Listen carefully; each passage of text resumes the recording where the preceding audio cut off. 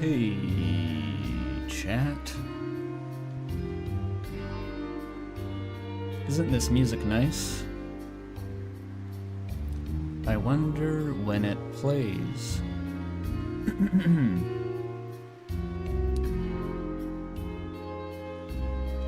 So we're gonna finish chapter 4 today. I hope you all like chapter 4, because that's what you're gonna get. I said last stream that I would first, I would finish up looking at the weird route, the post-Snowgrave content, and I did. It took quite a while, because I had to go, I started at my chapter 2 save. I did the Snowgrave, froze the chicken, I played through chapter 3 with that save again. Nothing much really changed, except for one line of dialogue, I think, where the Shadow Mantle boss thing says, part of you enjoys this, just like you enjoyed yesterday. It doesn't say just like you enjoyed yesterday unless you do the Snowgrave run, I think. And then chapter 4 is definitely weird. Chapter 4 is quite something. Quite something. Quite something.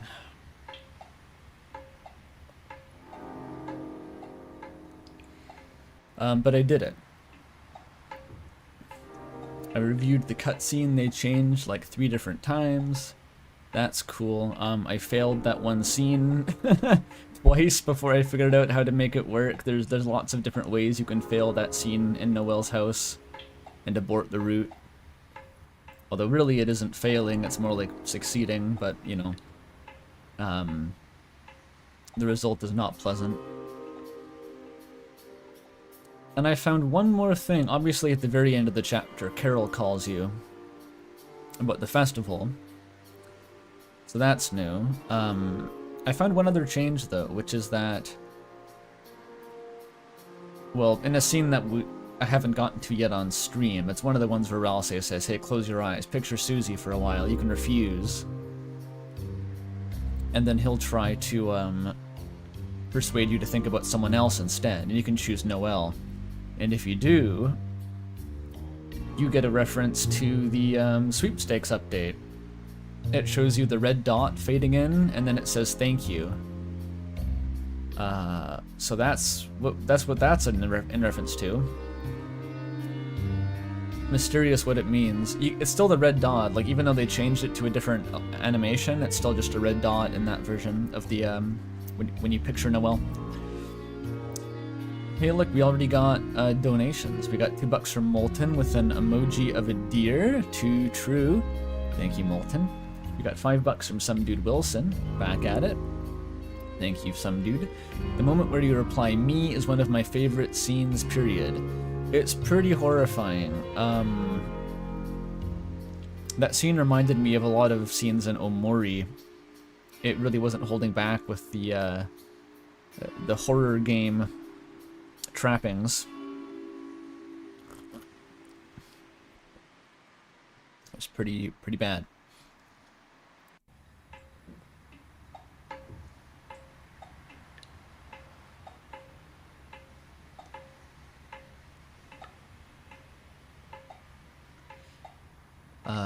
Yeah.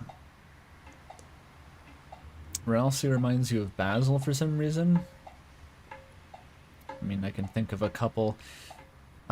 Yes, they're reminiscent of each other.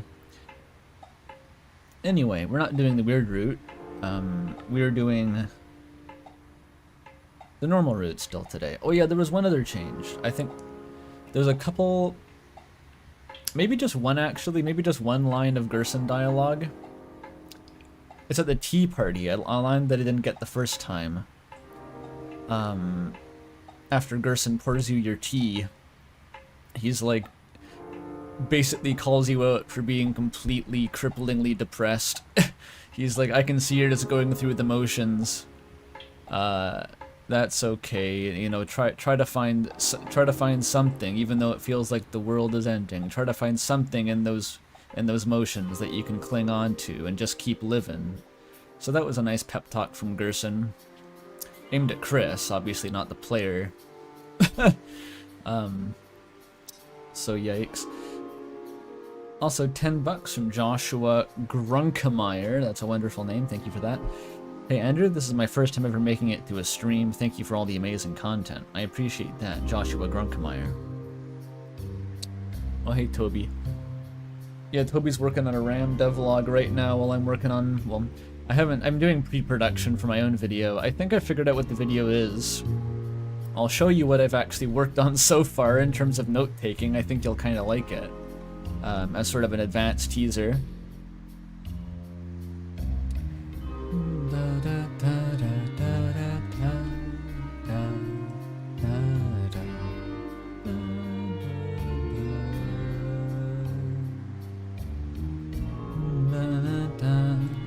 I think there's no identifying information on this. Yeah, it should be okay. But at first, under $10 from some dude Wilson, thank you again. As the Eldritch Horror, I would not say horror was the emotion I was feeling in that scene. What was the emotion?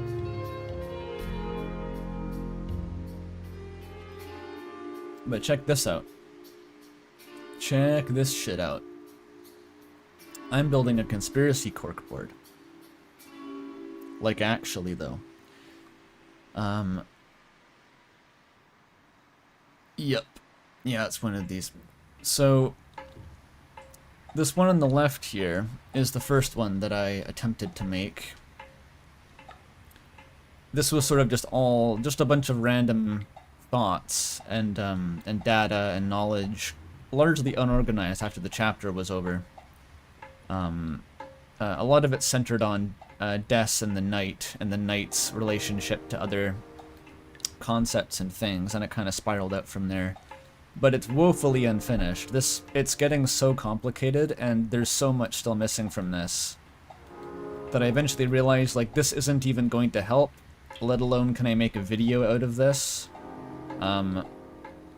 So I started a new one over here, which is just about who is working with the Knight. The Roaring Knight conspiracy, if you want to call it that. And this, you can see how much more organized it is. I put more effort into this one actually being thorough. This, I think, can make a video.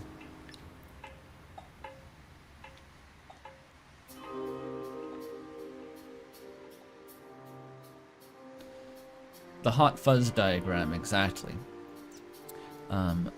So I'm thinking this is basically just parsing together all of the times that Chris is shown to be working with the Knight.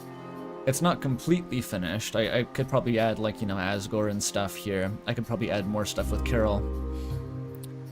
And potentially more stuff with Des. I summarized all the Des Knight connections with this one fucking line here, because I already kind of went nuts with that over here. But yeah, I think if I gussied this up, made it into sort of like a Photoshop thing in the same style as the other diagram, like the Gaster motif comparison apparatus, I think that could make a video. So I'm aiming for that by early July. Another 10 euros from Salt. Why, thank you. I think I noticed in the weird route phone call with I'll be there soon. Oh, the I'll be there soon phone call doesn't happen, but Carol still comes home. Yeah, I was talking with that about Molly yesterday.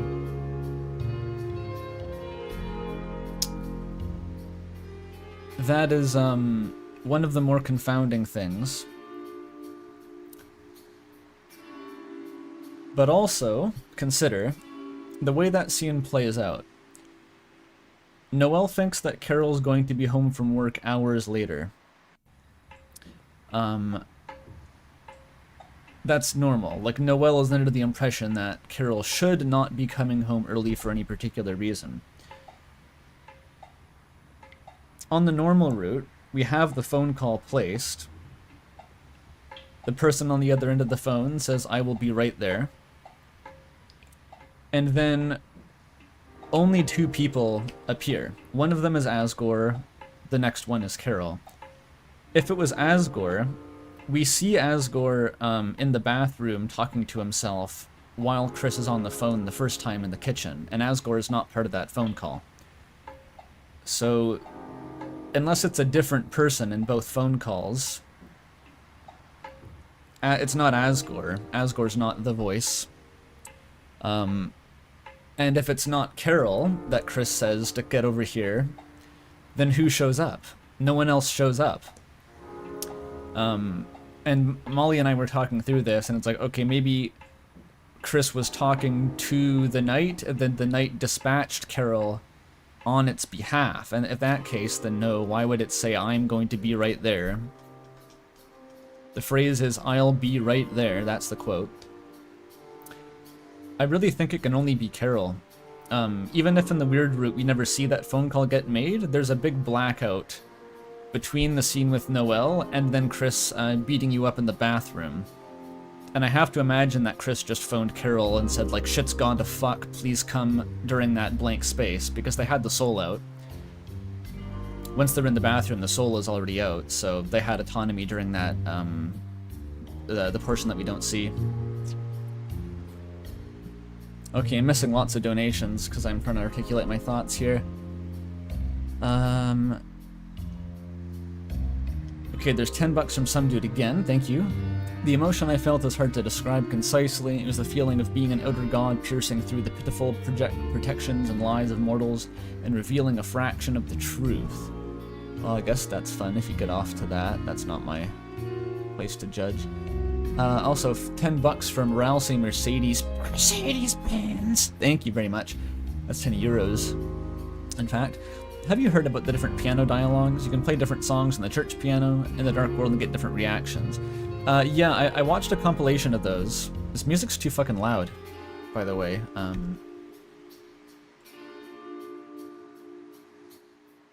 There we go.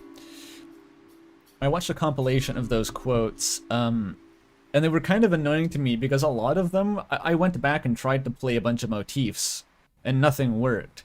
And a lot of them are just weird and fucked up. Like, they're just weird variations. They have, like, doubled notes that don't make sense, and it's like, okay, well, it seems like the only way to get most of these would be to data mine it, because just playing the motifs from memory was not cutting it.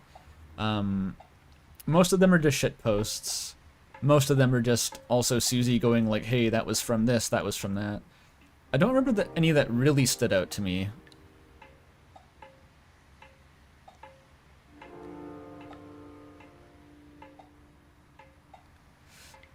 Yes, this is the Time Cube board. Fucking You've Got a Friend in Me produces a result. It's like the shitpost result. That was funny. So, I mean, we already knew that Toby knew about Friend Inside Me because of the mic room. But anyway, yeah, about the phone call.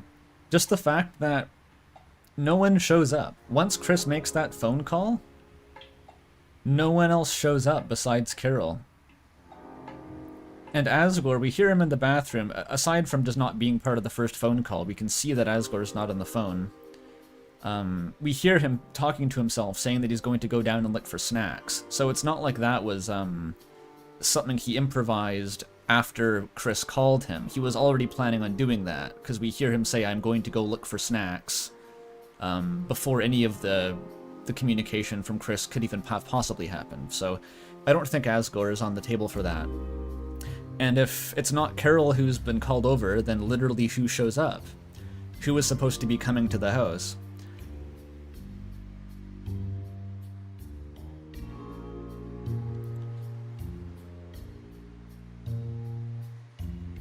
There not being the house makes no sense. The phone call is Susie, guitar, I'll be right there. What the fuck else are they referring to? Literally, what else would that mean? And why would Chris call them if they weren't going to come and bail them out? Because Chris had lost control of the situation at that point. They were no longer capable of actually getting the guitar back from Susie by their estimation. £5 from L. From Death Note. VL, thank you. Okay, but why don't they say to Carol, help me, a demon just forced me to insert a magic brainwashing thorn in your daughter's finger? Maybe they do. As I said, right after that scene, it's a blackout until they reappear in the bathroom. They probably did say that. We also know already that if Chris is in communication with Carol, then Carol doesn't really give a shit. Like, Chris is clearly following some sort of orders to execute the Chapter 2 Dark Fountain, and either Chris just doesn't tell Carol what happened with Noelle, or they do and Carol's just proceed anyway.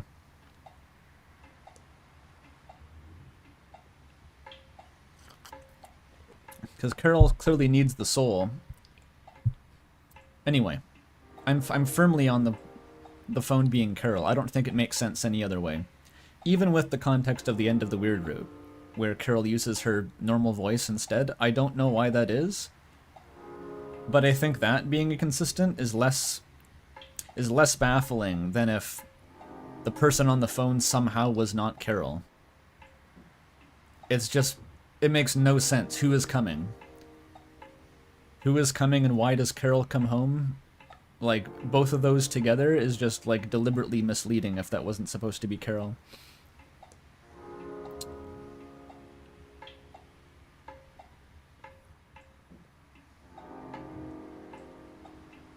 Molly's asking, would Chris call Carol about what happens in the Weird Route?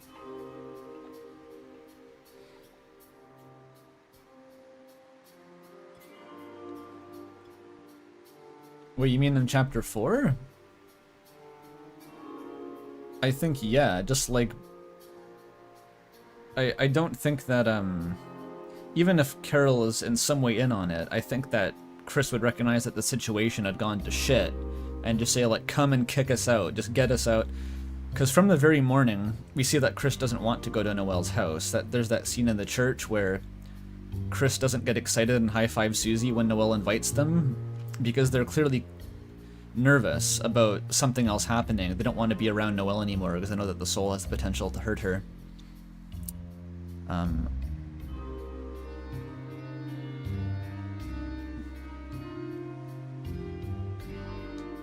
We got $5 from Pteroid, thank you. I tried to buy some tea today, but when I grabbed some at the store, a pumpkin popped up and screamed, "You're taking too long!" and chased me out. Damn, I hate when that happens. I hate when that happens. Speaking of tea, I'm drinking iced tea today. I figured out, I cracked the meta, because I'm always complaining about being hot now, because it's getting into summertime. I made tea beforehand, and I refrigerated it, and now I'm drinking iced tea. It's like a life hack. Very cool. I've got another batch cooling now that I'm gonna refrigerate during the stream. $5 from B. Caesars, thank you. I agree, but to play devil's advocate, it could be someone else on the call both times. It just so happens that Carol shows up before. But then who shows up the second time? Like, even if Carol showed up before, like... Or no, who shows up the first time? And why does Carol come home early from work? Like, I don't think that devil's advocate is making any sense to me. Because, like, that's a situation where... In one... Like... That's assuming the phone is the same person. In either case, Chris would have to call that person over, because they weren't going to come normally, even if you don't see the phone call happen in the Weird Route. And in both cases, despite Chris calling someone, Carol happens with no particular motivation to come home early. And so, there's two baffling things now. One is, why didn't the person Chris called ever show up first? And two, why does Carol show up nonsensically before the person Chris actually even called over? Just immediately after that. It's just contrived. Like, it doesn't make sense at all.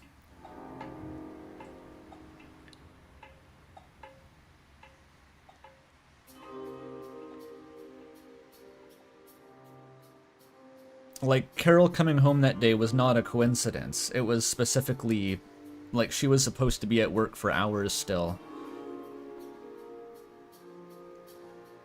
How do we know the person Chris called didn't show up? Because they're not there. Does that need to be explained? There's two people who show up in the scene who weren't already, you know, Noelle and Susie.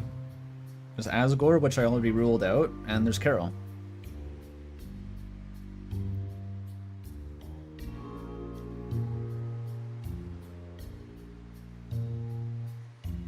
Courier thinks the personal pronoun is the nail, as opposed to... Yeah, Toby could have garbled it further to say, be there soon, to imply that the caller could have been sending Carol, just like, be there soon. Because he already admits lots of little information like that. But because it's I'll be there soon, yeah, that's a much clearer statement of, like, the person who is calling you will soon be at the house. Anyway, I don't want to debate this anymore. All the evidence that exists has been tabled, and I'm convinced by it, and that's all there is to say. I will be proceeding under the assumption that Carol was the voice on the phone.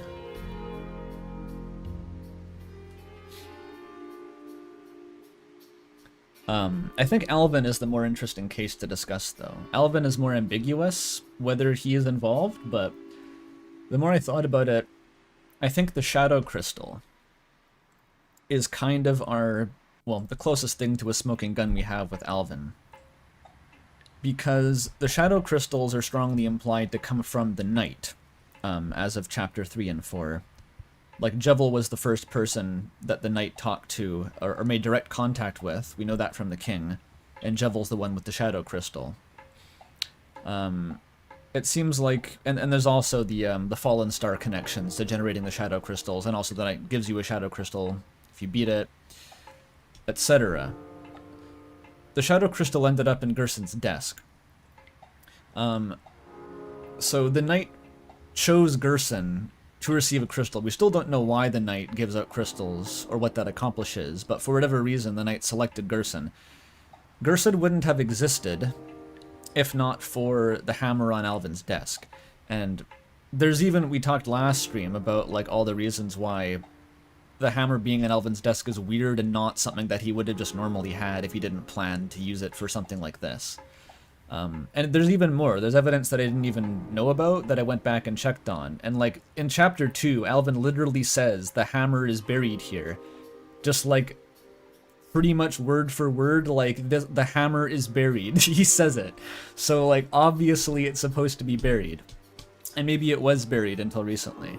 The fact that it's on Alvin's desk, to me, pretty unambiguously indicates that he knew there was going to be a Dark World. And furthermore, the fact that Gerson is given the Shadow Crystal implies to me that Alvin was colluding with the Knight, because Gerson wouldn't have been there to give the Shadow Crystal to if Alvin had not already prepped the church with the remains of Gerson.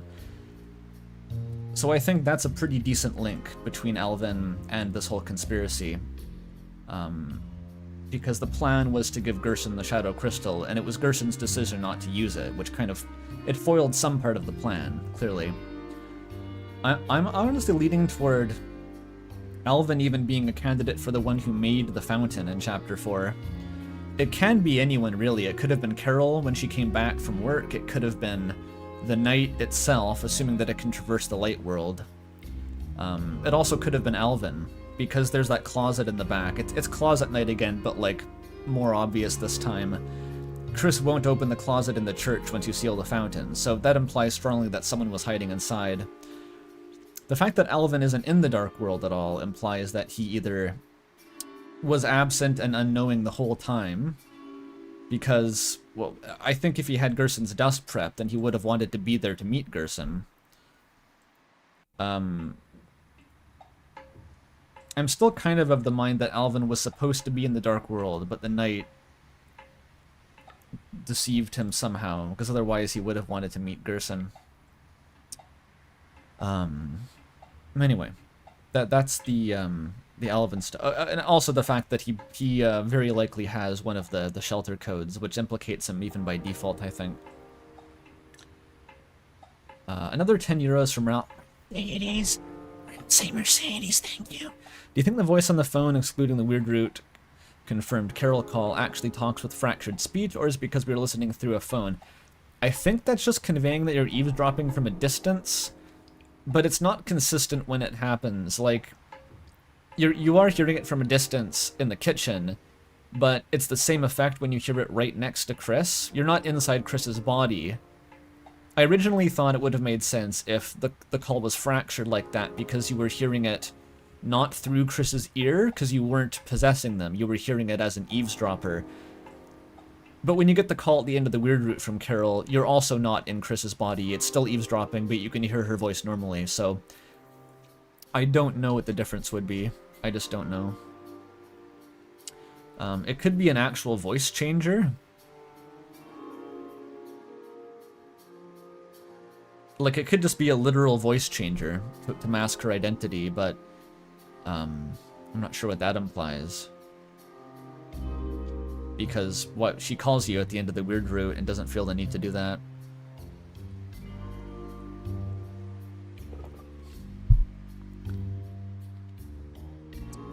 The explanation that I'm leaning toward at the end of the weird root, honestly, I don't think it makes that much sense. But compared to the other things that don't make sense, it may have been an attempt to unambiguously reveal the identity of the caller. Like at the end of the weird root, you finally hear the real voice of the person calling, and it's Carol.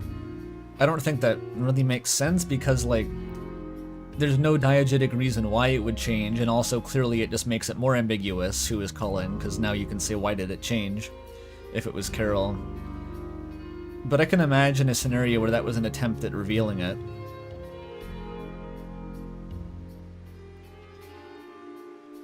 Otherwise, I just don't see how it works.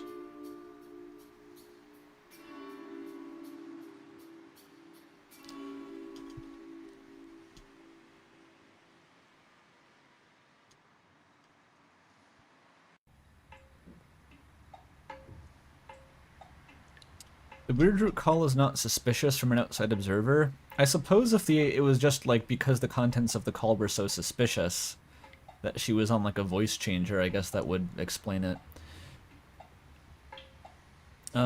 We got 25 Plin bucks, Plin Plon from Ikoski, thank you. Maybe it's a call from inside the dark world where phone calls are messy. I did think of this actually, I did consider that.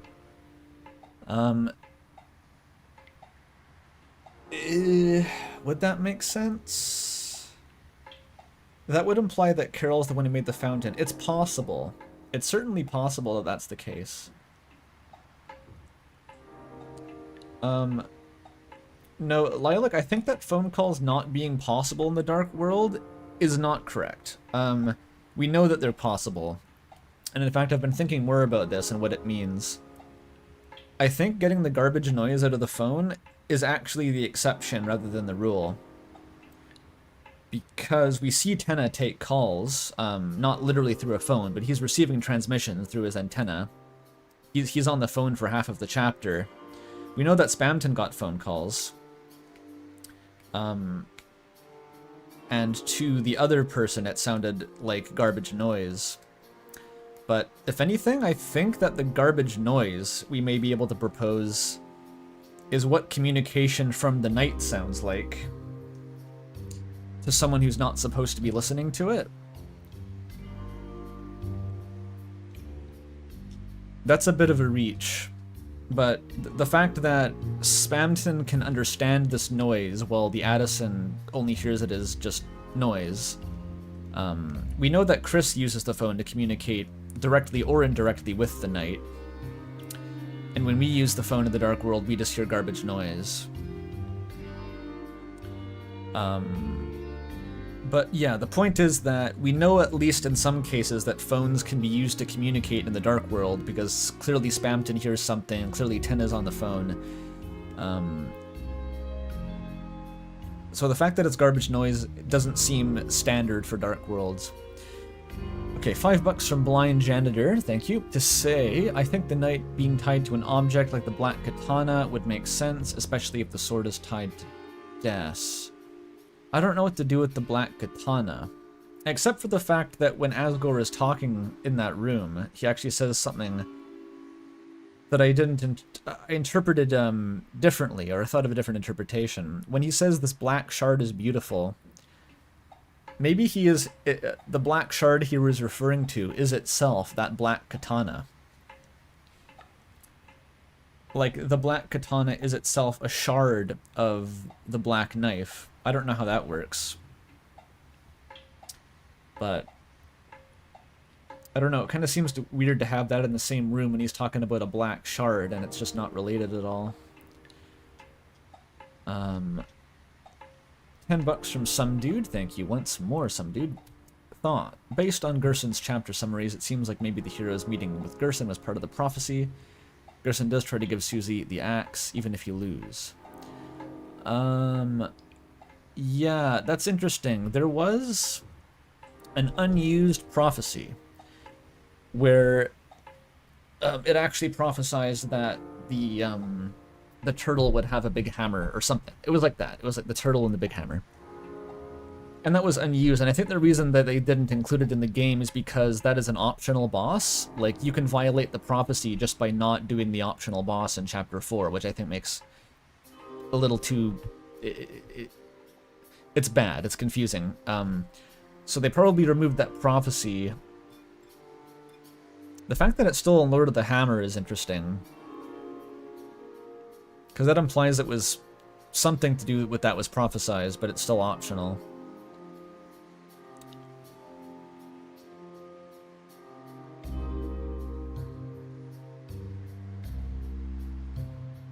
Oh yeah, he still has the hammer at the Titan fight, you're right. So even if you don't do the optional boss, you still have the turtle with his hammer.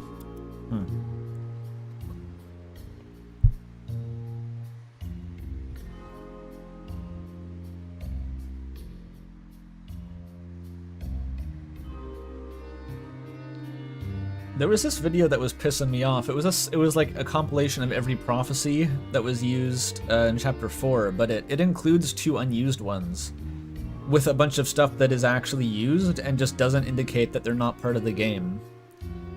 That's really shitty. But yeah, there's one that says cold water from the top of the sky with pictures of snowflakes, and the hammer's the other one. Neither of those are actually used in game. But the fact that is the cold water getting another mention. There's so much emphasis on rain and precipitation. Because I checked the bitter tear description when you give it to Susie, and she says, "Isn't this just rain?" So it's clearly supposed to be a raindrop. And let me get the... I'll scroll over on my corkboard.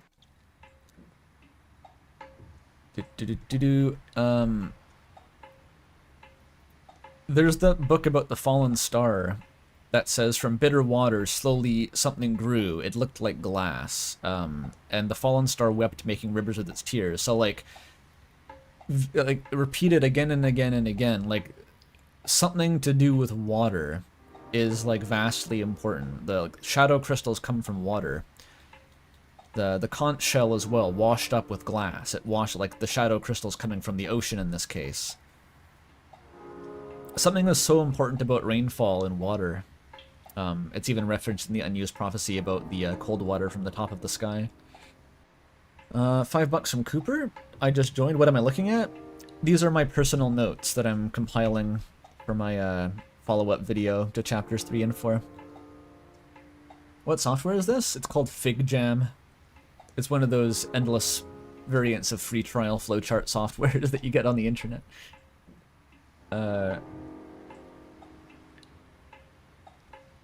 I missed Dono. Let me go back.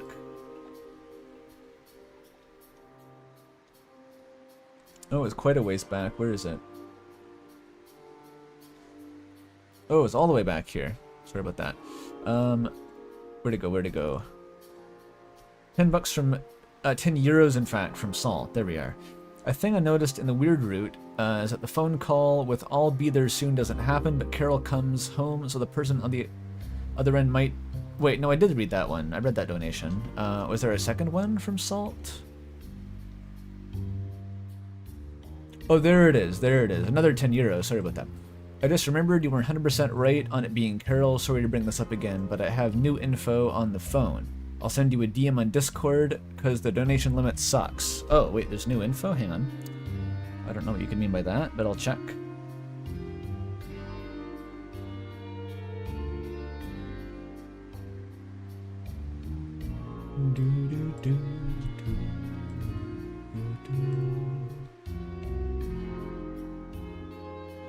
What are we saying here? Originally, I thought it wasn't Carol on the phone because we never see the phone call in the weird route, but I just remembered I saw this recently. After Chris beats up the soul in the weird route and you check the cell phone, it gives you the recent contact information was deleted thing, which in the normal route only shows up as soon as you gain control of Chris after the normal phone conversation. Oh, that's actually a good fucking call.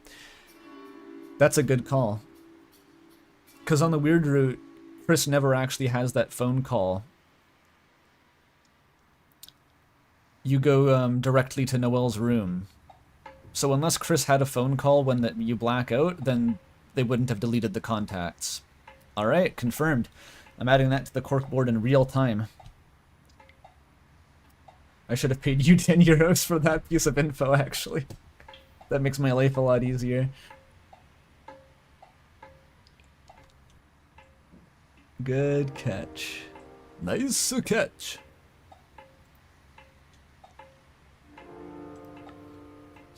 Yeah, but I'm glad that the Koru gif is still here.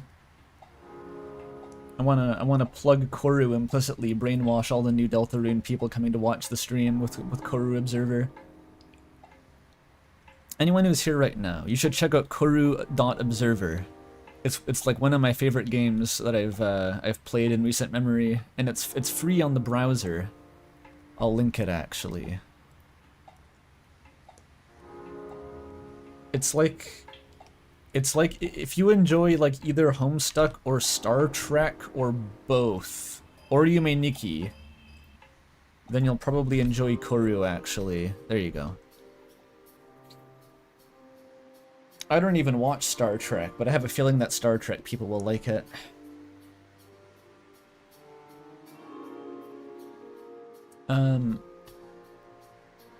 Okay, where can I add the phone call?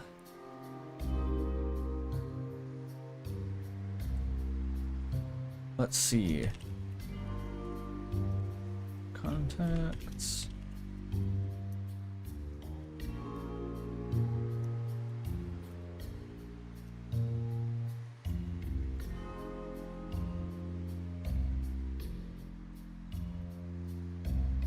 I'll just add this in here.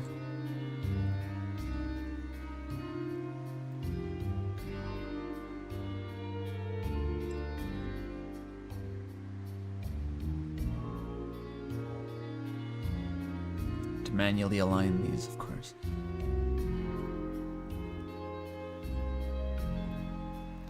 All right, looking good.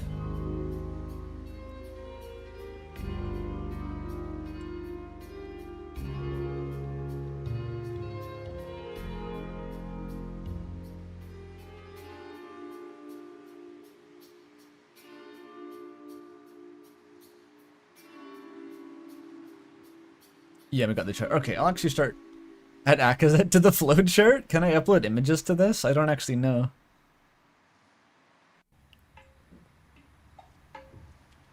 Here, let me see.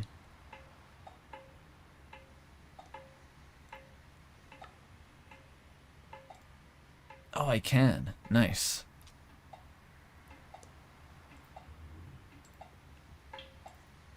Can I just, like, drag in Akazet?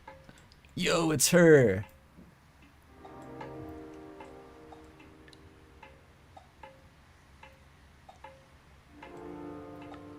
There we go. She's just the mascot. Can this autoplay?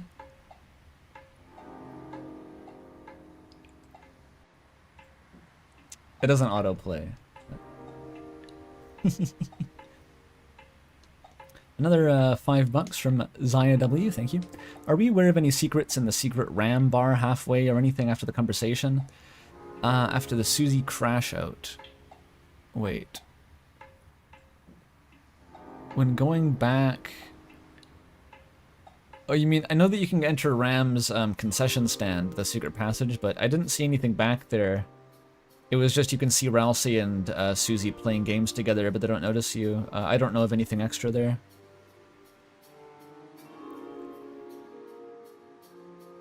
Chris, we have to know who sent the suspicious shard. Molly, what you saying? What is that in reference to? Oh, Akazet. It's Akazet. Chris, we have to know who sent the suspicious cyst.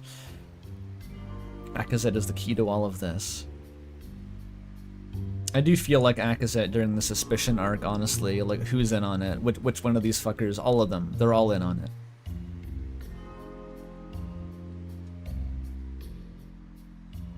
What was I gonna say? Oh yeah, also I wanted to ask. I have 1,000 viewers. I want to query you. I was looking through the dialogue dump the other day. And, I found a piece of dialogue while searching for things related to... There's references to a pointed tail in Chapter 4. A spooky, like the tail of hell, a pointed tail, the tail that must not be followed, T-A-I-L, tail. And that's one of the most confusing, like, brand new pieces of symbolism that we get. And I was looking through the dialogue dump. Let me bring it up.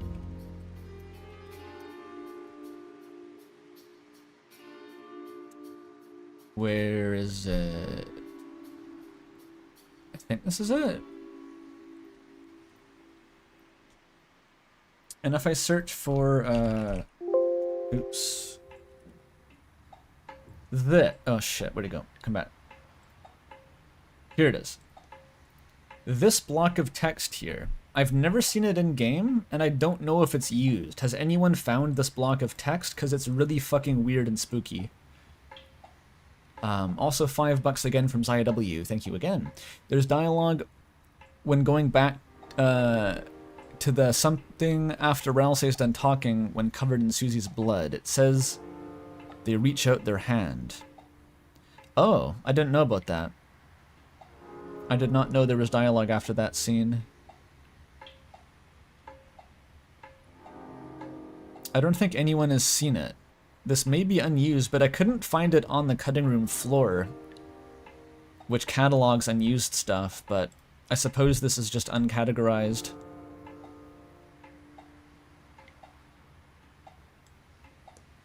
There's an unused prophecy about the tail? I'd never heard about an unused prophecy about the tail. There's one that's used. It says, they will hear the ring of heaven's crawl and the tail of hell takes crawl. And it shows this weird string of beads.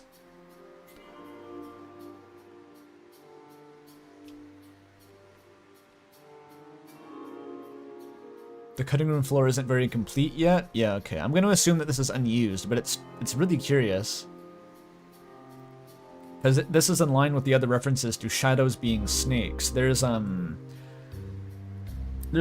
flavor text in the Titan fight about the shadow slithers like a snake. And we have this, like, the tail of hell, the children followed the pointed tail, the tail that should not be followed.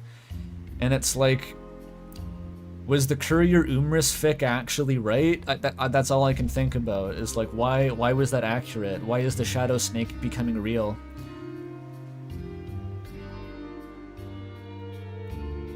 But someone is saying this isn't unused, it's in a Jockington room. Can you elaborate on that?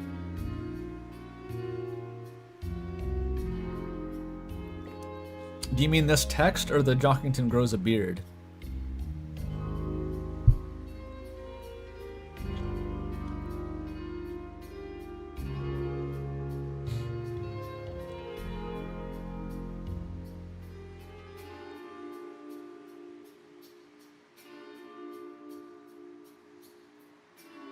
Well, yeah, the guy mentions the 5 o'clock shadow grows, which is...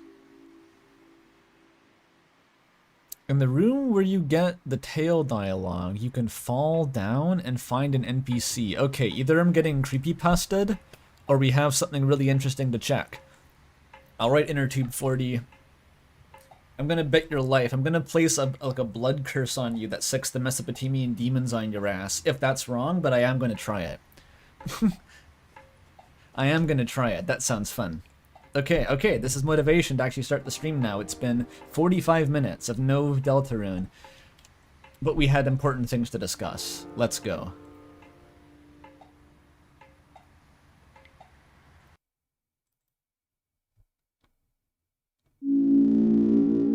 It's loud again.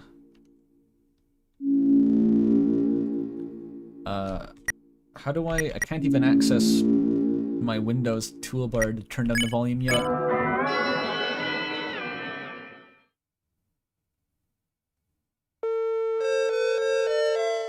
I did do... It's loud, it's loud.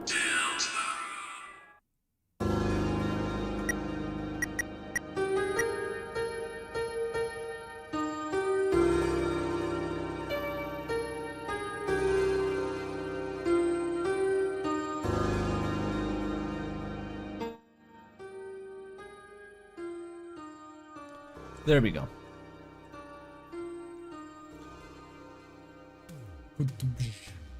I love this song.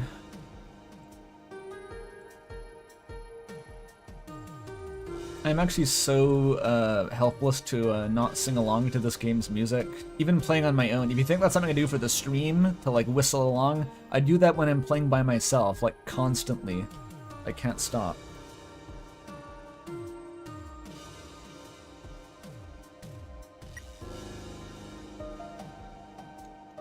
Especially the Chapter 4 background music. Have you listened to the new arrangement when you boot up the game? Of the legend? That plays after the credits, I think, if that's what you mean.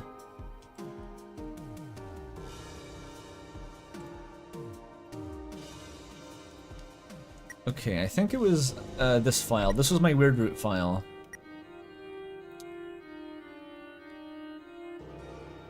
I believe file 3 was the one that I was using for the playthrough. The new legend music is slightly different from the credits. Oh, I guess I haven't then. Too late. What the fuck is this guy doing here? I was gonna say, I did do a bunch of backtracking after you get to the final save point in the Dark Sanctuary. Right before the night, if you backtrack, there's a bunch of new NPCs.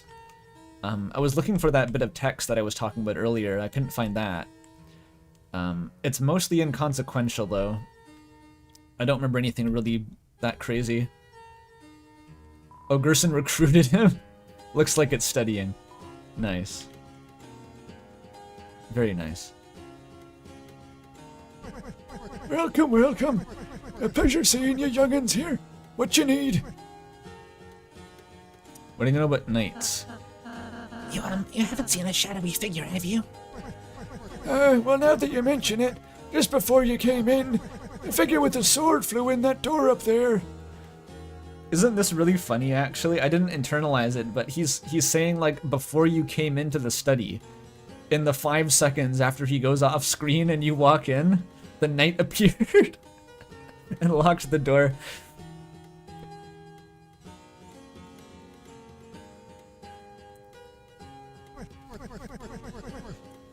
But it's locked with some sort of contraption. I reckon if you could get to the East Bell Tower, you might be able to open it. But scaling the bell tower don't seem easy without tools. Meanwhile, the Northwest Library's got lots of nice books in it. Might help you take your mind off it. It's in the upper left door. Yeah, like we're gonna waste time wandering around there. Susie's still on her voice of the contrarian bullshit. She's still tsundere about old people.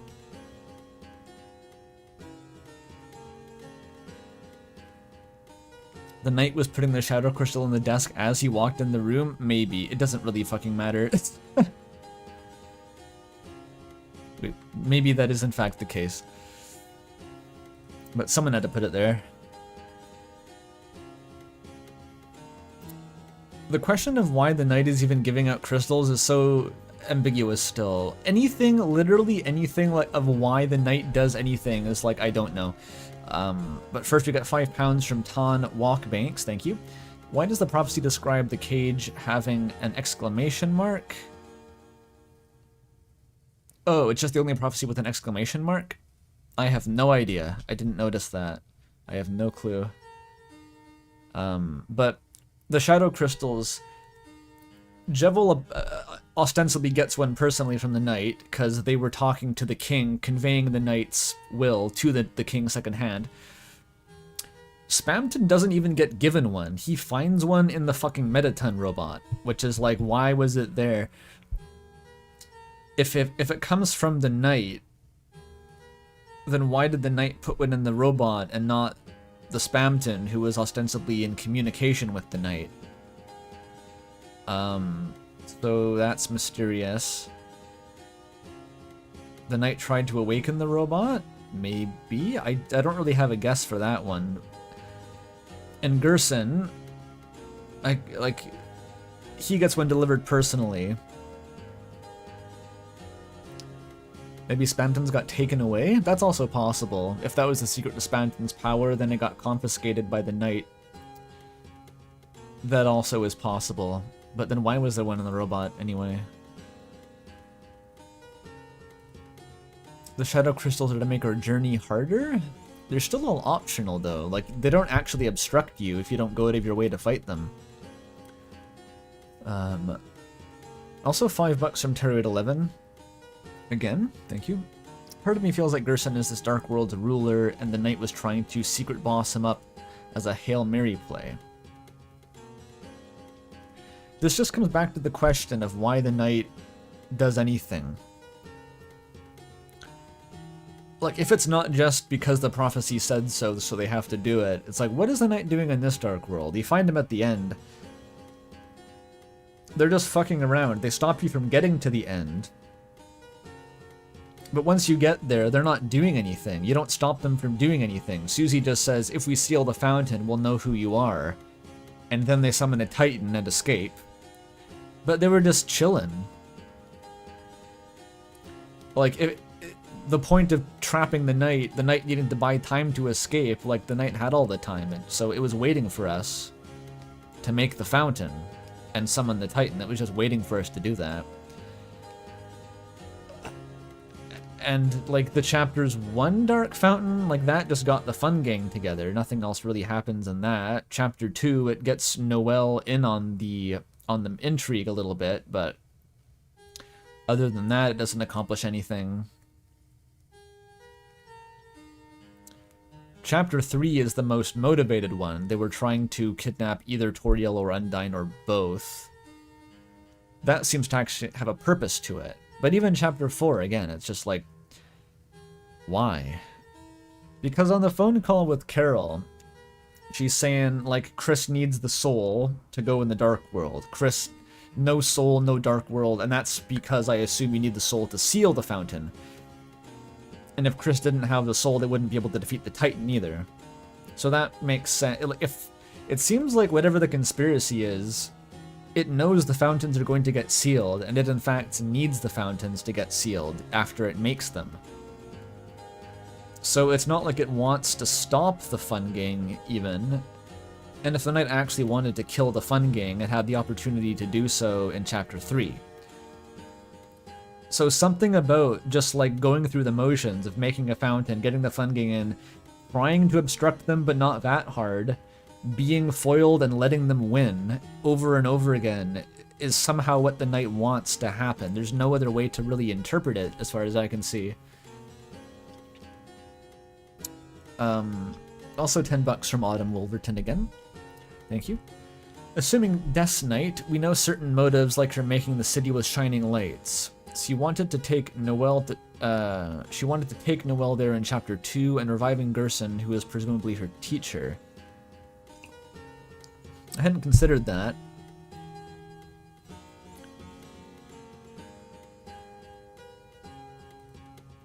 Like, all I can think, that's kind of in line with what I was thinking, is like, the knight seems to do more good for the protagonists than it does harm. Like, it's really just making all these dark fountains and setting them up to go on the fun adventures. It didn't even try to stop them in chapters 1 and 2. When it does try to stop them, it doesn't try particularly hard to stop them, it leaves them alive.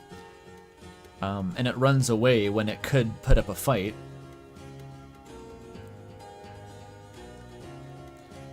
it gives out the shadow crystals to enemies that don't directly stand in the Lightner's path. Like, it makes them strong, but really that's more of an advantage to them. Like, they can choose to fight them and they get their power afterward. Like, everything it does just indirectly makes the Lightners stronger.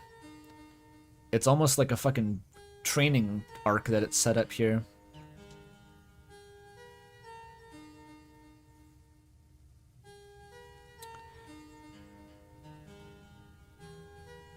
Jello was in our path, but Sham locked them up. True, but it always ends up that they're out of your way. You have to go so far. Like, I don't know what the fuck the chapter 3 one was. That seems to be separate. It didn't even have a shadow crystal, but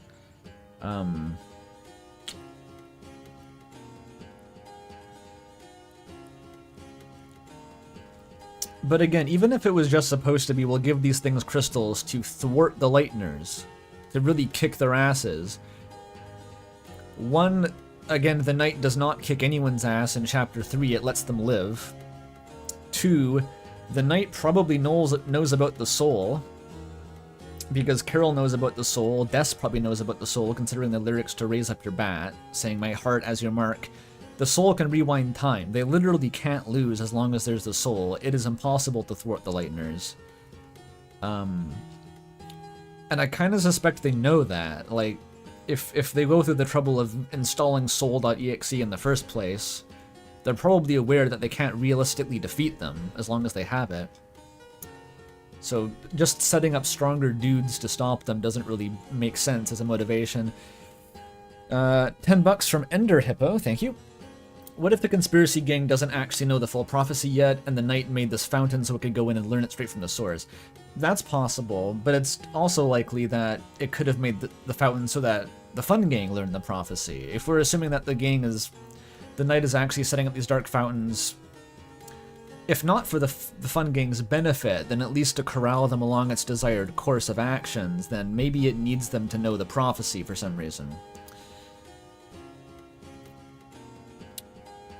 Anyway. The Fun Gang is Susie. Specifically, yes, pretty much Susie. Susie is the only one who actually doesn't know the script here. Like, Chris is working on the Knight's fucking orders at this point, and Ralsei already knows the full prophecy and is trying to shield Susie from it. It's kind of just Susie. It is making them stronger, though. They are actually getting stronger by going through the Dark Worlds.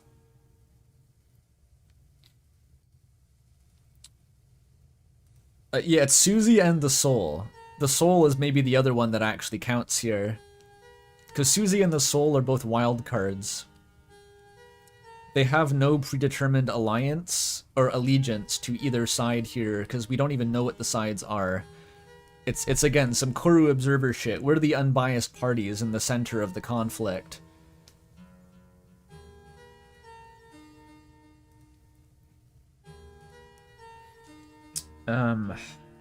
Another $10 with the no-nos never stop. Love it, love that.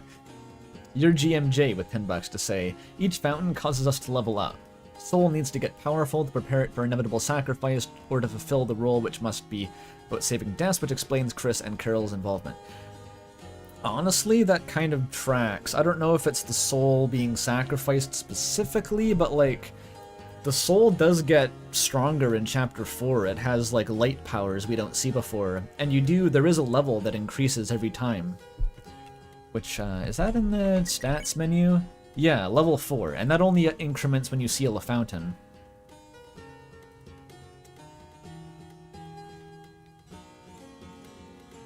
Why didn't they level up 3 times in chapter 4? Okay, maybe it's not literally sealing a fountain, maybe it's after each chapter is a one quantized unit of growth and progression for the party.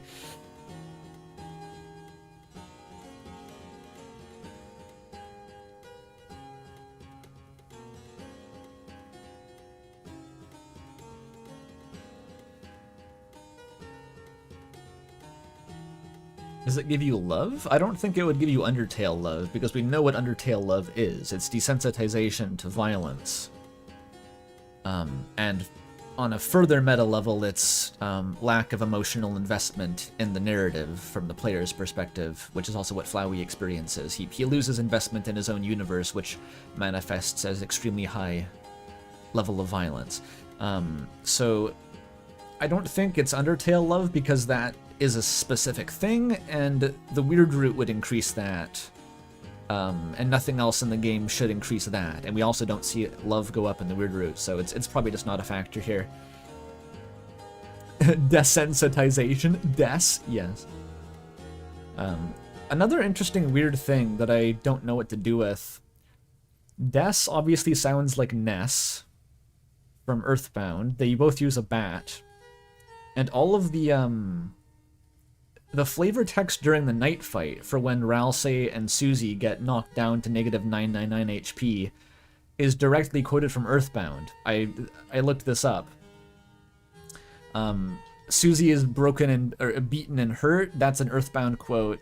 Ralsei becomes a pile of fluff. That's an Earthbound quote. So either that's just like a little wink, or there's something intentionally being paralleled between Des and Ness, which is very interesting.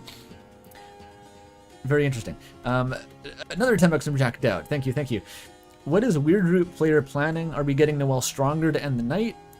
Is that what happens in Chapter 5? What is Weird Root player planning? Ask yourself. I don't fucking know. Again, the player's motivation is always just to follow their nose. Because we don't know what the stakes are. In the Weird Root, your motivation is explicitly to find out what the Weird Root is. It's just curiosity that motivates you, realistically. You're not trying to accomplish a goal, because you don't know what goal there is to accomplish. You can't prescribe the Weird Root entity as having motivations that are separate from your own, or knowledge that is separate from your own, because it's just you. And we got 50 sacks from Burper. Thank you. Every dark world is somewhere Noelle was supposed to be, with the exception of Chapter 3. True. Wait. Oh yeah, Noelle was supposed to be in Chapter 4 if the choir practice wasn't cancelled. I didn't consider that. Noelle gets sent to do the chalk. Noelle is in the library, and Noelle should have been at choir practice in the church. Hadn't thought about that. How would the knight know that Noelle was supposed to be sent to get chalk? That's a bit unclear. That seems like... Because obviously Noelle wasn't sent to get chalk, Susie was, because that wasn't really something they could control. But you make a good point. Prophecy bullshit? There is a sense in which people have been saying that Carol could be trying to insert Noelle into the prophecy, or that Susie could be supplanting Noelle within the prophecy. Having replayed Chapter 4 and looked at all the prophecy stuff, the one that is the girl, it really does look like... It looks like Susie. Like, it's her silhouette. There's no antlers. It has like a scary claw hand. And it has the symbol on Susie's carpet is also the symbol for the girl. So it just doesn't look like Noelle.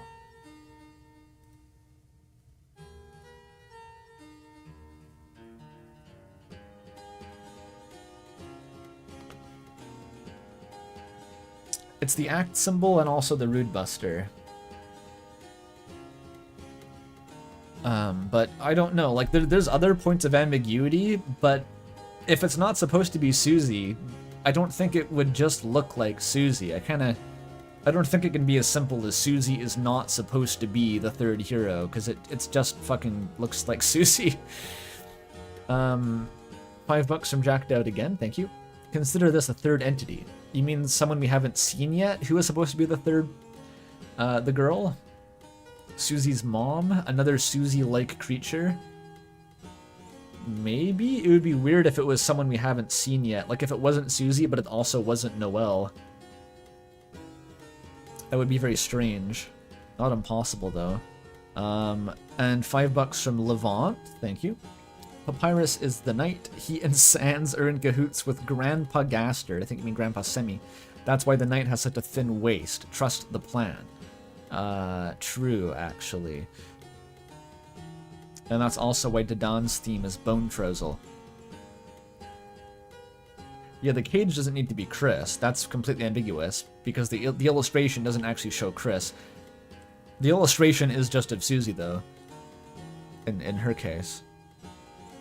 Okay, this is silly. I've worked up so much of a fucking appetite yapping. I'm going to take a snack break before we start. The stream was late today, partially because it was a weekday, and partially because I had to make food beforehand, otherwise I would have nothing to eat later. So I'm gonna go grab a bowl of that, and then I'm gonna actually start playing. It's a yappetite, yeah. So I'll be back once I get my lentil slop.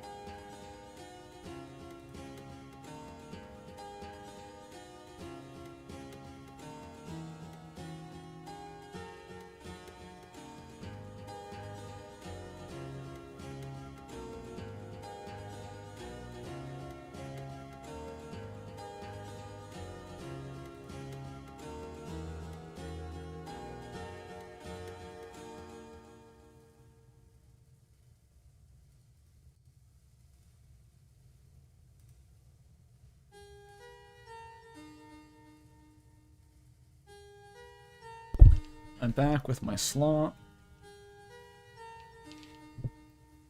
I eat slop a lot on stream, both because it's good, but also because it's convenient.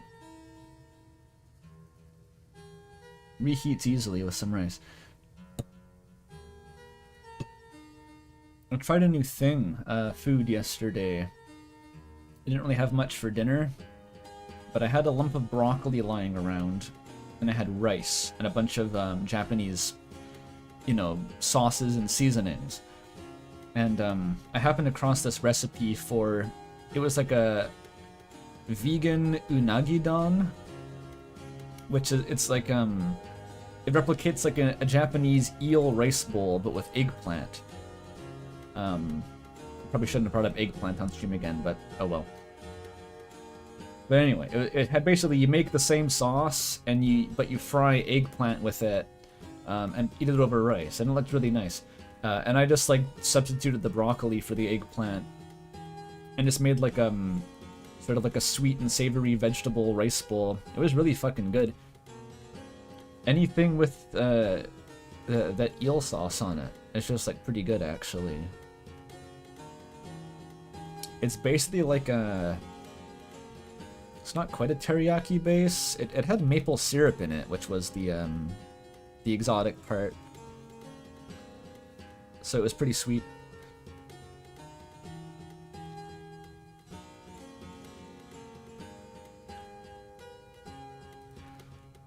I'm talking about eggs now. Man behind the tree. I saw a weird bit of dialogue which it might not mean anything. It's from like the mini boss variant of the Mizzle, like the water things. The one at the top of the climb that gives you a bitter tear if you spare her. If you defeat her with violence, as I did in my Weird Route run, one of her bits of dialogue throughout the fight is, you treat me like, you treat love, no. What the fuck was it? It's all verbose, right? It's like, you treat me as an eggshell, which you can hammer through the shell to get to the nectar within or something, but love is like an eggshell. I forget, it was very verbose. But I was like, damn, you're talking about eggs. Egg meaning suddenly, and I was like, wow. Is this a metaphor? Are we given the Easter eggs as like we're trying to suck out the marrow from the game when in fact love is expressed by enjoying the game, the shell, without ripping it apart? It's like, is that what love is? He who destroys something to find out what it is has left the path of wisdom, says Gandalf. Probably not, but kind of funny. Another 10 ducks. 10 ducks. Jack Dowd is giving me ducks now. They're in my apartment. Thank you. Somehow in the Weird Route, it can teleport using menus. It was absorbing the light from the room and changed Chris's hair color. Where these powers come from? Is that a thing you can do? Well, you're talking about the scene in Noelle's room. Obviously, I think the color palette changes are just to indicate the tone. They're not literally there. The fact that it teleports, though, Molly was popping off about, because that implies, I didn't even notice actually that it teleported using the menu. I just thought it teleported at first, but it warps to the other side of the room because it's in that same position on the selection menu. And Molly was popping off because that means the menu was diegetic, which I thought was funny. $5 with Dawson, thank you. Could there be two girls? Prophecy goes and weirdly out of order, like 3, 1, 2 last, and there's two distinct symbols, Silhouette and Rude Buster. Well, it says the girl. I don't think there's really room in there to interpret it as referring to two different people. It says last, the girl, and it keeps referring to her as the girl. It's never a girl. And it's always the same silhouette. I mean, like, it's the Rude Buster I know is separate, but like it's always called a girl. The girl, rather. The girl. I don't really see how it's ambiguous. Another $5 from Marnix, thank you. I think we'll see two prophecy interpretations play out. In normal route, the girl is Susie, and in the weird route, you force it to be Noelle. I can kind of see that, actually. Susie doesn't use swords? Yeah, but, like, Noelle doesn't look like Susie. But we were saying, yes, the weird route, forcing it to be Noelle is actually quite interesting. Because I guess it's Chris taking Susie's place in that case. Instead of Susie and Noelle going to the festival, it's Chris and Noelle. There's too many too many donations coming in. Hang on.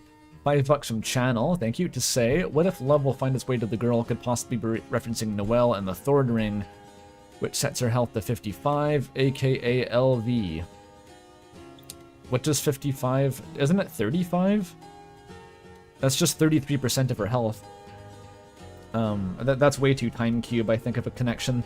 We don't even need that connection, because you gain Undertale's definition of love by doing the weird route regardless. Even if there's no menu to display that stat. I mean, love finding its way to the girl happens in either case, though. It's because, like, whether the girl is Susie or Noelle, they're both falling in love with each other, so it's, double-sided in that regard. And another €5 from Nuclear Idiot, thank you as well. The dragon is stopped in Chapter 1 of Lord of the Hammer, and Susie was supposed to go into the Dark World alone first and get fought by the real Delta heroes later. I mean, that's the other side of it. Is Susie the girl or the dragon? It seems like what Gerson was implying. Gerson is all about fuck the prophecy, do your own thing. It sounds like if Susie wants to be the dragon in the prophecy, that's her prerogative. Like, the prophecy isn't going to say that she's the dragon. Gerson's version was a retelling, where he changed the details.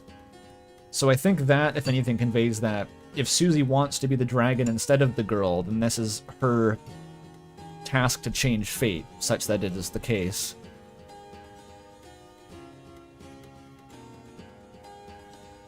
Courier thinks Susie bleeding could make her eligible as the cage with human soul and parts. Someone in that trio ultimately doesn't belong. That's one I haven't heard before. Susie is the cage. She would need a human soul in that case, which would be extremely weird. It's unfortunately still not clear if Susie is unusual for bleeding. There was like the red pixel in Noelle's scene, but that's like a super metaphorical red pixel. It's we don't literally see her bleeding. It's like a crazy abstracted, like a. Originally it was a rose wilting, and then that got nuked because of the implications that weren't supposed to be there.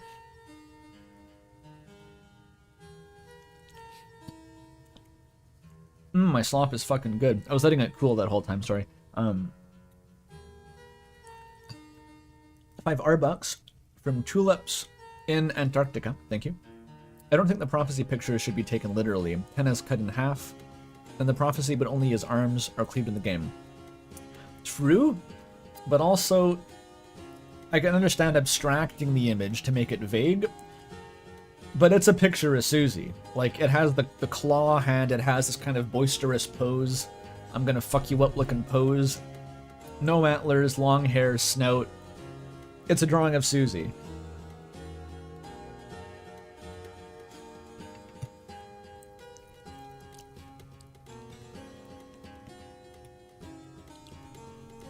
They changed the red pixel to a big, it looks like a bunch of thorny vines exploding out from it, or like a window shattering. It's much more elaborate.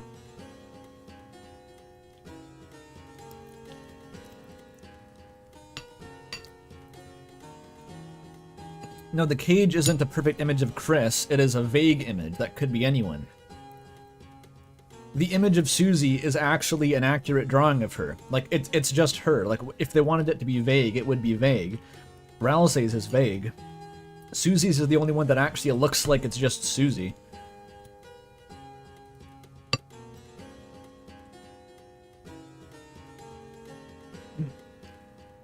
$5 from Sawsib to say, doesn't the girl also have the soul? I always saw Susie, saw it as Susie with Ralsei's cloak and Chris's sword. You're thinking of love finds its way to the girl, which In that case, I think it's just literally a heart.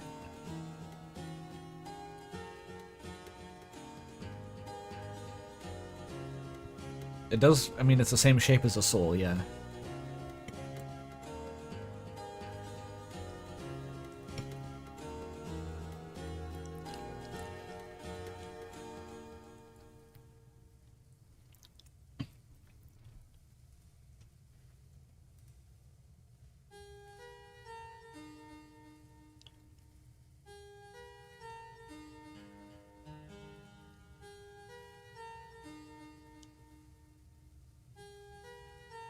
What? But $5 from Bruh.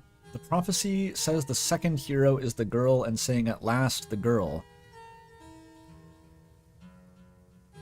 I haven't written down the exact wording, but these all occur next to each other. It says, finally the girl, at last the girl.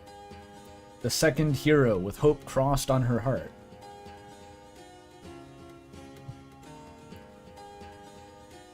The first one where it says the girl... No, because it's when it says hope crossed on her heart, that's the picture of Susie. And then later when it talks about the girl again, love finds its way to the girl, it's still the same picture. I don't think there's getting around it. I don't think it's like two different girl.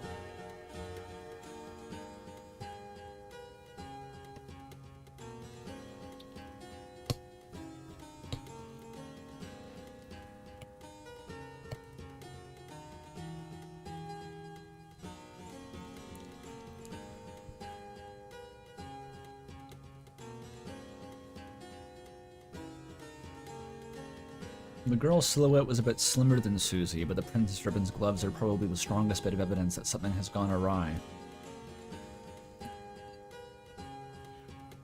Susie not wearing ribbons is the biggest red flag. The princess one specifically, the gloves don't fit either Susie or Ralsei.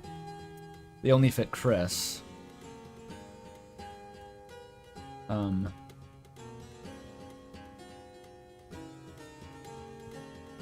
I'm not sure what that implies, though.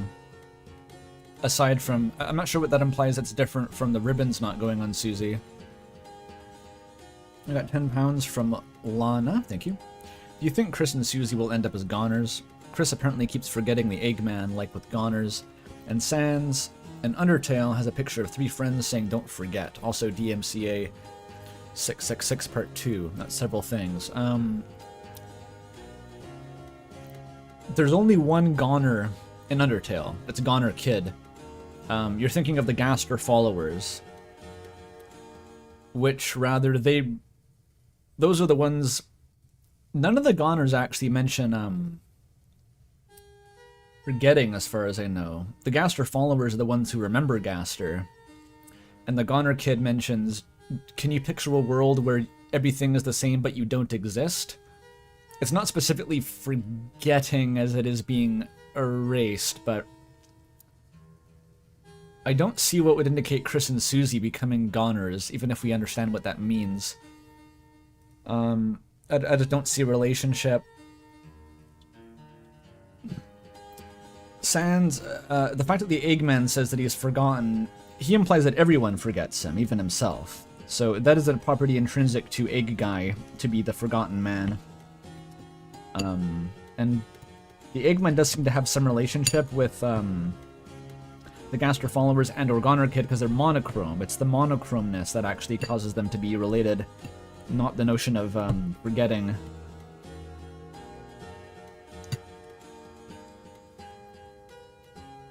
And also, I've said it a few times before, but one day a sequel to the motif comparison apparatus video would be fun, but also it's not going to happen anytime soon because it's not a high priority in terms of like analyzing the game. The music is not going to tell us much and it takes a long time, so there's much more important stuff to do first. Okay, we got another $2 from Zaya W. Noelle can equip swords in the game, and Ralsei knows. Yes. Noelle can equip the holiday pencil. Wait, which swords can Noelle equip actually? Because we know that she can equip the holiday pencil and the black shard because of data mining. Can Noelle equip any of Chris's swords in the chapter 2? Because if it's just data mined, then I'm not going to trust that.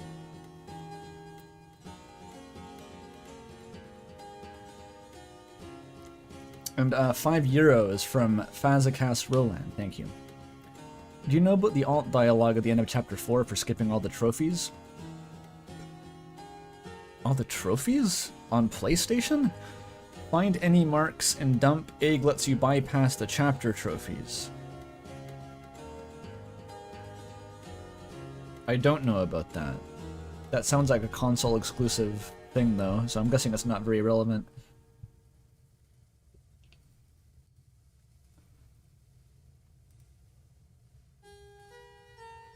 Yeah, it's just the Jingle Blade and the Twisted Sword, and all of that, again, I'll emphasize, is just data mined, because Noelle does not join your party in Chapter 4. So it's impossible to actually equip those.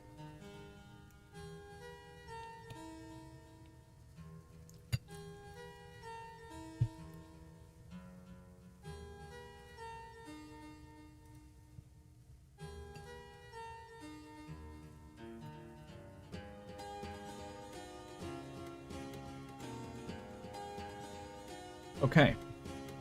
I think the donuts have stopped for now. We can start.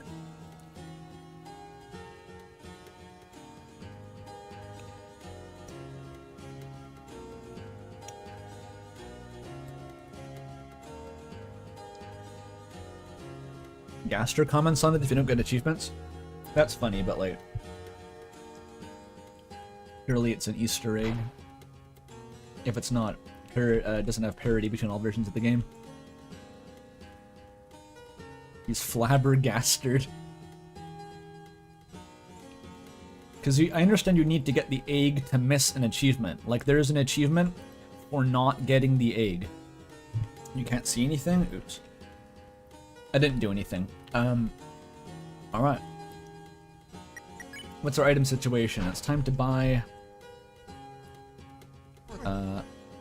a couple of these guys. Why do you need money? Oh, it ain't for me. It's for these fellas. I got feed my sweet little recruits, don't I? If there's no recruit, he says it's for his retirement fund. He's changing his story. Scar elixirs are good to have.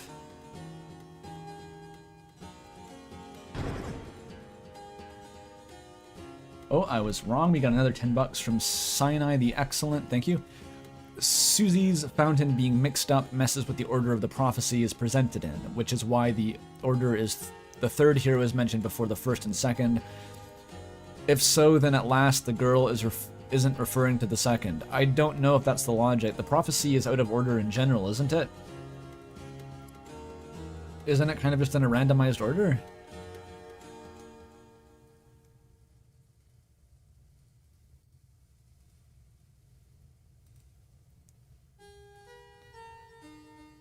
And $5 from cheating, thank you. By Chapter 2 Weird Route, the prophecy is already broken. The Queen's Chariot segment doesn't happen, it is skipped. No? No, you only start the Weird Route after that part. That's like one of the first thing that happens in the cyber field, and then the actual Weird Route begins in the cyber city.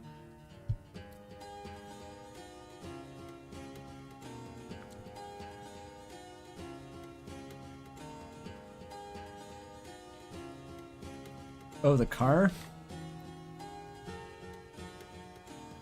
Queen's Chariot cannot be stopped. I mean, we can still imagine Queen did that on her own, if you didn't see it.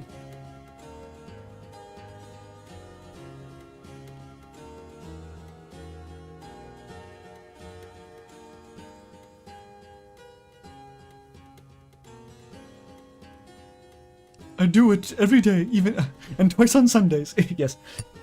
I think that at least is deniable. We don't have a guarantee that it doesn't happen. We just don't see it happen.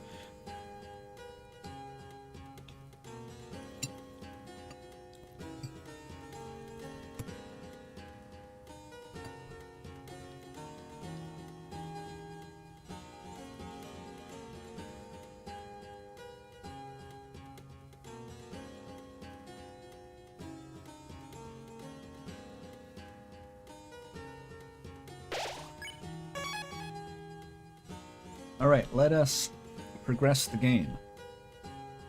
Go this guy. It just makes noise. It's cool. Finally, we're making progress. What does that say? Where's my text? I missed it.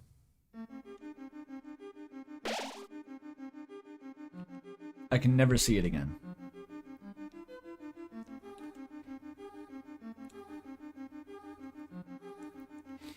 If Asgore ends up in a dark world based on this flower shop, he'll go completely off the deep end. Everything there will either adulate or pity him. I don't know which is where.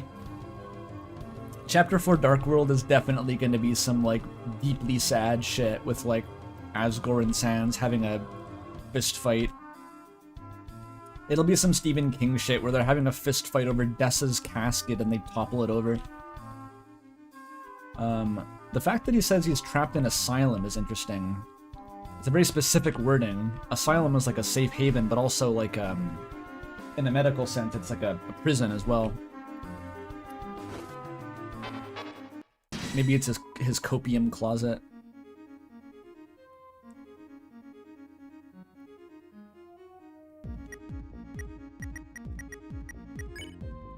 These guys have some funny words in their proofreading. Atrium. Fuck. This is one of the harder ones, actually. I think they're mostly just from the Dark World, and there was also a couple other ones that just seemed like references to previous things. Where to get the 1 HP? It's an interaction with Gerson.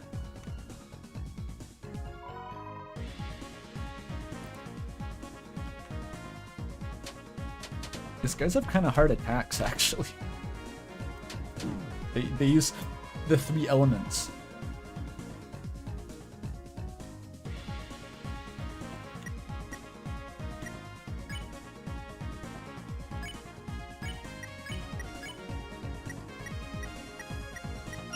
That time, for sure. Fool me once. Here's Dewey Decimal. Now, we used to work in a library, but we never actually used Dewey Decimal. It was a Library of Congress classification system. So I don't really even know what the difference is. I did have quite a bit of the Library of Congress system memorized when I worked there, but I've forgotten it all. I remember that J was the law section. That was like a weird little zone I had to go to occasionally.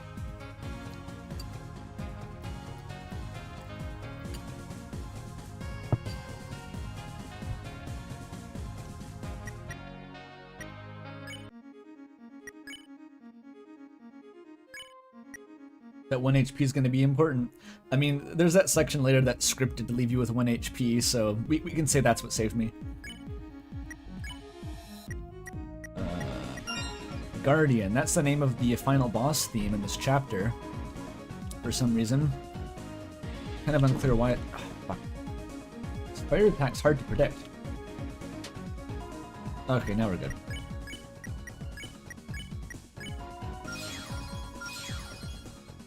What was bro guarding? Exactly, I don't know.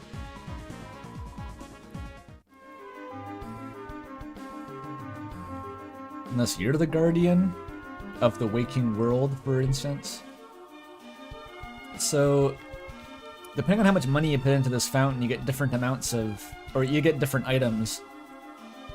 You get a bitter tier if you go over 2,500, I think. But someone said that if they put in 10,000, you got something different. And I mean, like, I gotta know, right? I have to know.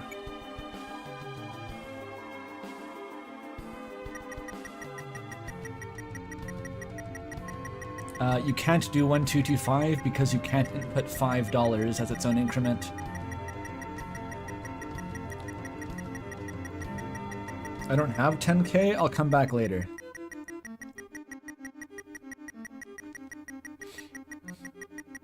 Takes a while. My pocket's deep, my money long. My money longer than Gerson's chin hair. That's gonna make a splash. It split the stream. Nice. I've never checked if you can go in there before adding money to the fountain. I'm biting fart bubbles in the fountain. You can force the 5? I guess if you only had $5.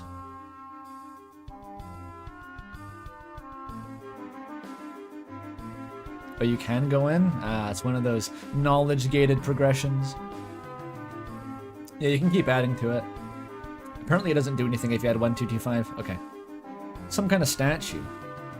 Kind of weird that you guys throwing. Oh, wait. Now these guys should be... Kind of weird that you would throw dollars into a fountain. Didn't have any change? Voice of the smitten ass type characters. You don't happen to have any change, do you?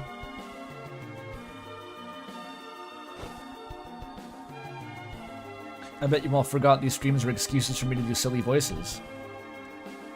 Yeah, Cup Bros are great. If you are violent with every enemy, they're kind of the only guys left.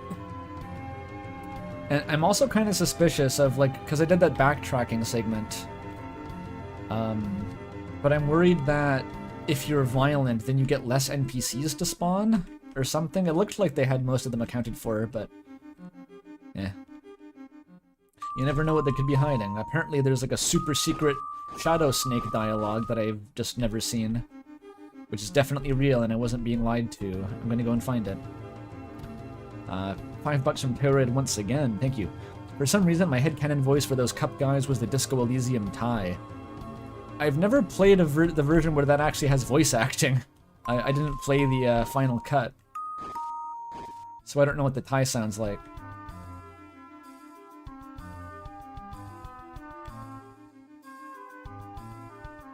Carol fight with Savior of the Waking World remix called Guardian of the Dreaming Dead in Chapter 7. Clearly. It would be extremely funny if Toby made that comment about, like, no Homestuck music will ever appear in Deltarune. And there's no twist, it was literally just a lie. Like, he just said that, and it was a lie. Like, what would you do about it? What are we gonna do about it? Nothing. You opened the treasure chest. Inside was Absorbax. Optimal weapon for fighting Gerson, that 2 HP per turn, crucial. I looked up how the Gerson fight works, by the way, and it's actually, there's like a hidden meter that advances his fight to like the final attack once you fill it. Kind of like how the knight has a hidden meter for advancing to its final attack. But it's incremented mostly by healing. Like the most efficient action to advance that fight is to heal Susie, which is lovely. Rude Buster is the second most efficient. The knight, I was just referring to the fact that you have to attack it to progress the fight, even though it doesn't actually get defeated from low health.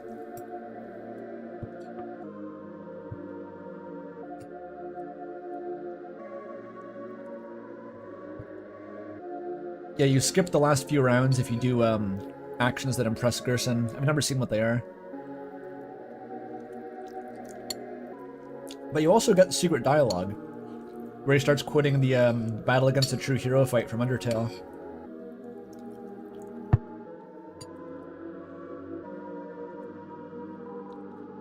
Some kind of statue.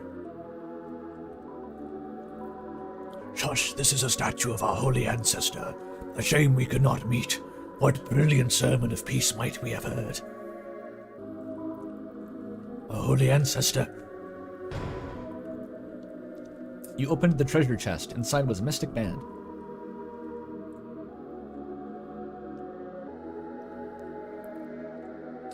The wiki calls these guys wafers, so I guess they're supposed to be like the communion wafers, and these guys are the instruments in the choir practice room.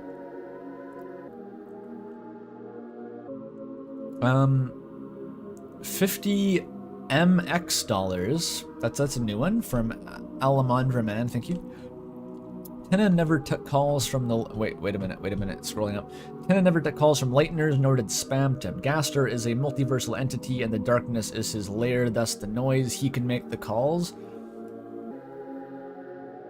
We don't know. We don't know what they were taking calls from. We don't know what was calling Spamton, fundamentally. Even if it's not Lighteners, the night can be in the dark world to do the calling if necessary. I think jumping to Gaster is... It's related to Gaster because of the smile.og is a pretty close relation there. But I'm kind of past the point of considering Gaster being the one directly calling Spamton.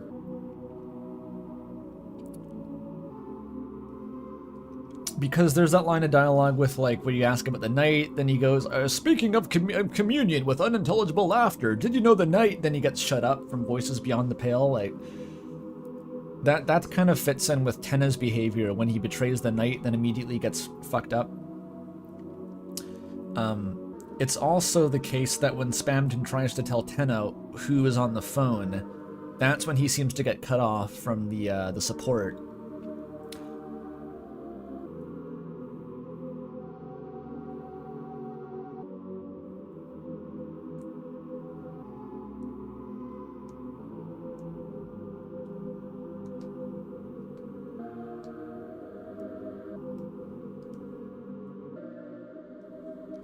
Since Chapter 1, I've thought that if Gaster is a voice on the phone, the calls are more like the crystal holders accidentally eavesdropping on him, mumbling to himself, than a direct communication.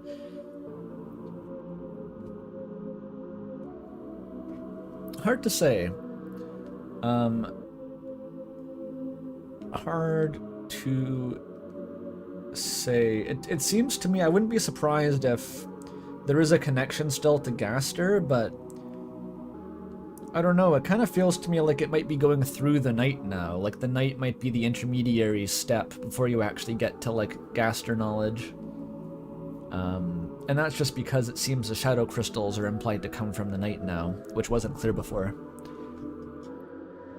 It seemed like the shadow crystals may have been directly tied to Gaster.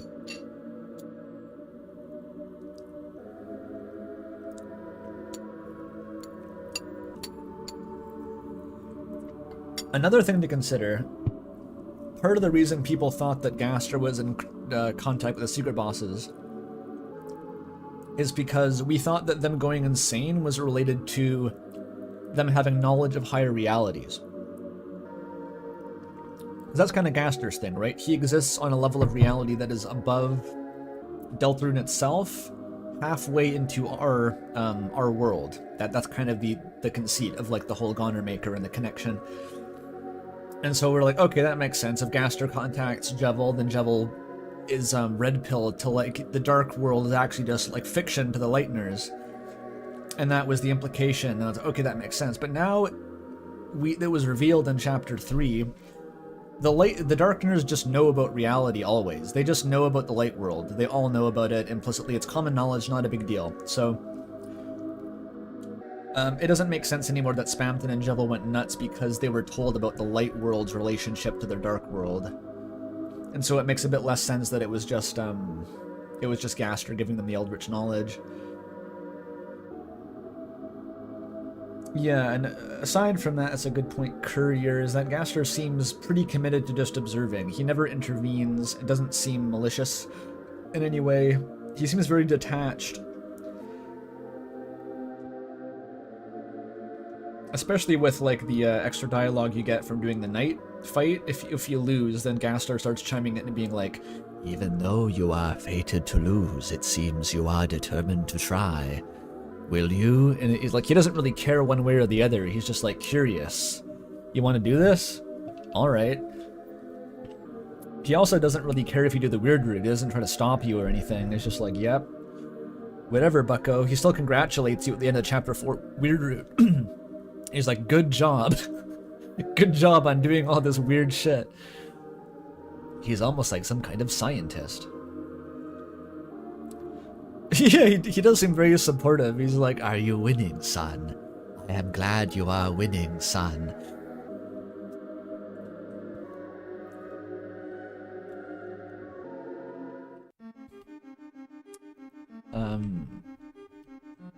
So yeah, smile.og is still the connection to Gaster, which I forget myself sometimes. I think smile.og is just the thing that plays during entry 17.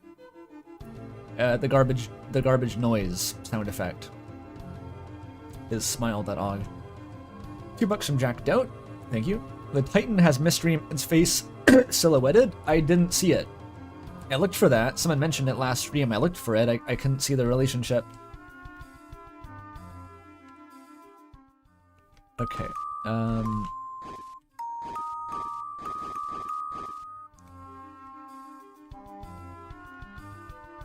Da, da, da, da, da, da, da. It's starting again, the humming. Da, da, da, da, da, da, da, da, da. Oops. I have to remember not to like fight these guys instantly. I was so used to just mashing attack on the weird route. It is faster a lot of the time just to mash attack.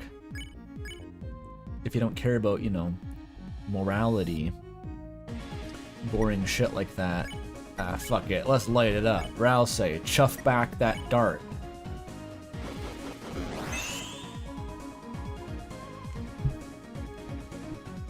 I'm with you in the dark.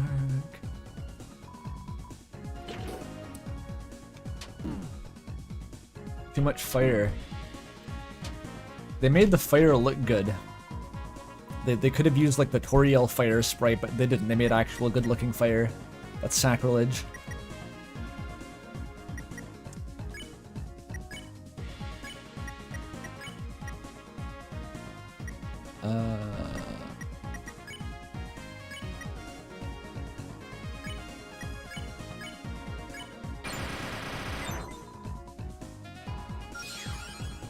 God, 2 acts is not even enough to pacify this guy. Even sparing enemies is hard in Chapter 4. The battles get kind of more complicated. $5 from Bruh, thank you. I found a YouTube video of a streamer finding that serpent text I'm looking for. No, it's a secret until I find it myself. I'm gonna find it myself. But I did try searching for it. It's not on the wiki, and searching it like the phrase and Deltarune doesn't bring up any results, so it's fairly obscure still. Ow.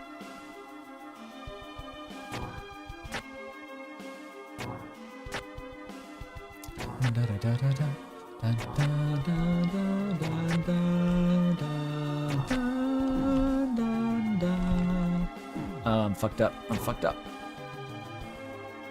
Gotta take this more seriously.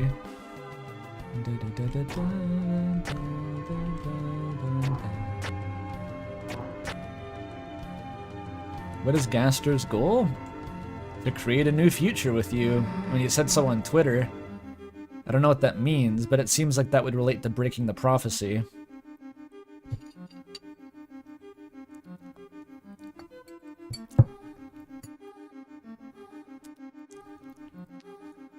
£2 from lots of gold, thanks. We lighten up straight Balthazar.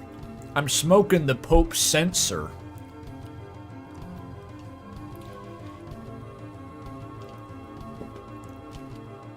We should marry Gaster. I know a few people who would fight you for that. What do I think Friend is? No fucking clue. Friend seems to be on the device layer, as per Molly's interpretation. All caps files, so like existing in the sort of above Deltarune's reality, along with Gaster. Friend appears in multiple different places. There's no consistent pattern. We know that they might be a cat. They appear in one of the Might games, if you spend long enough doing it. They appear in the mini-game in Chapter 3. They appear in Ralsei's cutscene on the fucking Endogeny amalgamate from Undertale. They appear in the basement of Chapter 2. Friend seems to exist outside of things to an extent that they can be just in multiple places and mean multiple things. In other words, they're endgame. I don't think we have the tools to decode what Friend is right now.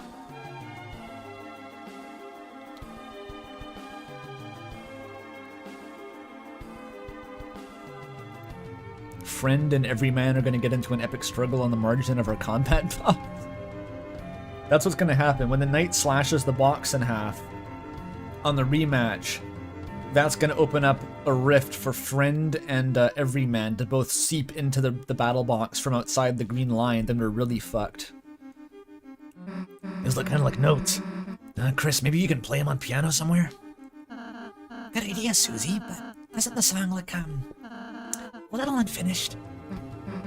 Huh? Yeah, I guess we gotta find the other half. It's probably close. Let's go. This is the normal route. I did the weird route off stream on a separate save file. Wait, why did these guys come back? I already fought you.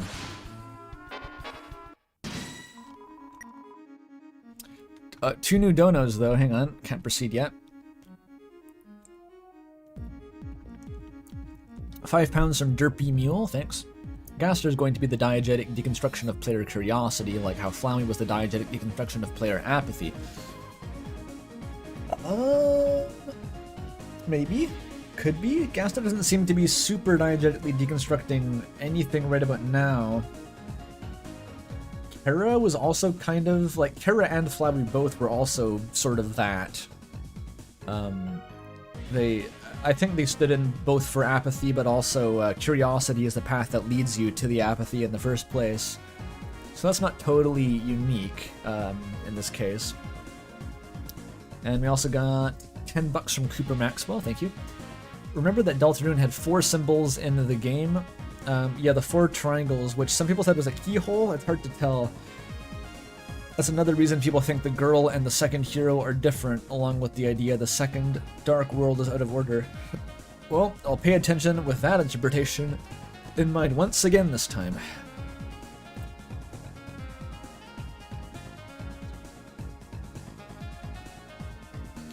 Smells like scented candles. Yummy.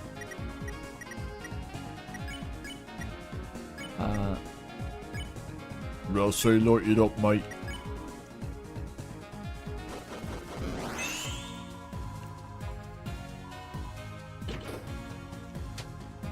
The Pokey Sharpie Diamonds. Ow.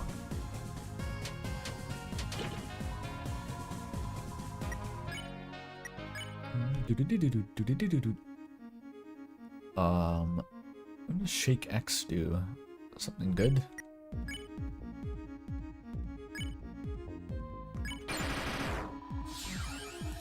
It's only plus 50%? Maybe it's an AoE actually. That's probably it. Oh no, it was 100%. Never mind.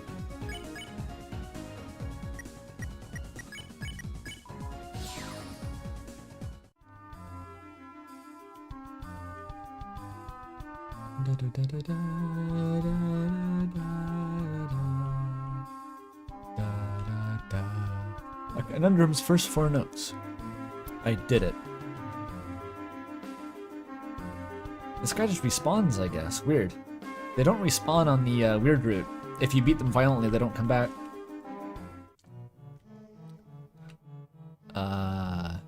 Did I not get it? Oh no, I came back from that way, then I fought them again. I was confused.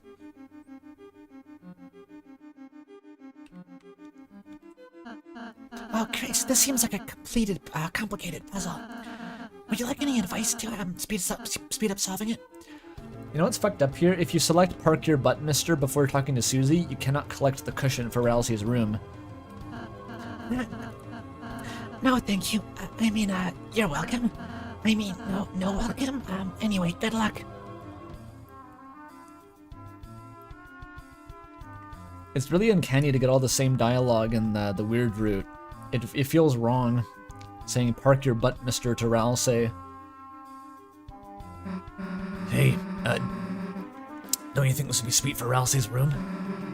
You wouldn't have to, like, sleep on the floor. Take it. Hell yeah, give me a hand. Okay, damn, it's heavy. Let's just take, like... Yeah, that's good enough. He can make a pillow for it. That's better than a bed anyway, no more defense.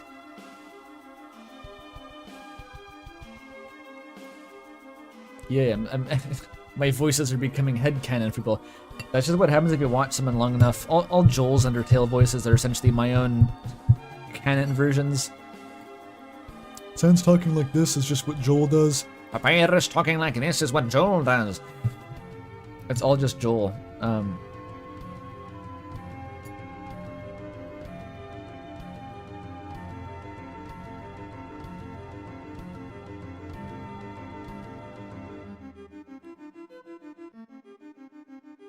It's optional to give Tenna to Mediton. Well, Tenna indicates when he's in Castletown, he doesn't want to live there. He still wants you to find him someone to watch. So Mediton's like the final, his final resting place. That sounds grim. You know what I mean? It's his end game.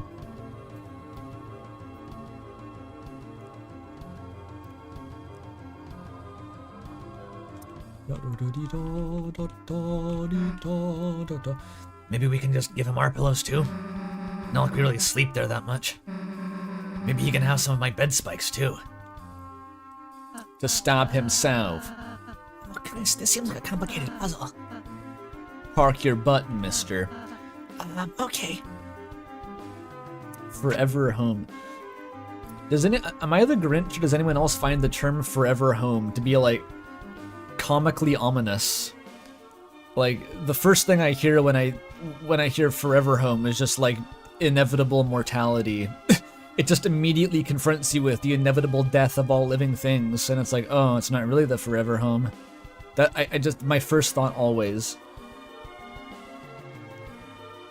It's like, it just kind of creeps me out. Why is he so sad? That's a good question. I think that I'm parked. Parallel parked.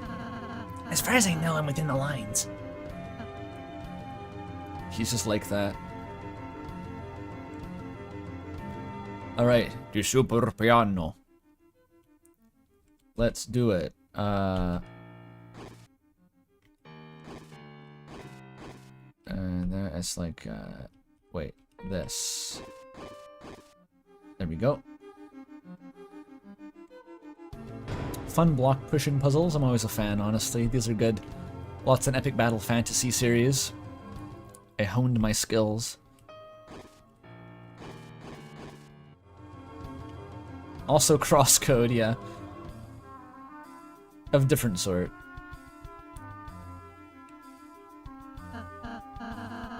Oh, Chris, it's the second half of the melody. Now we just need to go play it. Yeah, unless there's like a third half. Third entity confirmed. There it isn't.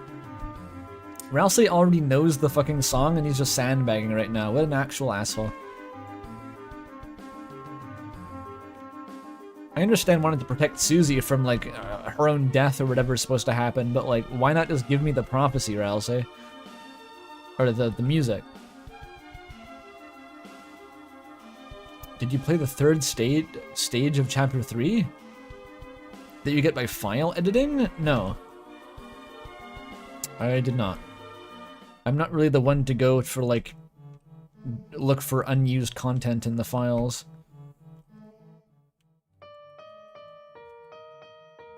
I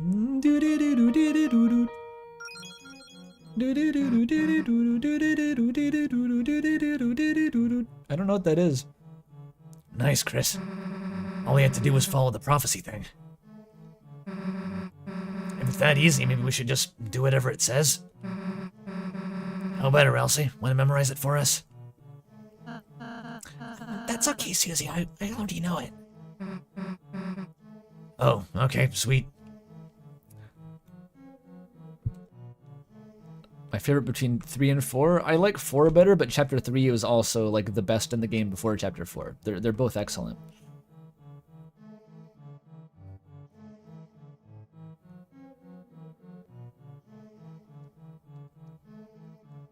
Next secret boss is Sans. I'd love that for me. But it actually uses the right song this time. Down the corridor, darkness lies in wait. Shining only in your own eyes, the light defies it. This is confusing to me slightly, because, like, there was that whole big deal in Chapter 2 about, like, what is the power? What is the power? Then it finally says determination. But Chapter 4 spends all of its time implying that, or strengthening the connection between the soul and light. The power of the soul is light. The save points are light. And it's like the power of light is kind of a different thing than determination, I thought, because like it's Chris's human soul that has the light power, whereas it's all lighteners that have determination. So like, I don't fucking know. What is it?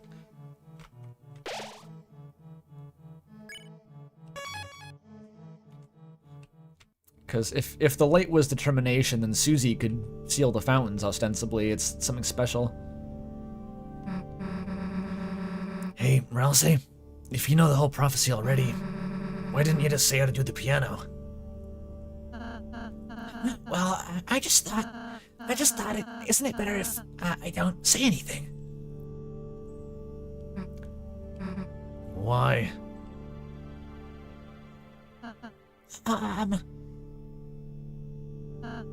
Hey, I think I found a light. Whoops.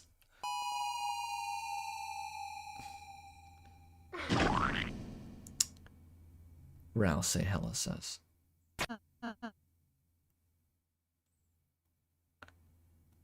The exact same Sans fight ported into Deltarune. It's the cardboard Sans fight from Election Trucking. It'll come true. It'll be all the same dialogue, regardless of context. They'll be talking to you like you're Frisk. Because it's just a cardboard cutout with pre-recorded lines. Whoa.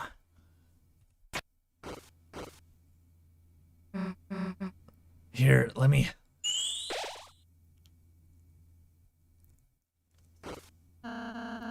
Everyone feeling better? Yeah, thanks. Rousey's such a dick about healing. Toby ports in Bad Time Simulator with like the physics differences.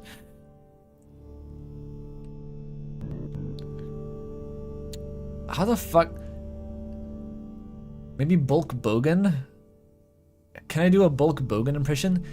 Oh, pump the muscles, light. Oh, dare bring light here.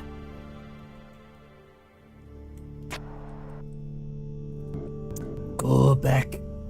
You should not come here. You thought it was Tammy at first? Yeah. The sun is forbidden. Continue and you may find yourself spooked in the dark.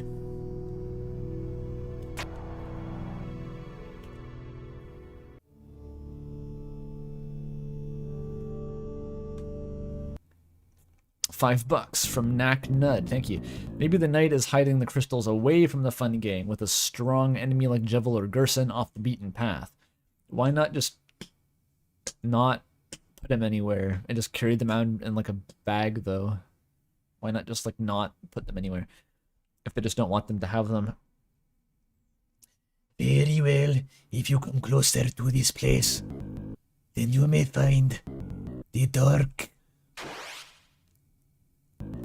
has come to you.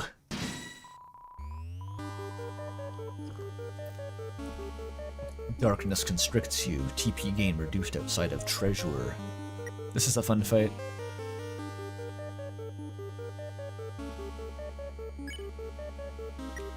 I'm assuming the minigames are a reference to some game that I haven't played and everyone else knows about. 2 uses of Spooktune in this one chapter, by the way. It's insane, the number of Undertale references.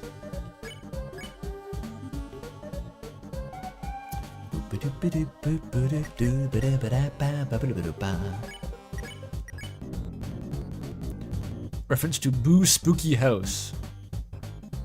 Is that a real AVGN? Boo Haunted House. Yeah. Go, there is no escape from the dark zone unless you live.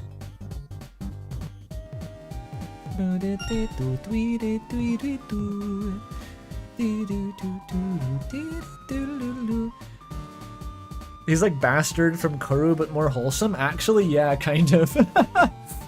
I think they would get along. It's like Bastard before his teenaged angst phase. Evil mode. You are entering evil mode, very scary. We can't see Chris's eyes because of the bangs, dude. Otherwise we'd see him flickering like pretty little flames. Zone is forbidden is a line from Off. God damn it. Da da ba ba ba. Let's gamble. Always gamble.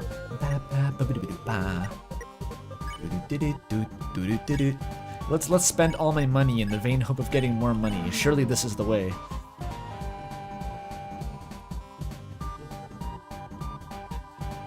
I wonder what's optimal, because you have to spend TP to enhance your TP getting ability. Like, what is the optimal configuration here? Is it just to use nothing, maybe? Ow.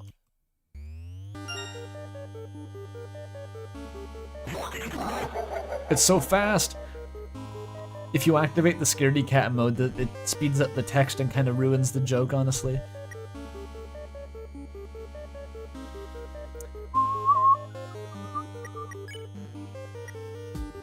Optimal's defend for that sweet TP? Yeah, true, actually. I can't imagine this is actually helpful. I kind of like Ralsei's one. Ralsei lit it up. Chuffing that dark meeting, that's all that matters. What the heck was that pumpkin? That was scary. Just kidding, it was mine. This one's hard.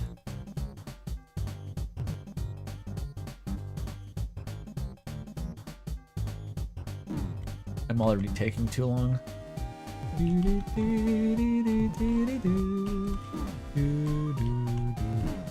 I'm just face tanking apparently, alright.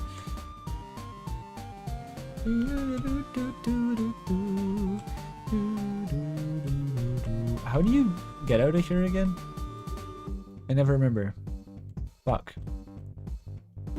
There it is. Is it scripted? It feels like it appears in the same place every time. The pumpkin coming. The pumpkin coming.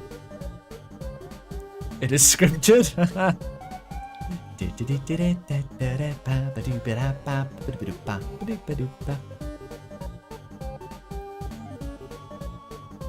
So I can hang out there all day.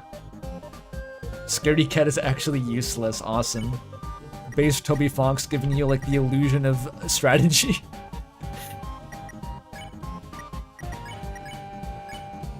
Wait. What you up here? No, I can't find my pumpkin, but maybe it will find you. Ow! I'm getting rinsed by Jack here.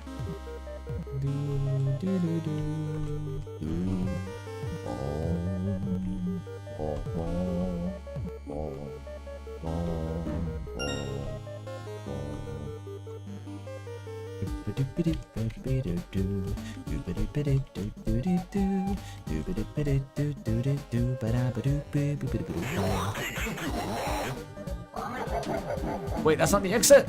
No! This always fools me, it always fools me. Oh my god, Ralsei died. Pumpkin got him.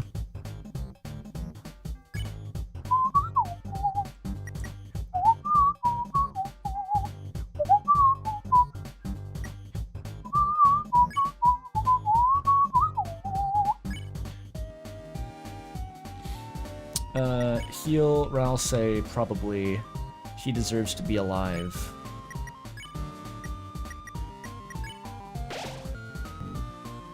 Go back before long. Go back before long.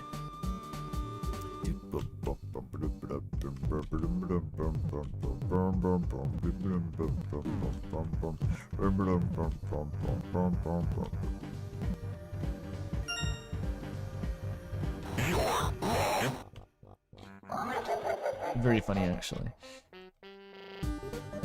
I like how this fight reuses the humor that Toby had been practicing and building up with his carpet arc on Twitter. Check it out. I'm in the house like long.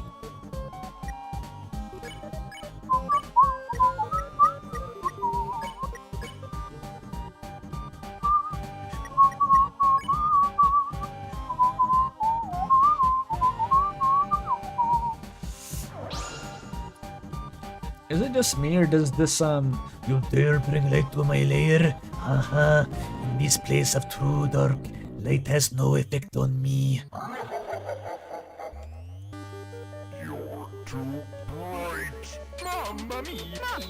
this sounds like fucking, Serpello. Something about this reminds me of Serpello.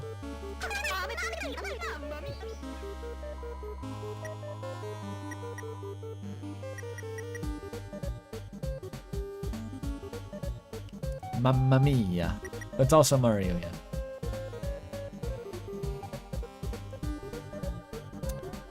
Senor Pello? Sorry.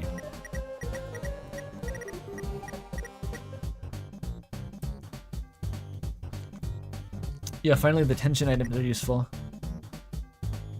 It sounds like a Superstar Saga clip? Is it? He goes like, Mamma mia. When they start a battle, I guess that could be it. Is he allowed to take that? Is he allowed to take that because he owns Nintendo now? And he married Sakurai?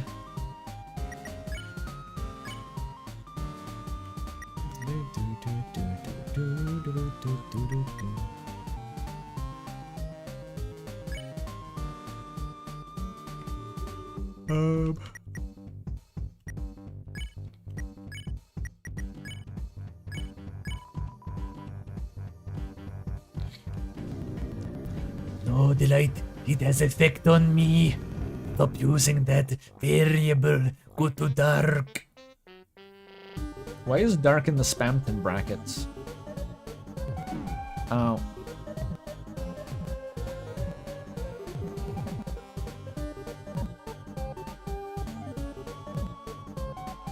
Are these spooky eyeballs and pumpkins? I think they are.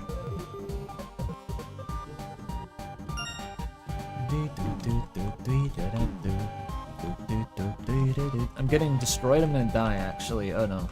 Take it serious.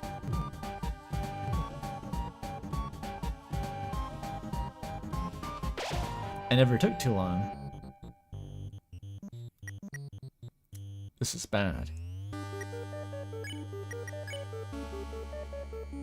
I have an executive buffet? I don't. Blow the revive dust on Jackenstein.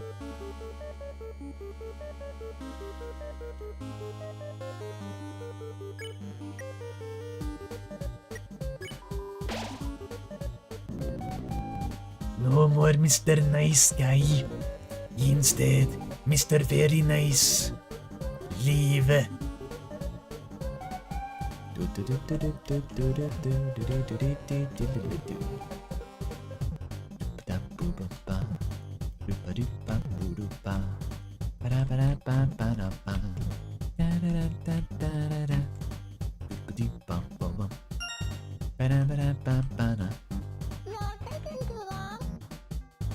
We are taking too long. Ow. Don't die, Chris. Oh.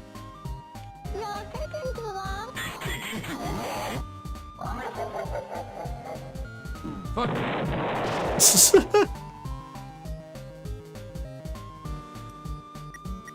I didn't know it exploded.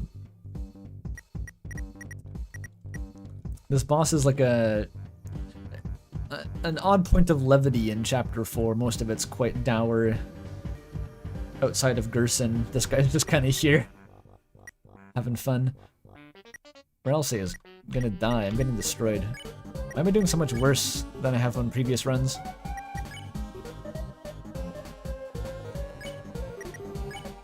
Stay alive, Ralsei. Oh, wait, I could unleash, actually.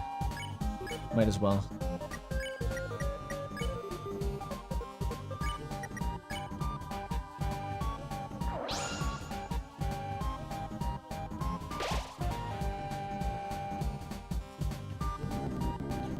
No, not the light. It burns. To think my own pellets would be used against me.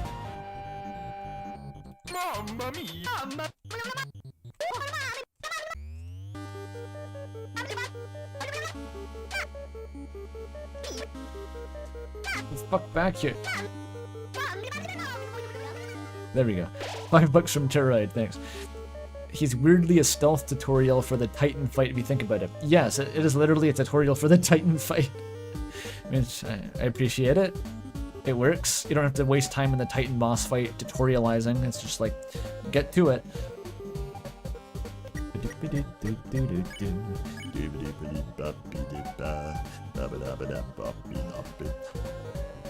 And very charismatic music too.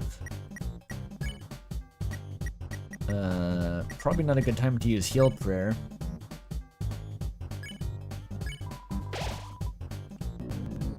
Enough, my patience run thin. No more key, dress in humiliation.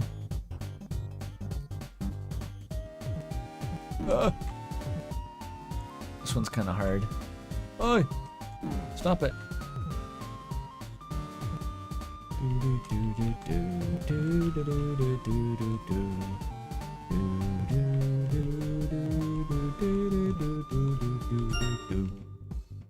Choo.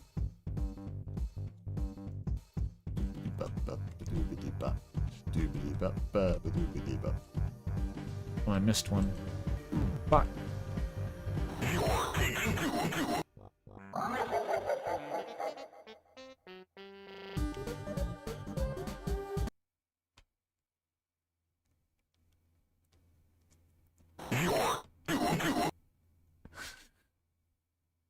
He comes back for you if you stick around too.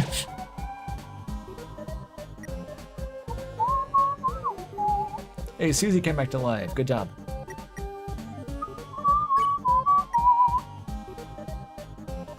There's something fluffy in the dark here. It's...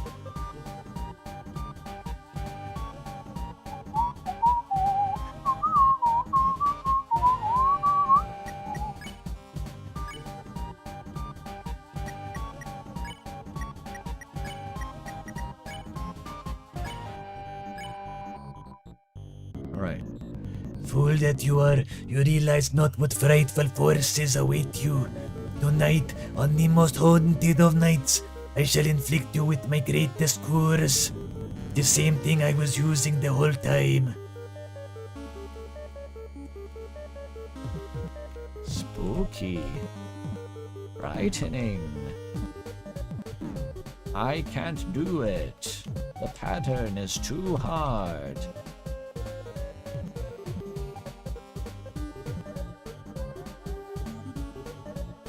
Fuck.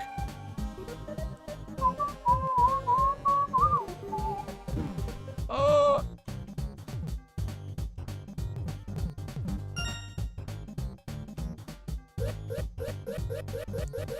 They are coming.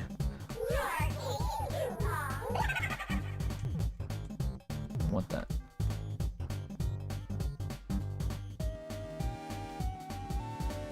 Fuck.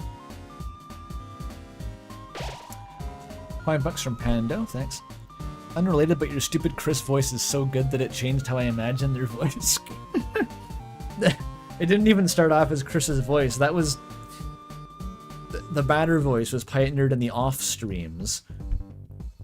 And it carried over to Chris. My door is slamming because of the wind. It's spooky. It carried over to Chris because they were the same kind of like protagonist that like you're canonically controlling, like the batter, so I carried it over. And it just kind of stuck around.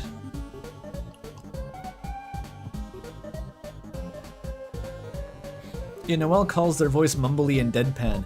I don't know if that implies that it's like 3 octaves lower though than my normal voice. It could be a slightly higher pitched mumbly deadpan.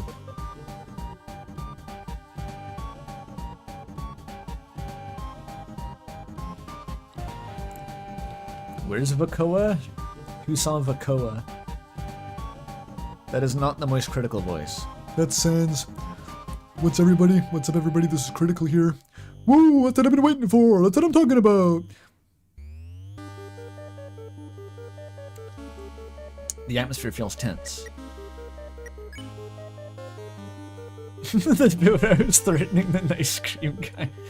I think a lot of people probably didn't even realize what that bit was. They don't even know what Azzy Pants do. They don't even know.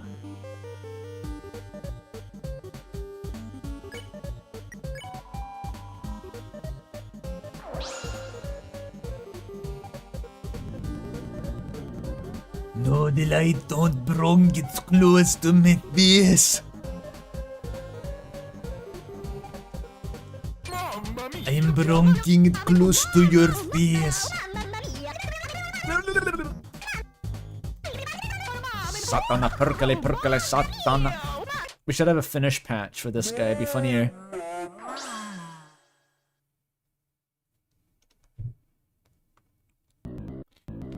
The light, not the light. No.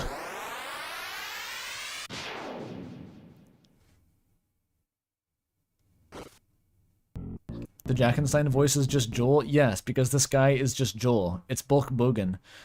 No, don't look. I'm too scary.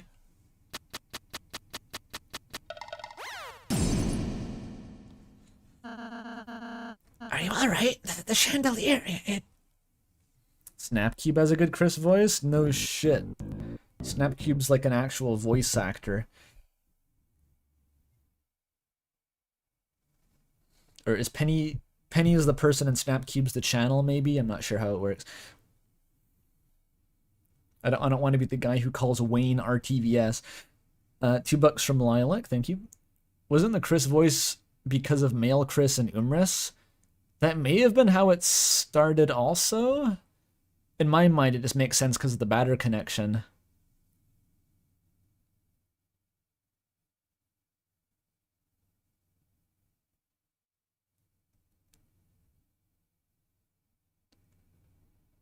Joe Pera? What does Joe Pera have to do with any of this?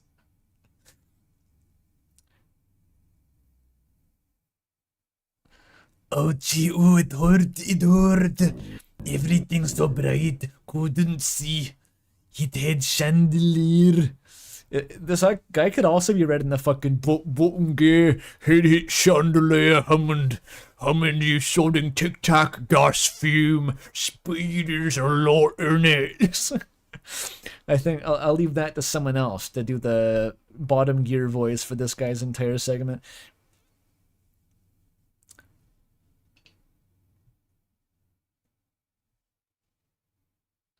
He did chandelier.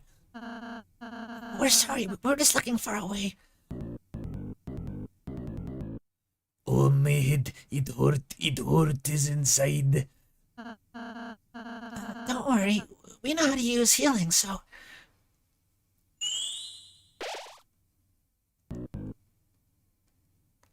Oh.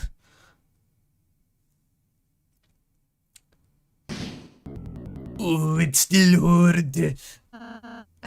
I'm sorry, I guess I'll try again. Maybe I could. Susie? Nothing, never mind.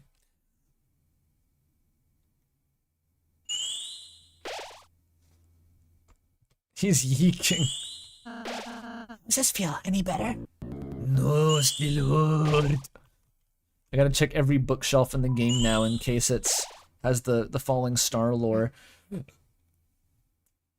I kind of was when I replayed it off stream, to be honest.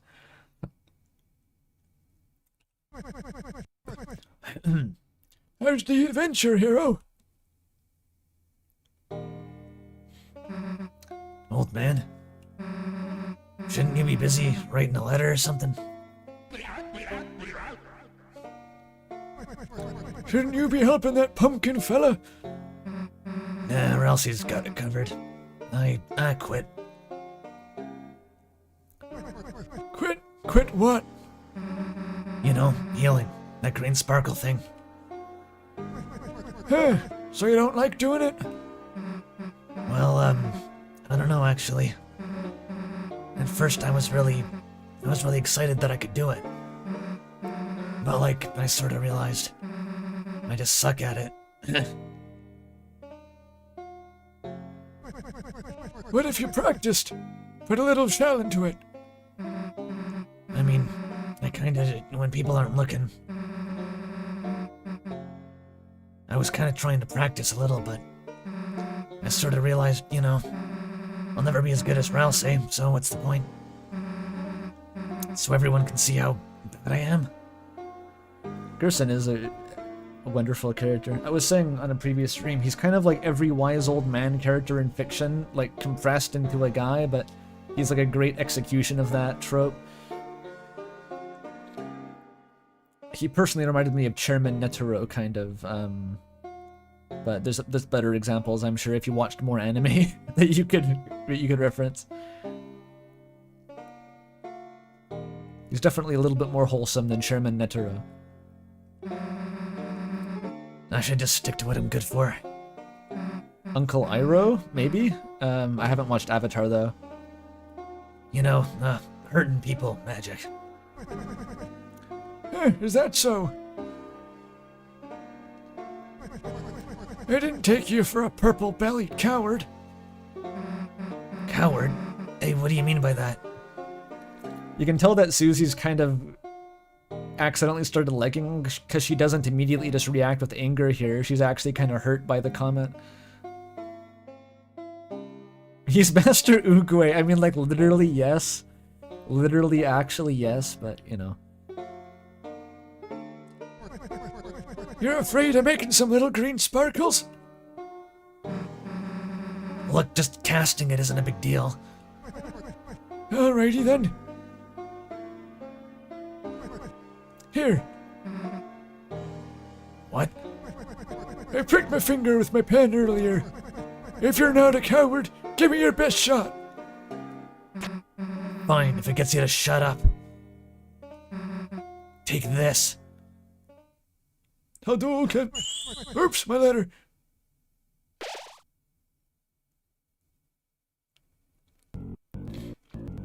Oh, the ouchie, the hurt, it is gone. $2 from Cooper. I loved Gerson and Susie's relationship. It is great. Gerson's job is just to be like the one good teacher that Susie never had. The one person based enough to actually see her, see past her facade.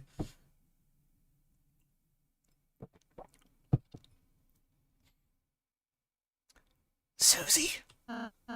Susie, that was a great idea. Huh?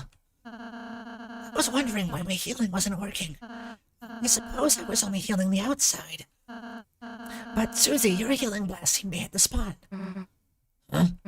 Well, I was actually just trying to heal that old man. Old man?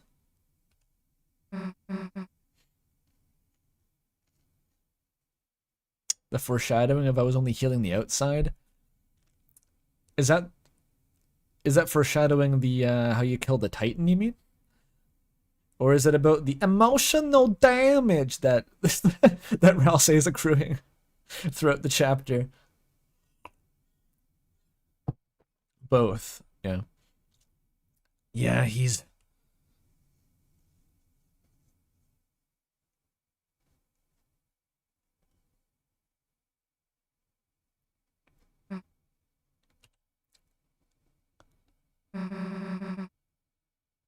Huh.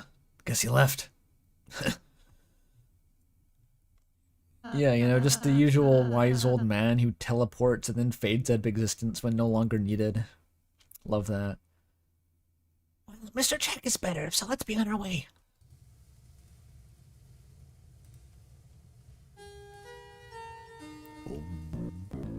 You girl, you help me. Yeah, it was you there, my friend. Me name is Jackenstein. I was bullied and hated by the others from my lord and ugly body. I was banished to the dark zone only to appear on festival night. I wear this mask because my true face scares even myself. Did you want to see it? Yeah. over your eyes. Actually, it's kind of... Actually, too scary. The point is, you three are more different than the others. You are kind, merciful, and most of all, you don't know how to climb. Take this, my friends, my climbing set. You got the climb claws. It's too small for me.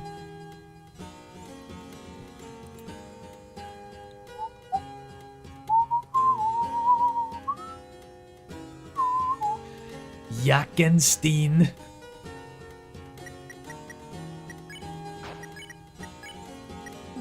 Claws are so small they conveniently cannot be seen.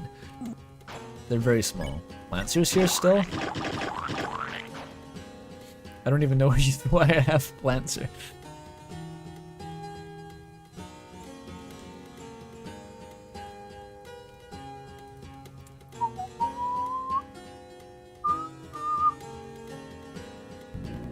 Young woman, thank you for the wonderful healing. Hey, it's nothing. Let me know if I can ever repay you. I live in a hole.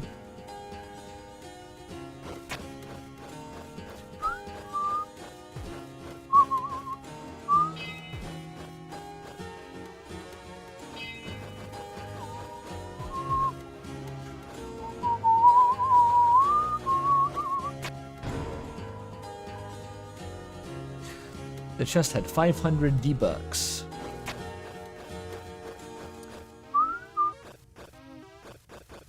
Anyone remember the sussy D from Little Goody Two Shoes? And I kept using that term, I invented it and just kept using it. That was funny, wasn't it? Are you gonna just jump past the bell? What's it for?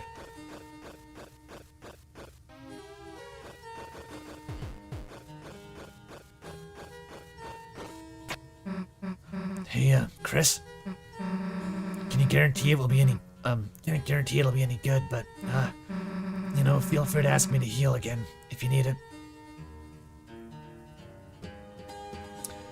I think the Jackenstein voice actually kind of wrecked my throat a little bit. It'll get better.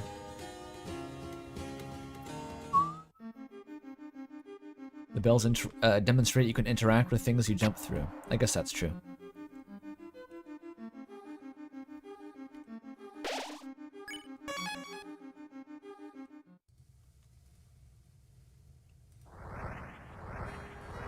It's making noise. Friend, thank you for bravery. I face my horrors and escape the dark zone. Now I clean house for the old man. Kind old man give me drink called tea.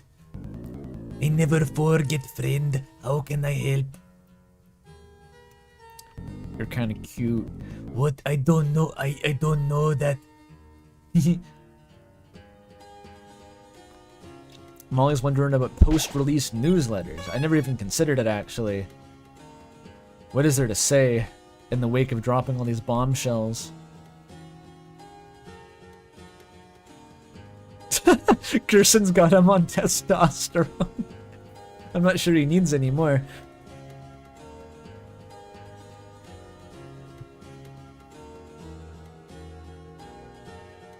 He already looks like he's juicing.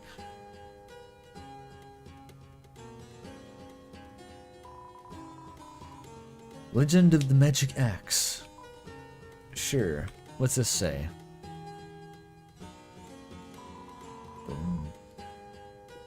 We'll get a newsletter that's just Toby Fox saying, like, I've written 5,000 lines of dialogue for Asgore being cucked by Sans, but until I can get that at least to 9,000, the chapter can't come out yet. And then LQA has to start after that. Everything else in Chapter 5 is actually done right now. I just haven't finished thinking of more ways to make Asgore miserable. And it's all in one cutscene. 10 bucks from Steak Master, thank you. Really loved the Tolkien parallels with Gerson, both paralleling Gandalf as a wise mentor and Tom Bombadil as the Shadow Crystal has no power over Gerson, like the Ring has no power over Tom Bombadil. Yeah, it does fit. He's very Tolkien. also just the real world Tolkien is obviously based on his career. How the Silmarillion especially, I think, was actually based on the Bible, kind of like how Narnia was Lewis Carroll's Bible fanfic. And I think the prophecy is this universe's version of the Bible, so it's kind of like pseudo-religious fantasy. It's quite accurate.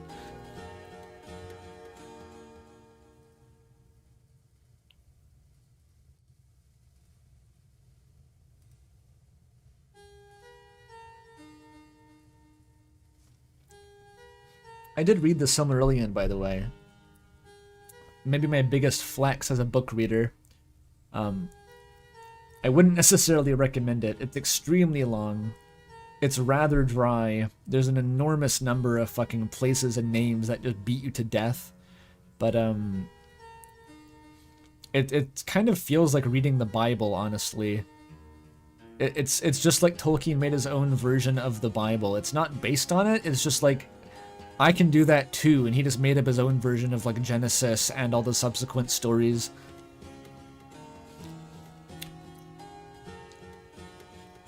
Well, yeah, Narnia is sort of just like a biblical allegory, where Aslan is Jesus, yeah. I also read Narnia when I was a kid. I was too young to get the Christian allegory segment, but I did read the full series. I recall in the last book, they all pretty much literally go to heaven at some point, which is kind of, I think even I kind of got that at that point, but it ends with them all in like sort of this other realm, the Promised Land.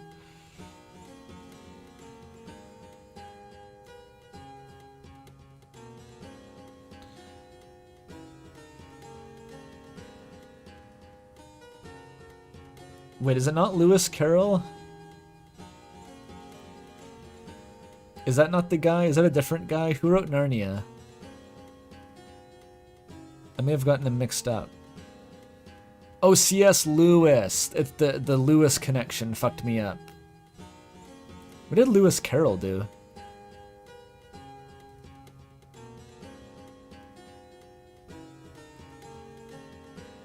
Alice in Wonderland. Okay. Serves them right for both being named Lewis. Instead of like Jonald Ronald Ruth Rutherford Rumpstein Tolkien, or whatever the fuck his name was. The axe which nests beyond the pyre awakes from rest by golden choir. 3 tunes be kissed in dulcet wire, which whispers in the darkest mire.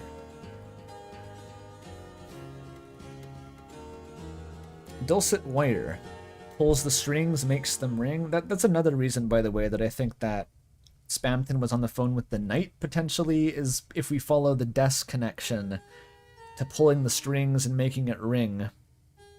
That all leads back to the guitar, and the guitar, of course, means Des. So that's a little bit. It's a little bit of something, something.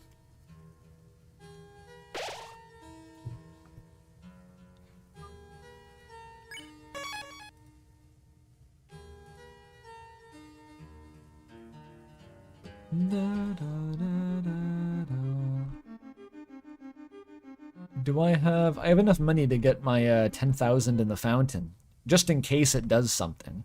I need to bankrupt myself. My money too long. I don't know who I am anymore. I'm making too much money. I need to remember again by having less money.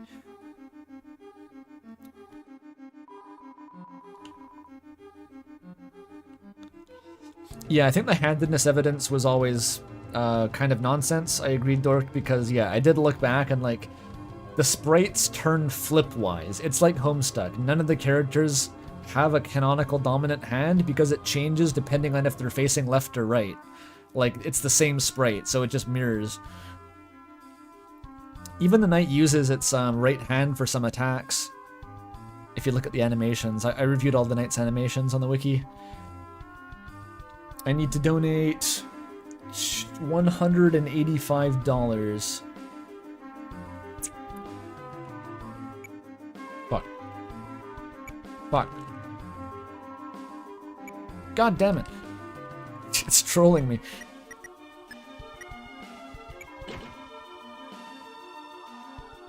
There we go. Eat Cromer.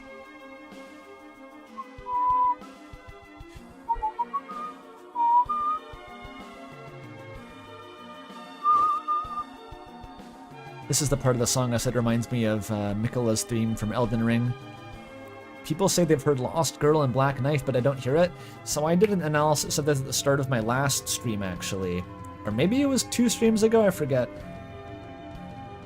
I don't really hear it that well either, but if you look at the notes, you can find, I think, a non-trivial similarity. I don't know if it's like clear-cut similarity, but it is there. There is like a fair bit of overlap if you actually analyze it note for note. It's mostly in the second half of Black Knife, where it sounds like Lost Girl. Which is, it's based on the same motif as the first half, it's just another kind of tweak to the notes. The Lost Girl motif is given out like candy, yes, but I'm pretty sure that its fundamental source is Des. She was the original Lost Girl.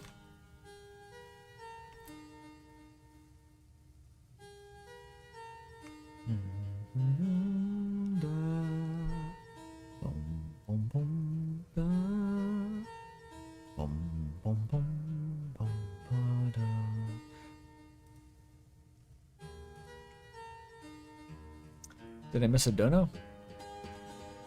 I don't think so.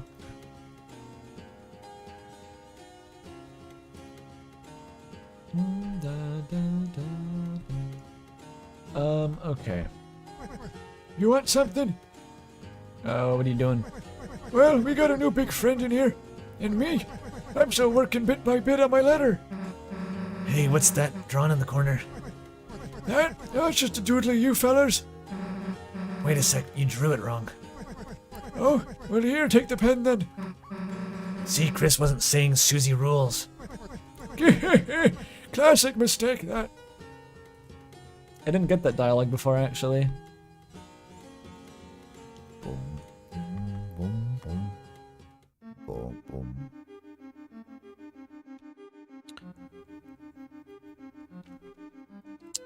The chase melody is what's confusing? Well, the chase melody is what's being quoted in the Knight's theme. I think retroactively, the thing that the wiki calls it the door theme, which then gets quoted in the chase theme, that is the Knight's theme.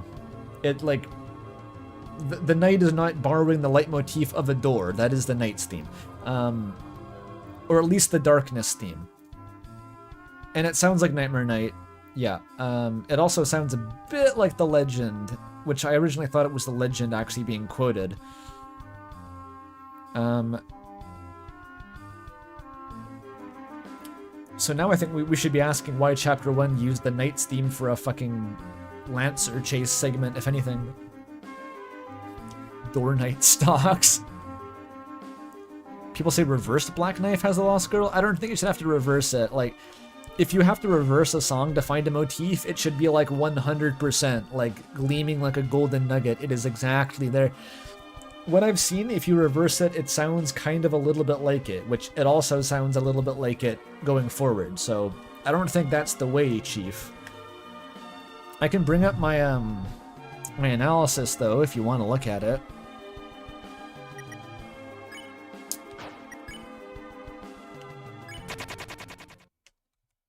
Hang on, let me find it.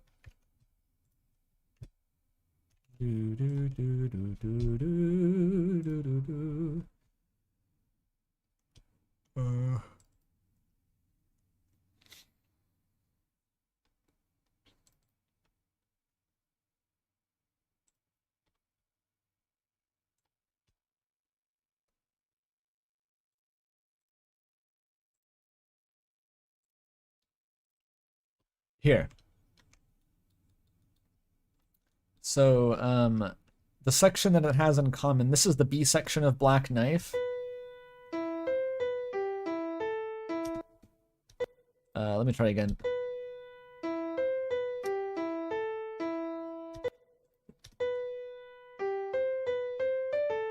You recognize that, right? Da, da, da, da, da, da, da. How the hell do people have sheet music? I transcribed this myself. Then the chase is almost exactly the same.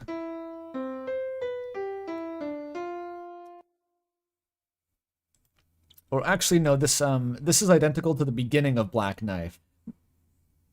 Ba ba ba ba ba ba. Da da da da da da da da da da da da da da da da. It's similar to Nightmare Night, not the same. But the part that sounds like Lost Girl is... Well, I'll play Lost Girl as reference first.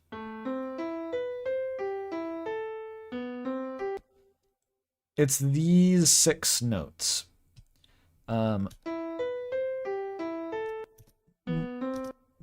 da da da da da da da da da are almost a match for these 6 notes. Except that notes 2 and 3 here are swapped in order, so instead of da da da da da, it's da da da da da da. And for some reason, swapping these notes makes it actually really hard for me to hear them as the same melody. But objectively, it is actually quite similar. A lot of this is carried over.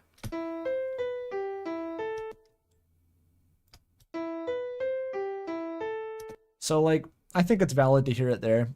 It's not perfect, though. It is largely an arpeggio. It's an arpeggiated 7th chord, which I think is part of the similarity. But, I mean, like, that's a good few notes.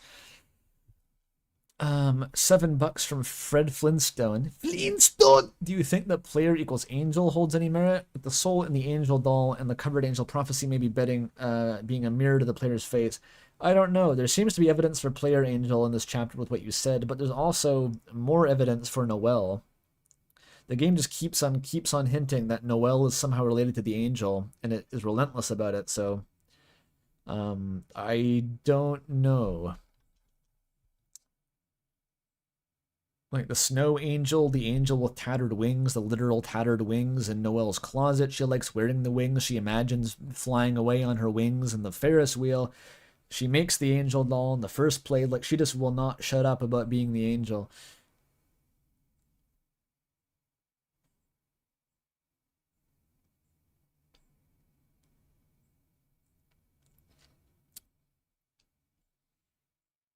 There's also this weird dichotomy between the evil shadow serpent tail thing, which I talked about previously, whatever the fuck that is. There's a dichotomy between that and the angel, because it says they will hear the call, the ring of heaven's call, and the tail of hell will take crawl. So, like, the tail is satanic, it's hell. The angel is heavenly. What the fuck is the tail? If Noelle is supposed to be the angel.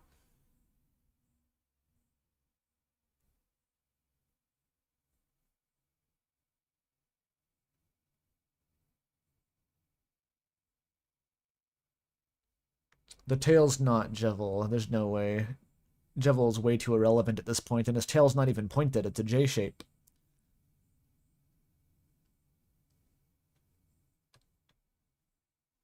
The end is flat. Anyway, that's our dose of motif analysis for the day.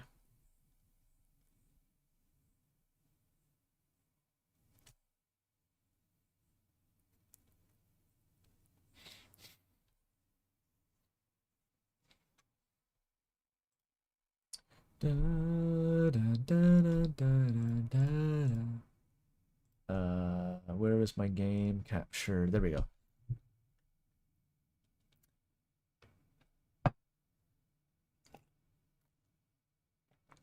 I need freedom motif, slime. You're in luck. Wait a bit later in the stream.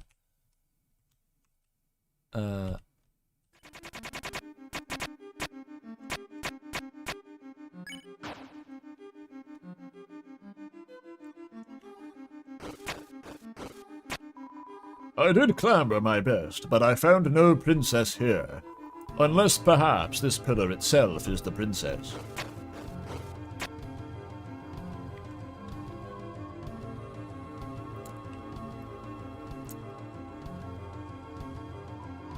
Ah, soldiers, brimming with youth, seek you to join the ranks of the captains. Heave ho, together we shall stack in Crimson Tower to the savior of our princess. Now then, get climbing, to the eaves, to the eaves. They say a piano-like organ rests above, opening the way for those who play it. Unfortunately, I lack the grip strength to reach such a place. What do you?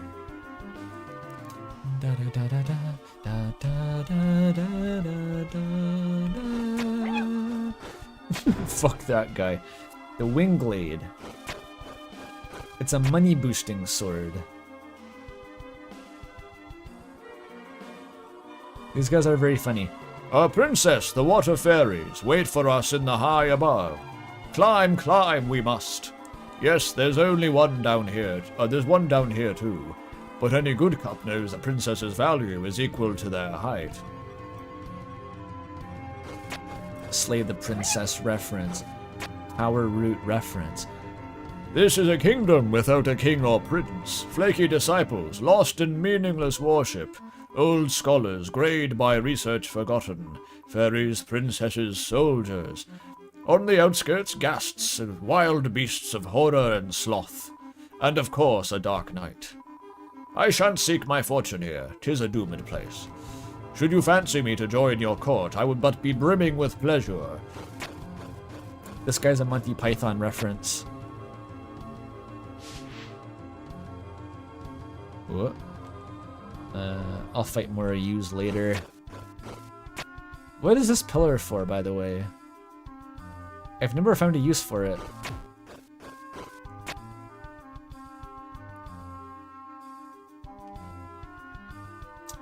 Da da da da da da da da da da. The lightness service has never gone on without me, Kaka. I must be the most important of all, Kaka. That guy's the fire extinguisher. Love that punchline. The Queen's Chariot. Not that that's not important.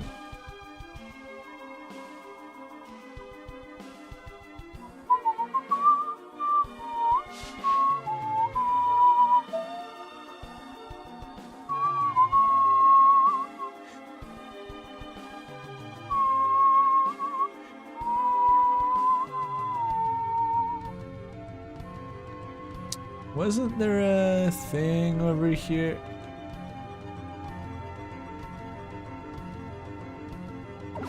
Ah, shit. Oh well, I guess I'm sparing these two. They start off as tired. Or else I fuck him up. Sexy water is an RPG trope? Can you elaborate on that, Sasif?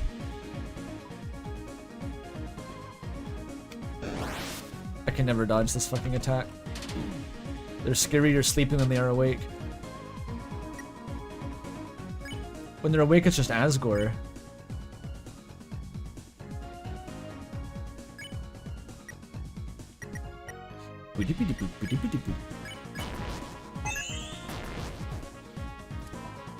Look at that wombo combo. One turn spare. Hot water girls are definitely a trope. Okay, I don't want to talk about Vaporeon.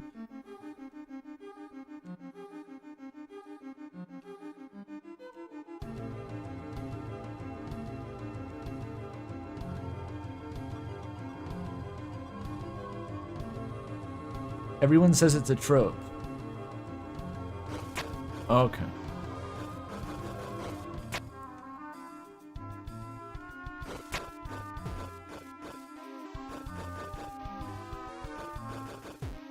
I guess I just don't play any RPGs. I wouldn't know about the hot water trope.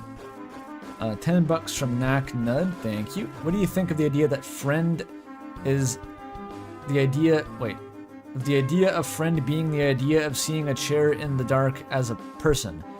They heavily connected to that one chair. And the fortune of the chair kicking your ass.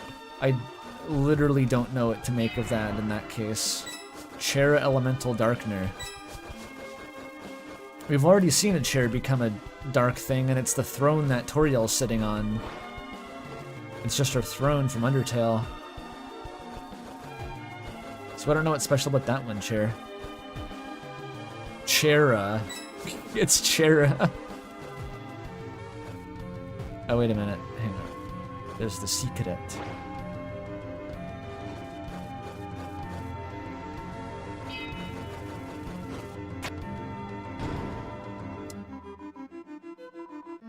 Tension gem. Let's go. First try. Fuck. I fucked it up. I fucked it up. Fucked it up big time. Still first try. 8.3, that's bad. That sucks.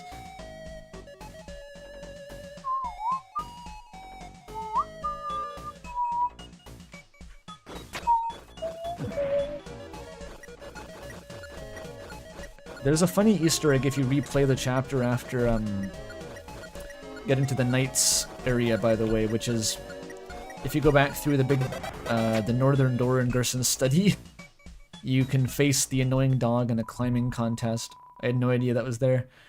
You dare awaken my lady from her peaceful slumber. If you shall press further, then we shall have no choice but to duel for her honor. On guard.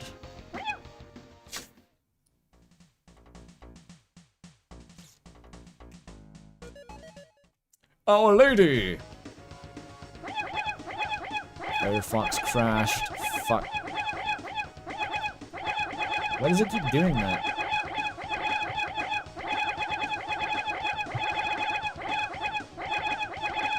I'm not even running. Just walking forward like the Terminator. What are you guys doing? You woke me up.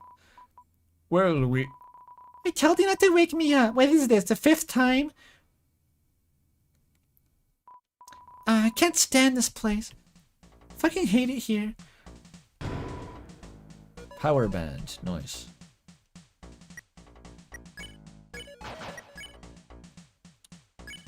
This make Chris even scarier. For no particular reason. I'm with you in the dark. That's just an optional area for an item. Yeah, if only Noelle was here to cast Snowgrave on the mizzles. Make some popsicles. I didn't go up. You can't go up. There's nothing there.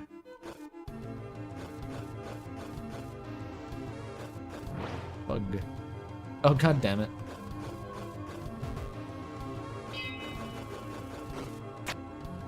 I found the mic thing on a weird route, and it turns out you can't actually do anything. You can go back through the warp, but like there's no one there because you killed them all.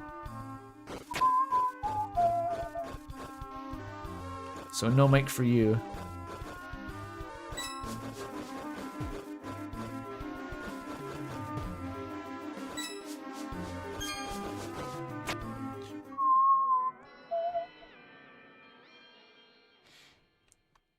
The great pipe organ kind.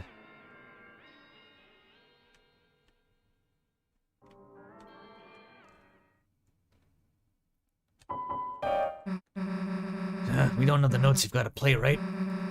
Maybe the answer's somewhere around here. You did not miss the hammer of justice.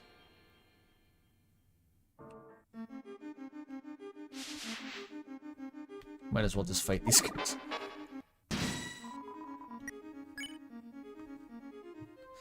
You've established they're comically easy to defeat. Spare with Chris. Oh no, it's that's a combined action. Okay, I was wrong.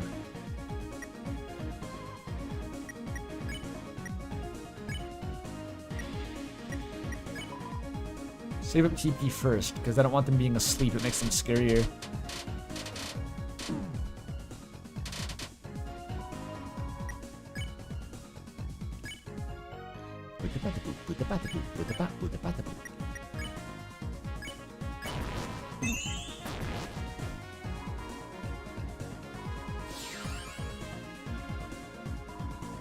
You do the Asgore attack. Theoretically, I've gotten a lot of practice doing that on my, like 20 attempts in a row on Asgore and Undertale, trying to beat him without fighting.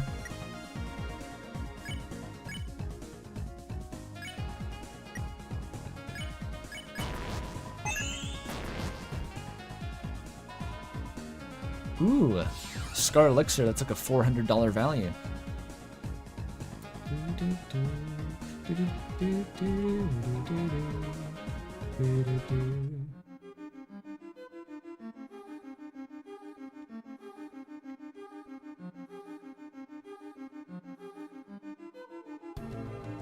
So this room here, I reloaded like 4 times to farm all of the dialogue.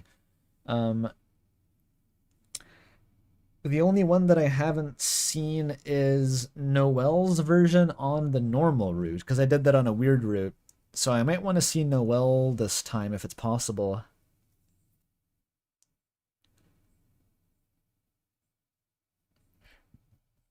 Watching Susie is more entertaining, but...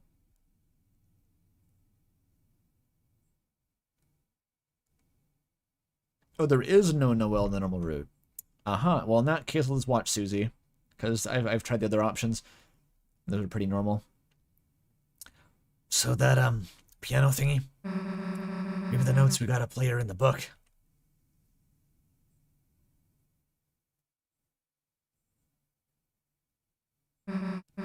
Hey, guys, there's something weird about this one. It looks just like the old one, the old man...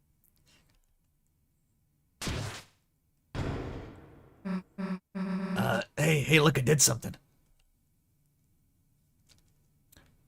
Renalsi does this one because he wants to go and look for the final prophecy. He actually leaves, he doesn't stay and talk to Chris. Chris, rather than following her, If you refuse to close your eyes, nothing happens, by the way. He just stands there and Susie comes back out immediately. Very disappointing. why don't we just close our eyes and think about what she might be doing in there? There's the knight, though. Yeah, the knight's the most interesting one. That's actually, that went onto my conspiracy corkboard. It implies that Chris knows what the knight looks like under the armor. Like, they know its face, but they just refuse to remember it. They like signal jam you by thinking of the annoying dog or something.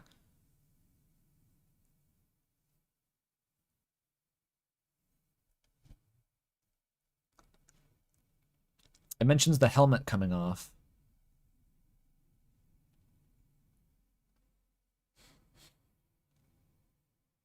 I think of Jockington instead, right?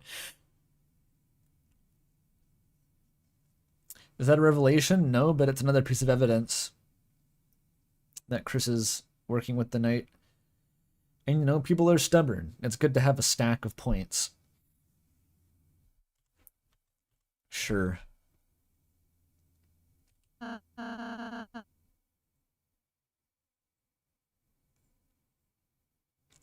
don't think it's a bit, because it says that Chris realizes that they can just open their eyes to stop it. Like, if they were just pranking you, they wouldn't cut off the vision by forcefully opening their eyes. They do actually know who the knight is, they just don't want to picture their face.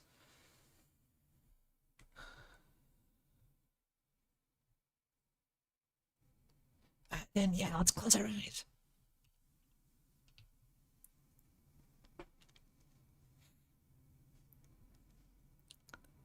Comically large curtain. Hey guys, I bet it's in here somewhere. Guys?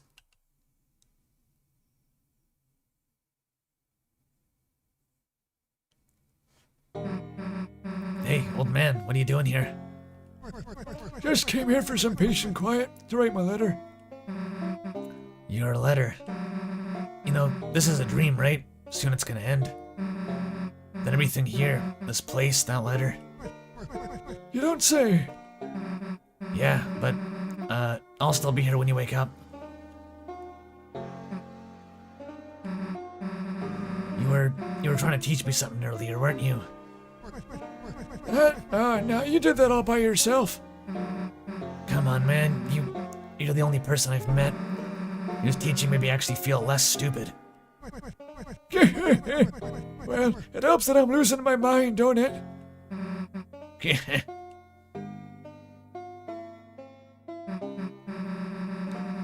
So, seen anything with music notes on it? Oh, you mean this thing? Yeah, that thing. Cool. I bet Chris can memorize it and... Here, pen and paper. Wait, you want me to copy all of that? Plus, if I got your pen, how will you do your letter? The important part's already done. Besides, what's good's a teacher that doesn't give homework? Screw you. I tried to play this actually, but the problem is just getting all of it into one screenshot. It doesn't fit onto one screenshot. Hey, I got the music copied down, kinda. Might not be perfect, but,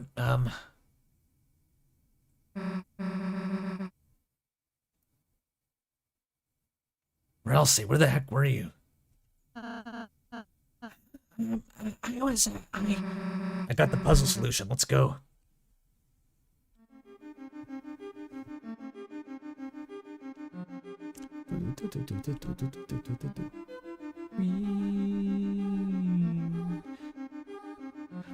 Oh, Chris, I'll mess up the last note regardless. Oops. I didn't mean it. I didn't mean it.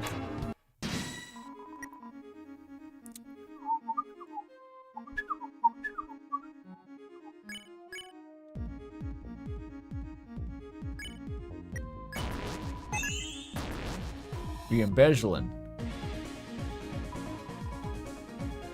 I did not see anything about fan gamers off. I'm not really following that game because I'm not really an off head. Not really a big off guy.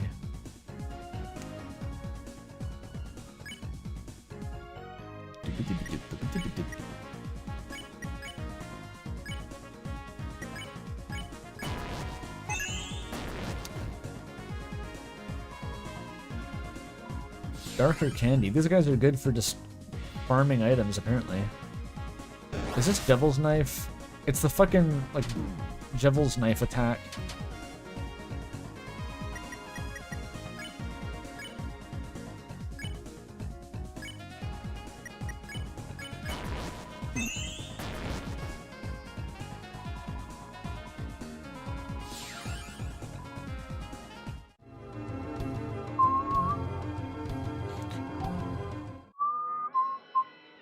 You can farm revivements? Oh my god. That's gonna be necessary for the Chapter 8 secret boss. You better have 12 revivements. Alright, Chris, with this we got it in the bag. Play das Piep Organ kind.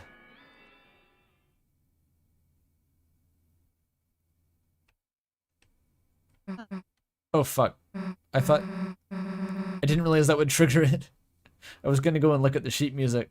Oh well, we all know what happens. Chris, today in the church when you were asleep, your mom said you used to play good. I don't know why you're pretending you can't now. Maybe you're like embarrassed or something? But like, you know. Chris, you should play.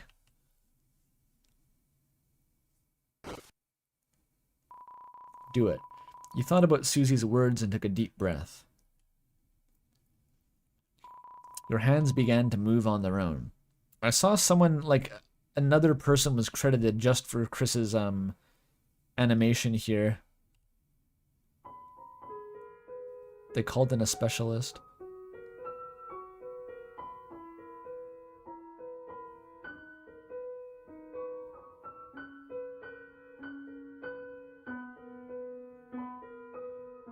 It looks pretty accurate.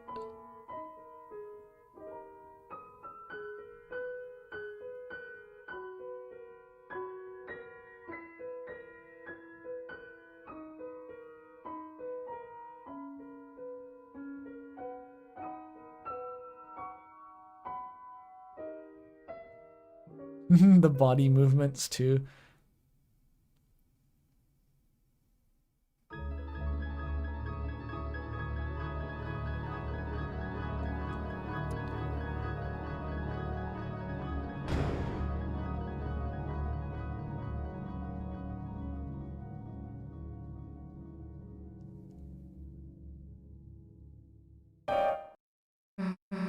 Lamau.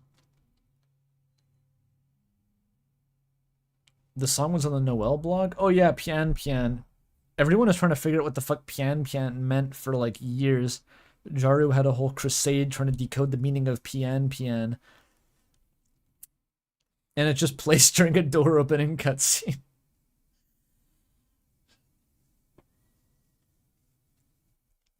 Hey, why'd you stop? That was cool. You should, play more. Seriously, you're an idiot if you quit playing. Susie is nice, isn't she, Chris? I want to play more.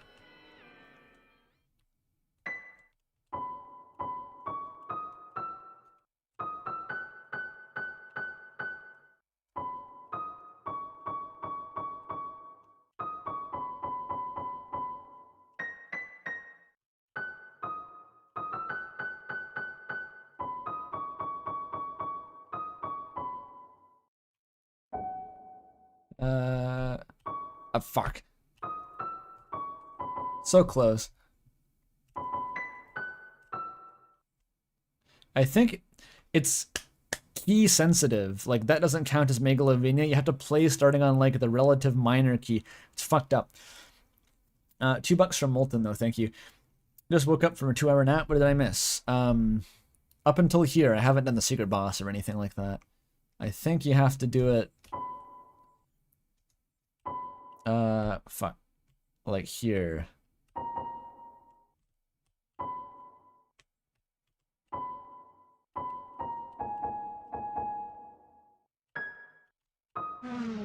There we go. You're not allowed.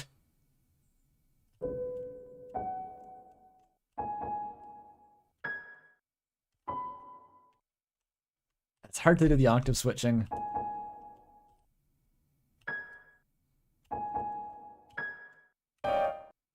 Yeah, Chris just won't do it. It's annoying that you can't do it here, though. It doesn't check the intervals, it checks your actual, like... the notes.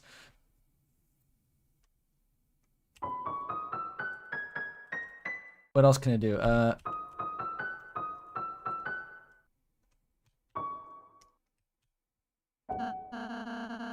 That song sounds so friendly and sweet. True, Ralsei. I tried playing it, but I was starting on the wrong note when I did before. $10 from Pteroid, thank you. Or $5 rather. Megalovehicular Homicide. That's the new name of the song.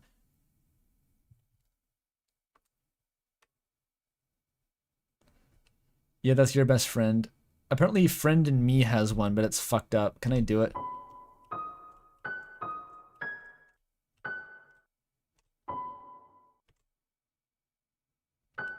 Fuck. No. No.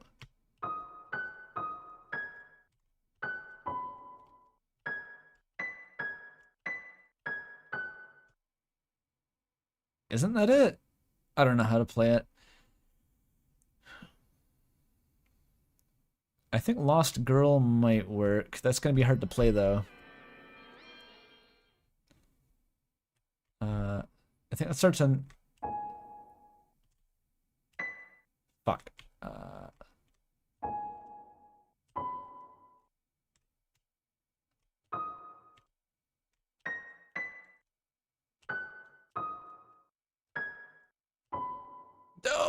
Almost had it.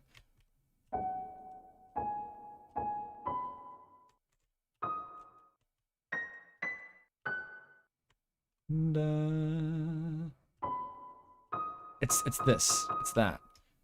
I'm trying to intuit this.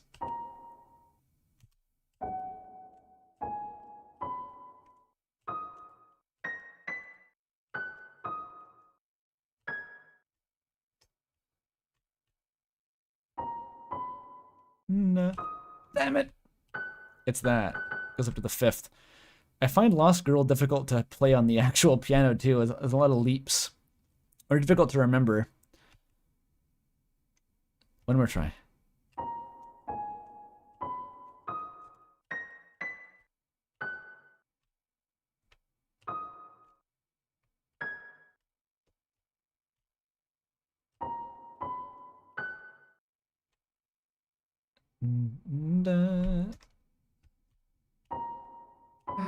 You need the last 2 notes. That's so weird.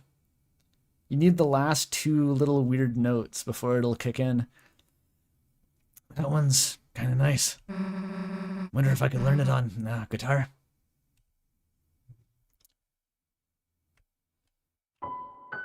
And the prophecy does something as well.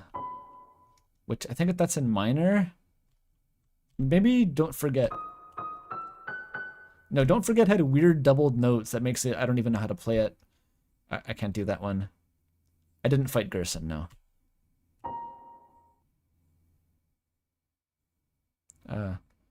Do.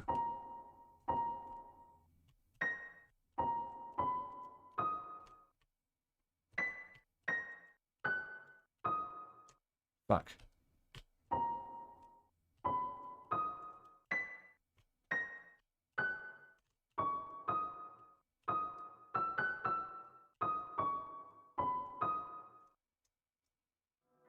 Oh, I pressed the wrong button. That's enough. That's fine. I tried the Toy Story song, but I don't know exactly how it's supposed to be played. A lot of them are really janky and require very specific interpretations of how to play the song. Oh, his theme has one. You're right. I gotta do that one.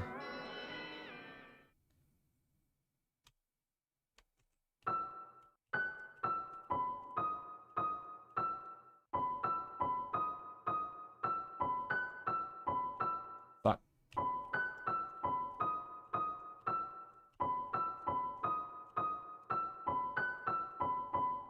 Fuck.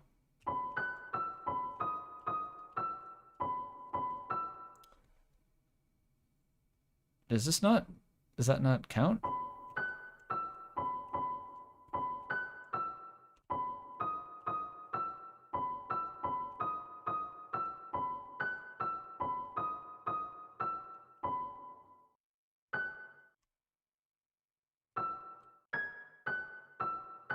Does it want the whole thing?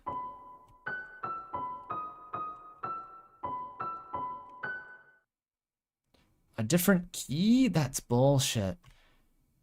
How else would I play it?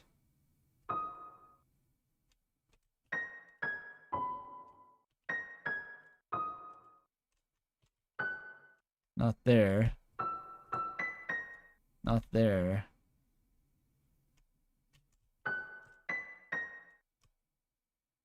G doesn't work.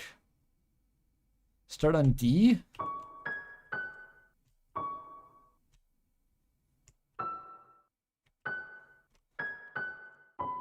Is this a C?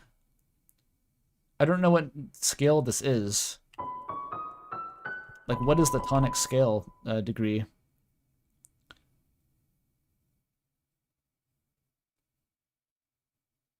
It is a C scale.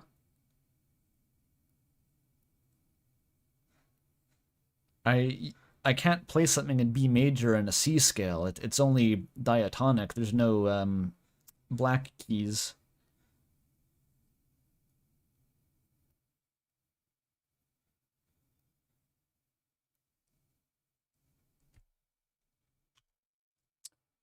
This would be A? That wouldn't work.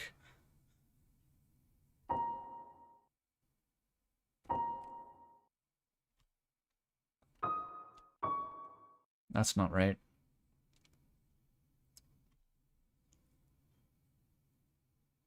I can just check. I can check.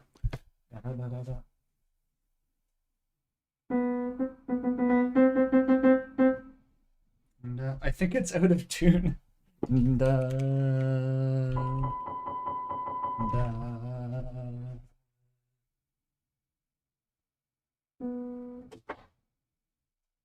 Yeah, I think it's close to B, but it's like halfway between B and C. I think it's a micro fucking tonal. Great. So we're in C B major. Start on the 5th of the low octave. That sounds right.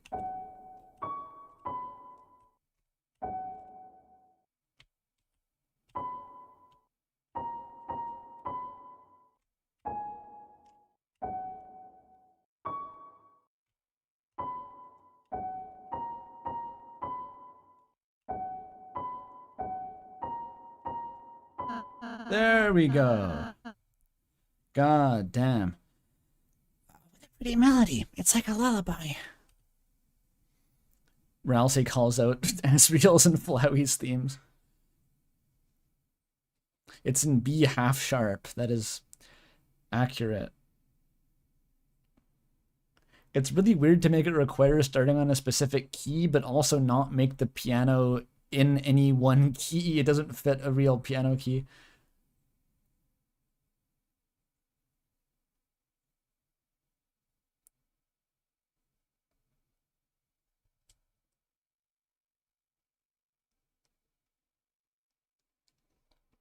I tried to do the legend, the one that Rousey sings, but I don't know what... There's multiple ways to play that here, and I don't really know what it wants.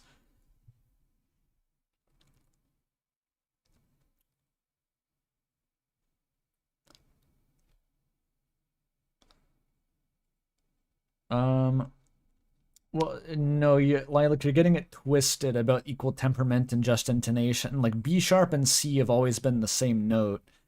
There's only one physical key on the piano. That is, they're both the same. The thing that changes if you start on a different key and just intonation is that the intervals of the scale are a bit different.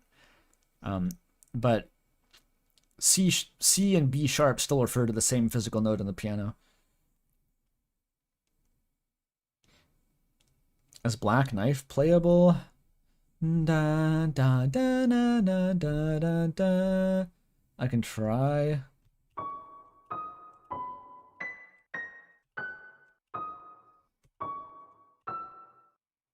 That's it.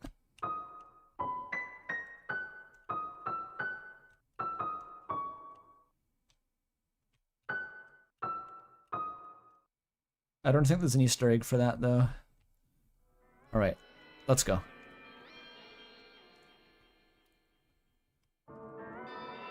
C-bat? That's like deeply microtonal.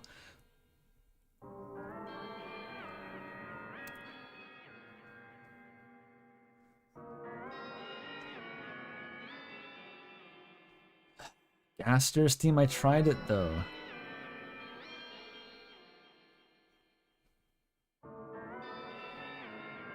Okay, maybe on a wind instrument. Maybe a wind instrument has some jank where like there's different fingerings for the same note and it's like microtonally different. I could picture that, but a piano, that's not gonna work.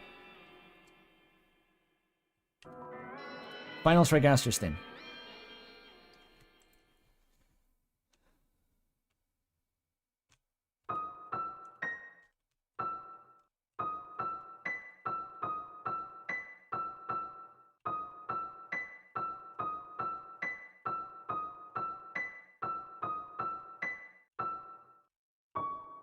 There's no way to modulate down. Maybe in a different key?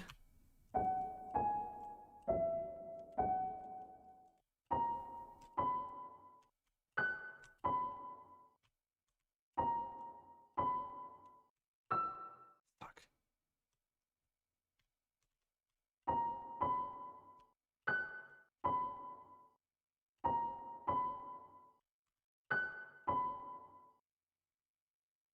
It's not going to do anything.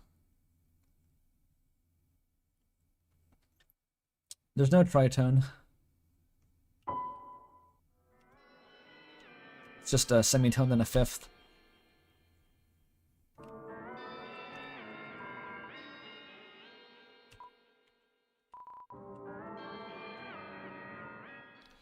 Yeah, normally trying to input Gaster's name and stuff, like, it crashes or whatever.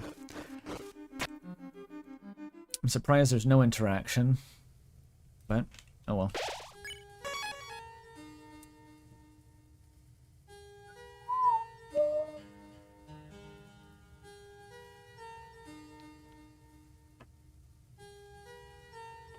Boom, boom, boom, boom.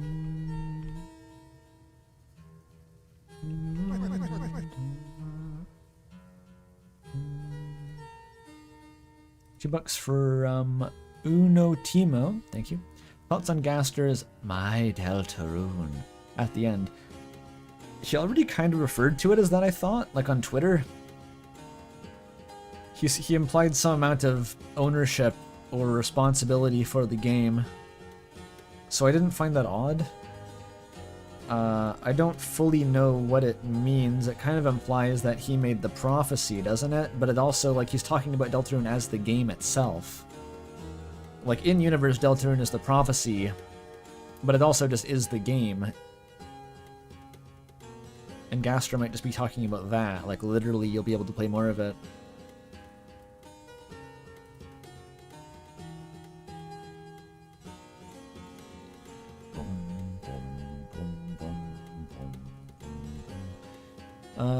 No, you don't, a perfect fifth, you would have to, make the top note flat to get a tritone.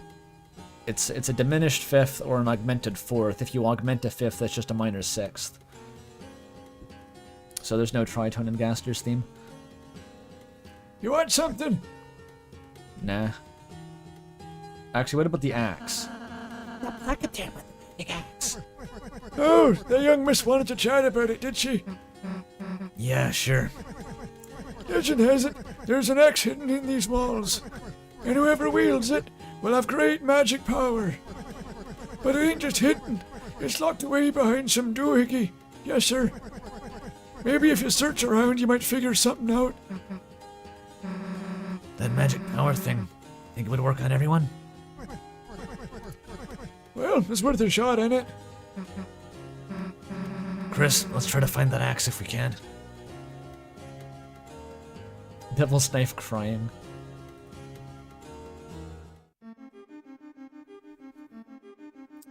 Let's go find the optional melodies to get into the boss fight. It's fun.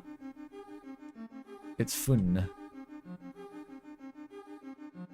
It's not this way.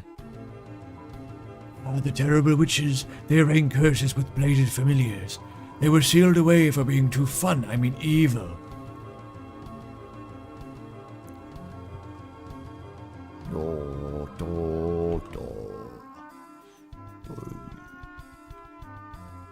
Am I having fun? Lots. Plenty.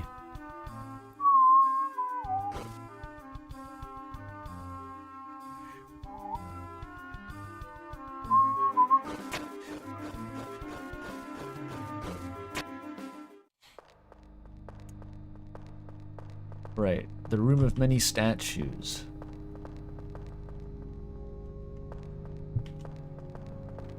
Unnecessarily spooky room.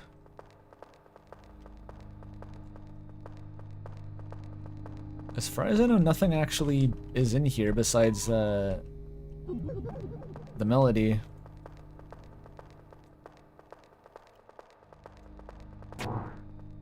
There we go. The dark rooms are kind of scary.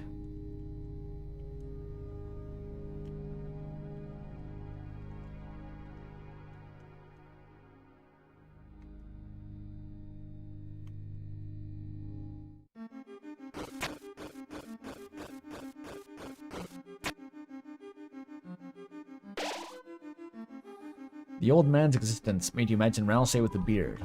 Oh, I already got that one.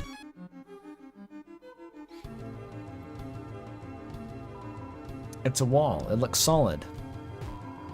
You hug the wall. I don't really get what that interaction is, to be honest. I'm not sure what the joke is.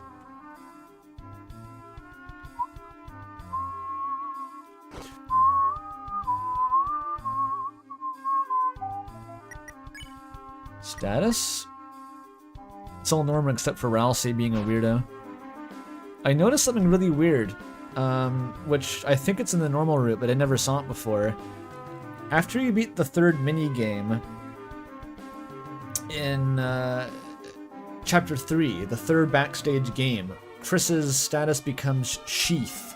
Breath quickens around swords, which, like, what the fuck does that mean? It kind of sounds like an innuendo, actually, but, like, probably not, so what does it mean? Stupid as it is, it's kind of nice that Chris is applying that sort of weird whimsy to their thoughts of him. I missed the first. Oh, I didn't miss it.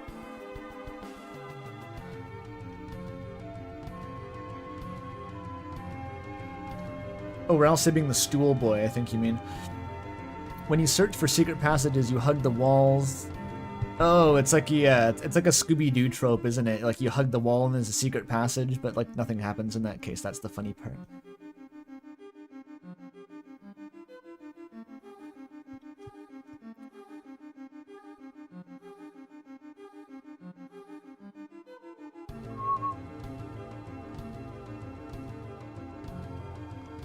Because Chris is only the Sheath for a very short amount of time. It's until the end of the chapter.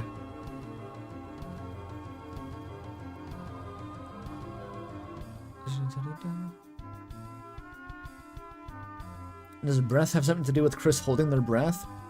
Apparently it's, it happens after you beat the sword route. It's not, it's like before the night fight. If you don't try to stab Chris with the sprite, then the title is Enjoying the Youthful Days. No, I think Enjoying the Youthful Days comes if you go to the egg zone. So there's like multiple things that can overwrite it.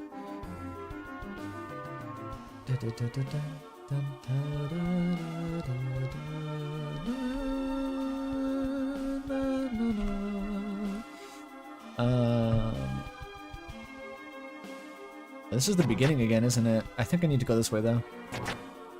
Kinda got lost. Oh, it stays as an ice blazer if you don't attack Chris. Oh, that makes more sense. That, because I didn't do that on my first run. That explains breath quickening around swords at least, but why is it called Sheath? That implies that Chris is like a vessel for... I guess Chris is a vessel for the soul. Maybe the Sheath is in reference to the soul then. It's like a metaphorical sword that is actually a soul, if you know what I mean. Fuck that guy.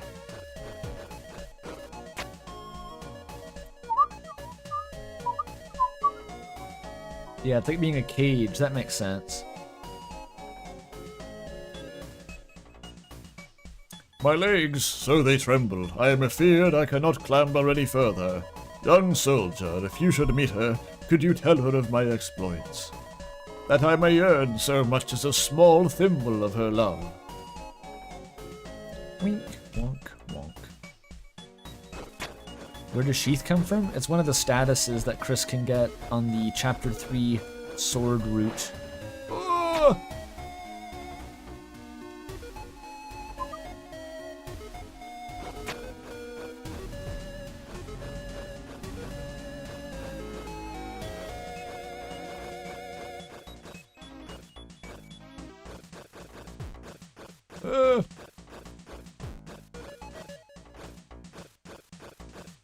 Nailed it.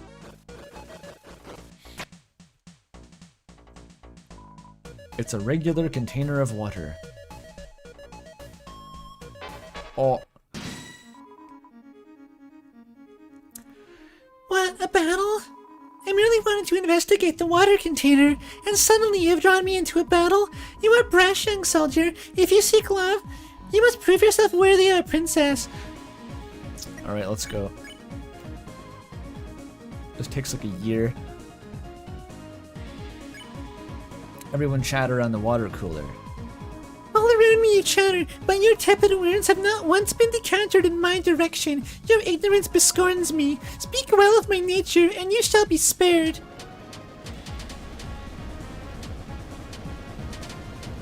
Sona voice is the Elise voice, but I'm just kind of not feeling it that day. That's what this voice is. I'm not going all in on the Elise voice.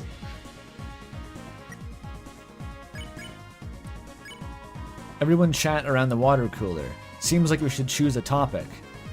Cactuses are better. Disgusting!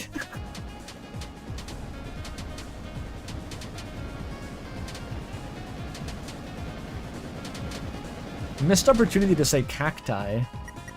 I don't care if it's Latin accurate, just cacti, you know, it's the trope, it's the word that you don't put an S on the end.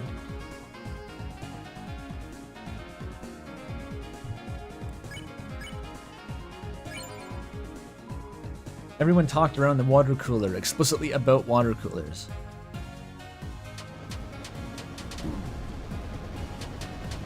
I want to hear octopodes enter common parlance, you know?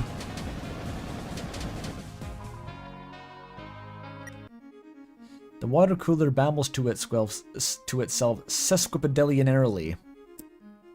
That's a classic.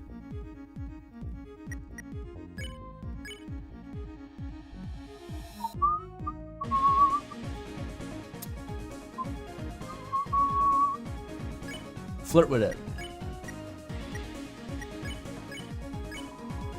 You flirted with the holy water cooler.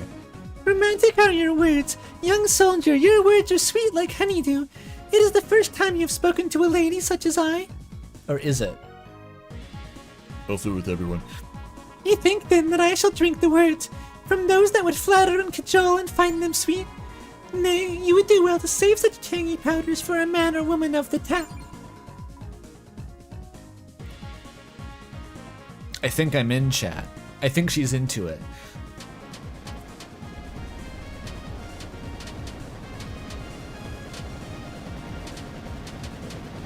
I feel like they patched the size of these fucking bullets hitboxes. They used to feel gigantic.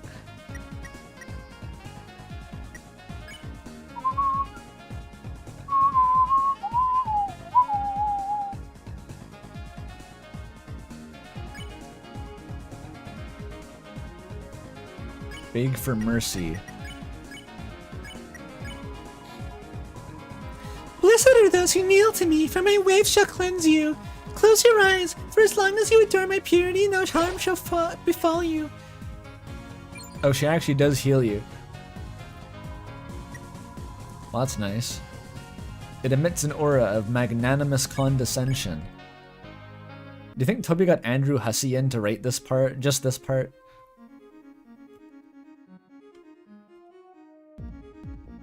Didn't even give a prompt.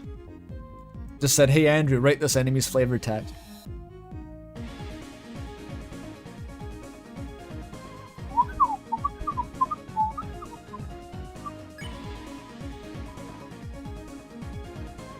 Is that even doing anything? How the fuck do you spare this thing? I don't remember.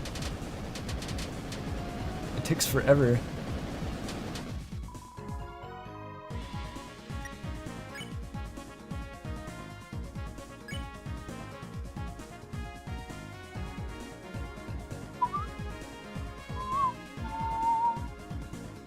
Just keep checking, flirting.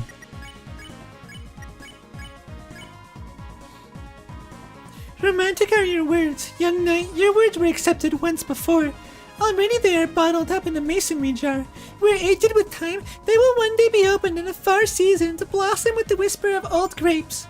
Continue babbling, and the chalice shall overflow into turbulence and lose all meaning. Yeah, she's into it. We're in, boys. I have no fucking clue what she's saying, but she's into it.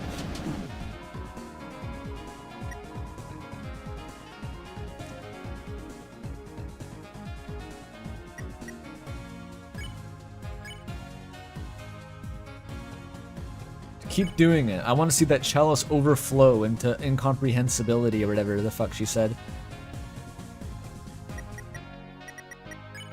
Ralsei's licking the hard water stains. Maybe in chapter 5 there's going to be a heavy water cooler. I want to fight the heavy water cooler. You can drink heavy water, you know. It's one of those things.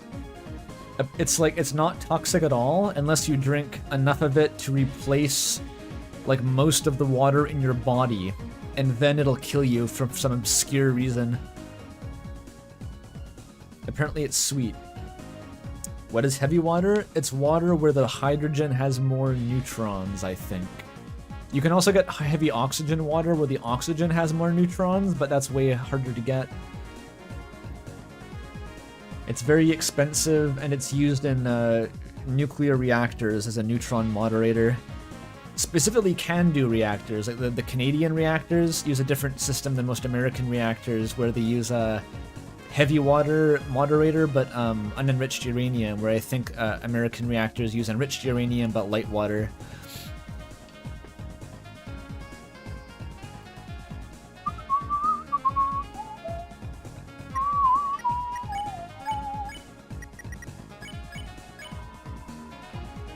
You flirted with the water cooler. Disgusting! Alright, well, It seems your affection has caused some change in my form. Ah, it is breaking.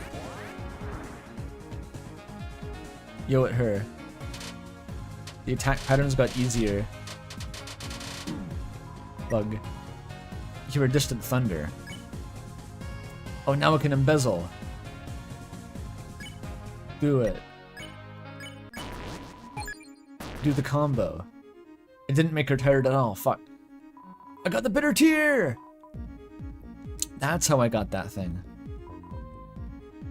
Glory, glory. Maybe it's not easier, actually. Maybe it's difficult. Waves crash far, far, far below. Hang on, is that, like, relevant? Is that, like, deepest lore? Why are they so far below? The waves. Guide you the way through the waves. The conch shell. The sound of the ocean. Image underscore depths.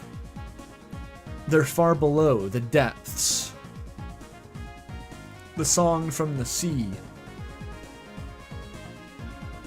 Deep water. I'm gonna take like a tiny recording of this one bit of flavor text just in case I need it.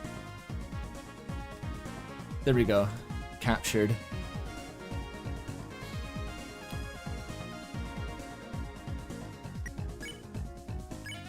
We're getting there. Just fucking nuzzle her or something, Ralsei, whatever the fuck. Susie, I don't know, you be the healer right now. Ralsei nuzzled Miss Mizzle. It works. She got a little bit tired.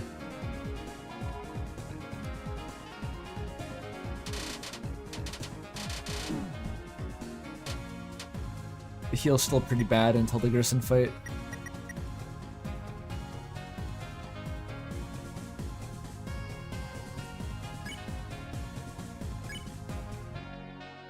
Dazzle the Mizzle.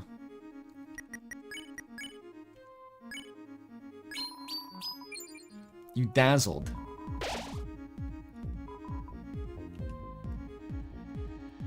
I like the water cooler form better when she babbles sesquipedalianly at you. Oh my god. Alright, clutch it out, Chris.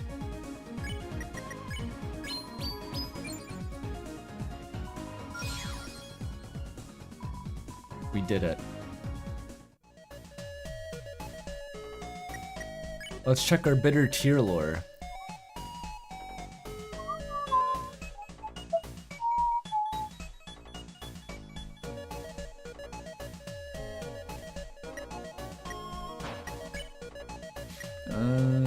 Where the fuck is it?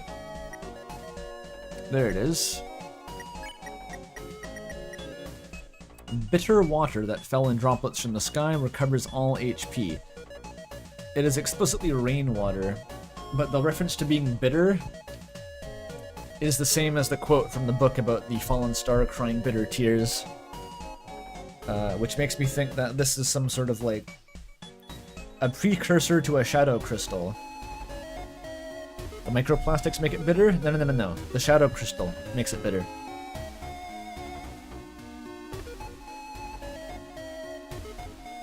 I don't know what Ralsei says if he eats it.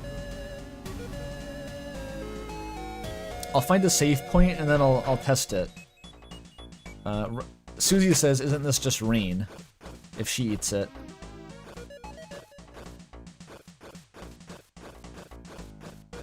There was probably a shortcut down, wasn't there? Oh look, there's a shortcut.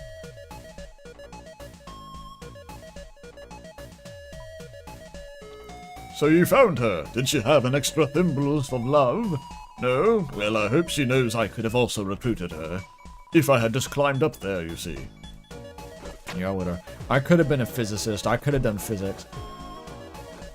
I was really interested in science in middle school. What is this guy doing?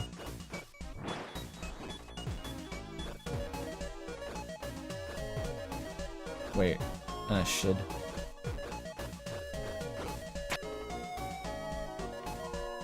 To think our holy princess would join your court. Oh joy. I shall rejoice and throw my greatest powders, electrolytic and few in calorie. Blessed are you who walks with Our Lady, and blessed be your legs, for they have nary a bead of sweat. How can you tell? I'm wearing like a skin suit.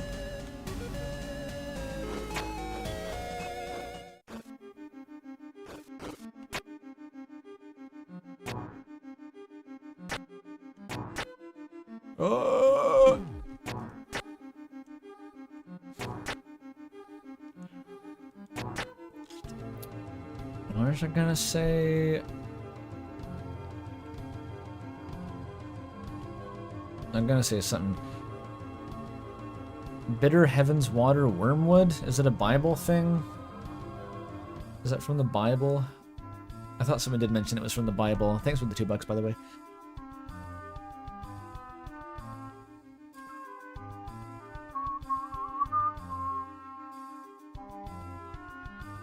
Chat's gonna tell me about the Bible. Found a weird image related to the Devil's Tail you mentioned. An image from the game, or like from Hieronymus Bosch?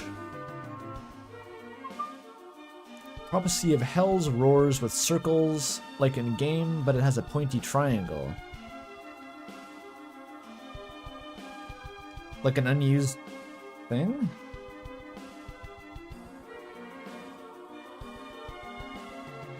With the circles, but with a pointy triangle. An unused version of that sprite with a point on the end. Damn. Well, the link was already there, but that really cements it, doesn't it? I wonder why you wouldn't use that version. He already mentions the pointed tail in the chapter. Why censor the sprite? I'll check on Discord. Hold up. With you in the dark.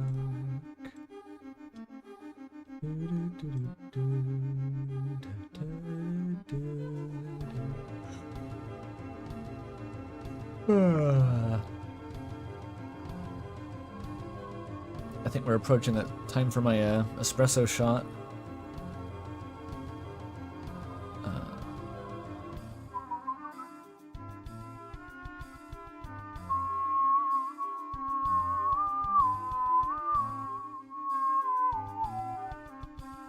Coffee time. You know what? Well, Half-Bread sends that. I'll get my coffee. I need some coffee. BRB.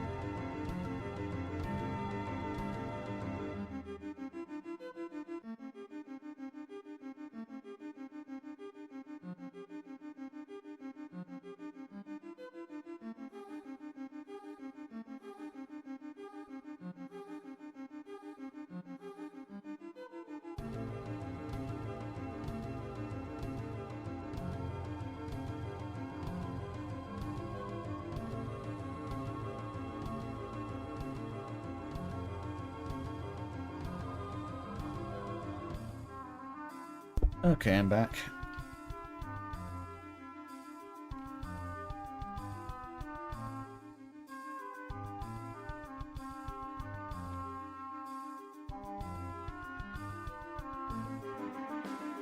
And that's the spray.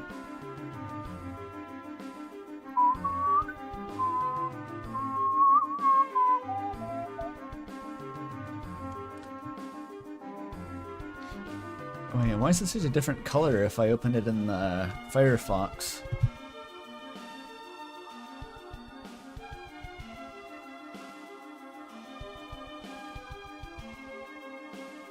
It's this thing. It looks darker on Discord. But that certainly is a pointed tail.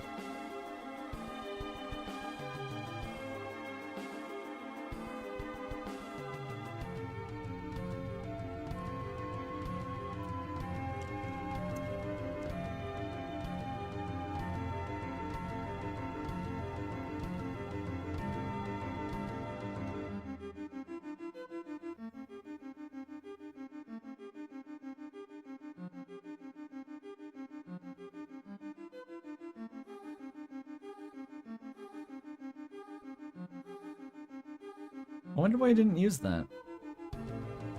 Because that's the pointed tail. But there's nowhere anyone knows of in the game where this actually shows up, as far as I'm aware. There's a version of it without the point.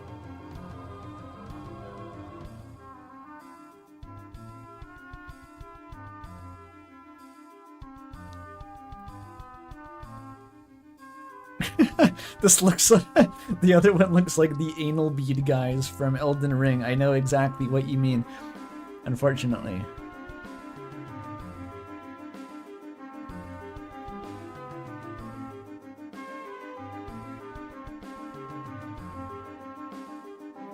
In the third sanctuary? Well, there's a version without the point that appears.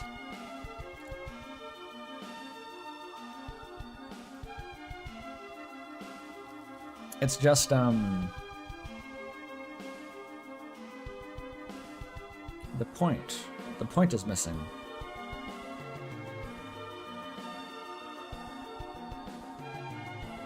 Anyway. You've all seen it.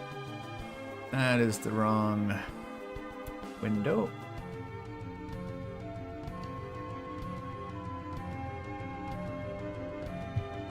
Let us resume. Actually, let me drink my espresso before we resume.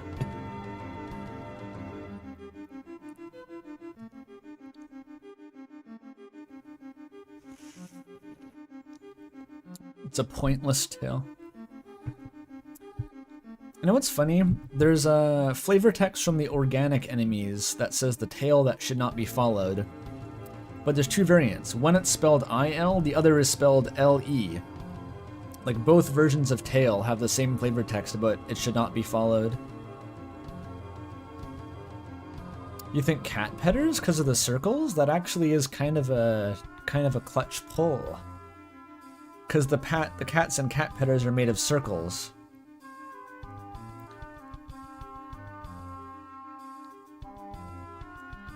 How the fuck would that? Because this is something they encountered in reality, ostensibly.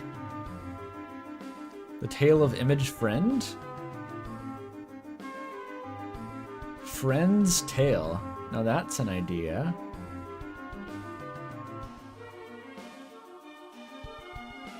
Oh, it says the tail must be followed? If it's ALE, it must be, and if it's AIL, it must not be. Oh, did I just read that wrong? I think I read it wrong.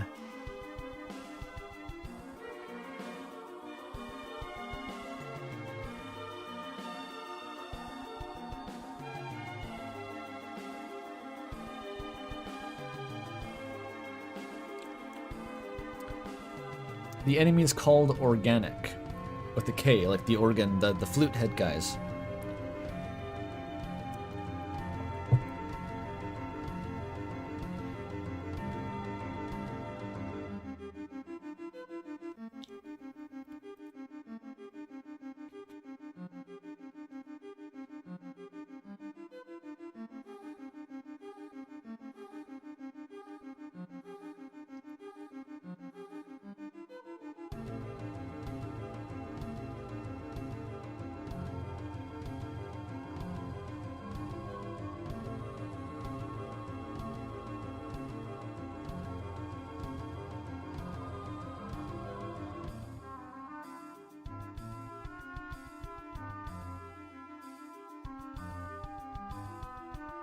I'm eating a biscuit, sorry.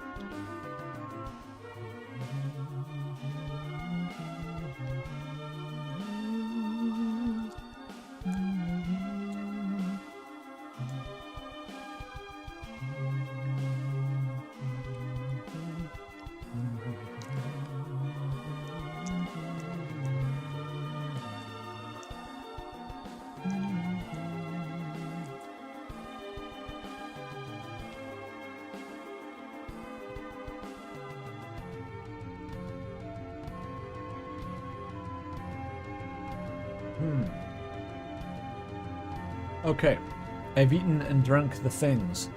Let us continue.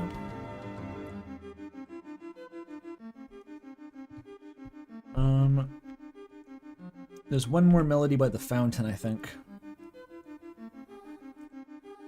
Good thing I did all this last night. It's fresh in my mind.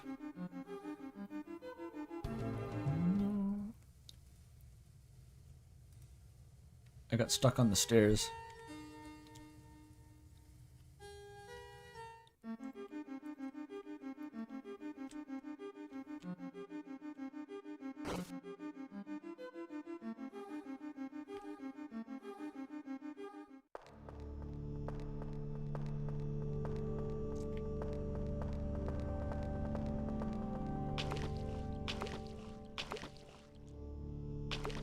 I've heard you can remove the AI summary with uBlock Origin if you like block the element.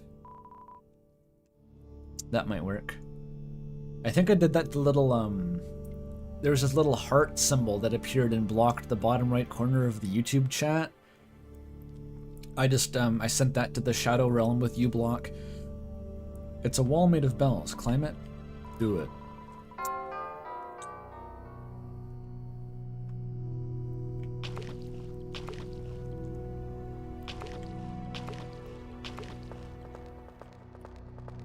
I literally don't know what the fuck the heart was for. It just kind of sat there and like blocked messages occasionally.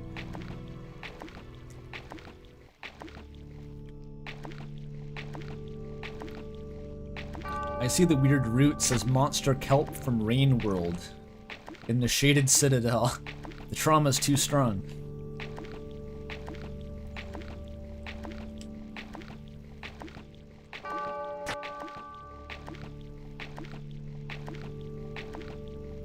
Didn't I go this way?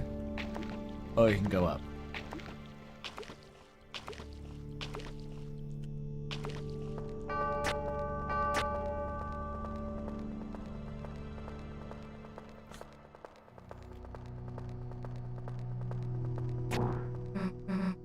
We finally got to the end of the stupid room.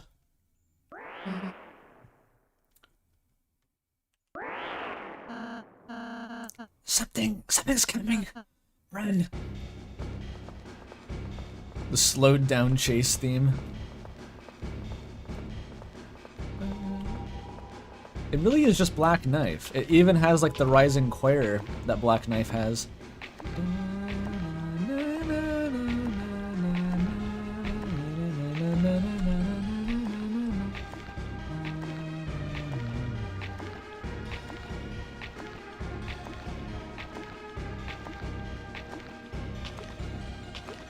Close behind me, they're fast on my ass. Hey, wait a gosh darn minute.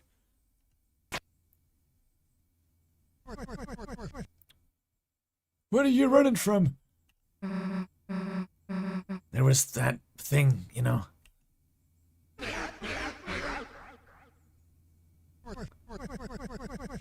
Hey, no, I was just about to have some tea. Feel free to join me if you like. Sure. Yeah, they're Titan spawns. If they touch you, they just deal a bunch of damage. Nothing happens besides that.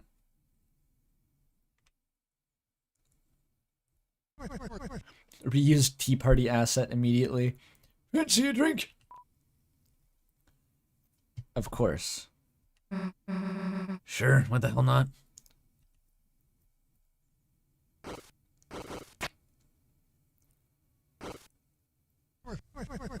So you three have had a mighty journey so far, have you? Yeah, I guess you could say that. Well now, how about telling me about your adventures? Hey, Ralsei, would it be okay to tell him that? I don't see why not. Sure, alright then, listen up. They never actually have any tea in the tea parties. It kind of bugs me. Susie animatedly explained all of your adventures so far.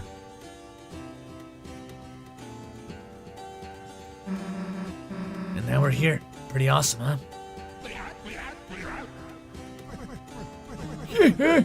Yeah, what an excellent tale.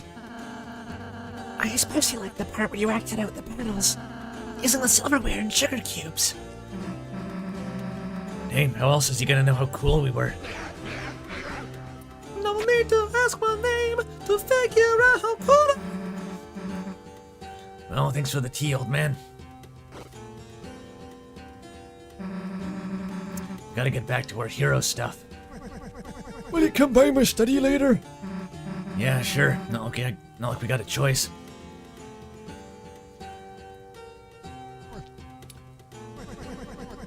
Ain't no better story than one told with sparkling eyes. She ain't got no fear, that one. Doubt, irony, that's what poisons your story. That and too much predictability. This is Toby Fox just like channeling himself through the funny green turtle. He's not wrong. So, young man, what do you think happens next? I guess we all just have to see.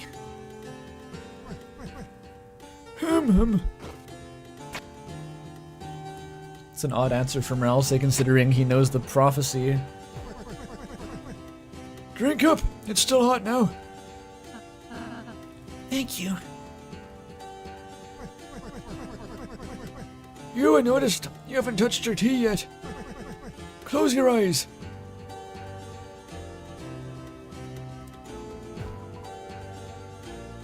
Thunk. Sounds like someone put another sugar cube into your tea. Drink it. You sip the tea. It's very sweet. You drink it slowly, feeling a warmth spread across your body. Until only a thin, sticky syrup is left cold at the bottom. That's the nice thing about tea. You can always count on it. Right, young man?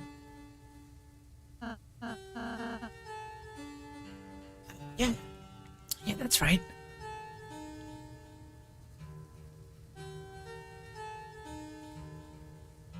Not if it rots.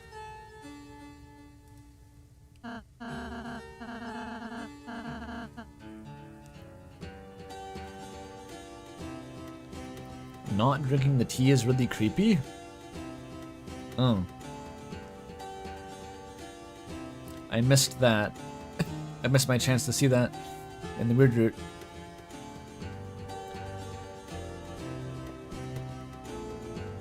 Chris, whenever you want, I can make you tea as well, with lots of sugar. No, even if you don't especially ask for it. And What did he mean by this? when did the old man leave?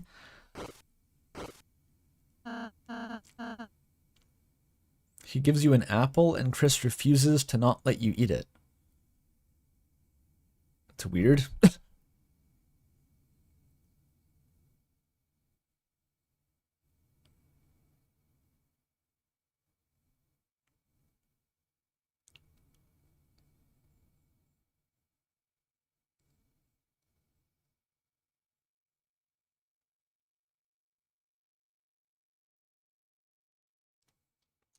I'm gonna have to look that up. Yeah, to see if the apple's a symbol for Toriel's alcoholism. Anyway, let's go, Chris.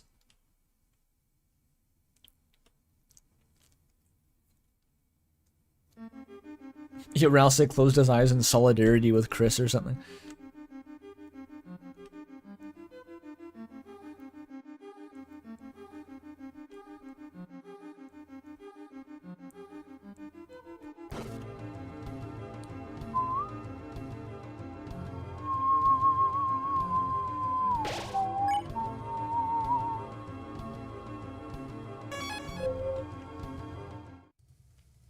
Chris eats the core in the weird root.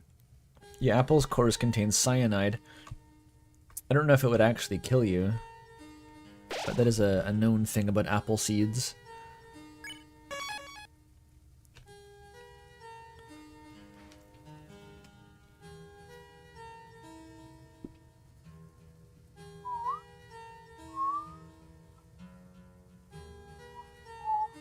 Oh, they don't kill you? Nice. That's good. I just ate 30 apple cores, so I was kind of nervous.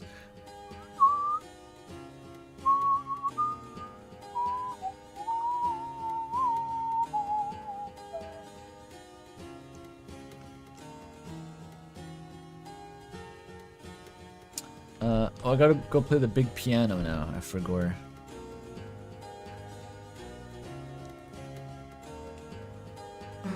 Oh, this is plot progression door. Alright, we're finally almost back to the fountain.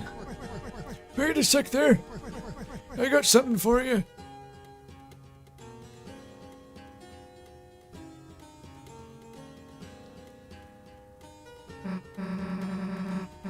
Thinking of Noelle makes you lose HP in the light world? I did notice that Chris didn't have full HP, but I didn't know why. Strange.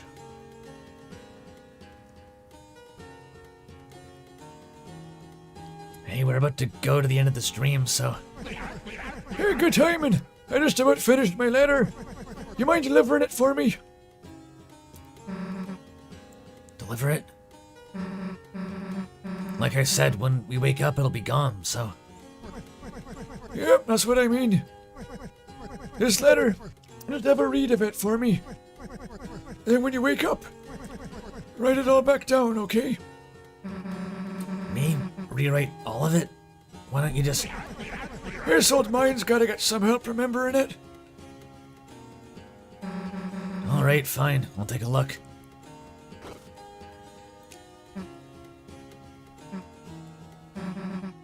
Okay, got it. I, might miss a few things. You sure you want me to do it? As long as you get the point, the words don't matter. Okay, sure.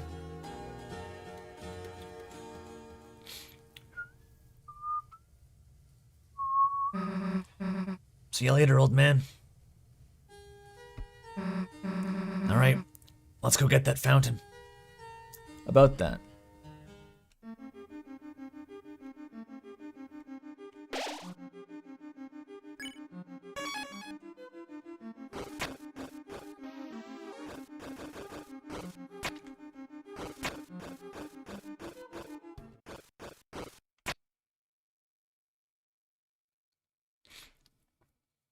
Gerson talking to Chris in the weird room. I'm pretty sure that's just him recognizing that Chris is going through it.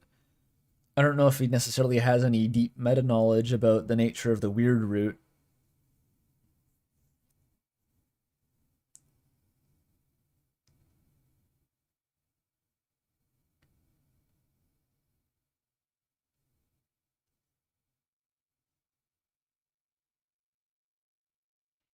He mentioned relationships and other things. The relationship isn't weird root specific though, as far as I know. I think it's just if you say you're going nowhere, which is true regardless, because you'll be off the back of the scene from the holiday house, which is, it's either the horrifying scene in the weird route or it's the slightly less horrifying scene in the normal route of Chris trapped in the closet getting roasted by Susie and Noelle implicitly. It's only in the weird route.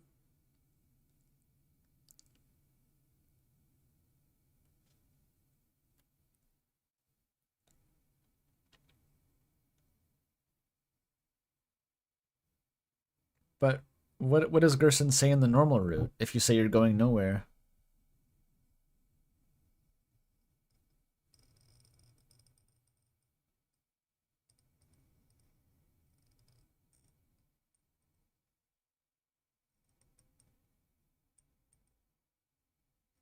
They say that too much cold is gonna kill them? I didn't get that in my Weird Root playthrough.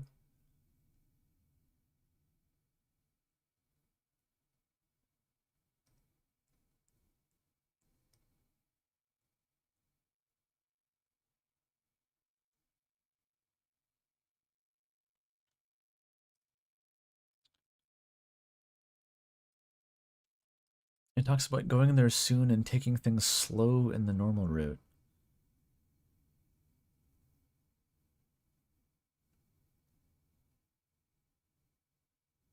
What?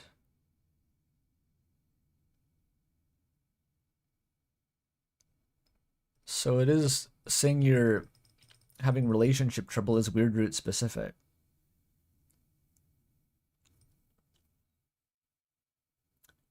Yeah, Gerson mentioning cold isn't in there. I don't remember any mention to cold. In the tea party scene, he says, you're just going through the motions. And if you say you're going nowhere, he says, I've seen it all. It feels like, oh, he does. He says if things go cold, it feels like the world's ending. That's his choice of words. If things go cold, which is like, in that context, it's referencing a relationship not working out. Which I thought that was perfectly in line with the normal route, honestly, because Chris is right on the up the back of getting like firmly third wheel zoned with Susie and Noel. I thought that's what it was referencing.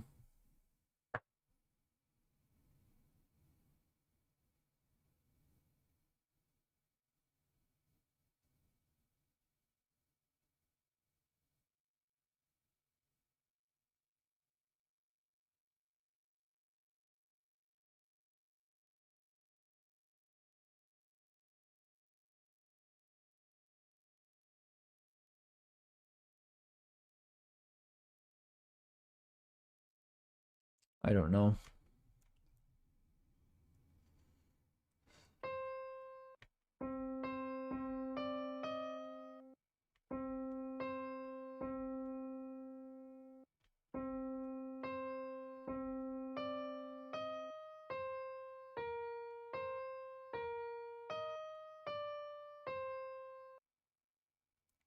I thought it seems like that's supposed to be related to Gerson's theme or something, but I don't recognize it. The first part is weird.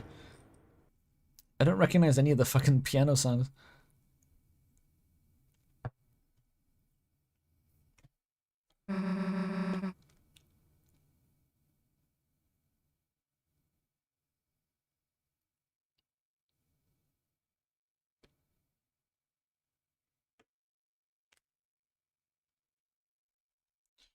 Did you just hear something? It sounded a bit like a fireplace opening up. Dude, too specific, but yeah.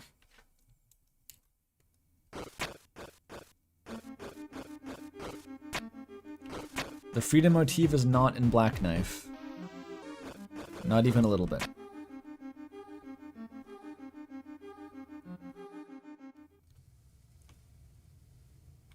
Sans is gonna pop Asgore between the eyes with a 9mm. My shooter a crackhead. You look like Sans Undertale. Actually, let's get my... Wait, Gerson doesn't even make you reload if you lose, but let's get Susie maxed out here. Mystic Band is actually pretty good. And the Devil's Tail. Wait, does Dealmaker increase magic too? They both do. Alright, Ralsei, I'm taking your puppet clown costume.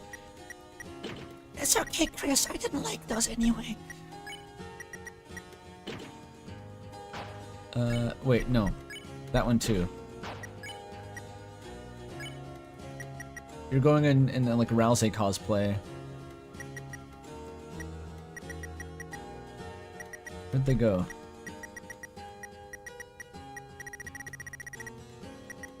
There's the Dealmaker. That's a lot of fucking magic, oh my god.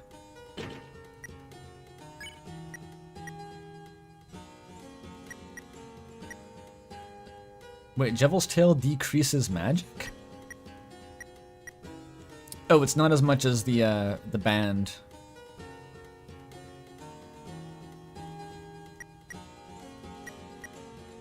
Honestly, the band's probably better. Healing is like basically the meta in this fight.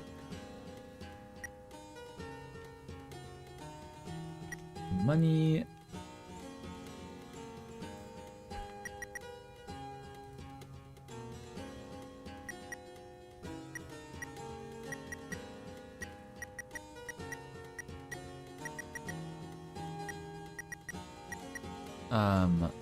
Where did my thing go?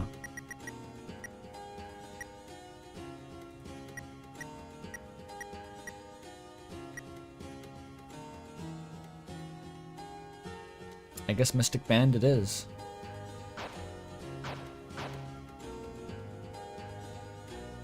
Let's do it. Damn, so this is the magic axe, huh? You got. Wait a tick, you gotta pay for that.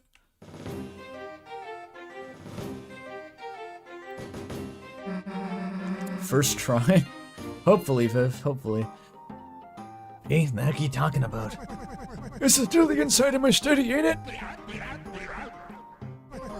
Nothing else was free, so why do you think we'd start here? Huh, good one. I'm taking the axe now. Don't think I'm serious? Check the price tag. Huh? The price? What? It says it costs, 1 carillion gold. Hey, hey! Didn't realize it was still on discount. But I know. You worked real hard to get here, so how about a trade? If you and you alone can best my challenge, I'll give it to you for free. I knew you were gonna say that. What do you want?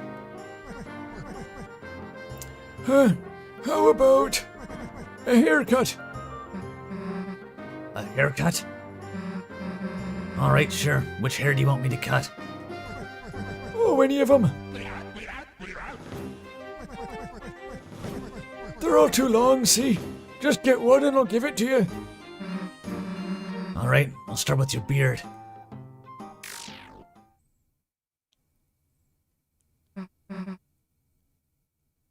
He's rolling his head like Muhammad Ali up in here. Huh? Stay still.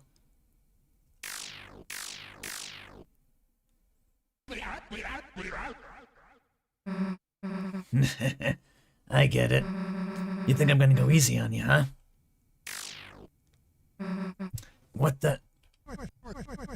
So you want to get serious, do you? Then tell me first.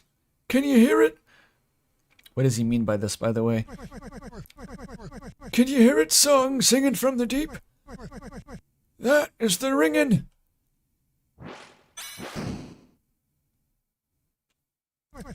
Of the hammer of justice. The song from the deep was the Hammer of Justice? Is it Undyne's theme? Like, how? Why? How does it work? Susie can hear it if you go to the ocean at the end. Is that why only she can hear it? Why is it specifically Gerson? Why the lake? What is the relationship? Whatever. Just listen to the nice music.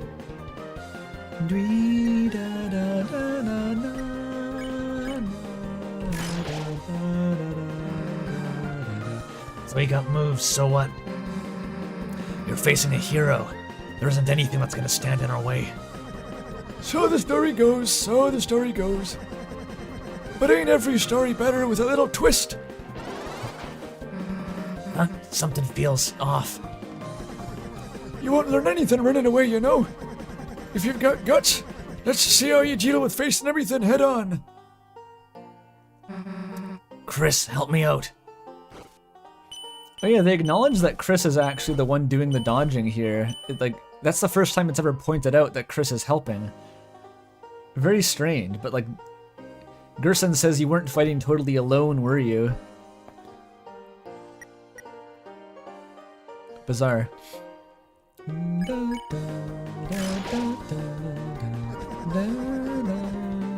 As long as you're green, you can't run away. Unless you face danger head on, these bullets will do you in.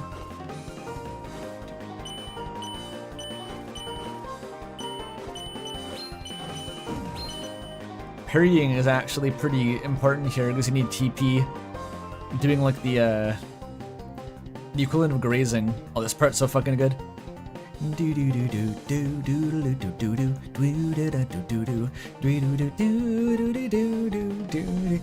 Freedom motif with the jaw harp. It's just like, damn, he's popping off here. It's such a confident rendition. Did you ever hear that old tale? Yes, the old tale based on the prophecy. Lord of the Hammer. I think I heard about it. What happens?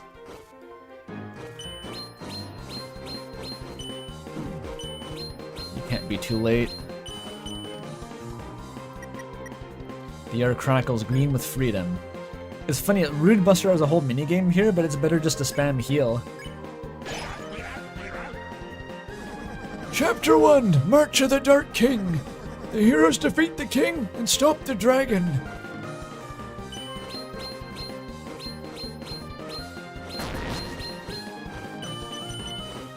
Fucked up that it goes diagonal here. I guess Rude Buster is more efficient per TP.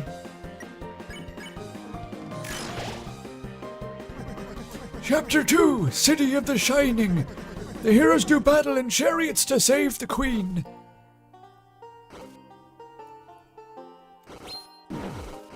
Fuck. There he is. I'm fine.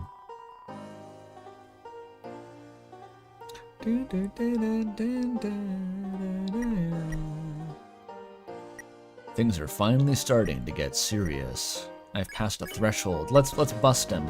Makes me feel good. The animation is really good. Chapter 3, Isle of the Northern Light. The heroes travel among the islands and catch a glimpse of a lost land. So these are obviously all the different chapters, including chapter 5 foreshadowing later. Fuck. This attack is very random, and how easy it is to dodge. I'm not doing so hot. Northern Lights reference to the weird route, yeah. Chapter 4, Trial of the Holy Hammer. A great smith gives the heroes a terrible weapon. This attack is the fucking worst. Sometimes I went like just fucking Neo from the Matrix once and dodged everything. I don't know how I did it. I guess I'm kind of doing it now, actually. Okay, never mind. You just have to feel it. I'm gonna save up for the heal. Chapter 5, The Fields of Pink and Gold.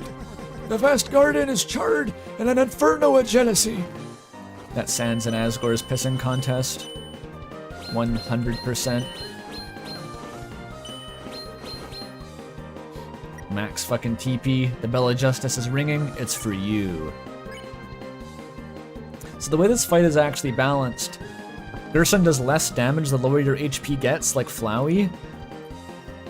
And that means that doing the heal actually becomes incredibly efficient when you're on low HP. You'll spend the entire fight with like less than half health, but your heal actually is the equivalent of like a max heal. It's really cool. What happens next? Who knows? There was only ever one more chapter after that. It all stopped. Or after that, it all stopped rather. Kind of different meaning.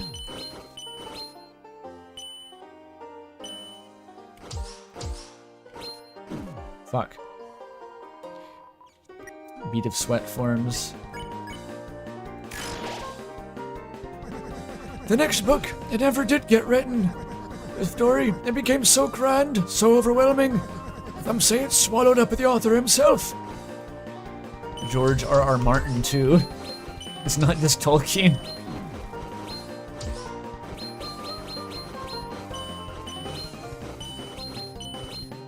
Nice. Still not enough for the heal, though.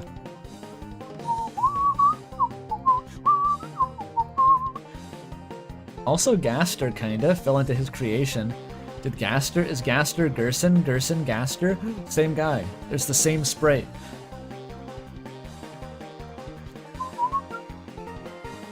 Oh, you can press the same direction to bump the axe for parries? I didn't know that. That's hype.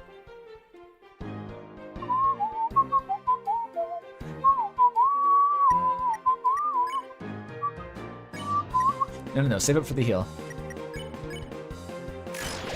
But never stop attacking. The ones you could write the next, the youth. The pen was lying there for them to pick up, to make the next page. They never did. Oh, it totally works. That's way safer. Fuck. This actually has a tiny hitbox. I'm still alive. I lived, idiot.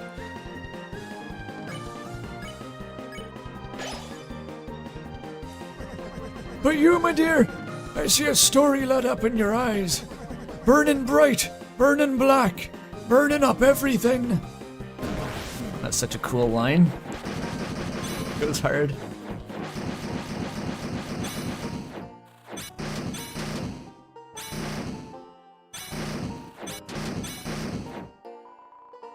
I've memorized that attack.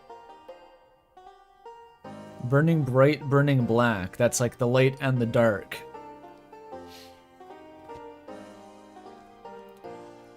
Burning black is also channeling the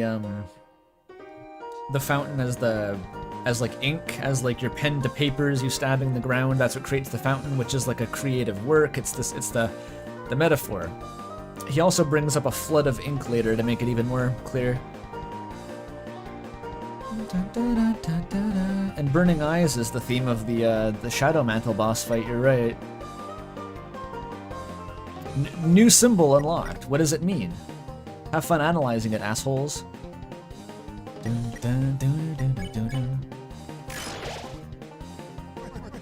The bell's ringing now. Seems we've reached the final rounds. So how do you think it all ends? No, how do you want it to end?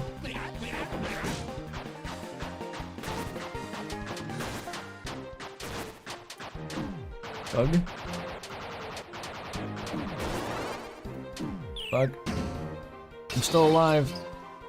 The bells ring in justice. The justice is an odd motif to bring in here. No one talks about justice. An ending, huh? If I could choose, I guess I wouldn't have an ending. It's better if stuff just goes on forever, right?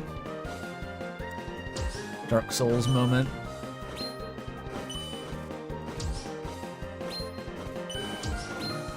Actually fucked up. I don't know how to block that. Never have, never will. Oh, but now it's time for the heal. But there's one thing that can... Oh, I skipped his cool line about... With the bells ringing in their justice, you speak now of eternity. Hold on to that thought, girl. But that's the line that I skipped. It's one of my favorites. But there's one thing that can overwrite the dark. A white pen known as hope. Miss, I believe this is what you hold. Me? Nah, Chris has the pen. My weapon's like a hairbrush or something. Is that so? Is that so? Yep, now shut up and give me that axe.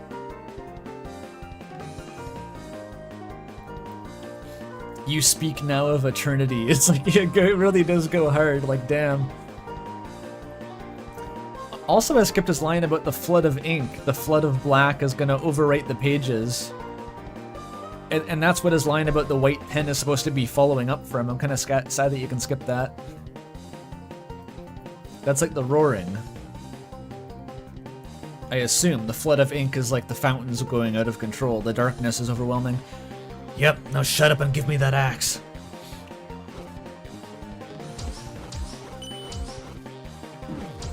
This fucking attack, dude. God fucking damn it. Okay, just clutch up, clutch up, clutch up. I did it. It was first try. Alright. Alright, I figured it out. You want to see what I got? Then take this. You missed. That's so good. This whole fight was handled so well.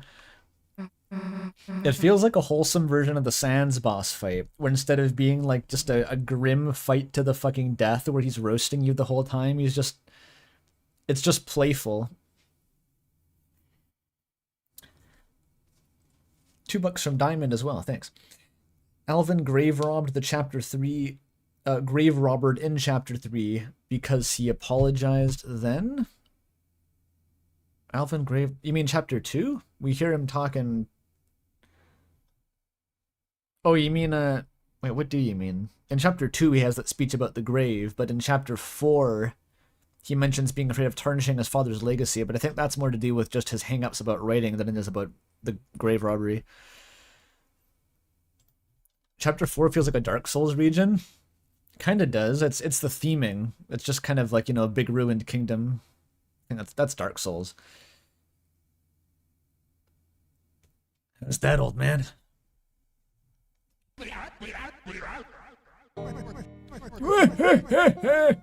That was the most fun I ever had. See how I used my healing just now?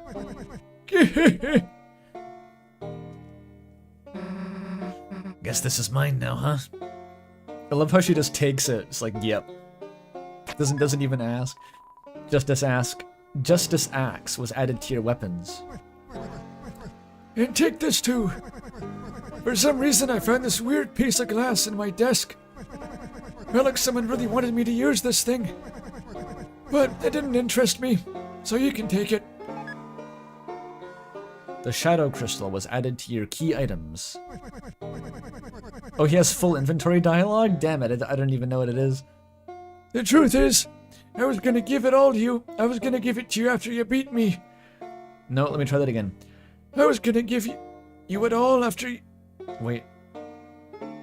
I can't read this. I was gonna give you it all if you beat me or not. But whoomph, you actually put up quite a fight. This is the first time I've done it first try. That's unique dialogue. Well, maybe you're losing your touch. Oh, far from it. You weren't truly fighting by yourself, were you? Huh? Oh, you mean Chris? Yeah. Guess I kinda needed their help to win. Well, don't sell your own skills short either. You're really something special yourself. You weren't bad either. Now go enjoy that axe. Alright.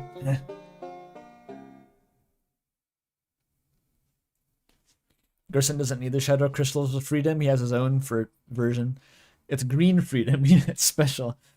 Yeah, Gerson already has his own freedom. He's got so much fucking... He, like, leveled up his Volition stats so incredibly high. And all of his stats. His Disco Elysium stat sheet is actually maxed out right now. This is what, like, a level 99 Disco Elysium protagonist looks like. He doesn't need Shadow Crystals.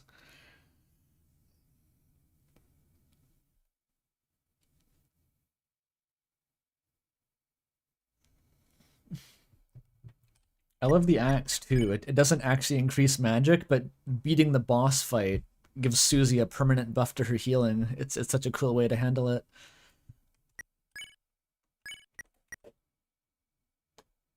It's like Dark Souls. The player levels up, not the weapons. Except the weapons also level up, and they make a big difference.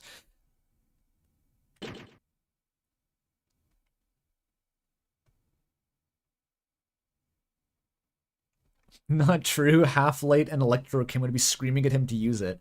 No, it's okay. He has high Electrochem because he was on LSD for the entirety of the 60s. And Half-Light is his, like, you know, intuition that lets him dodge the attacks, but his level 99 Volition stat just kind of crushes them down and stops him from being a nuisance.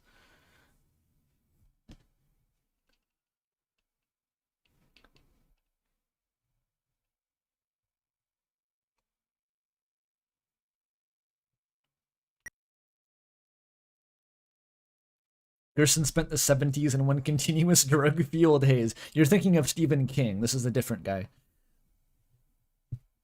If you're supposed to be Tolkien, then he's like 120 years old or something. This guy's really fucking old. Is Mr. Plinkett old? Alright, take the fucking deal maker off, by the way, Susie. Take the royal pin. That has a magic buff.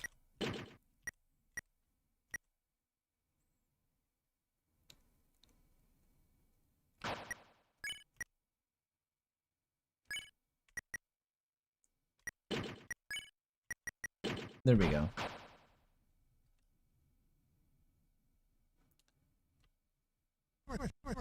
Well, I'll be seeing you around now. Yeah, I guess we will. This was a lie.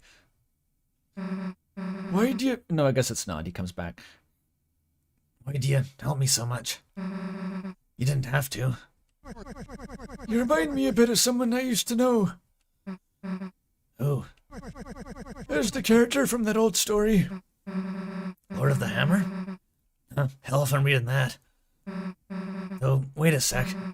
Isn't that what Dragon Blazers was based on? Yep.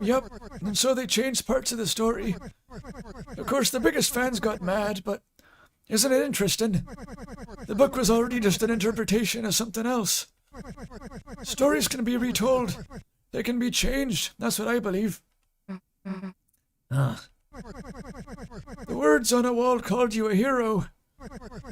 Whatever you end up being, I'm sure it'll be tremendous.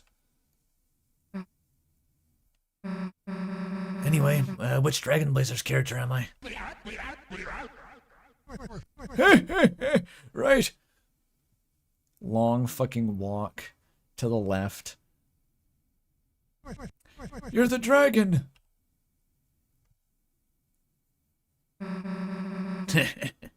That's what I was hoping.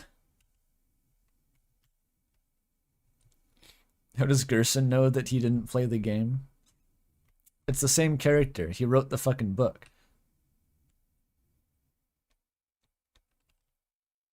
Let's quickly break all these statues before you go.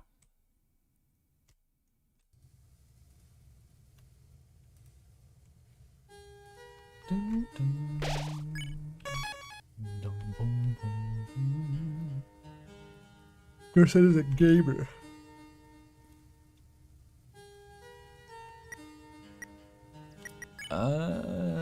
I don't really need any items. That's the hardest boss left. Maybe he did play the game. He probably did, actually.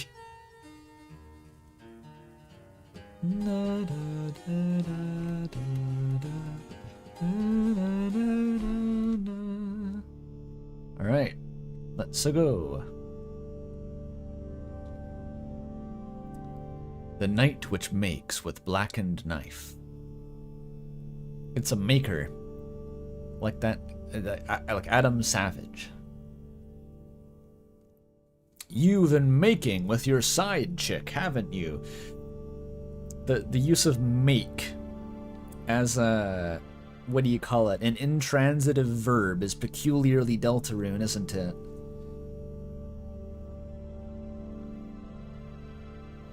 It has this ominous vibe. It's like when people say using to refer to like people, substance abuse, like what is just making? Fountains, I guess. Maybe something else?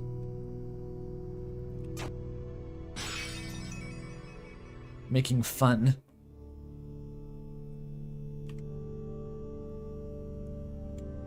It's back. Confirmed. The knight has 5 fingers. Time to count all the fingers.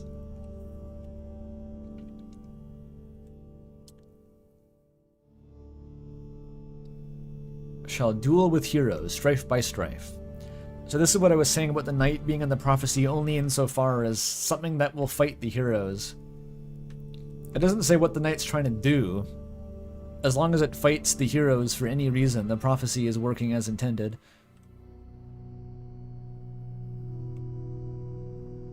It's gonna be this long conversation about Noel about how Des had 6 fingers.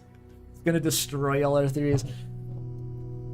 What am I gonna do? I'm gonna get some of the iced tea that I made earlier. Ooh, goody, iced tea, delicious.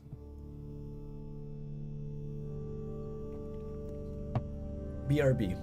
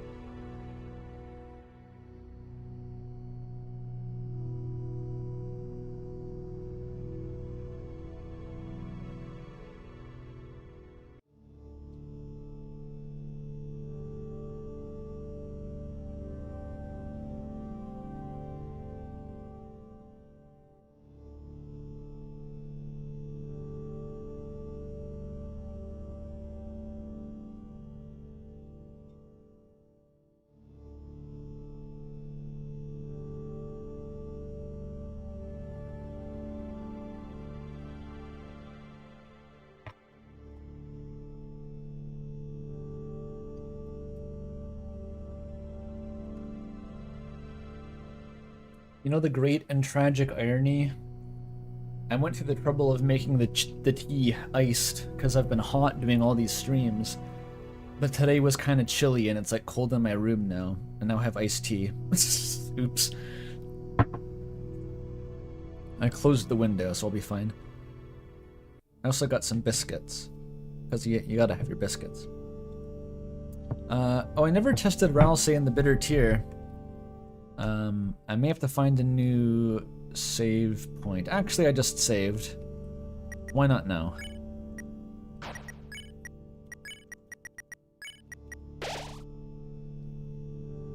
She doesn't say anything.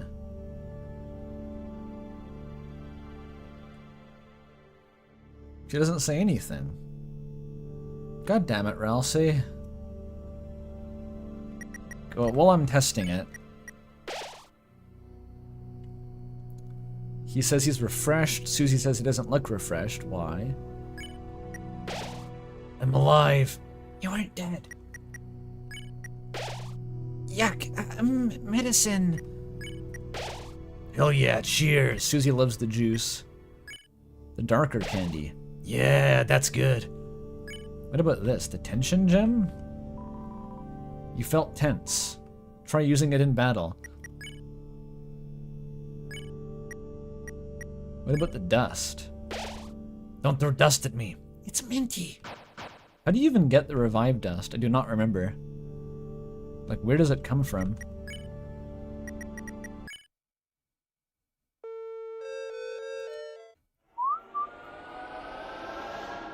Chapter 3... No, Chapter 2.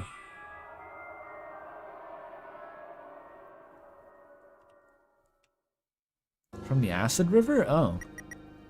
I probably never noticed that before.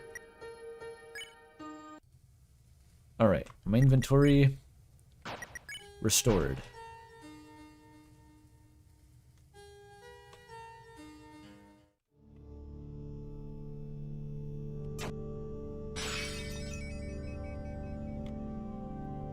Why are mints the strongest healing item? I've wondered about this sometimes. I have no idea. Why, like, mints aren't even the, like, no one really likes mints. They're, like, the least desirable type of candy.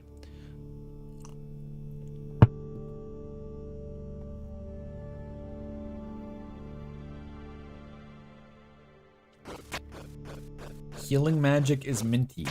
Oh.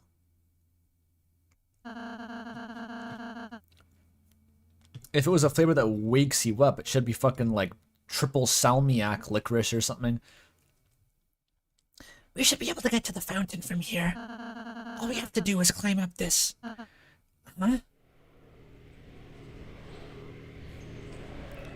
She's just T-posing there for the whole fucking chapter. She's just waiting around. She's got like a Game Boy Color, like hidden behind her body here.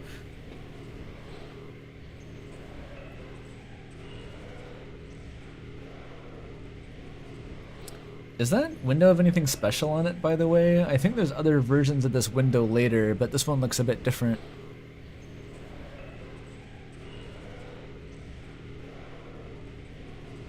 Hey.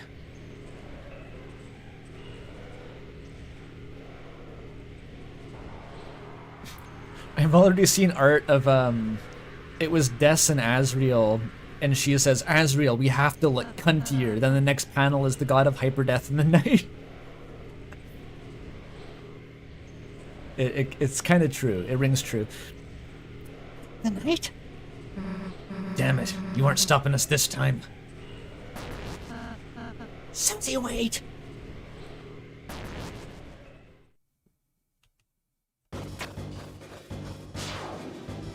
I like how much mileage they get out of the climbing mechanic here. It's surprisingly mechanically engaging thing for an RPG. Usually they kind of slack off on this.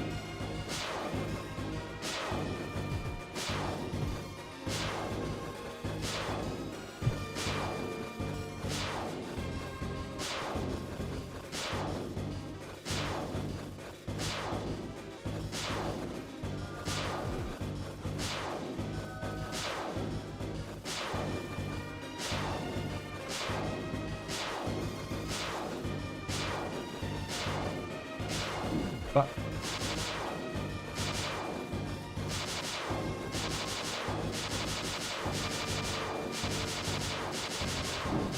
oh god damn it. I'm fine. I lived. Susie, don't! Also a lot of mileage out of the chase theme. True. At least it's using the right leitmotif now. What? And just let this loser get away? She's very smug, yes. This is purely vibes based, but I kind of also don't think the knight's mannerisms make any or have any connection to Carol. It's beating a dead horse at this point, or a dead deer, but it's alternately like smug as fuck and like animalistic. None of those traits really seem to apply to Carol's famously low charisma.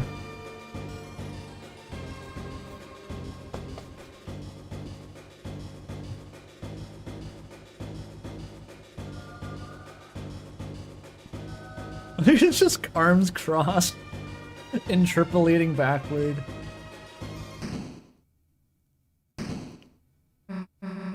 Margaret Thatcher could not have that much aura, exactly. Margaret Thatcher is dead. Ding dong, the wicked bitch is dead. Shame the IRA didn't kill the bitch. Bruno is going to appear on screen once Carol is finally defeated in Chapter 7. Carol Holiday has fallen down. Yeah, I'm not going to improv a new version of that on the spot.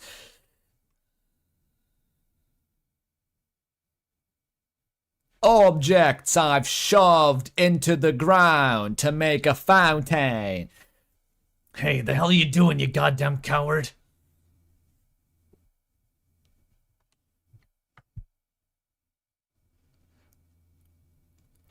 How is it open here but then locked in the light world? I don't know. Maybe if you know how to close a grand door. Well, no, doesn't the grand door close behind you in Chapter 1? And that corresponds to the door in the light world actually being locked later? Seems to be a thing you can just kind of do. You can close doors in the dark world.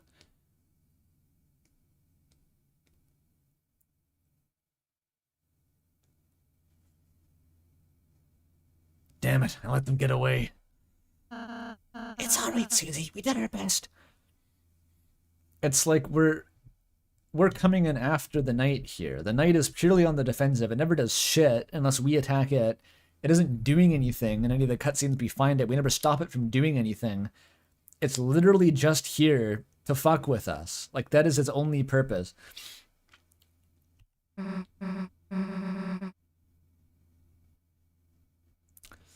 Yeah, but it's not good enough. Every time they're just one step ahead of us. It's almost like it's following some sort of prophecy where if we keep letting them get away, then how are we going to protect Toriel, Undyne, anybody?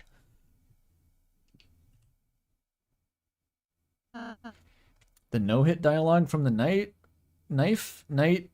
Doesn't Chris just cough? Isn't that it?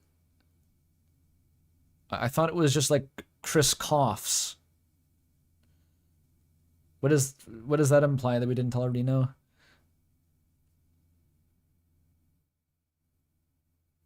That just seems like BM.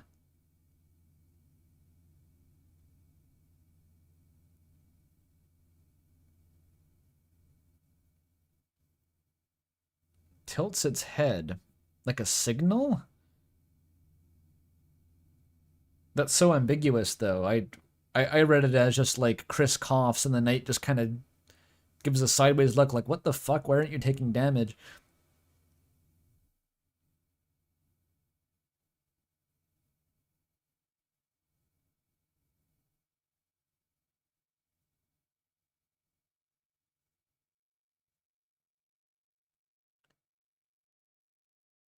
Chris is telling her to end the fight?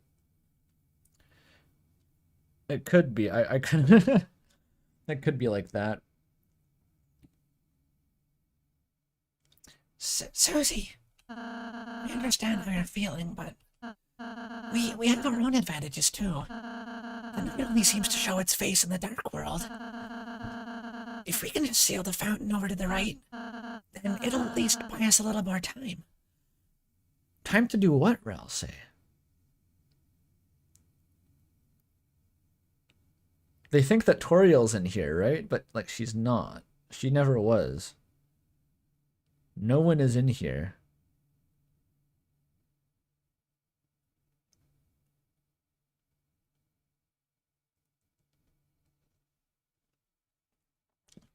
The cough was what the player heard, but Chris actually told the knight that this is going on YouTube. Right.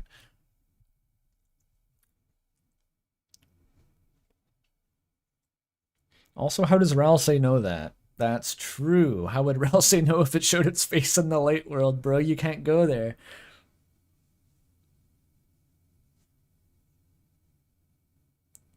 How does he know?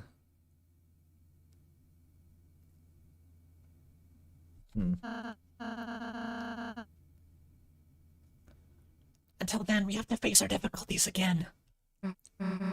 Yeah, you're right.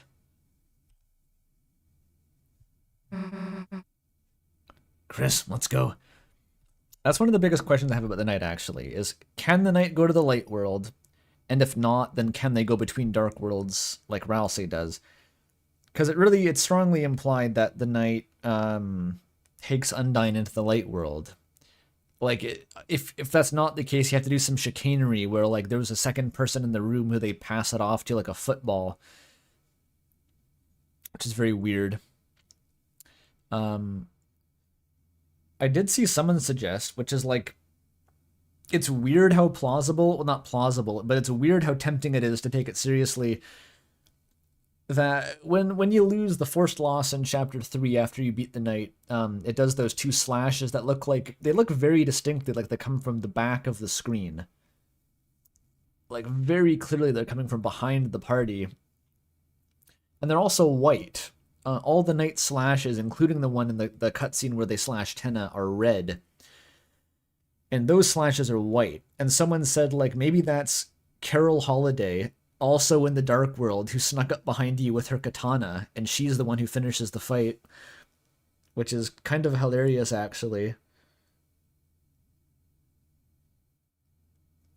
Because I suggested it was Chris. I'm like, Chris betrayed them, maybe? Carol was camping there.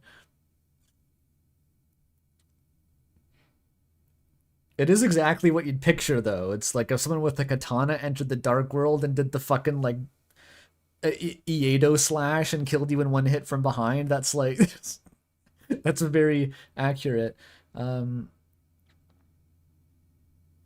Chris looked hurt, too? No, Chris never gets touched. Chris kneels down, then it just cuts to them sitting. Chris was just acting.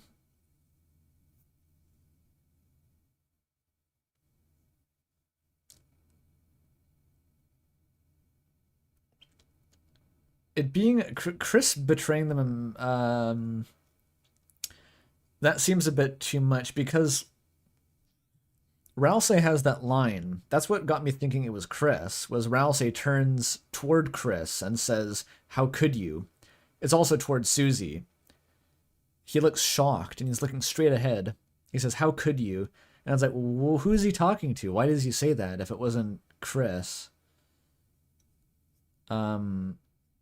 But then immediately he also gets like blasted and never mentions it again. And it's like, did he get amnesia? Or was it not Chris?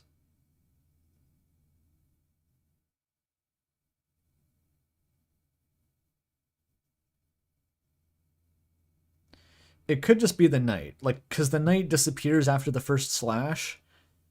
It does seem like it was a literal teleports behind you, nothing personnel kit attack, because after it fades back in, the knight is no longer visible. Weird that it comes from behind, though. That's such a specific detail.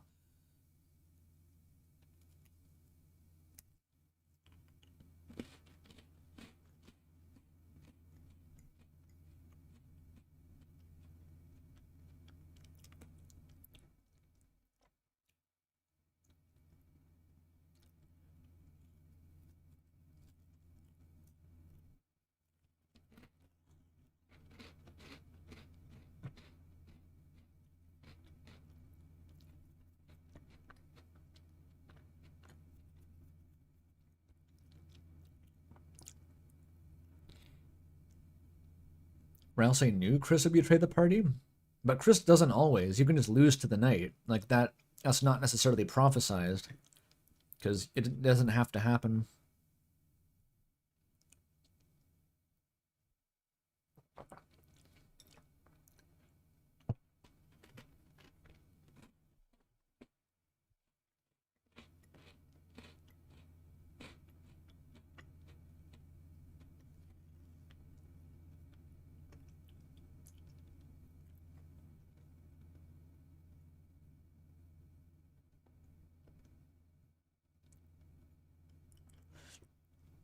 If the knight is the black katana, that would mean that it's a darkener. And it would mean furthermore that it shouldn't be able to create a fountain. The knight being a normal darkener seems to be ruled out by the fact that they make a fountain. Katanas also don't have antlers, usually.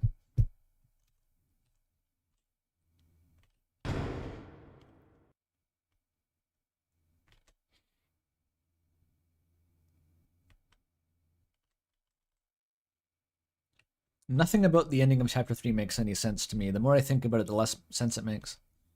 Oh, you're not supposed to go up there.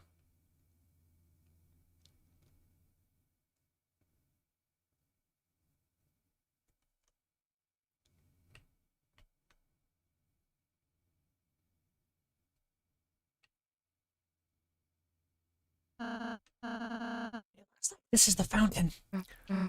Yeah, I guess this is it. Whew. Chris, Susie, I suppose I'll see you in the castle town. Yeah. Why does Carol have two fucking katanas? Let's have another tea party or something. Yeah, sure, Susie.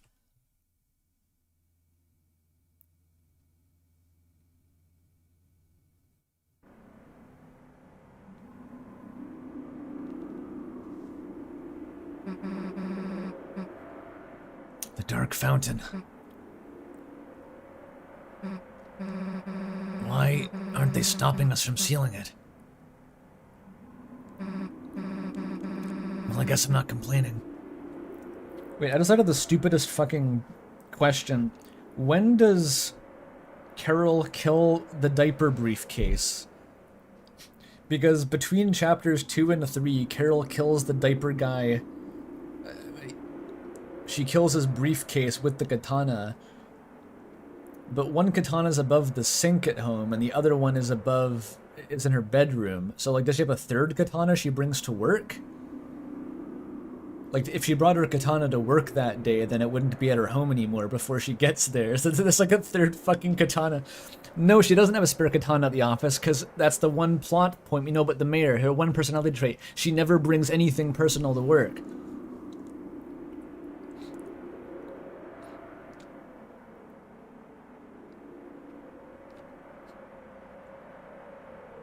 She open carries the katana and then keeps 2 katanas at home for self-defense. She has a separate work katana.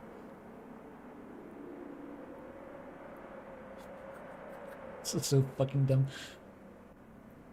I love how out of nowhere the lore about the katana came from. Like, that could have been foreshadowed, but no, it's just like in chapter 3 it suddenly became the case that she has a katana, and it was never mentioned before. $2 from channel. She wields them like Zoro. I hope so. Like I'm thinking let me solo her.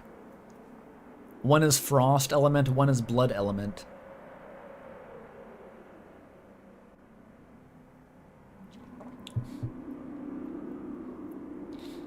The dogs never mention the katana. I'm pretty sure they just allude to the mayor doing something which defeated them. Which in retrospect, that's a katana. But they never mentioned the sword in particular.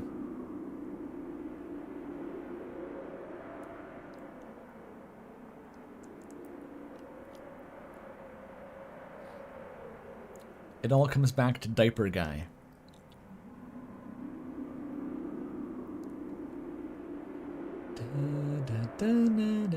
The tiny ass fountain? It's like a little fountain.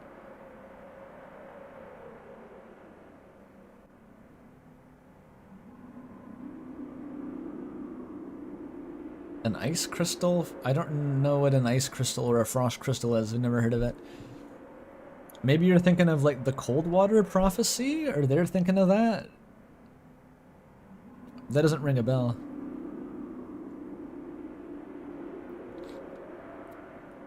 Lenino talks about, is it which, I forget their names mixed up. The blue one. Weather Girl. Talks about crystals and ice in her attacks. She has ice crystal attacks, but I don't know what the fuck she has to do with anything. That's El Nina. La Nino is the guy one. It's hard to remember because, like, their names are both combinations of, like, masculine and feminine Spanish affixes and suffixes. So, like, they both have one masculine and one feminine affix.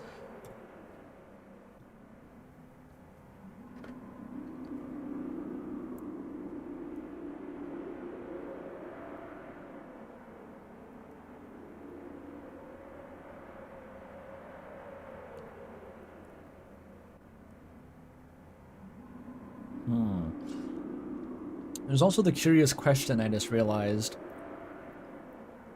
In the Dark Worlds, the Lightner's weapons that we see, they become weapons in the Dark World, but the things that are based on in the Light World are always just mundane objects. Like brushes, pencils, well, I guess not a scarf, because Ralsei's don't come from the Light World. What would a katana become in the Dark World? Would it become, like, more of a katana? The thorn becomes a thorn ring. A cooler katana? Maybe. Turns back into a pencil.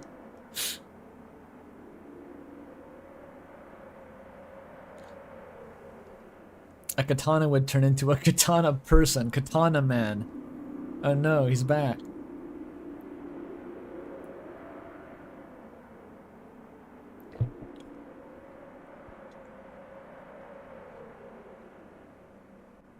What happens to Chris's knife? We never find out, do we?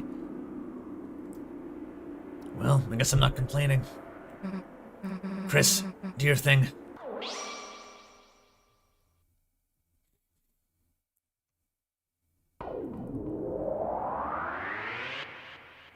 There's like the real knife in Undertale, right?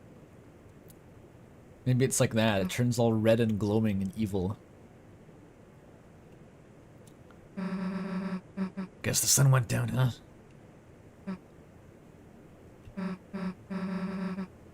Damn, Chris, look under the door. That weird smoke. No way. You don't think there's another dark world? Damn it, that means the night is still. It's locked. Stupid numbers lock again.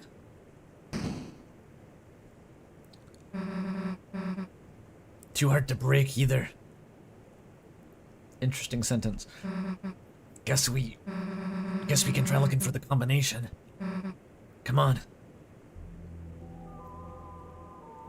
Why does the knight lock themselves in? That's what I mean. The knight's just literally stalling for this whole chapter. They're just stalling for no reason. It's...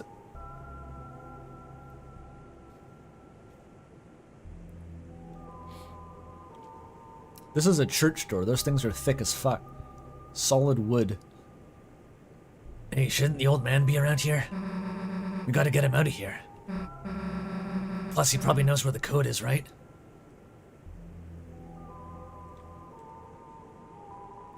It's a fire extinguisher. Guess they use that to put out the candles.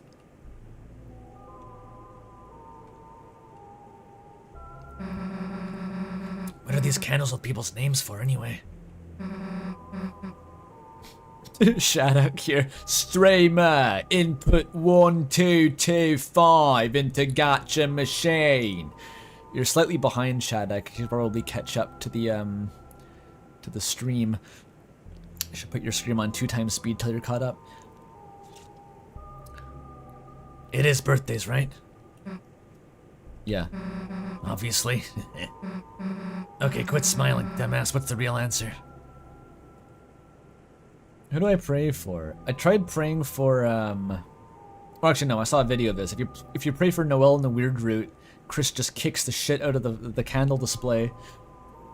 Praying for Azrael, you read it in like a monotone. That's what I did on the weirder route, but I don't know if it changes in the normal route. Let's pray for Noel. You loosely joined your hands and mumbled the name of her father. Yeah, I hope he gets better too. You missed, Chris. You missed the target. That's not Noel.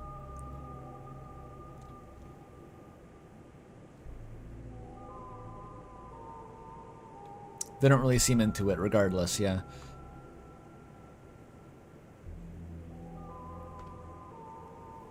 There's unique dialogue if Susie never learns Rudy's name. It tracks that shit, bruh. Shattuck is 3 hours into the first chapter 4 bod. I've been watching all day and they're great. Oh, cool, Shattuck.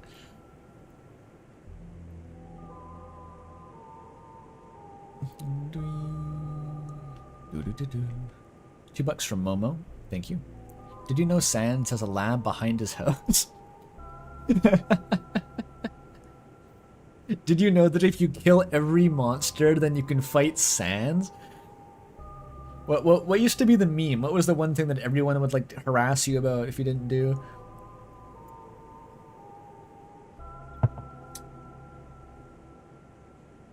Fuck, I forget. I'm putting Kara as your name.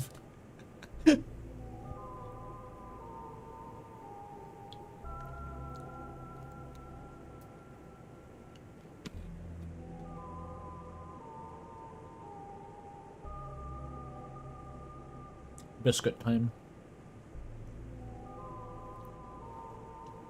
You can't put WDG as your name. You can't put any name ending in G, which I think serves multiple purposes.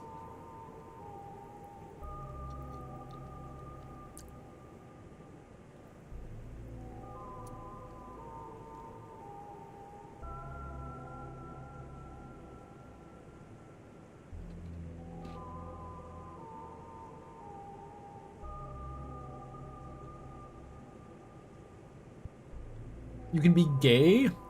I should have thought of that.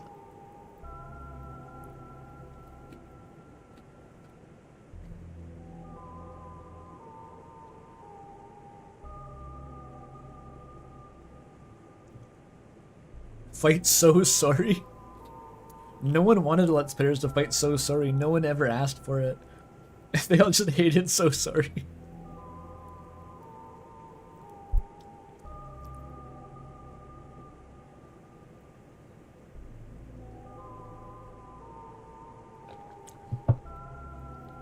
Chris gets special dialogue? Apparently KRS kind of mentions like cursing, but KRS is what gets filled in as the default if you put in like an invalid word with hacking.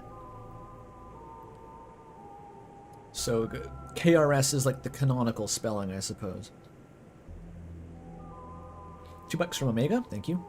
How did the knight lock the outside of the door? I think it's Dark World logic. It's like if you lock the grand door in the fountain, it also forms a lock in the Light World. It's a two-way stream like that. It's like how if you cut off Tenna's arms, then the TV is damaged in the Light World too.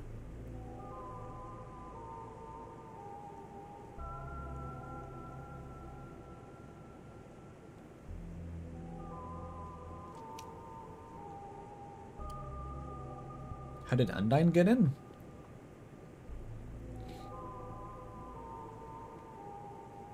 Do you see the door in the first place? They never make it to the door. They hide under the Christmas tree and then Tenna finds them and kicks them out. The door was open the whole time because Chris opened it in the Light World.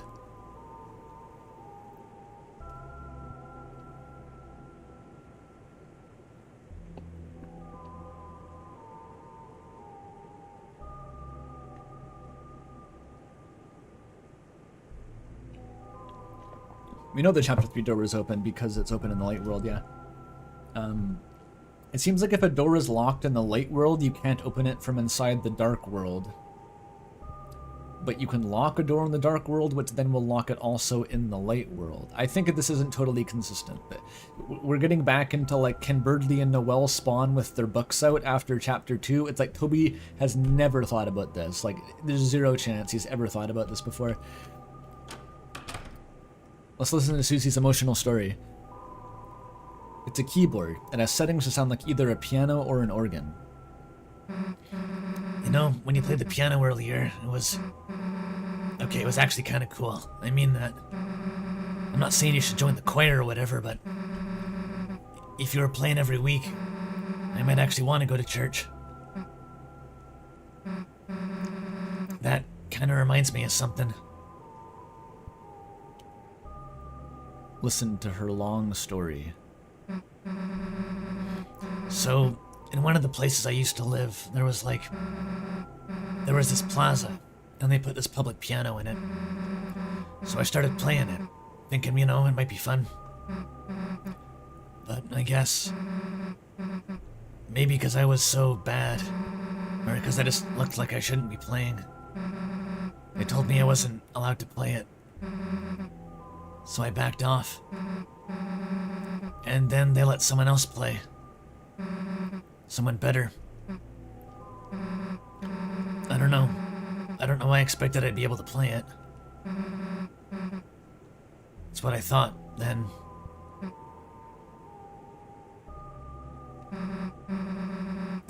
That night, when no one else was around, I came back.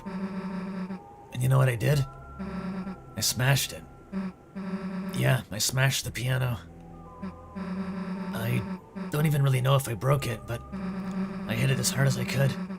Hard enough to do some damage. Then I ran. A week ago, if I knew you did piano, I probably would have just hated you for that. But now, I kinda just want to hear you play.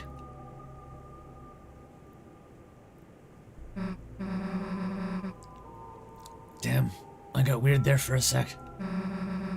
Probably made you want to stop playing even more, huh? If you play 2, objectively correct option. Huh? I chose the I'll play again someday option in the weird route. And she says that Chris sounds mad and asks if there's someone stopping them from playing. It's rather prescient of her.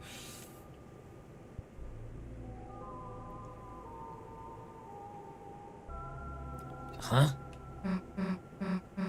Yeah. Yeah, sure. If you teach me or something. Let's do it. Someday. Chris bites their hand if you say they'll never play again. It's fucking funny.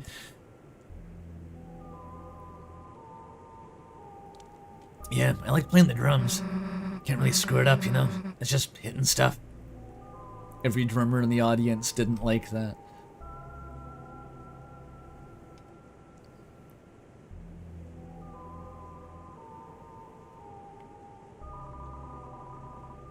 It's a set of bells of different sizes. Want to know a joke from my old band teacher? It's a good one. How do you know if a stage is level? It's when the drool comes out of both sides of the percussionist's mouths. That's from the band teacher, mind. That was the teacher. Look, I know you want to mess with these, but...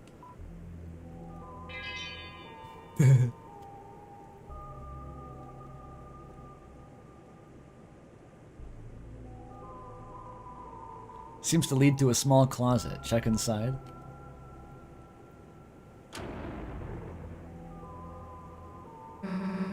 What the hell is that? Oh, I bet it's just Jack. Whoops.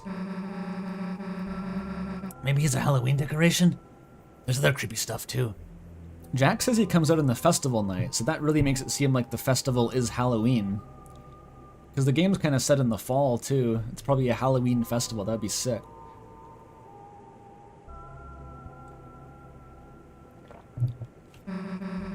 He's big. Guess you might not be able to take him back tonight.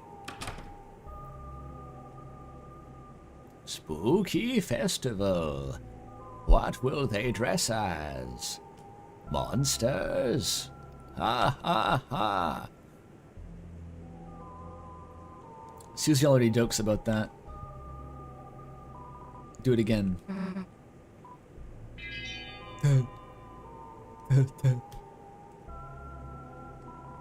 wardrobe is full of choir robes. There's even one in your size. Damn, why don't we get to wear these? What, do I have to sing or something? Hey, why don't they just let me play the drums?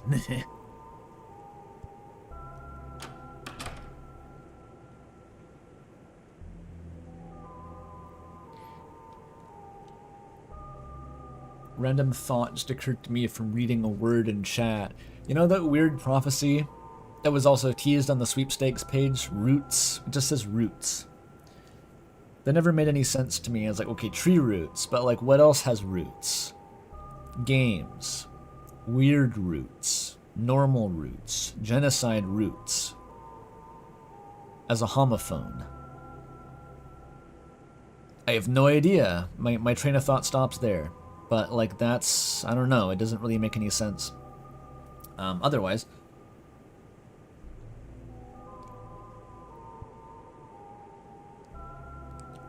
It's referenced a few times. Yeah, digital roots and bit roots are in the soundtrack.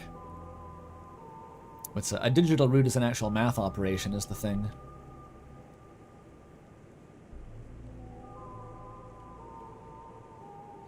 I guess we'll meditate on this. Or not.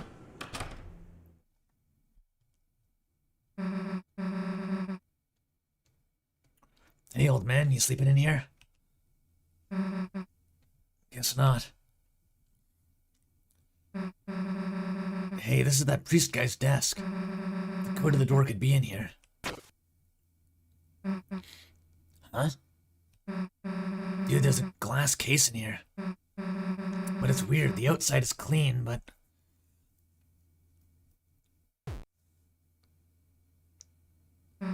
the inside is covered in dust.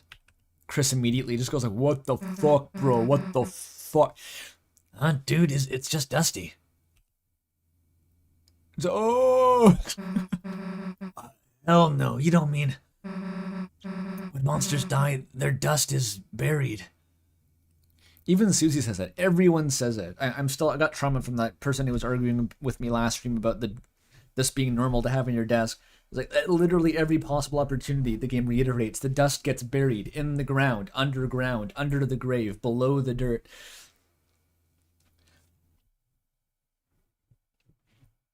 It's just textual. It's just like the game explains this to us. When monsters die, their dust is buried. Hey, Chris, why the hell does the pastor have that in his... And Susie thinks it's horrifying that he would have such an object.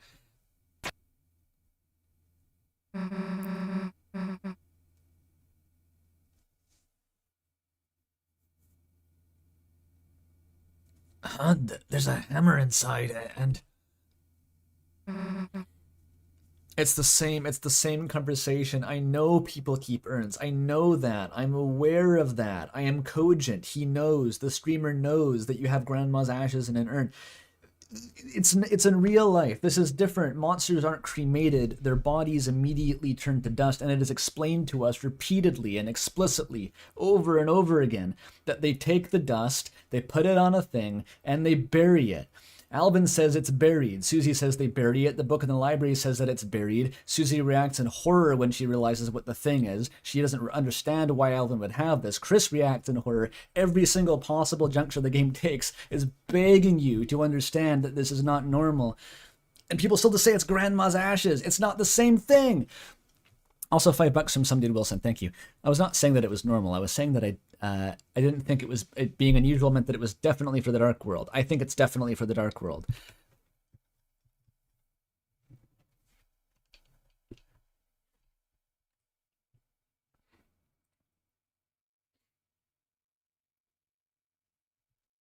$5 from Sawsib. We have urns, not snow globes with human ashes inside. Or the closer thing would be human bones. It's kind of like a skull in a jar. But even if you think it's normal, like Alvin himself says that something is buried. I'm going to pull up the quote from the wiki.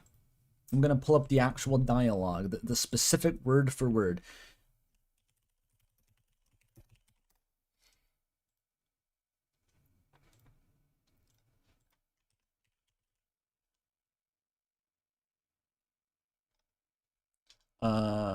It's in chapter 1, actually, isn't it? Is it?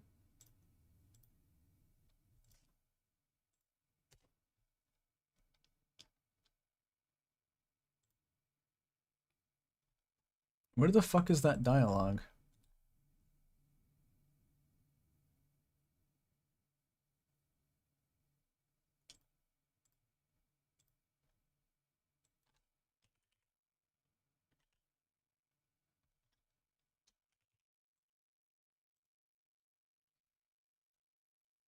Yes, if you ask Alvin about the hammer, he says, "Let us, as per the ritual, a hammer is buried in the earth here to symbolize his existence, to connect his spirit to the divine." Like he says it, he spells it out. As per the ritual, the hammer is buried in the earth here. He says this at the gravestone. Alvin lies to you. He either digs it up that night or he's already dug it up. Like, it's a different hammer. It's not a different hammer. It's not a different hammer. The book says they take the ashes of the monster, they put it on an object, and they bury it. Either way, he's doing some clandestine shit, okay? Like, he's doing it. This is spooky shit that he's doing. He either didn't bury it, which is against proper burial rites, and he lies to you, or he did bury it and he dug it up later. People are determined that this doesn't mean anything. Why shouldn't it mean something? This is like an immensely not foreshadowed, but like there's so much emphasis on this hammer.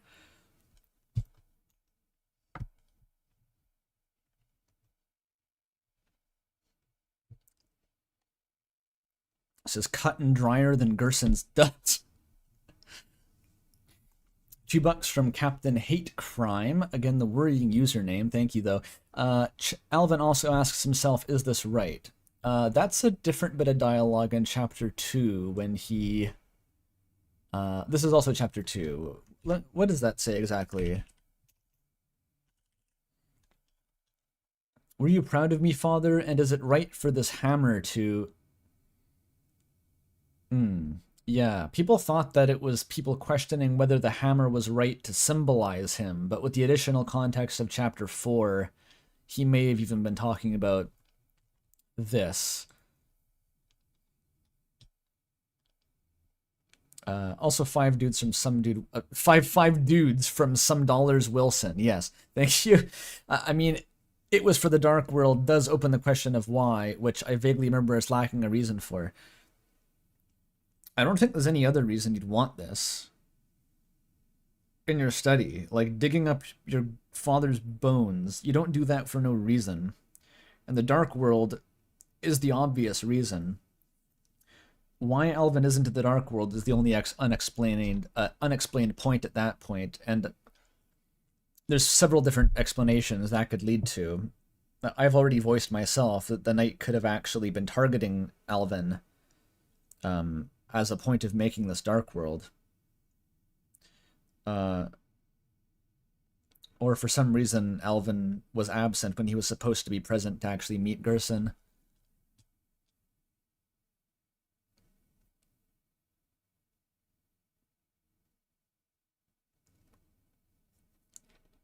Wouldn't it have been noticeable if the grave was dug up?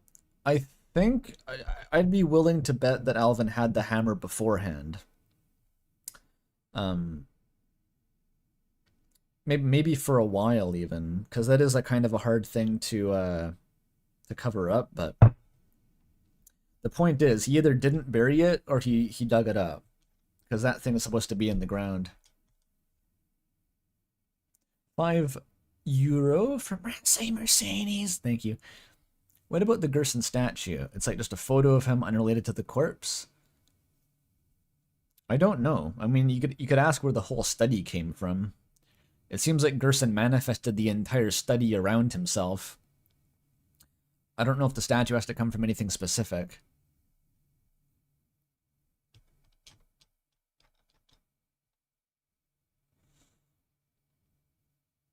Speaking of, what does Gerson's shadow crystal say?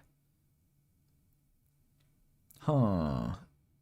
Did I ever try using it?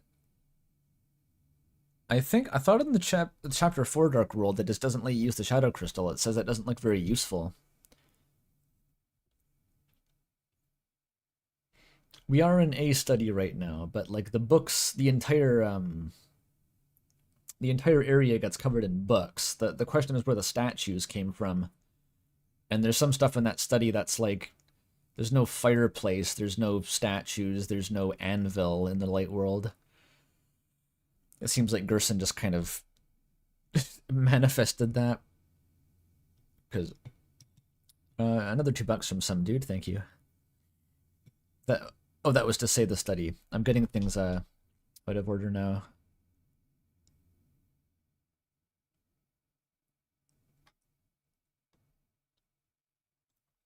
A photo of the old man? Has no one noticed what? That you can't use the shadow crystal?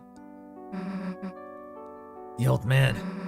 I don't really get it, but somehow the Dark World, for a moment it must have, like, revived him.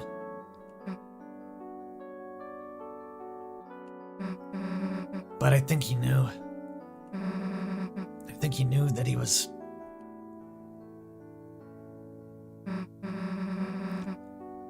Chris, he wanted me to write a letter. A letter to Alvin. I think that's this pastor guy. Give me a sec. $5 from Ego. Thank you. Gerson has 3 hammers. One for his house, one for his grave, and one for work. It's just like how the Carol has 3 katanas. What? A video on what? What is the thing? What are you talking about, Half-Breed?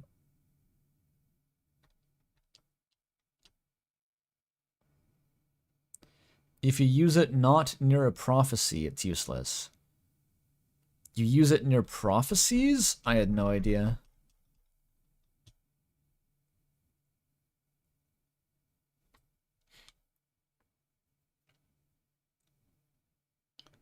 Alright, got it. Let's go, Chris. You looked inside. It's a small metal hammer and a photo of an old man, both covered in dust. Chris, let's not look at it anymore. Juice and wafer-like crackers. It's a large pitcher of water. Cups are stored below it. It seems like a lot of the Dark Worlds are based on this room. This looked like a Lego Death Star model to me, but it's in fact an incense burner. $5 from Khan shot first, thank you. I fully believe Alvin is not enough of a freak to orchestrate this. Gerson trying to unsettle his son into making more of himself, though. Trying to unsettle his son into making more of himself?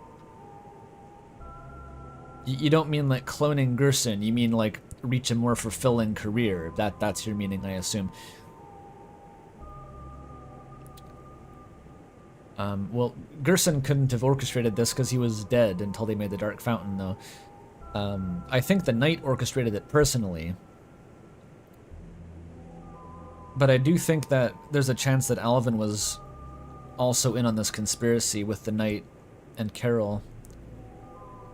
Because if you know about Dark Worlds, that's the kind of thing you might be tempted to try. We also have no idea how much of a freak Alvin is. We don't know the guy. Did I find any new gasters yet? Gobs of them. Hundreds.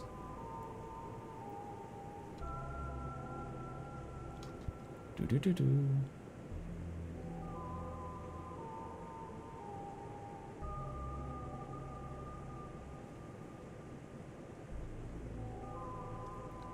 Then where was Alvin? I don't know. If this was set up by Alvin, I think that something had to go wrong for him. Which is maybe what the Knight was doing? Or something else. Because why isn't Alvin here?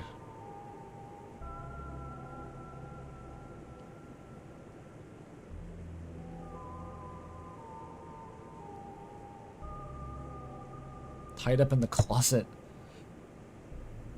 Choir practice got cancelled? I don't think Alvin leads the choir practice. That sounds like Toriel did, because she cancelled the practice herself.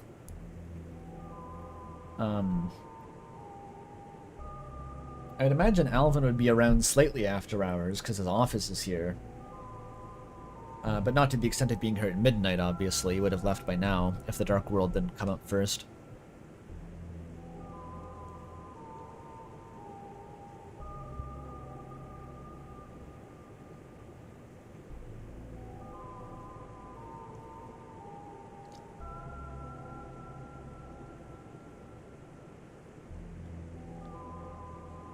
Maybe he had second thoughts, said some dude for $2. Maybe. It could be possible. I don't know. Fundamentally, I just don't know, but... This didn't end up here by accident. That's the only thing I know for sure.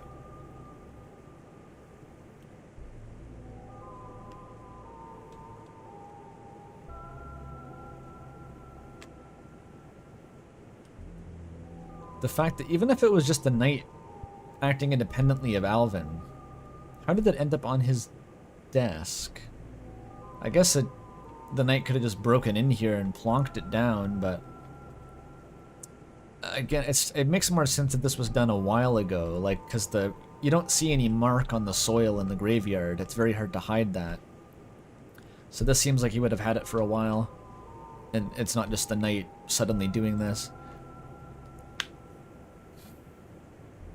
$2 from Knack Nud, thank you.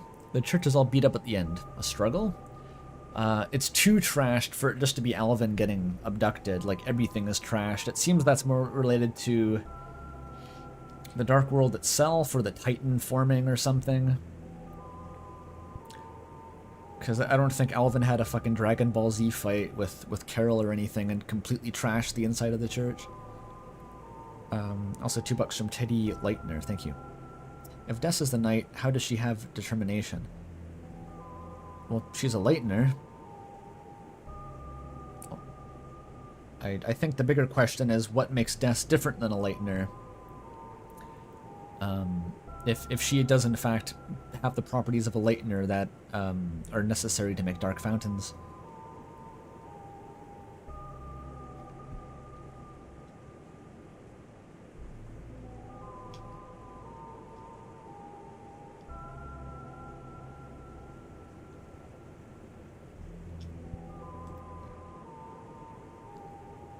A Leitner and a Darkner, some secret third thing. Could be.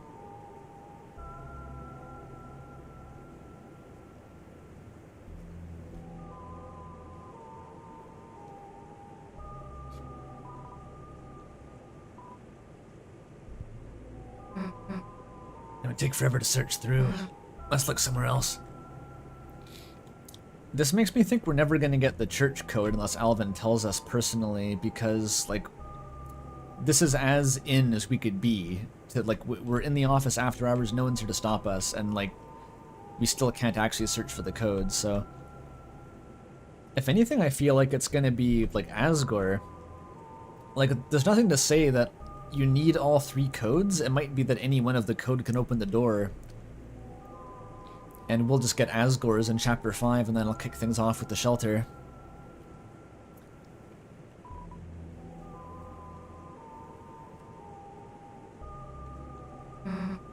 Alvin, your old man was proud of you.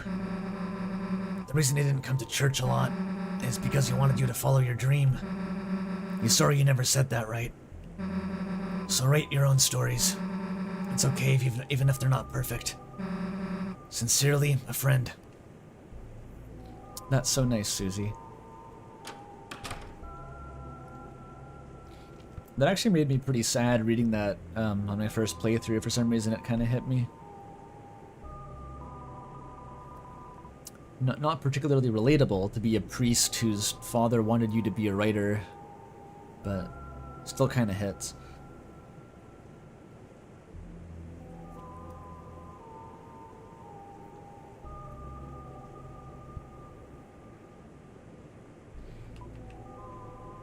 Inside one of the books is a letter. It was the letter A. Ha ha ha. Ha ha ha. $2 from JFT, thank you. Do we even know the catalyst to enter a dark world? What do you mean?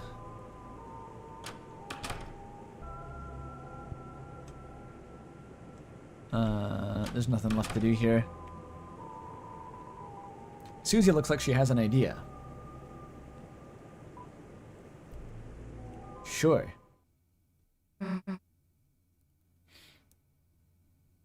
Chris, we haven't gotten any closer to opening this door. But I have an idea. I think you might know. The old man, he could know how to open it. Chris, you're thinking what I'm thinking, right? Let's make a dark world. Watch Susie's eyes when she does the thing. Huh.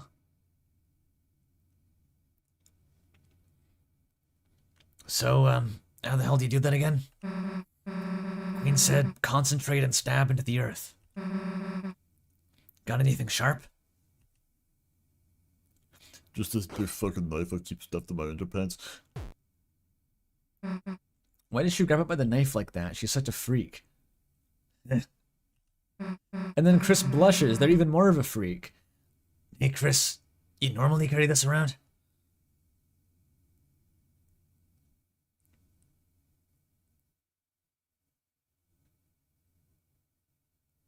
This is such a strange scene.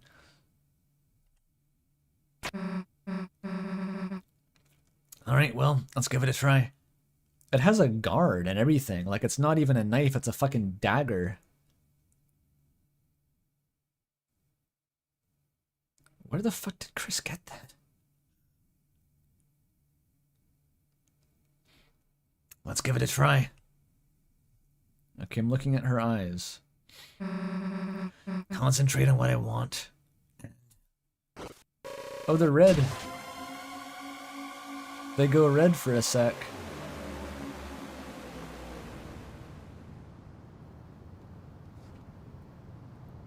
Chris's diagonal sprite's so funny here.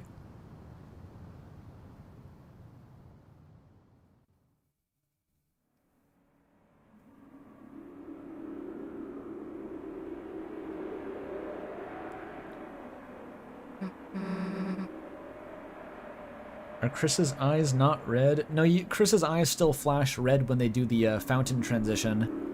When they go into the castle town. So it's not just when making fountains.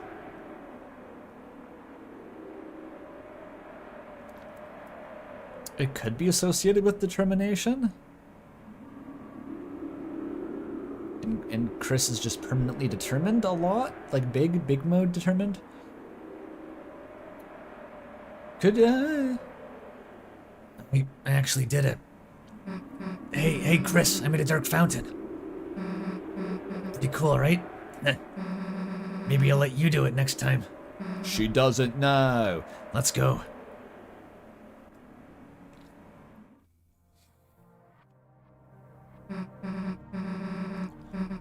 Is it me, or does something seem off? I guess it's like Rousey said.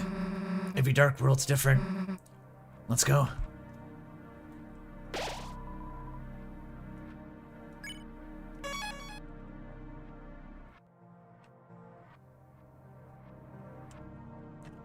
yeah, the knife just anomalously does not appear in the dark world in any way, shape, or form. It's annoying like that. Oh. It's on the floor because this is the upside down topsy-turvy.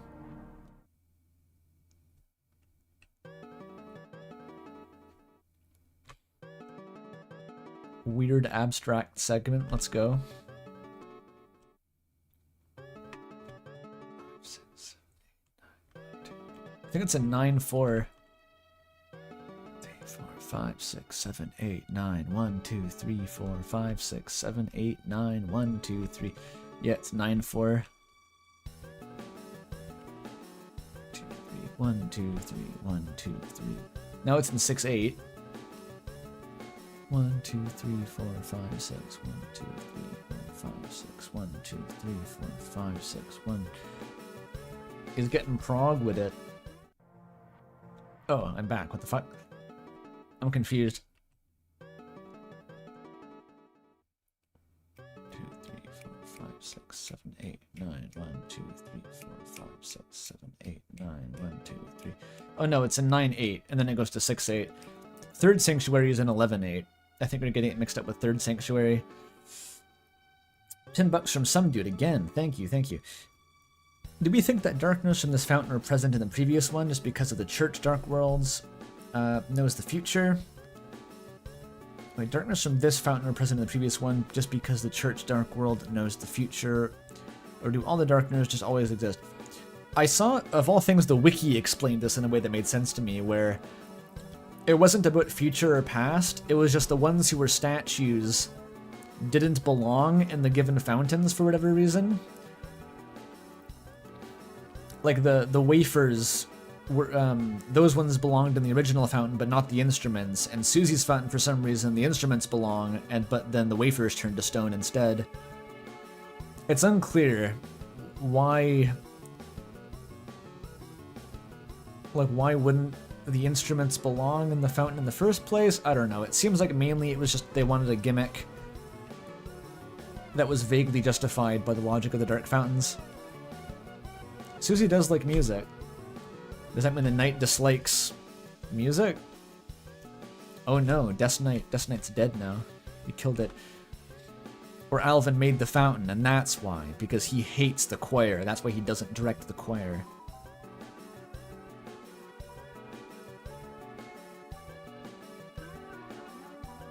But no, on hopes and dreams they send 3 heroes at the world's end. There's that prophecy again, the one with us.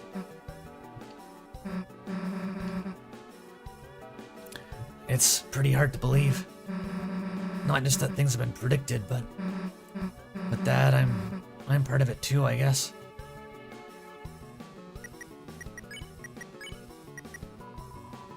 You held the crystal up to your eye.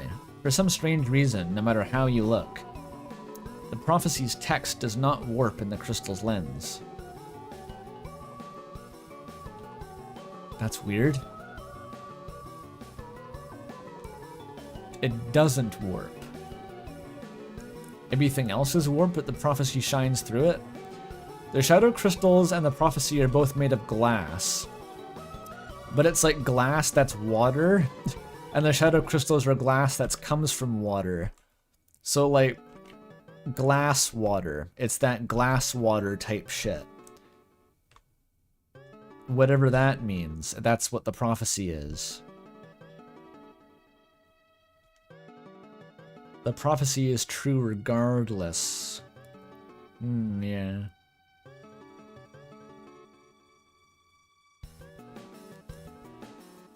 €10 again from Ralsei Mercedes, thank you. I think it's because, depending on who opens a fountain, a bit of that person's perspective influences the dark world, like the segment of the puzzle becoming more intense and brash like Susie. That's a good enough explanation. People thought originally that the person who created the fountain had pretty much total control over what it was like inside. And then they softened on that after chapter 3, because Chris's fountain isn't like... It still functions basically like a dark world. It seems like you only have limited control.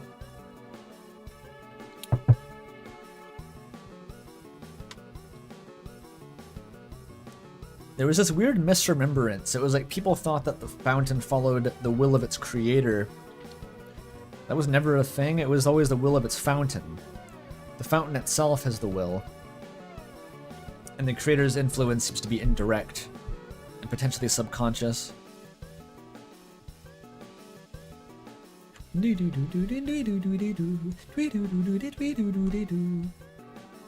Light and dark, both burning dire, a countdown to the Earth's expire. Knife sword.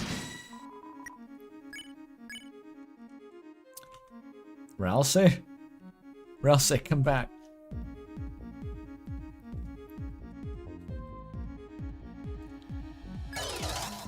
Alright, spin.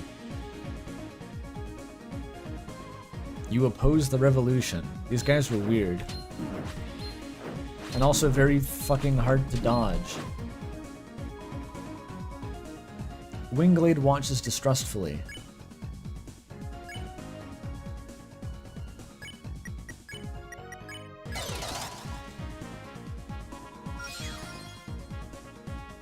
Hello, are you listening? Oh, Halo.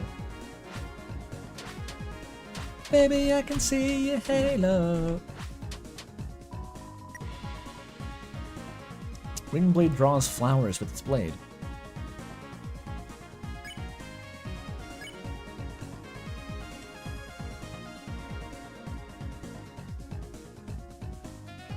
All the Darkner designs kind of look more like Pokemon in Chapter 4, honestly. They're less chibi. I'm with you in the dark.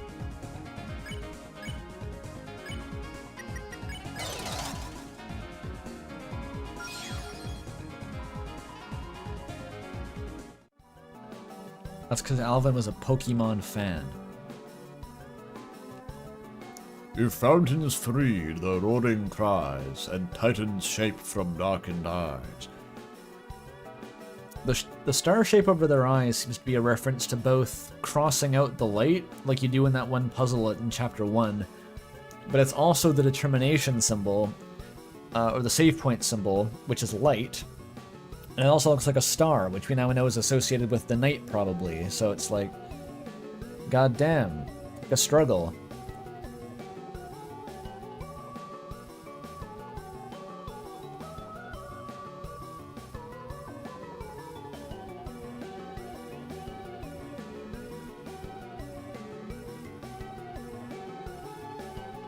The window's got this funky effect, too. The third hero, the prince alone in deepest dark. Hey Chris, look, it's Ralsei when you first met him. Yes, all three of us have our own prophecies too. If Ralsei's the lonely prince, wonder what we are. Come on, there's gotta be another one ahead.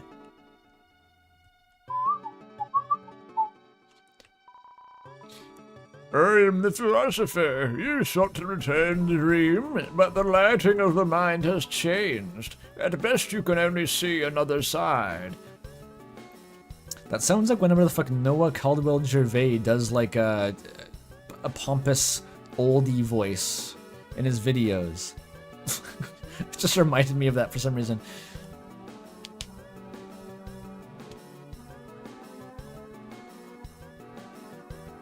$5 from Lauralee, thank you. What are your thoughts on the second girl, the second hero, the girl with hope crossed on her heart, being different than the last girl that shows up, the Rude Buster symbol? We talked about that for like 7 hours previously in the stream. I said that I was just going to go back to this section and pay more attention because it's so dependent on the micro details that I couldn't really contribute to the discussion because I didn't remember. But the lighting of the mind has changed. At best you can only see another side.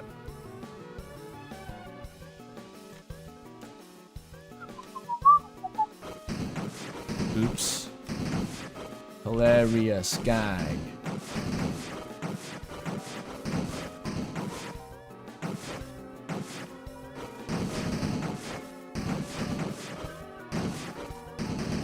I love what the tiny stack of books is what stops you.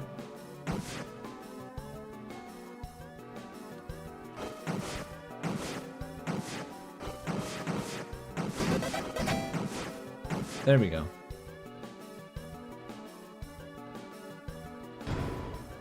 You opened the treasure chest. Inside was Revive Mint. We know everything. We understand everything. Toby's got us debating interpretations of a prophecy like actual fucking theologians. Up in our cloisters, hanging out with Martin Luther, reading the Bible.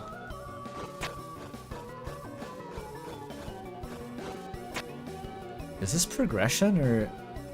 Oh, it is.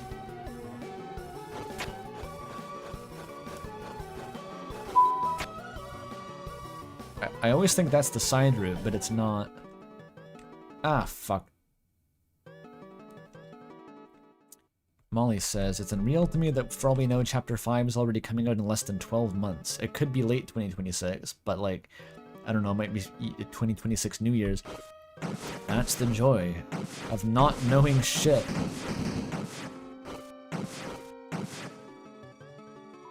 We know nothing. We understand nothing. The Lord of Screens, cleaved red by blade. That does happen. I saw it.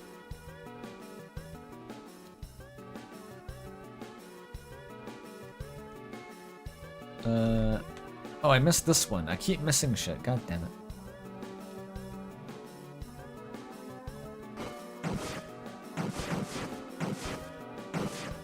Yeah, if you're violent in Chapter 3... Huh? Oh.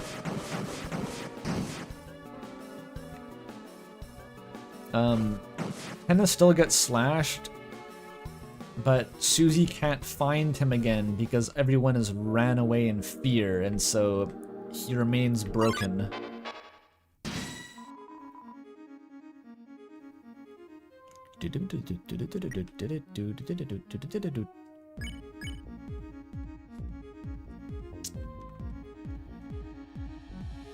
Harmonize.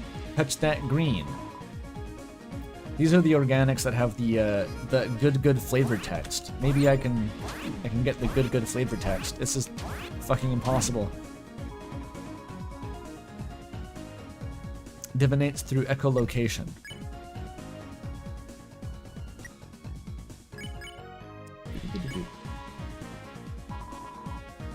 What isn't Deltarune? What isn't Deltarune?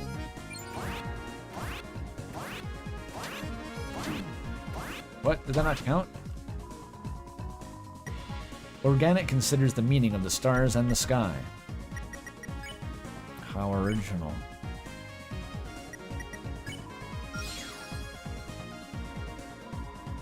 Why are we fighting? These guys have some of the most fucking difficult solo patterns in the game. Like, what is this shit? I'm gonna die. With you in the dark.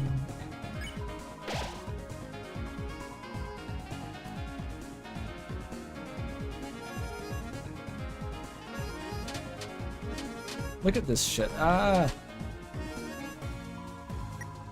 With you in the dark. Alright, Susie, use your heal.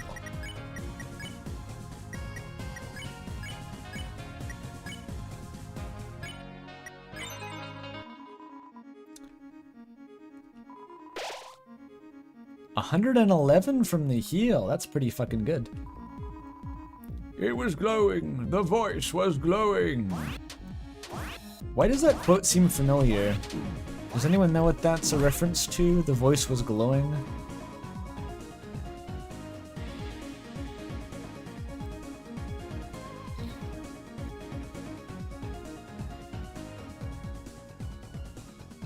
Caster text? No, the actual phrase sounds familiar to me for some reason.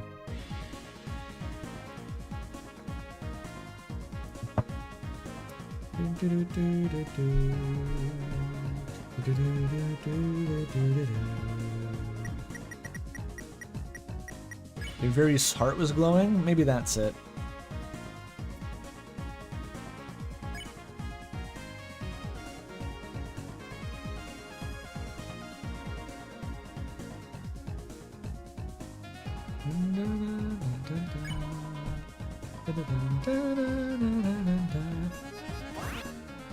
No, it gave me the flavor text that I want.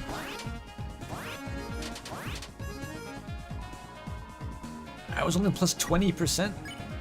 These guys suck. Hang on, Susie, do your heal.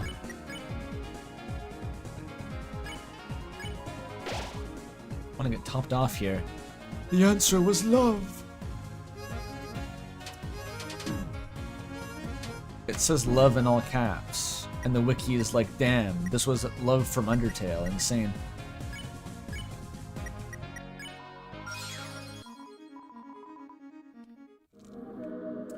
That was dumb. What are you doing? I'm trying to protect these statues of my ancestors. A shame I could not meet them. They must have been brilliant. Unlike the rest of the brutes and barbarians around here. The joke is that they're both just randomly chosen to be statues at one point. The joke is that they're the same.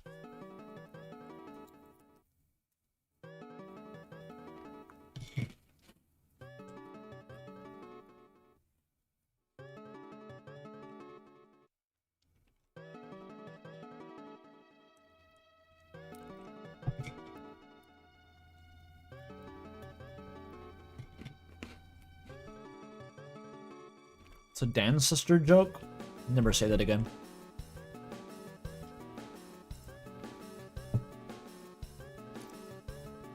No Matuna. No Kankri.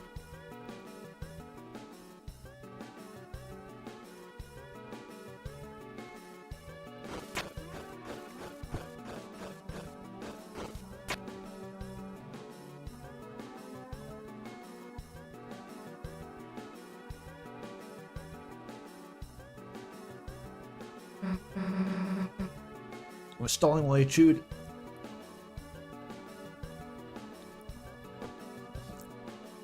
Hey, this has got to be you. Weird illustration, though. Plus, why is it calling you a cage?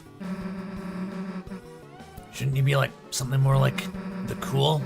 Fucking troll slayers? Is that another Tails Gets Trolled reference, Susie? Susie's really bad for these fucking Tails Gets Trolled references, goddamn. Which one of the Troll Slayers was the cool?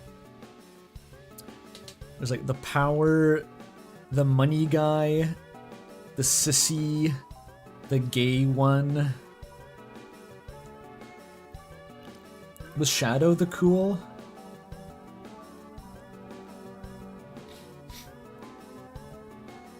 The guy with no ears. Shadow the Hedgehog was the... Oh, Shadow was the awesome? Hang on, I'm looking this up.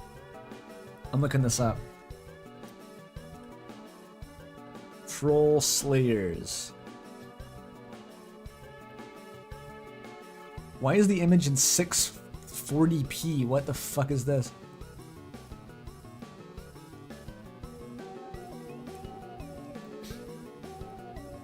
There was no the cool. I hallucinated it because Shadow is the awesome.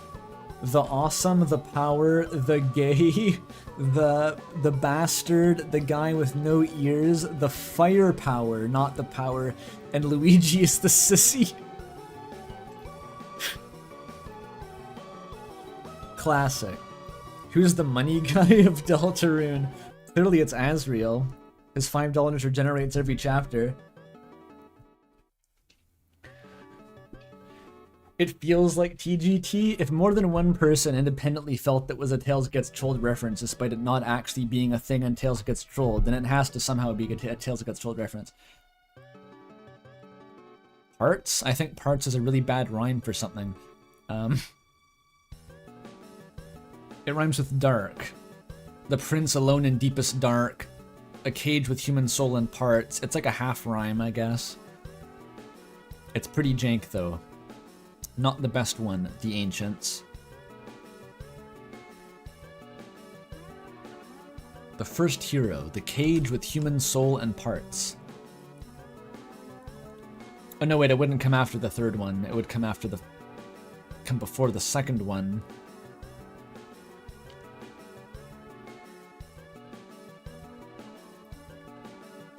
It sounds odd. Oh, the cool. Then for the picture they can like use my drawing where you're saying Susie rules.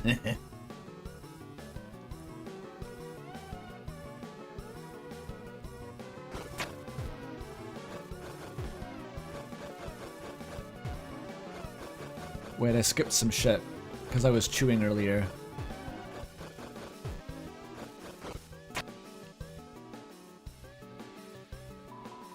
Whose dream is this? Chris's dream? Susie's dream? Whose dream? The knight's dream? My dream? Whose dream is it? You left it here.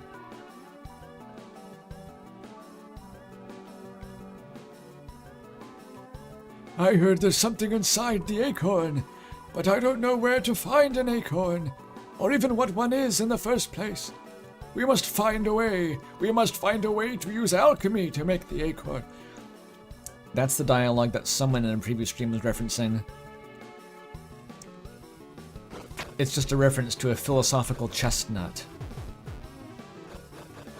About whether an oak tree can fit inside an acorn or something like that. Get it?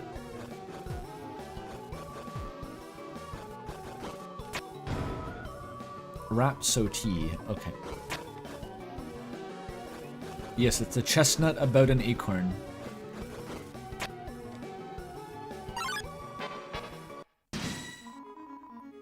I hate when the dude goes aggro, then he splits into two of himself and he fights your ass. These guys are annoying.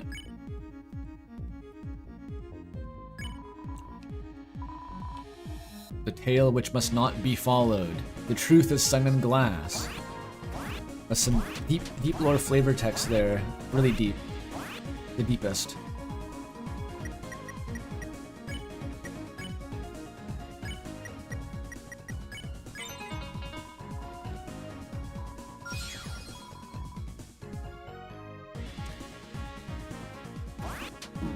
Fuck this attack. It's so bad it can just spawn on top of you.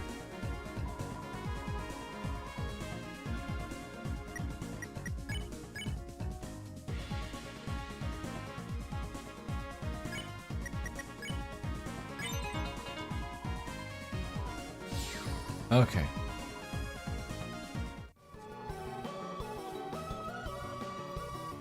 Asgore keeps his flowers in glass? True. Gerson keeps his, or Alvin keeps his dad's body in glass. Whose dream is this? You left it here. Same dialogue, Andy. Glass is a recurring motif, almost like as much as water. Glass and water and ice. They're all tied up somehow.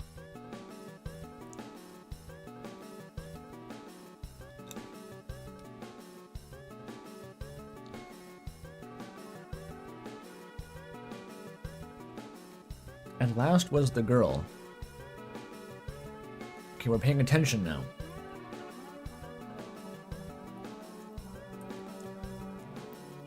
It doesn't announce her as the third hero yet.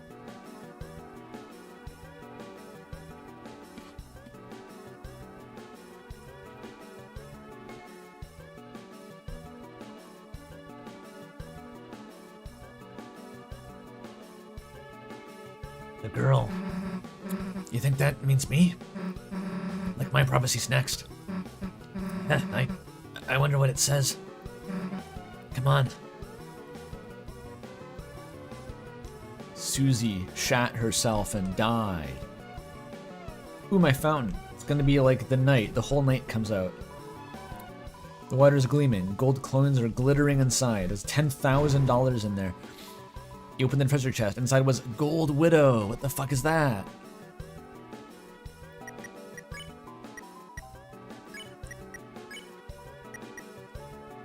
A spider made of gold that gathers coins into it, reducing money gain. It gives magic and defense.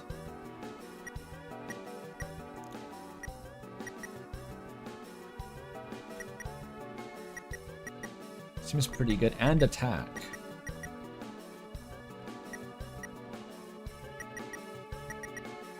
Huh.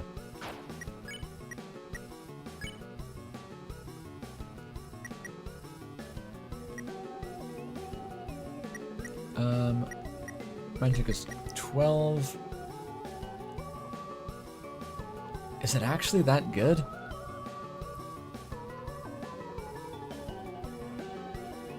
The highest defense.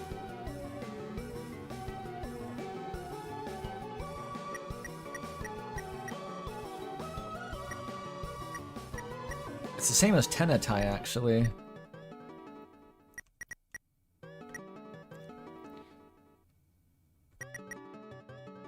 Yeah, it's probably... I mean, her magic being that high is fun, but 5 defense is pretty bad. Spider on my head, okay?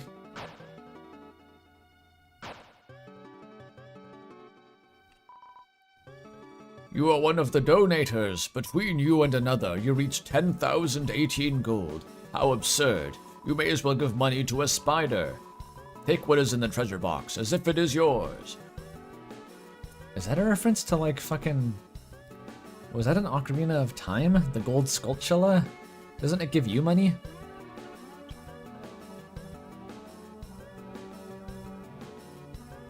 Oh, Muffet reference. Fucking obviously. Right. I got $5 from Surgdev. Thank you. Is the prophecy valid in the second sanctuary? Is it a reflection of what Susie wants to happen, since it's a dark work produced on what she focused on?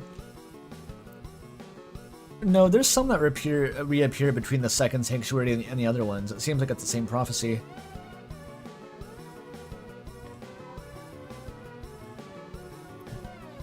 This is...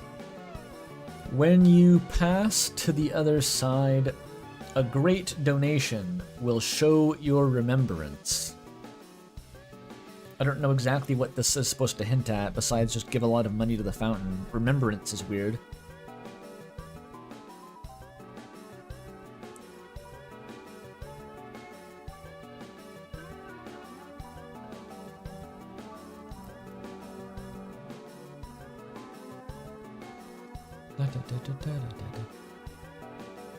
Yoink.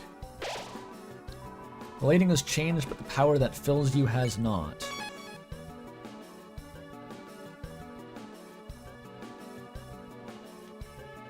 The second hero.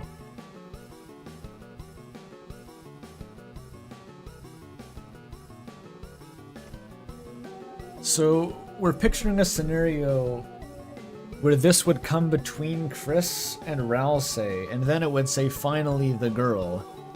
The second hero, the girl, with hope crossed on her heart. I guess it's ambiguous? It would be different to go finally, finally, and then the second hero.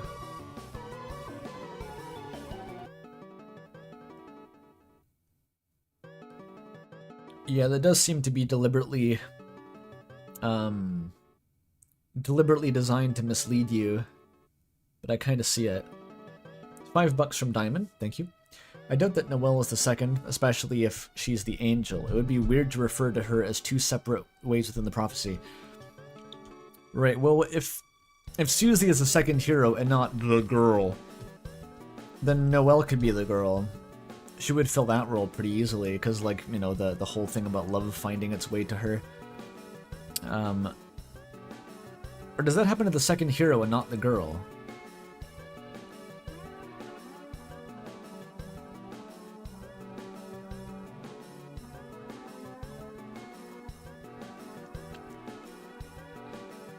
This is just Susie, though. Like, the silhouette, it's got the hair, it's got a snout, no antlers, scary hands. The pose is very Susie. It's kind of blobular otherwise, but, like, I don't know why it's a sword. Now, the previous one isn't specifically Rude Buster. The previous one is any act symbol. It's used on Susie's carpet, but Ralsei made that.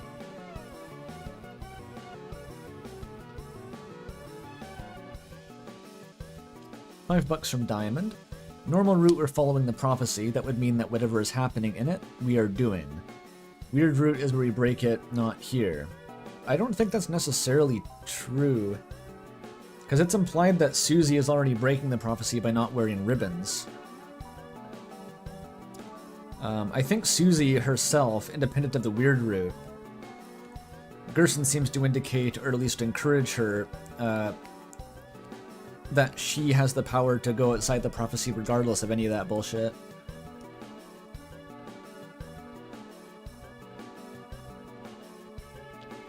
Part of her hair? The thing sticking out to the left?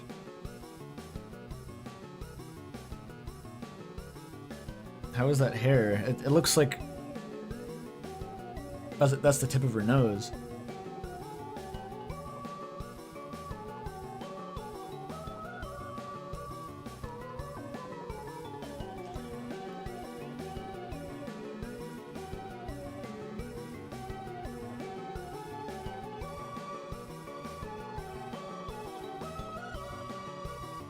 Yeah, that's like a gigantic Josuke pompadour if it's hair.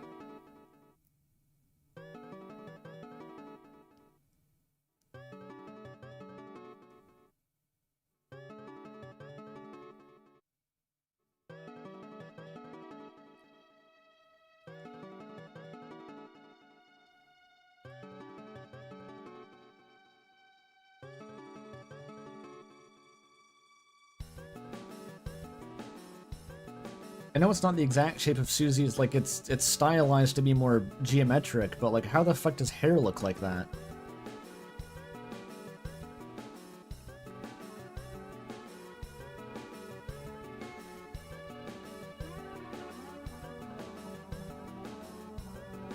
Bangs don't stick out like Josuke.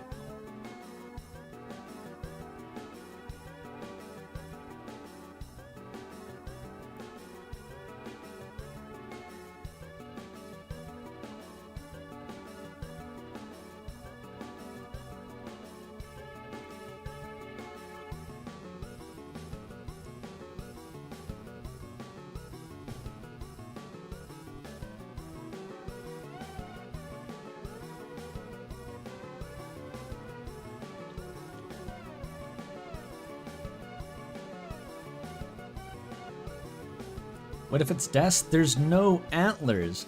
You can't hide antlers under a hood.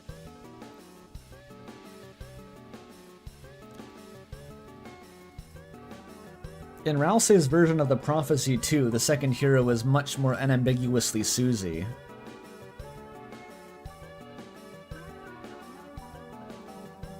Like the legend cutscene.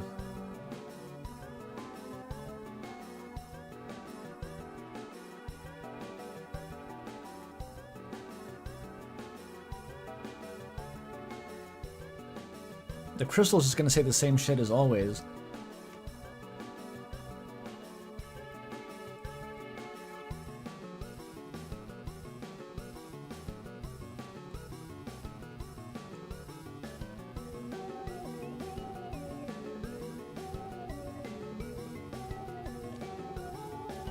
Regardless of the head, what is that hand doing? That is making like a crazy clawed shape. I don't see how Noelle, how that pose matches anything about Noelle.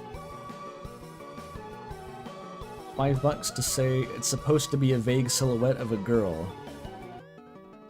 But it's kind of like there's specific parts, the pose, the hand, that's not vague and nondescript. That's like rawr, I'm Susie fucking Zilla.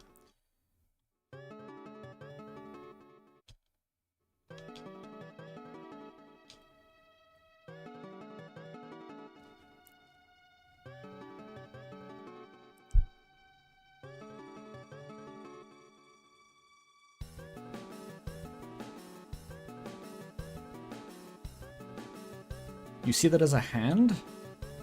A hair, I mean? Can I fucking get MS Paint out for this?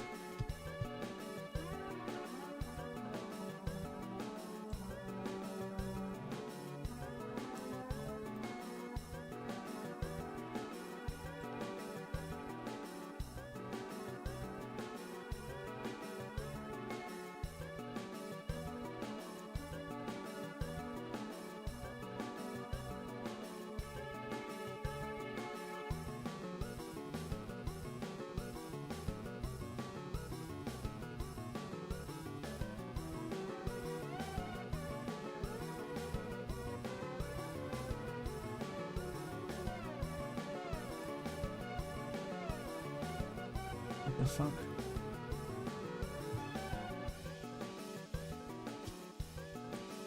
Here. What color would stand out on this?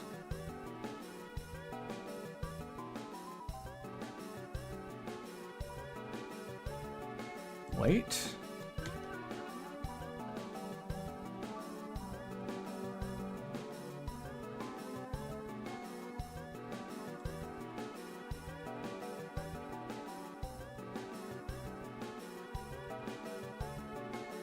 Hand.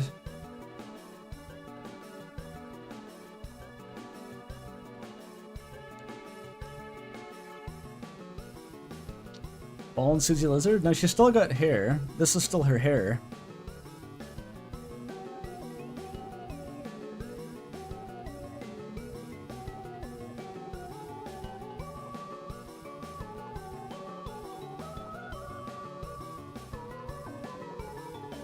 It looks like she's at a 3/4 side profile, whatever you call it.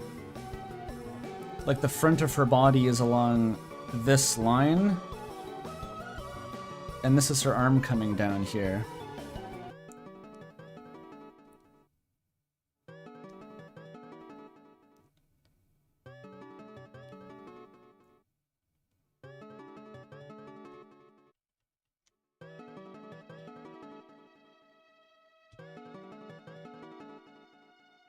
Are you saying this is a hood? And this is hair.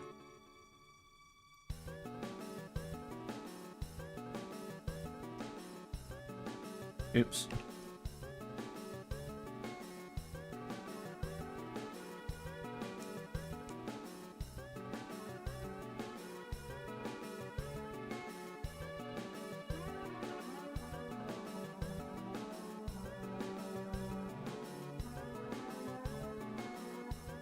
$2 from Diamond, thank you. Last message, heart, the vids, and damn this tricky Tony. Indeed. This is like the fucking Duck and the Rabbit picture, isn't it?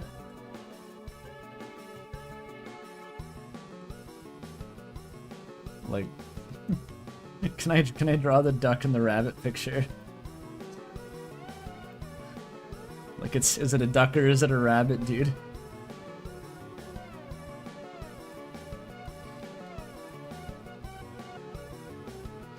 I don't see, like, if it's not Susie, then it's not Noelle either, though, because, like, where the fuck are the antlers?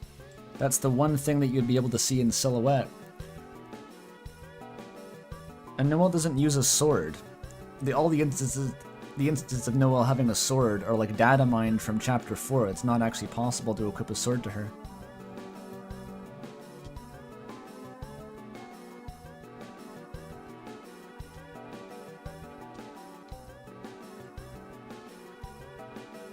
Hope crossed on her heart is also...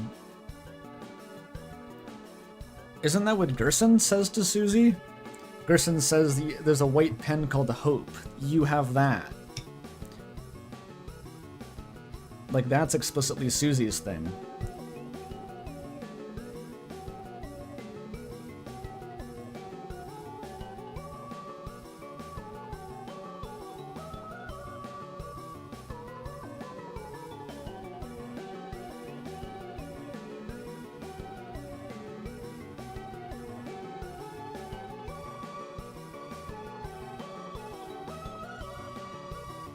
Gerson doesn't like the prophecy? That doesn't mean he's going out of his way to contradict it for no reason.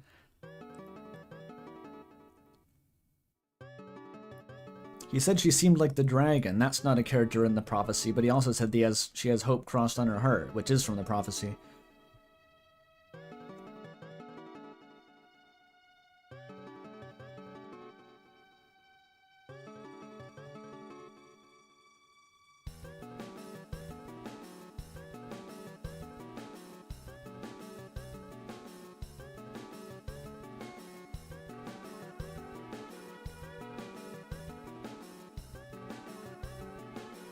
The point is that it's vague. Okay, I'll go with that.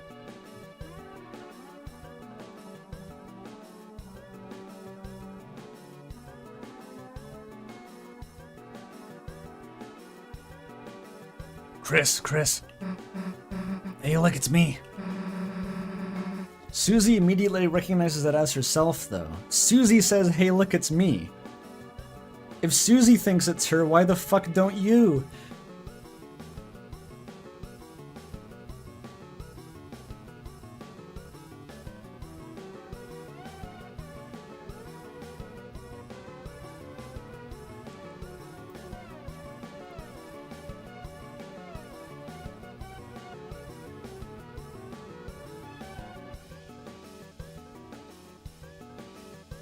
Even if Susie's misinterpreting it, that means it canonically looks like Susie. Easy. $2 from Molten. She's gaslighting us.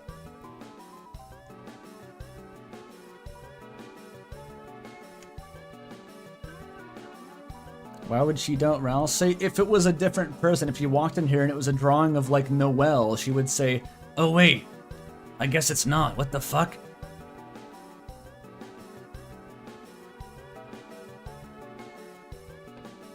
If it obviously wasn't her, then she would comment on it. Clearly it's intended to at least be plausibly Susie. Otherwise she would not react with acceptance.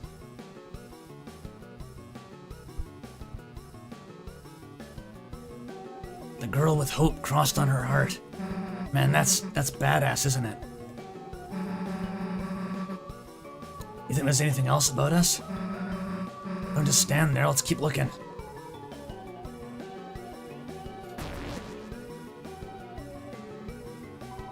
I am the philosopher. Haven't you heard of Hyperlink Blocked? Yeah. I feel like I haven't heard of it, but I don't know why. I missed a donation.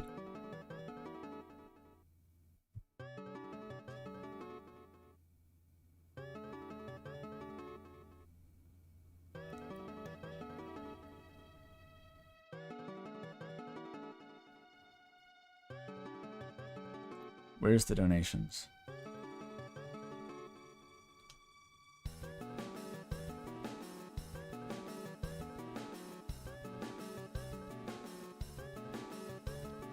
I don't even know which ones of these I did read.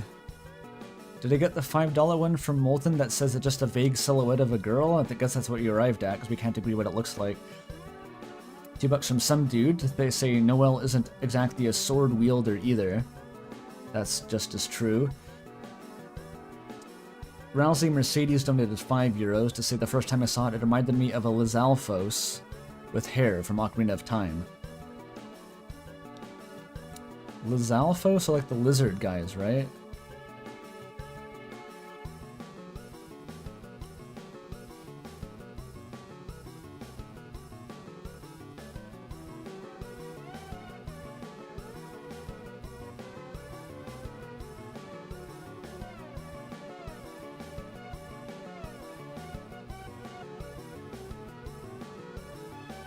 JT, why are there so many fucking donations? Oh my god. JTF's $2. This is my new Deltarune OC Susan Dreamer.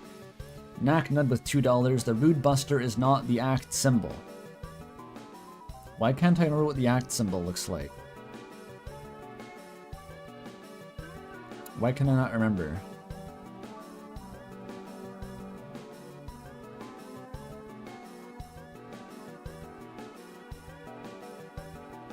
The prophecy is not wrong about Queen's car. What is wrong about it?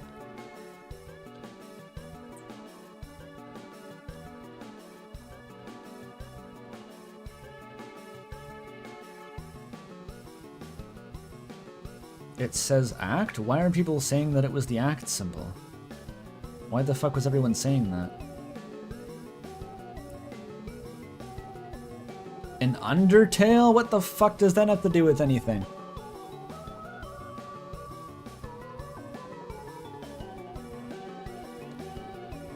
We didn't do battle in chariots? That's what Gerson says. That's Lord of the Hammer. The prophecy says the Queen's chariot can't be stopped.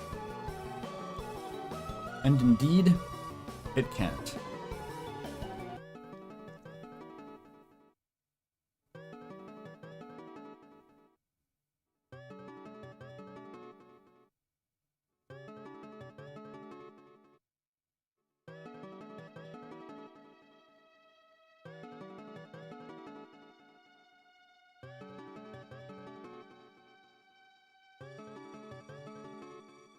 They're doing battle in chariots as the coasters anyway.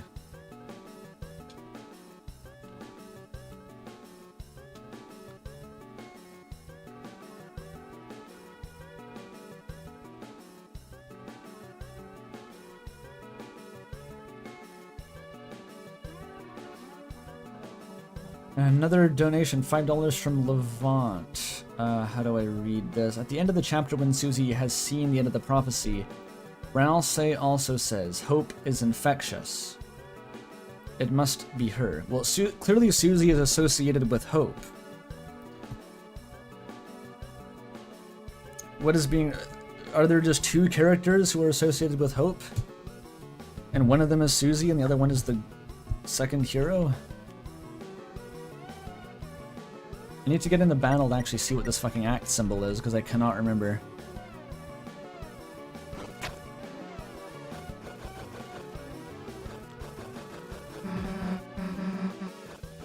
Gotta be honest, Chris, I've never really gotten picked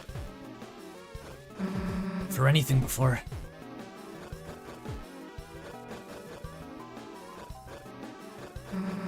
No, I never wanted to be my partner in class. Even got chosen last in gym. But this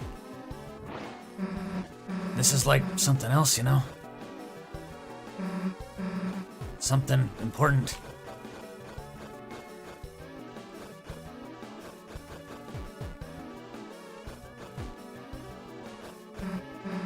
Chris, before, I didn't think I could be a hero. I wasn't good enough. I mean, I was bad. I still kinda am bad in some ways, I guess. And now I got hope crossed on my heart. Hope written in truth. Written somewhere no one can erase.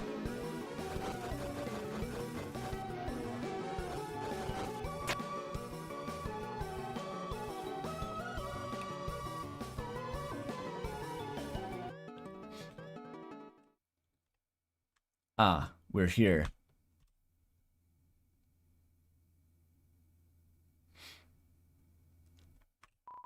Hey, $10 from Stuffed Alpaca. Why, thank you. Thanks for the fun stream and have a good night, everyone. Night, Alpaca. Chat is moving so fast now I can't even read it anymore. What the fuck?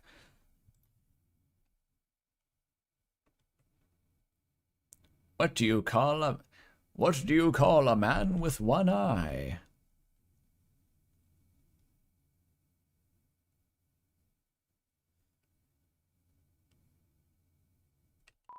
Why does the angel make its cry? Who will call the girl who snows?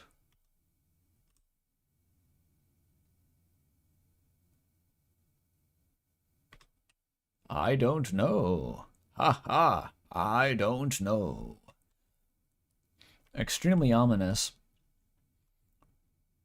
The man with one eye, there's a couple of those. Gaster kind of seems like he only has one eye. Not, well, yeah, Gaster. Also Gerson.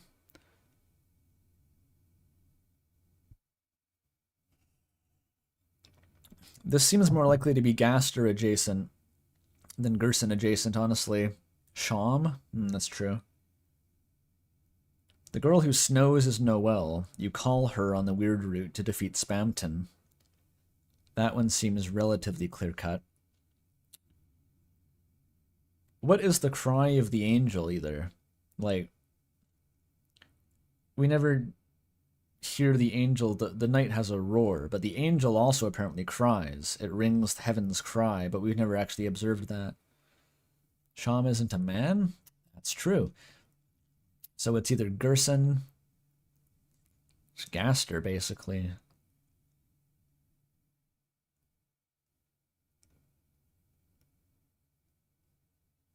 $2 from some dude. Thank you. The night also seems to snow. Not really? Does it? It doesn't have any specifically snow attacks. It has star attacks.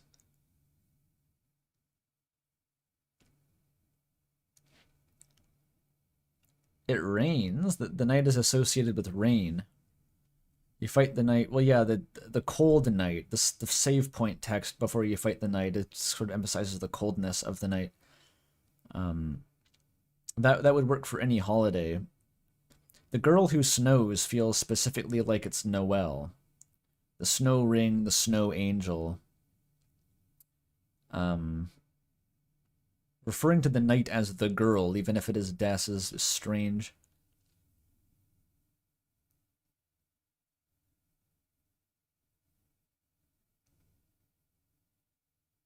Suddenly the north wind blows.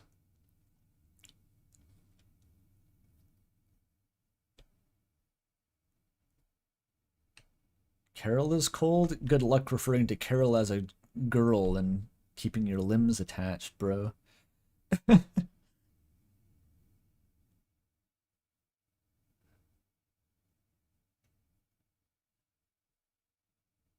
Oh, I passed it. Shit. It's sacred moss. Eat it? Eat it. You ate it. Oh, it didn't change. If you find all the moss, apparently it changes your status, but I've never seen it happen.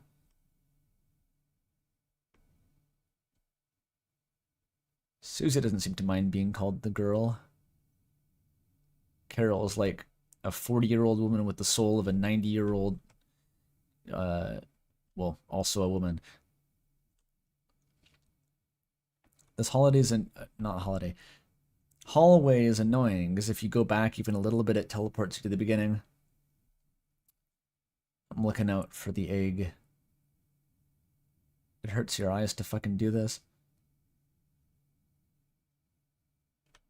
How did I pass it again?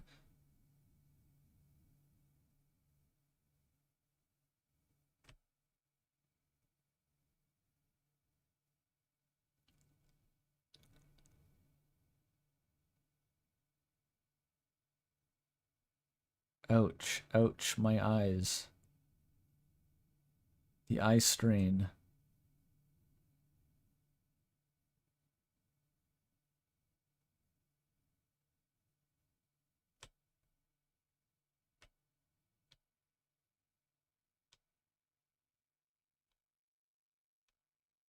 Where the fuck is my 8? There it is. Oh, I found it. There's a peculiar book here. Read it? Yep. So here's the book.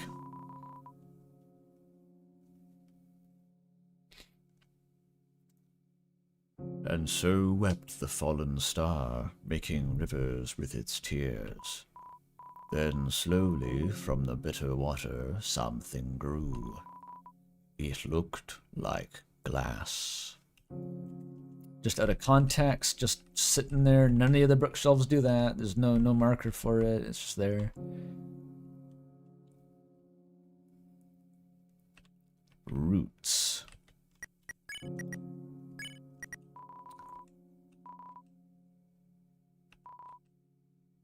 It's the same. I heard something in between. Something in between. It was mixed up.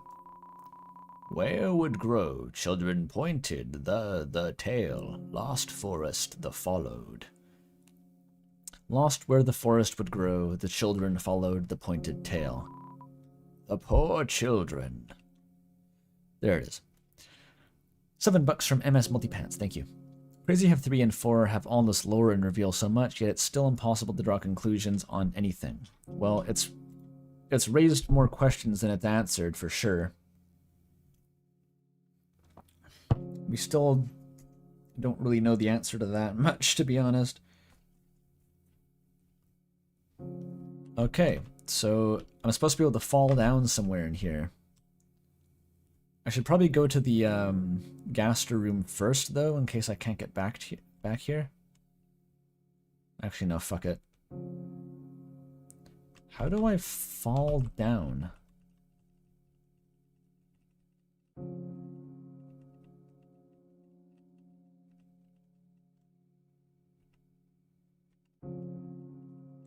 Eh?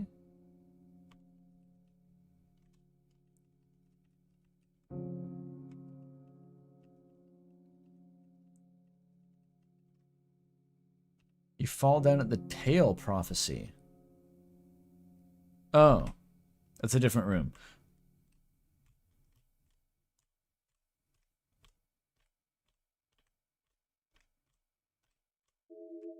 There we go.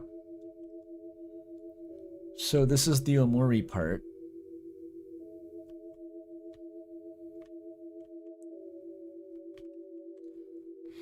This is the last ace from Nowhere Island.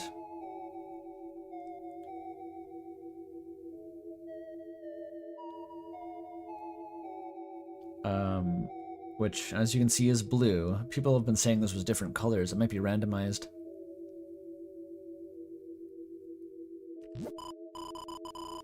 Chris, there you are. The patients are waiting for you.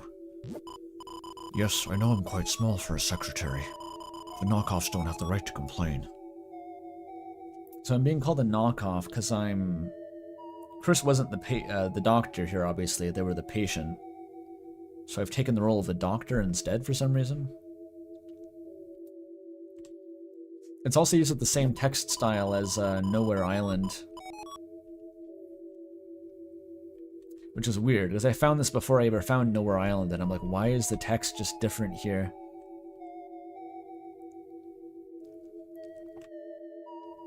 Someone said this is the same room as the one with the bonus doors in the TV world, but like it's...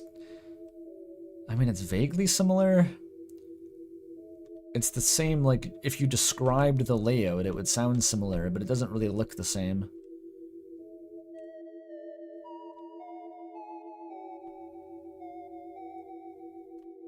Well, I know this guy's a knockoff. But it says, yes, I know I'm quite small, but you don't have a right to complain. You're a knockoff. I'm not the real doctor, so I can't complain about the secretary being too small.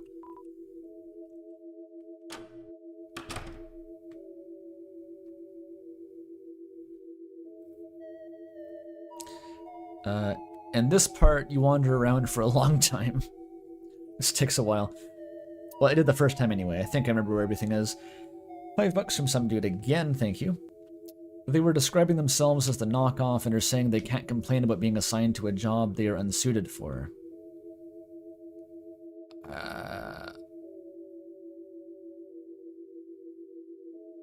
I don't... What a strange thing to say. They're both knockoffs. It's a fake ace. You're a fake doctor. Why would it be complaining that it's too small? I don't fucking know. It doesn't matter.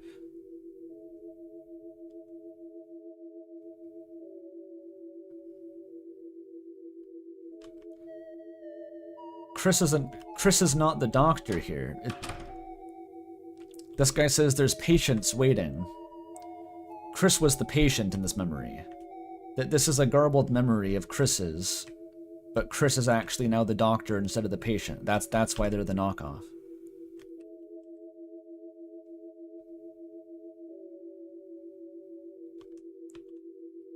We're not a doctor, we just have a patient. Who the fuck has patients if they're not a doctor?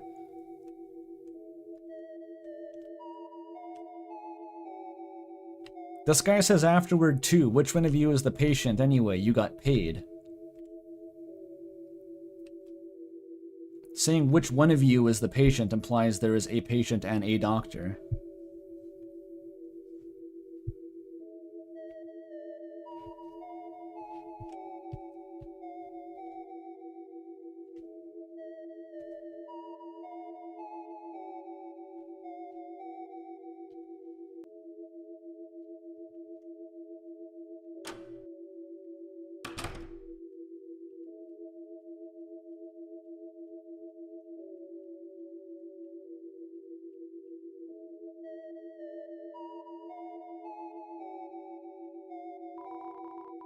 Yes, therapist, doctor, therapist, same thing. He is behind the tree. I don't know what says this. This isn't the man. This isn't talking to the man. It's something just says this. He is behind the tree. And $2 from Zaya W. Thank you. Could the two of you be the soul and Chris? Who says the two of you? What do you mean the two of you?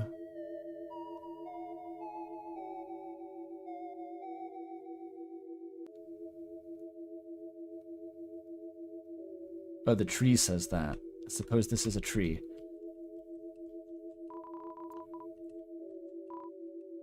Well, there is a man here. Well, he seems to be pointing at something and nodding.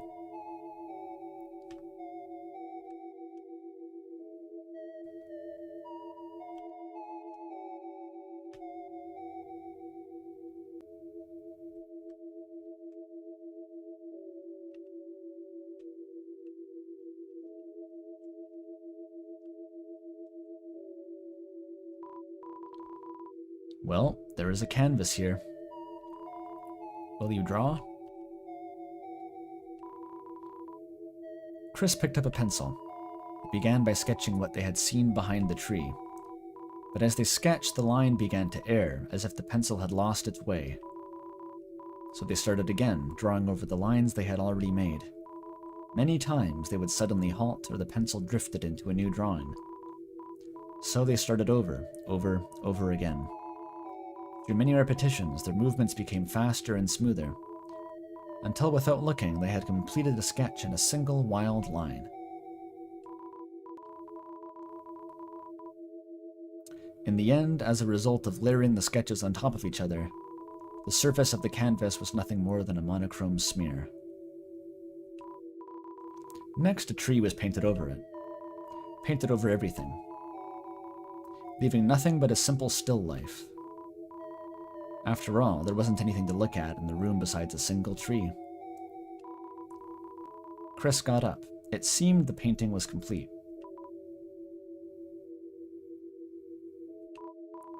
But their hand, smudged with graphite, was still moving as if to trace some unseen shape. An egg was picked up from a nearby easel. What an interesting interaction, isn't it? I have to imagine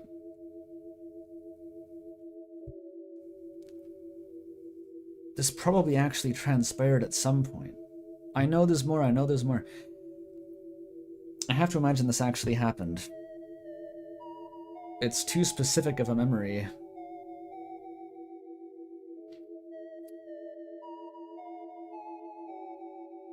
The fact that there's this...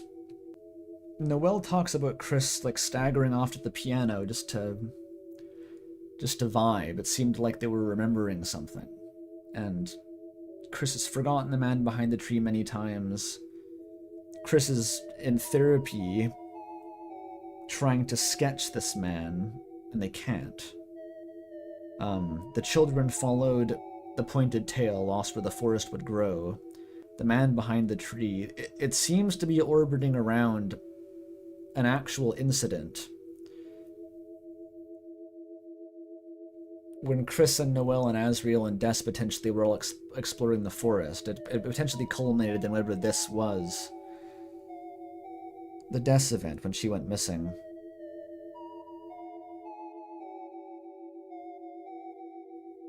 It seems to be building up to that, because this is being referenced more and more, and in the context of now therapy, like there is a memory that was repressed here. Saying there was nothing in the room but a tree. That's pretty explicitly just repressing the actual event. I don't know if it's Gaster.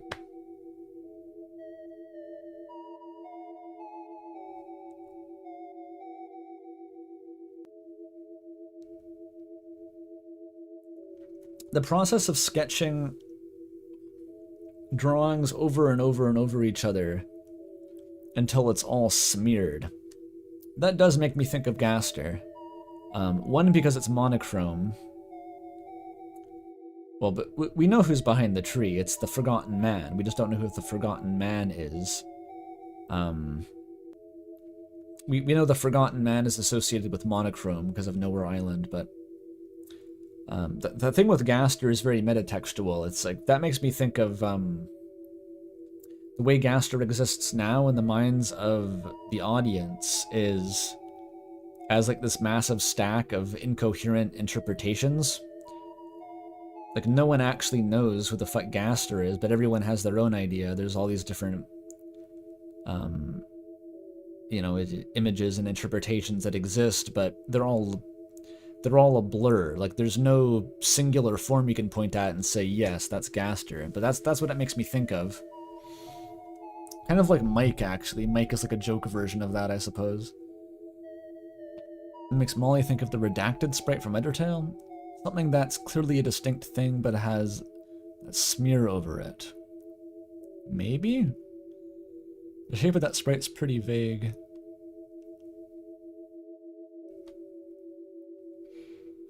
Oh, there's a donation. 10 euros from Mercedes again, thank you. I think that's the point. The Eggman has a lot of themes of being in a state of two conflicting things at the same time. Like what? They're always a man, they're always behind a tree.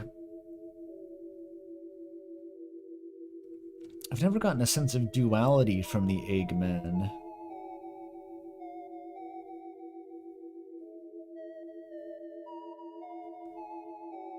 What could that mean? I missed another donation from the Whirlwind 9 with $5. Thanks. What does that say? You're not controlling Chris, you're controlling the cage, the vessel you made, Goner version of Chris, making you a copy as well.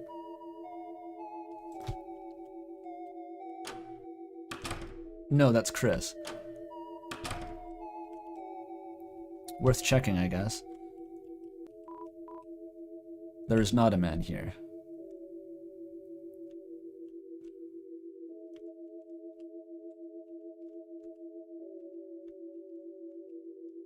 This room is really big. It just kind of goes. There's a sink back here. You ran water over your hands and dried them. If you find this before the painting, actually, it says there's a sink here. It would be ridiculous if you made a painting and had nowhere to wash your hands. Between your fingers, a faint gray crease glittered stubbornly. You can never wash it all away. This feels exactly like Omori, doesn't it? Like, trying to blot out a memory, but it can't be completely suppressed.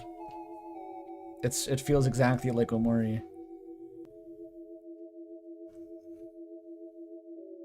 It's also the obvious like Macbeth reference. The your hands being clean is like culpability in something. It's possible that whatever happened with Desk, Chris feels to blame. Possible. There's another thing in here. Where is it?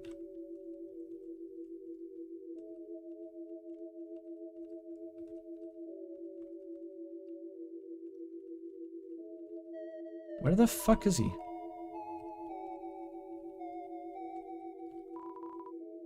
There's the sink. Was it down here? Oh, it goes away when you wash your hands? It just says it's a person painting a picture of a tree, but strangely the bark hasn't been drawn yet. That's what it says. Which is peculiar. Because how do you draw a tree without the bark? Well, like, what does that even mean?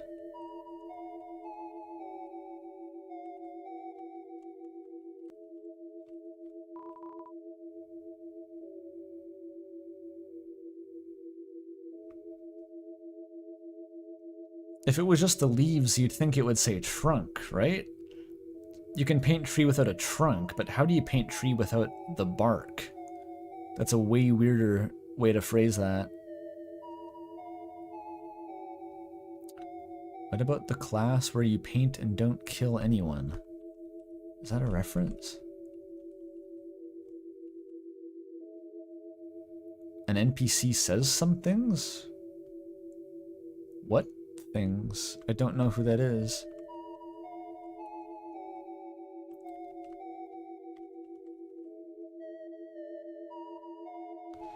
An NPC? Wait, what?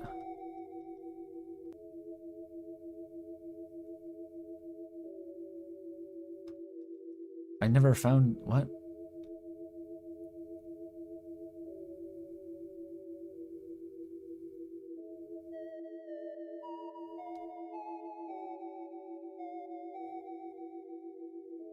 I can't tell anything. Oh my god, the chat being this fast is actually stressing me out, I'm not gonna lie.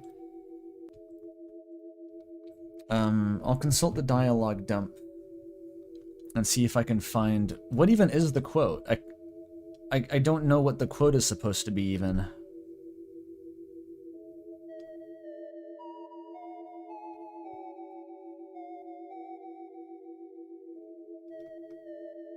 Art class.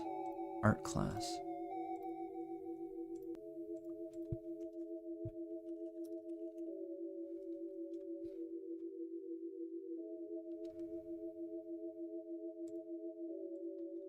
Wait, why am I in chapter 1 dialogue?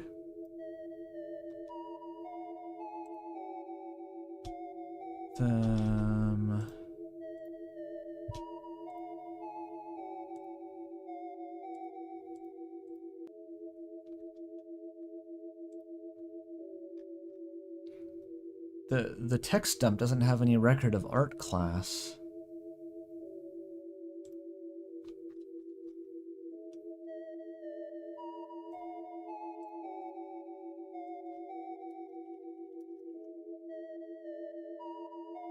Oh, here it is. It says, "Are you here for art club?" Right, this is where we draw pictures and don't kill each other. What am I drawing? Oh, don't look, it's not finished yet. How did I get here? I can't say I remember. I was in such a rush, I didn't look where I was going at all. Isn't art club a reference to So Fucking Sorry? I wandered around in this room for like 10 minutes straight and I did not find that guy.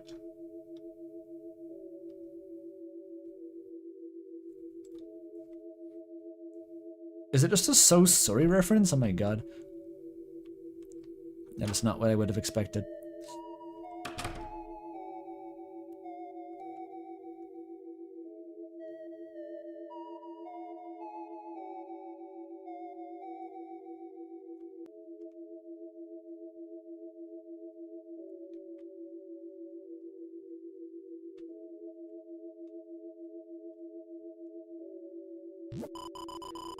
Well, how did the session go? They say art is therapeutic. Which one of you was the patient, anyway? This is the ambiguity. This is the ambiguity, is like in the actual occurrence, Chris was the patient, and in this case, I am not. There's a weird conflation of roles here.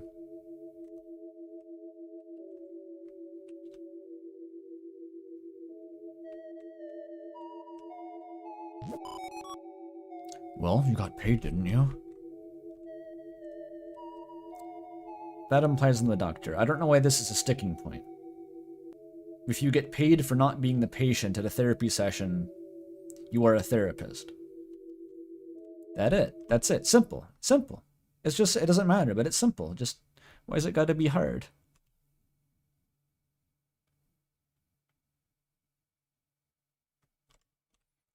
So now I have to find the Hell Tail Room.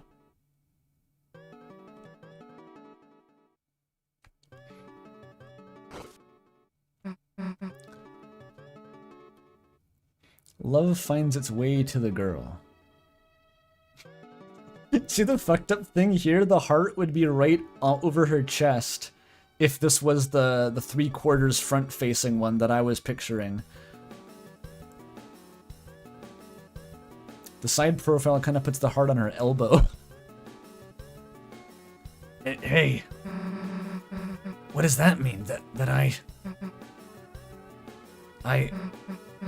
Chris, I've got to find the next one. You can stay here. Who do you like, Thuthi? Tell me, Thuthi, who do you like?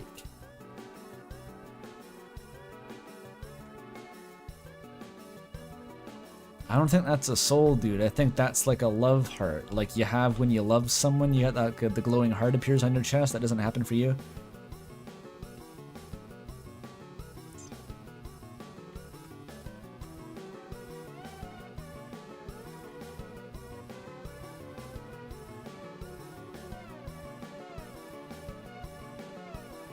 The girl.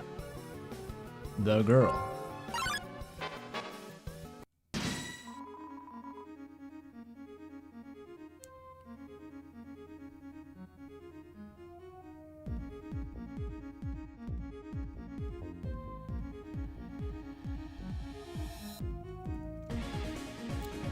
These ones are easy.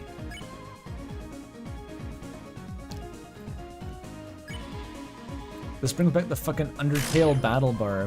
Why? Why? That's so deranged.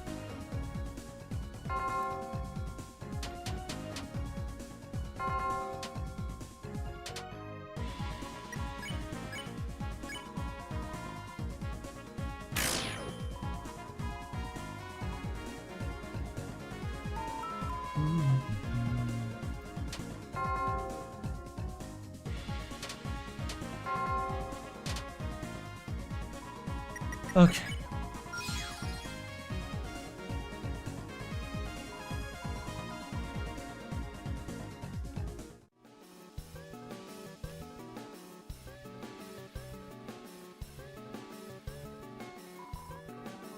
Gallery of Ancient Faces.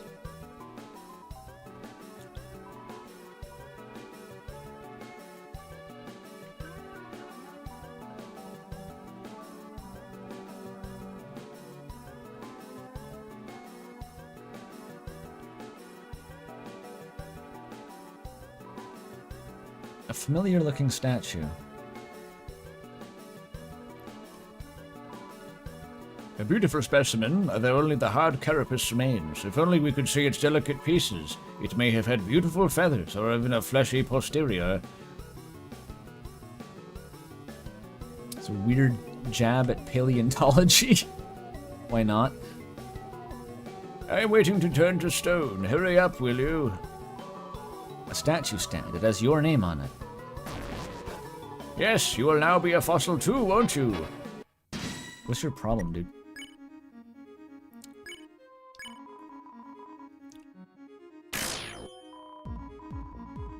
Alright. I'm gonna get rinsed here. Or not. I'll just clutch it. That's fine. Claps with one hand. Zen reference. That's a Zen reference. Crazy. Oh, I can check the thing now. Act.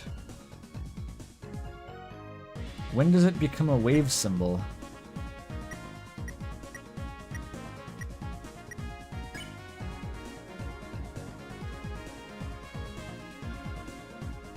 Replaces Chris's head?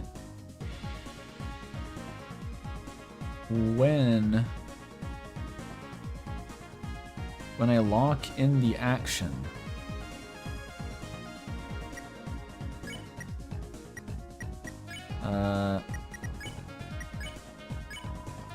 Oh, there it is. What the fuck? Why is that where it shows up? That's so specific.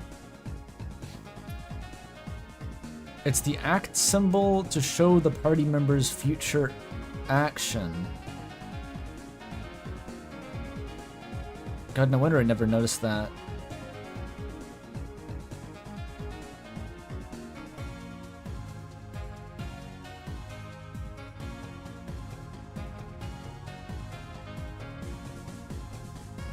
Well, yeah, Magic probably does it. It's whatever the second option is. Why is it so generic, though? Why is it the Rude Buster symbol?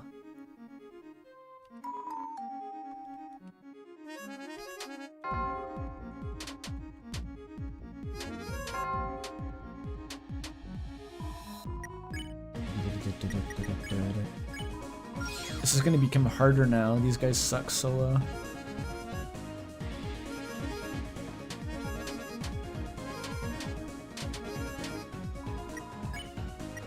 Okay.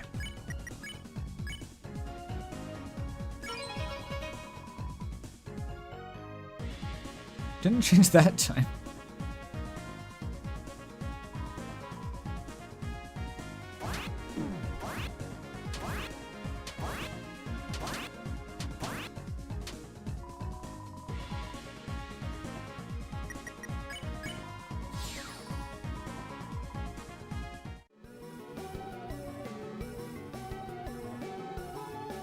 An overachiever.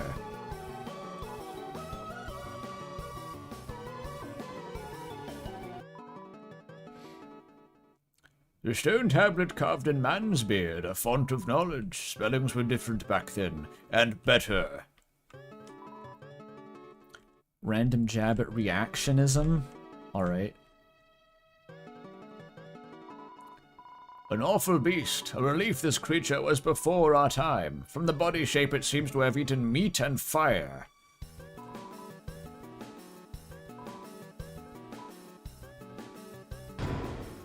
And $500, of course.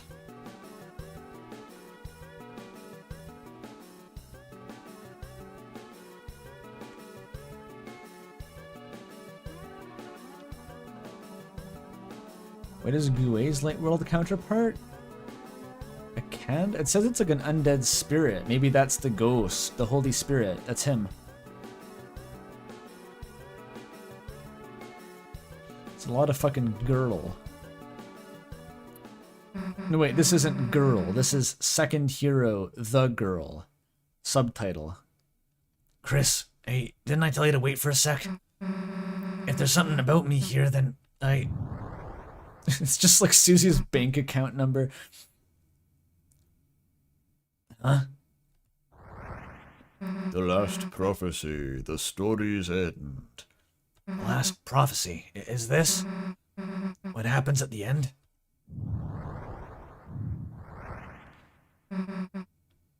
To save the world, there is only one way. It's telling us how to save the world. Hey, Chris, this'll make everything easy, right?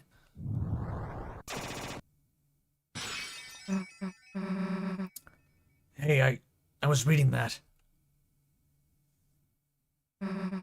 Old man? Hey, wait.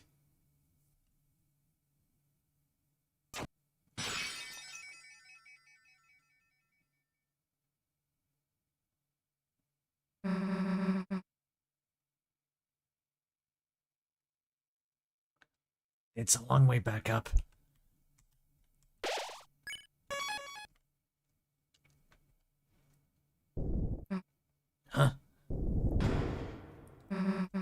Time for the big set piece. The floor.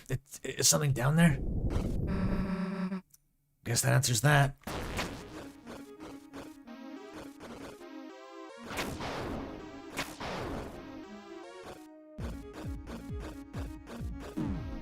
Bug.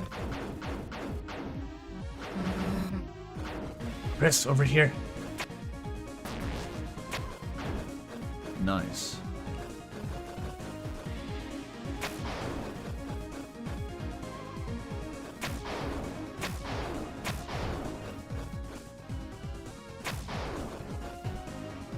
Another fun tutorial for the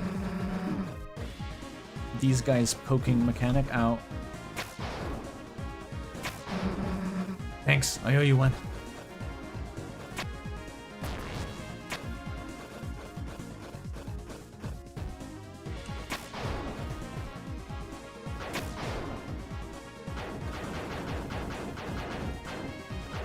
Fucking water's spawning it. Stop it.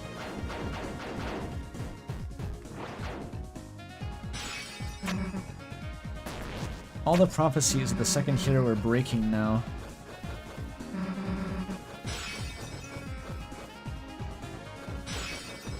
Is this symbolism?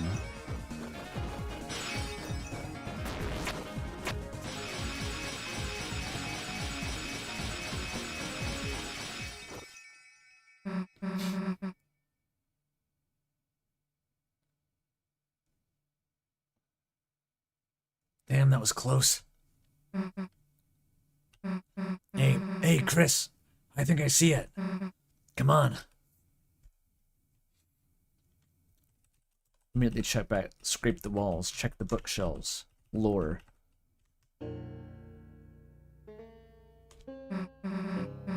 Hey, I was right. It's the old man's study. He must have been leading us here, right? Now all we gotta do is get a hold of him. Fire is run empty, in its place a stale glow which offers no warmth. Sounds great. Put me in, coach. Hey, Chris. You think he'd want to come to our castle town? I mean, obviously he would, right? I love resurrecting the dead, Susie. That always goes great in fiction. Might mean taking the hammer, but... I'm sure he'd be cool with it though, right? Alvin wouldn't. I can't leave.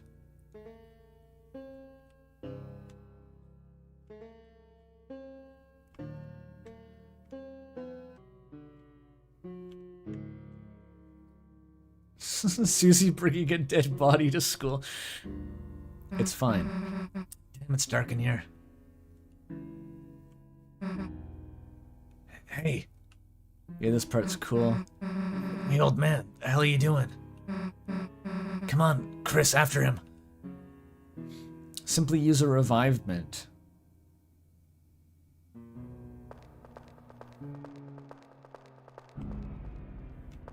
We're just immediately in the hell maze. Can you leave?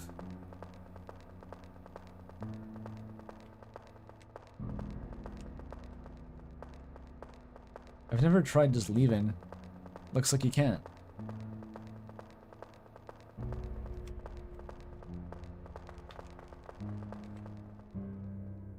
You can basically catch him there, it's weird. Hey, slow the hell down, old man. We're trying to talk to you.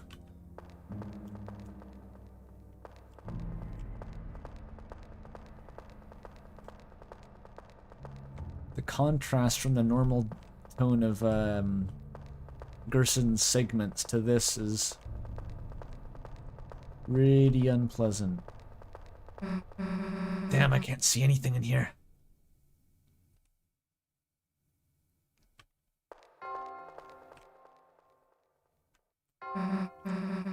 Hey, Chris, wait a sec. Do you hear that noise?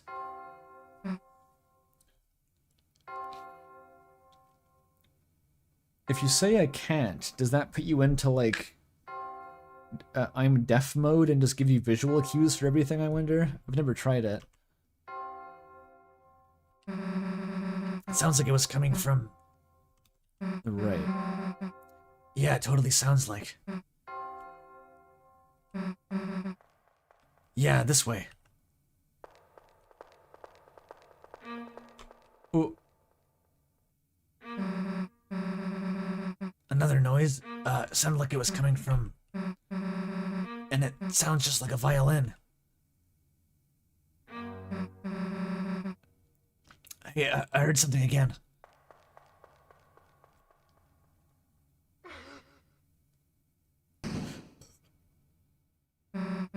Damn it. Chris, I slipped and fell down somewhere. Stay there, okay? I'm gonna look for a way back.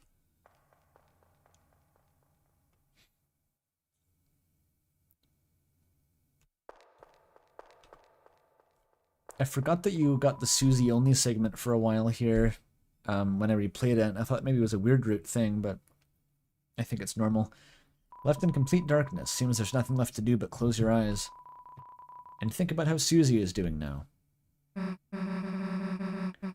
Damn, the hell am I gonna find a way back? Maybe if I just try and listen to what's around me?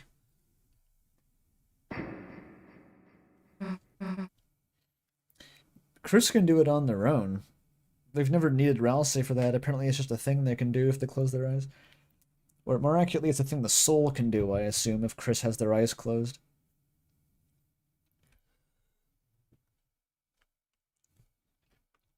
Old man? Old man, that's you, right? Old man, hey, we've been looking for you. There's like this door code and... I thought you might know that...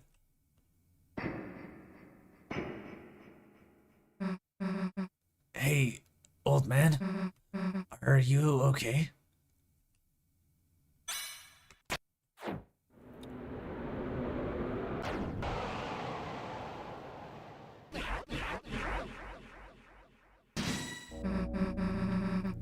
Old man, what are you doing?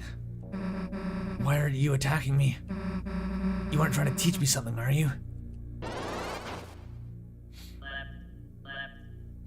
The spooky battle. That's not old man. That's evil old man. Hey, what's the big idea? It's me, Susie. I'm your friend, right?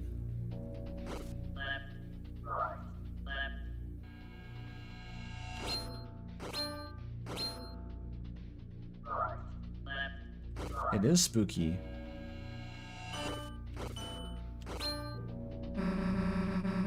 I wrote your letter for you, don't you? Don't you recognize me? Hey, say something. Say something already. Come on, say something already.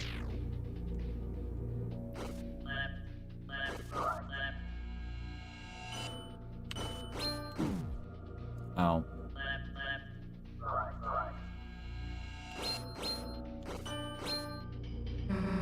I'm telling you, I don't want to hurt you, so just...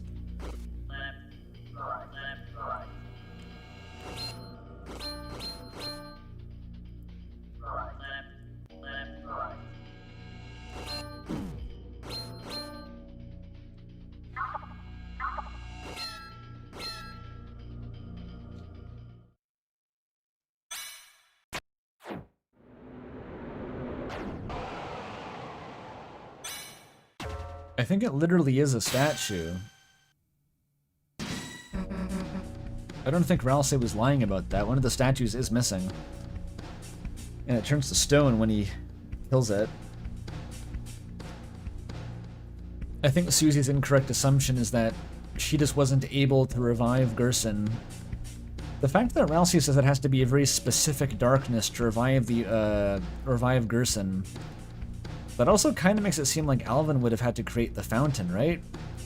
Because who else's specific darkness is good enough to recreate Gerson, right?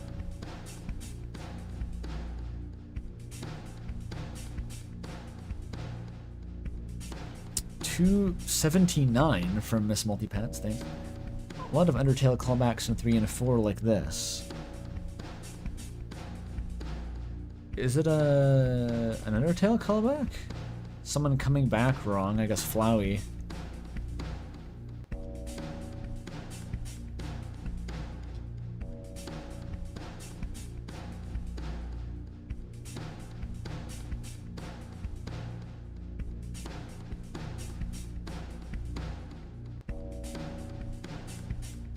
Anyone who was taught by Gerson would work. Maybe.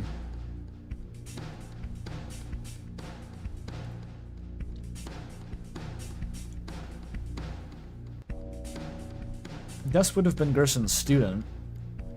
Hey, Chris, hey. Chris, there's something wrong. There's something wrong with the old man. We have to figure out a way to get through to him.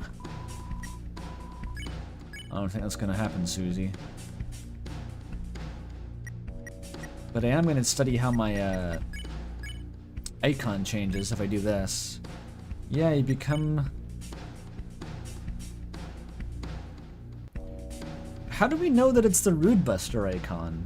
I mean, it's the Rude Buster animation kind of looks like a waves, concentric waves. The file name says Rude Buster. Oh.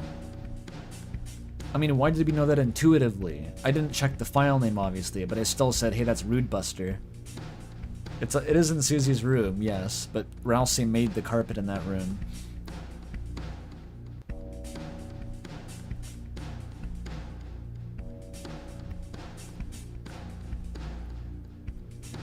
It just looks like the Rude Buster, I guess.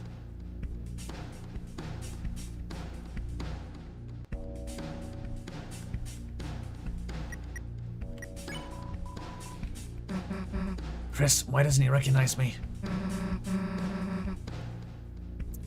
We have to stop him before anyone gets hurt.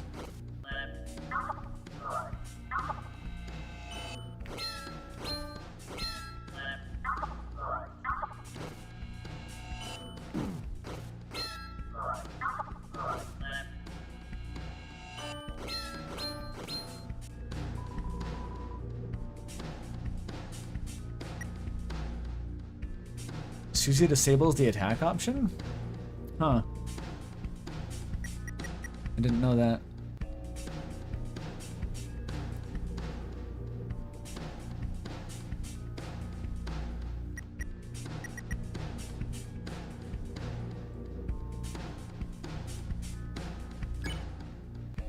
If you make her attack, oh.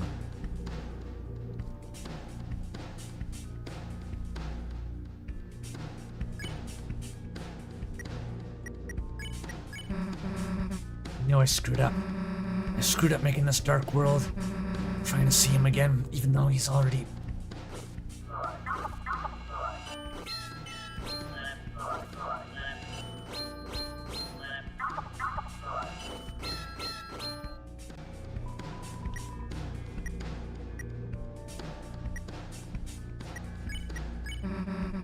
Old man, listen. I screwed up, I know, but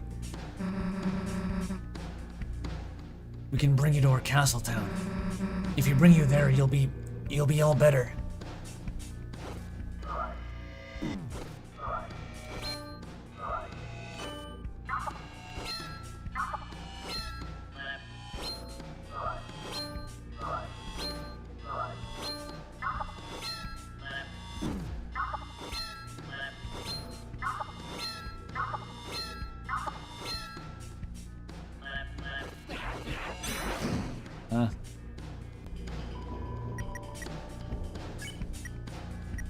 Should try ultimate heal.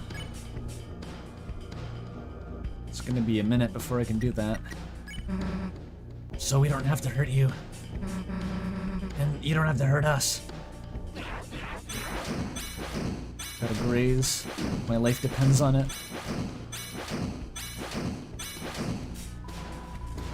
Ah, it's still not enough. If Ralsei shows up, you can use Pacify, right, Chris? All we have to do is wait for the old man to get tired.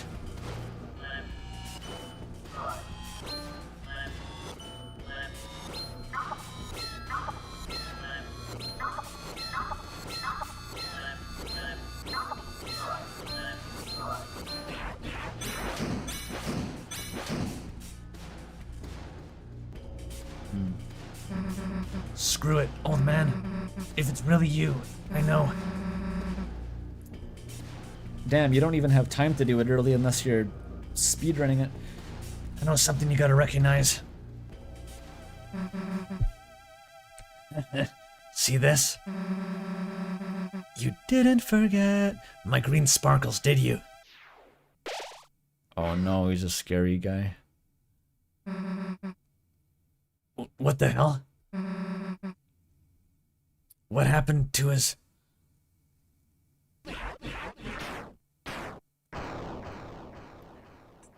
Ralsei just morbs out. Holy shit. That was Oberon. That one was Oberon Smog. Ready for Ralsei to get real sad?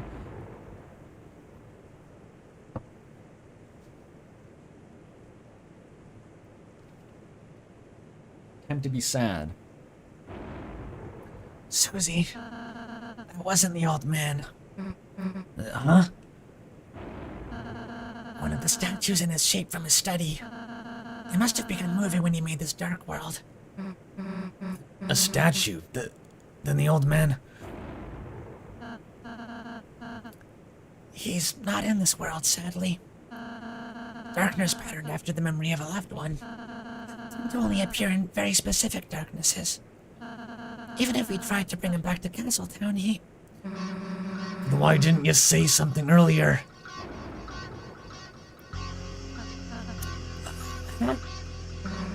First the roaring thing, then you not being real, and now this? What is wrong with you? If you know something, why don't you just...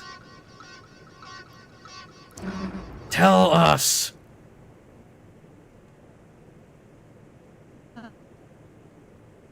The animations are so good here. I'm sorry. I know so many things. I know so many things, and I don't know when to say them. I don't want to say them. I don't want to worry you two. So I end up not saying anything. What do you mean? You know so many things. About the rules of this world. About the prophecy. About what the prophecy says will happen. I didn't ask to know, but I do. I'm sorry if it creeps you out. Yeah, the letters are shaking.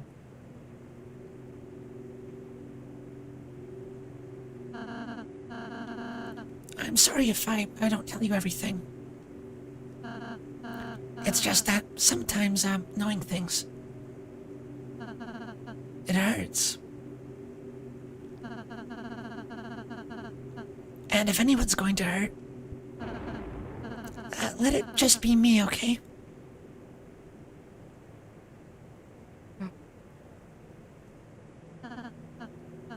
Oops, I'm sorry. I... Ralsei, is that why you've been acting so weird today? Why you keep... I've been trying to stay ahead of you two. So you don't have to see it. So you won't. Because it would... See what? The ending of the prophecy. What, that last prophecy thing? Susie, you did... No, I mean, we almost did, but... Please let me go ahead from now on, please. I'll do every area. I'll do all the work. The next time, too. You two can just hang out and have fun. I could do all the puzzles. I could... Hey, look, it's okay, man. That last prophecy thing, I don't need to see it. So if it helps, whatever you gotta, you can go ahead alone. Everything else, we're doing it together as a team. And nothing's gonna change that. Nothing. Whether you like it or not, toothpaste boy. Susie? First noogie to make someone cry? I'm kind of surprised we didn't get an actual dialogue purge of him crying here. They busted out so many new Ralsei expressions, but we only see him cry in the overworld sprite.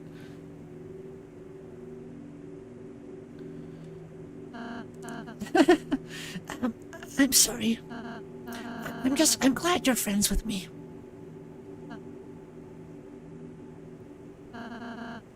I'll be more honest, Susie, I promise. Even if it means sounding weird. Ralsei, you couldn't get any weirder if you tried. You too, Susie. Thanks. Well, let's get out of here, Chris. To save the world, Ralsei has to say the F word. Devastating. You know what's weird?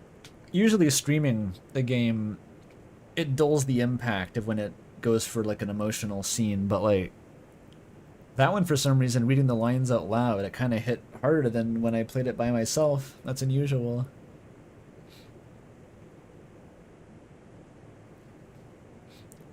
Susie just shows so much like genuine willing to reevaluate her viewpoint once she realizes that Ralsei is actually like really upset. It's quite nice because she goes from being pissed off to immediately just like, ah shit, Ralsei's going through it.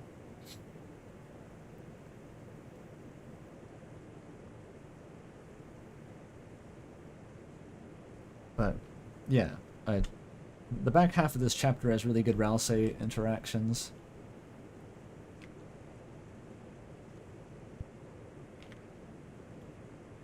Susie really is the best. Susie is like, chapter 4 is like such a Susie spotlight in a way. Like chapter 1 was obviously, but this is where she's actually coming into her own as like a really likable character.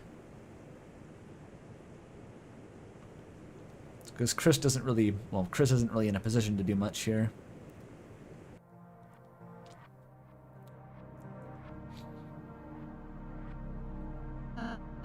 Susie, there's a few things I still can't say, but from now on, I want to tell you everything I can. So, know any codes to any doors? No, I do not.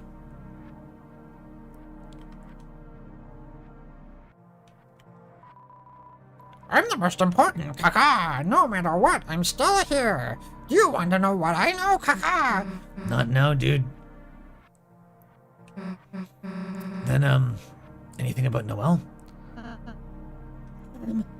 Her favorite restaurant to be taken to on dates is, I know which items are she gonna equip. Then again, you're supposed to equip ribbons. Okay, so actually you don't know Jack. Great.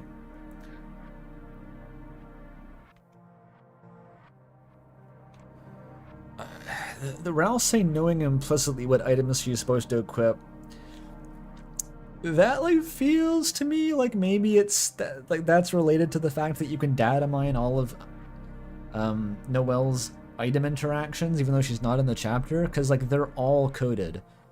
They're on the cutting room floor. Like she has reactions to every item in chapter 4.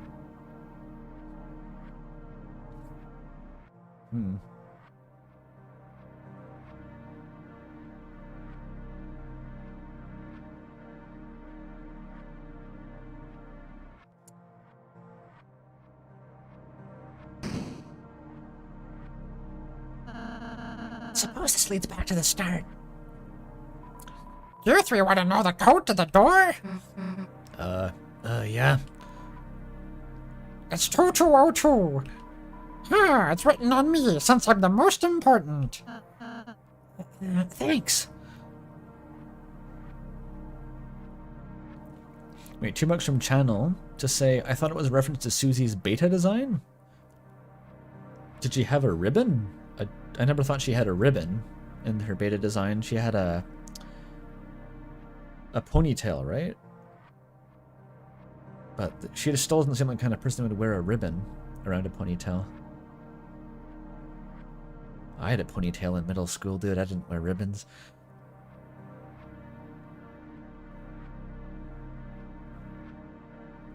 If 2202 is the same as the shelter code, it's 12252202. Like,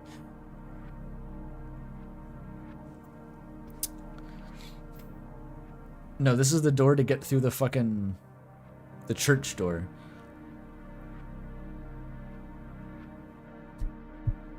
Everyone's got like dog shit. It goes like 00001234. The name of your daughter. Great. Asgore's is probably like 1234. He's bad at codes.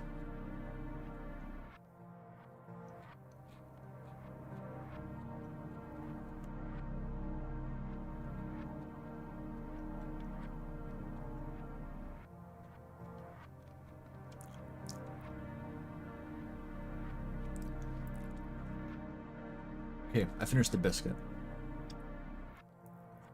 Thanks.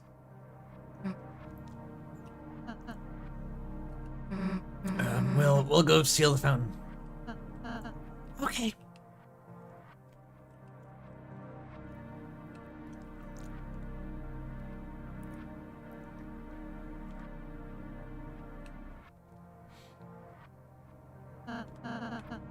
Well, this is it. See you in a sec. I love how casual they are about it. It's just implicit that Ralsei can teleport to them again. I still don't know how he does that.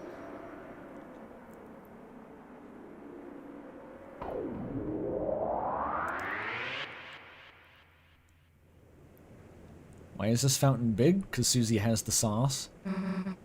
Back again.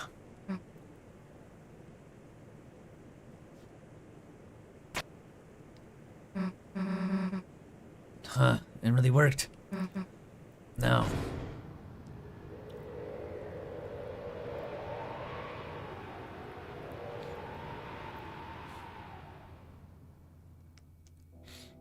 Didn't take long.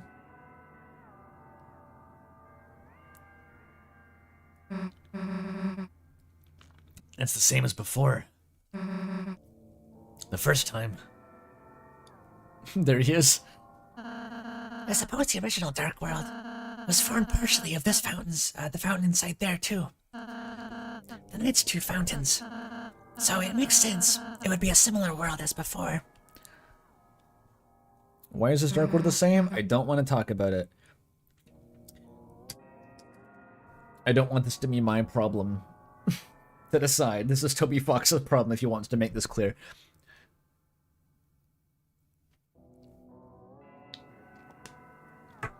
Just similar, huh? No old man. Chris, the night is waiting in there. There's no time to think about anything else. Let's go. Wait. What? Can we pose? Fine, dumbass.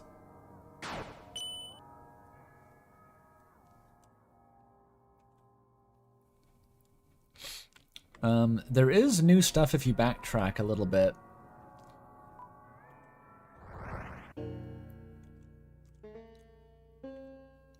Most notably,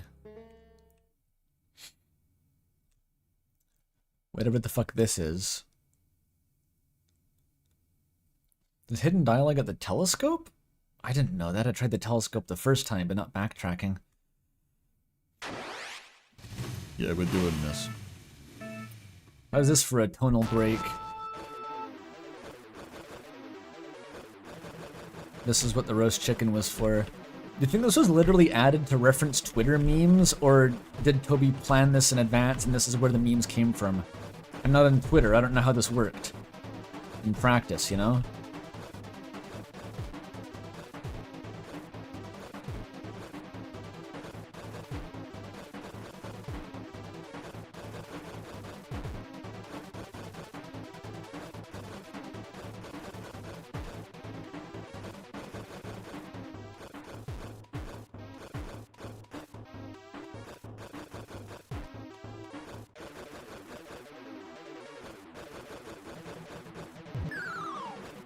Oh my god, he died.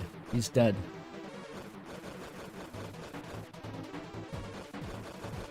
Fuck. And Toby laid the golden fiddle down, because he knew that he'd been beat. Not quite.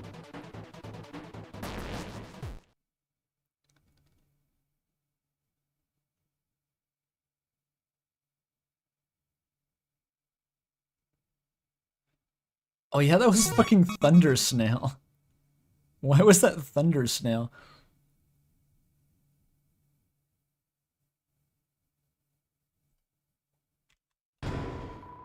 You opened the treasure chest. Inside was a dog dollar. Nice. We're just back here.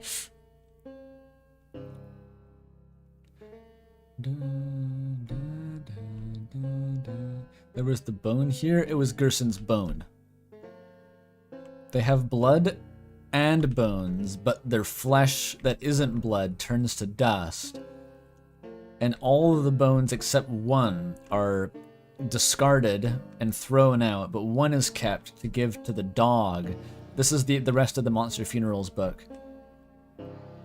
They have to dehydrate the blood out of the dust so they can properly sprinkle it, because it starts off as a kind of mushy red sludge that's really unpleasant to look at. The blood doesn't turn to dust because it's too wet. I'm not sure where I'm going. I didn't recall anything too crazy if you backtrack here. They make the bones into a broth, right?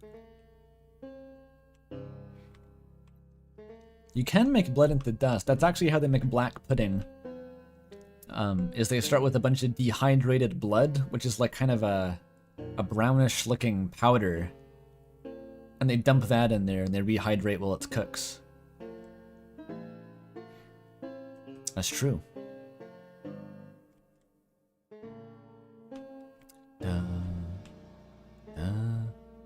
Is that pudding for vampires and Scottish people? It's pretty good, actually. I'm a fan of it. Recruits Miss Mizzy. Is she holy or water? Wait, what? What do you mean? Is she holy or water? Oh, in the recruits menu? I forgot that was the thing.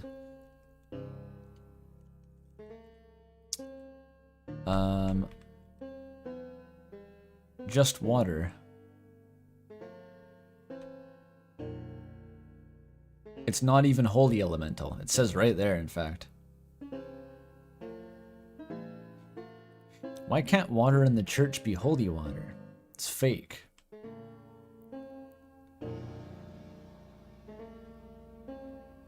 The light-blocking mask, deeper truths of the dark, like the tale that must not be followed. Blade Elemental. It's funny how it gives you a black shard, which deals double damage against dark-type enemies. You go to the dark world where everything is made of darkness, and it basically affects nothing except the Titan. Like, no one is dark elemental in the dark world. Do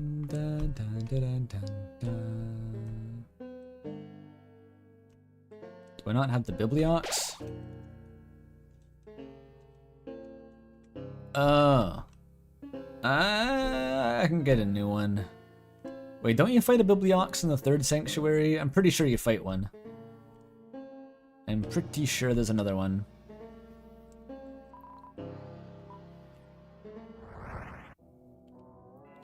Alright. Let's go. And let's definitely find the Hell's Tail room. Okay, someone said you could see the unused prophecies in here. That's just the hammer, though. I think the unused one actually is a different illustration. Or maybe not. There's the snowflake one in here.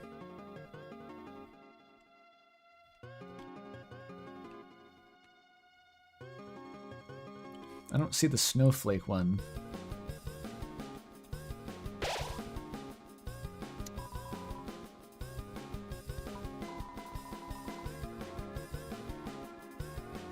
The light shines through the thingamajigs, creating a prism only you can see. 1, 2, 3, 4, 1, 2, 3, 4, 1, 2, 3, 1, 2, 3, 4, 1, 2, 3, 4, 1, 2, 3, 1, 2, 3, 4, 1, 2, 3, 4, 1, 2, 3. It's 11-8.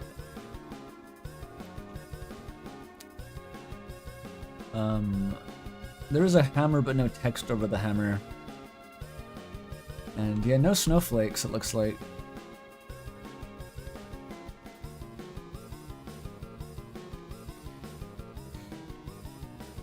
The beads is at the Hell's Tail. We're gonna find that later.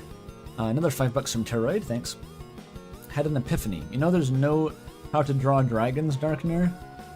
But books turn into biblioxes, and there's one on Chapter 3 Egg Root. It might be that. You think How to Draw Dragons turned into the fucking... like, the one that talks about the fallen star? What do you mean? Oh, that book. Yeah, I think people were saying that was the hymn book, because it's in the living room. Yeah, the Chapter 3 one. It was weird how there was no How to Draw Dragons Darkener. Everyone thought that was like the secret boss or anything, but... it's not even referenced.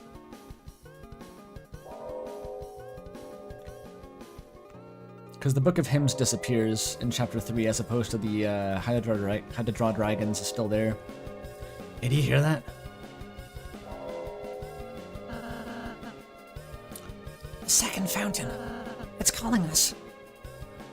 The night must already be over there. What do you mean it's calling us? Someone's ringing a fucking bell. Is the knight doing that? Who's doing that? Nice, let's go.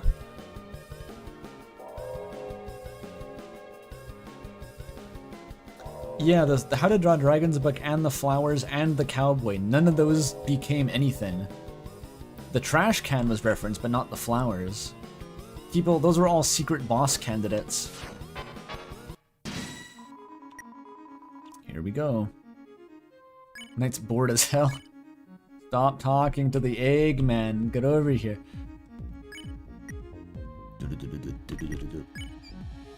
With you in the dark. Atrium. Alright, that guy just got sent to the Shadow Realm before he could even attack.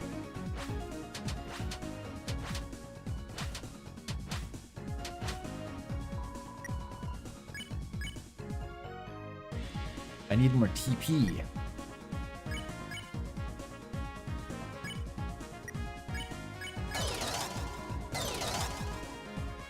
What, Ralsei alone has 50% spare? Oh my god, he carries. Chapter 4 actually makes you kind of think about what the R and the S actions do. It's a bit more complicated.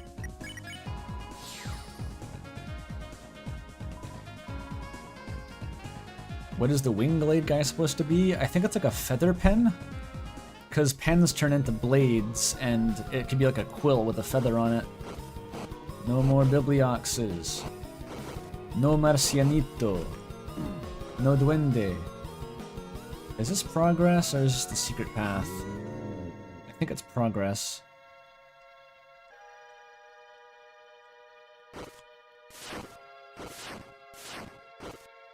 Wait, is this just a long way around?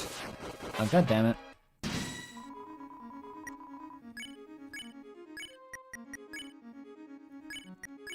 With you in the dark. There's like a quick kill on these guys.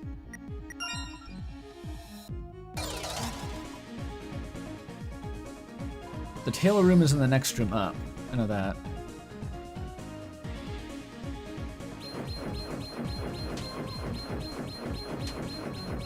I don't know what you're talking about lesbians in chat for. Des is hella not a lesbian. We find that fucking Asriel Dreamer's retainer in a box in her room, as we discussed extensively previously. That doesn't happen under platonic circumstances.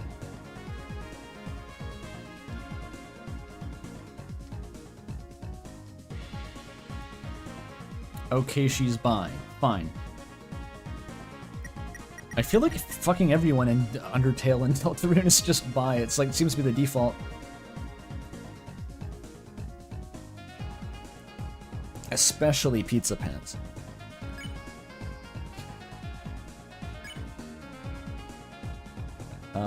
Okay, the strat. We do that, we do direction. You gain traction. And we best another interaction.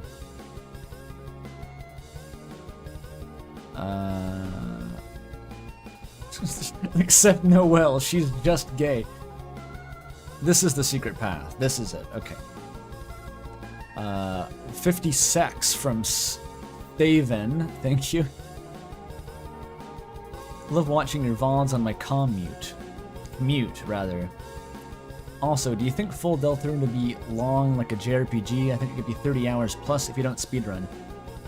It's already 30 hours plus if you're me. It's gonna be long as fuck. They'll hear the ring of heaven's call, the angels cry even. This room's fucking hard to get to, it better be good. Took me many tries when I first played this. I think I've gotten better at it. Yeah, easy. They'll see the tale of hell take crawl. The princess ribbon is interesting, because it doesn't fit Susie and she won't wear it. Ralsei will wear it, but the gloves still don't fit him. They only fit Chris. And they're much better defensively. Plus elegance.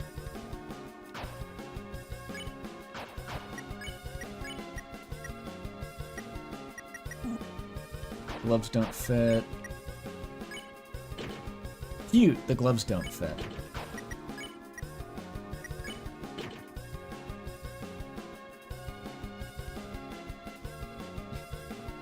The hospital beads. Yes, I'm going to find the secret room. Wherever could it be? You fall off, someone said. How the fuck did they find this?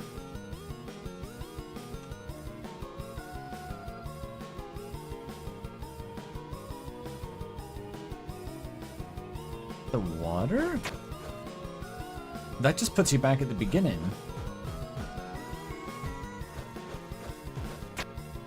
Wait, where'd the climbing challenge go? Oh, it's over here. It must be a specific spot then. Because usually it just resets you.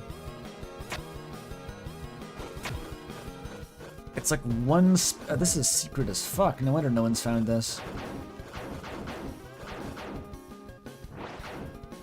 That one? Dude, this is fucking obscure. Jockington grows the beard? A different one? Okay, I'm recording this shit.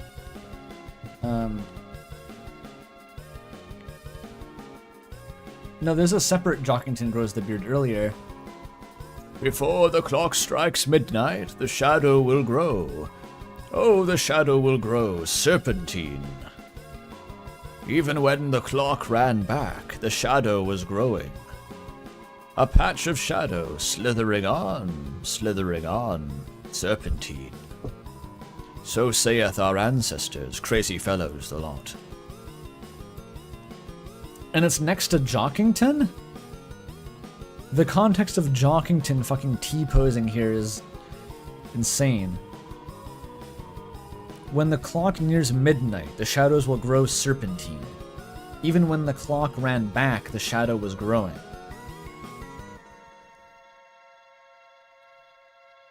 This is such a strange fucking... It's so cryptic and mysterious.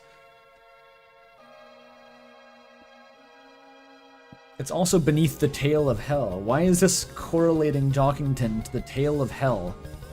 Why is it drawing a parallel between those? But it's also a reference to the 5 o'clock shadow line, you're right.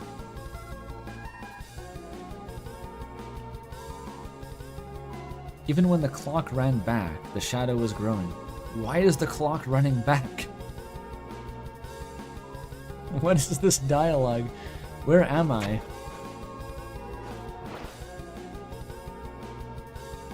What the fuck is that room? Resetting a save? I fucking guess.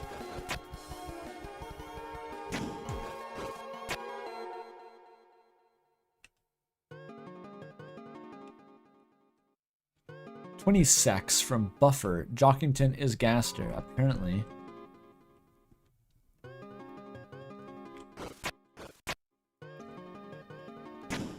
I know it's like the 5 o'clock shadow joke, but there's way too much bullshit in that just to be a 5 o'clock shadow joke. What tail looks like that shape? Nothing I can really think of. Someone mentioned cat petters having blobby assets like that. Everything's made of circles.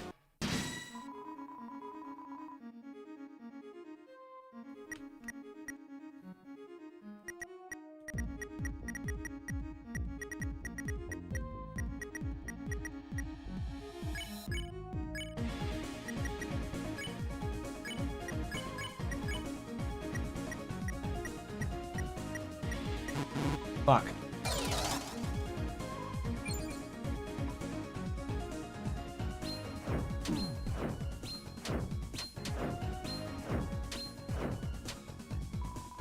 Okay.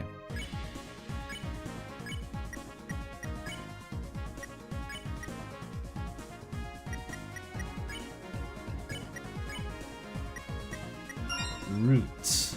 That's an easy one.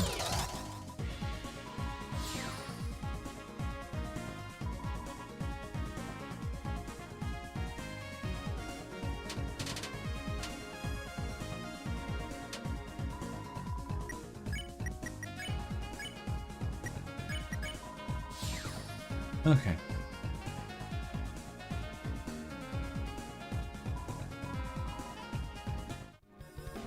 The tail is made of points? And that's what it refers to? That would be somewhat maddening. Oh.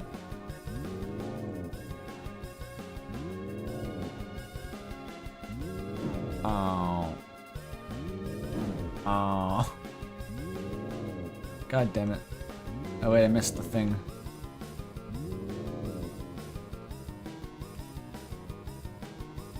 The other secret room. The angel, banished, will finally meet with its desire. So this tells us the angel actually wants to be banished. What the fuck does that mean? I don't know. I literally don't know. Hey, below the words, that picture. What the hell is that supposed to be?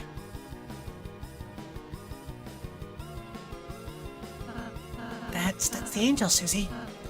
What, to my understanding, it actually looks like. I don't know about that, man. So it's clearly not literally Noel. It's not just a JPEG of Noel.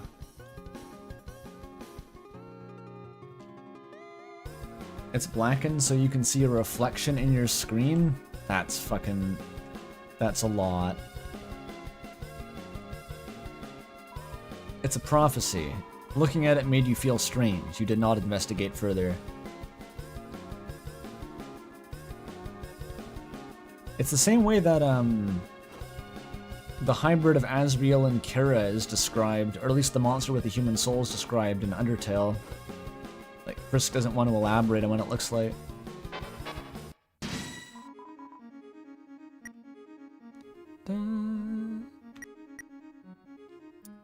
The lads. Alright. Rossi, light him up. Light up, Rossi, yeah. Get chuffed on that dart, Siggy.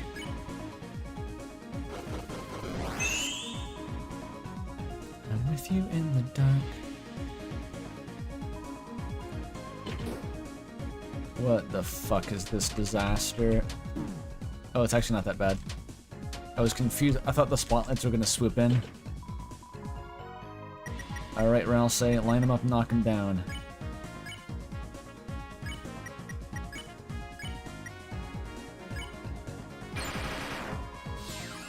Why is that so forgiving compared to the, like the Ribic when you have to mash? That one's over in like half a second.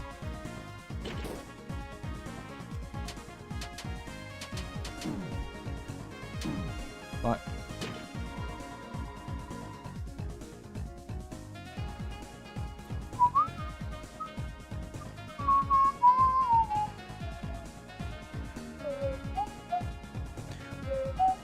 No, even the normal shake is like that.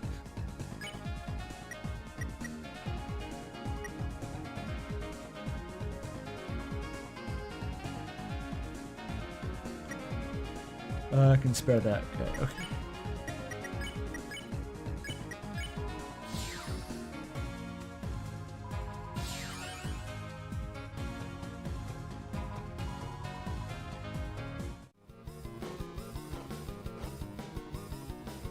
Flower man trapped in asylum.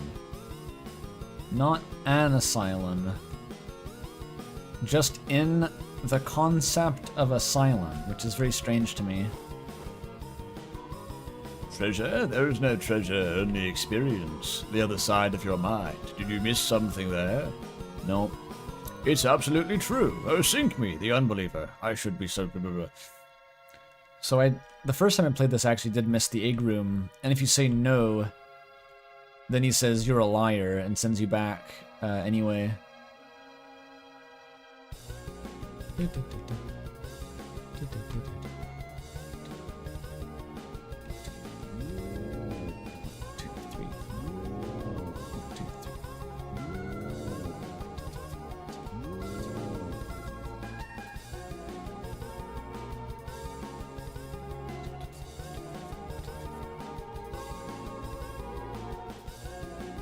So I'm counting the beats. Okay, it's still in... I felt like it was not in 11-8 for a minute there. This room is so strange. Because it's like... There's so much space, but there's so little to actually find in here.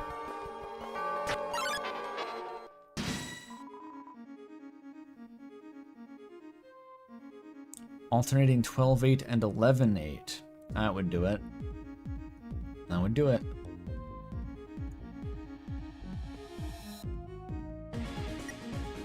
That is 23-8 in that case, yes.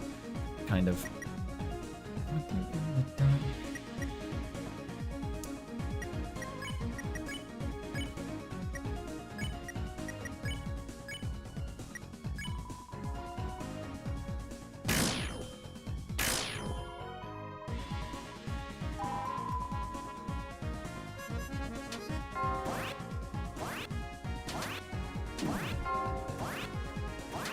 This is a clusterfuck. Okay, that one's spared.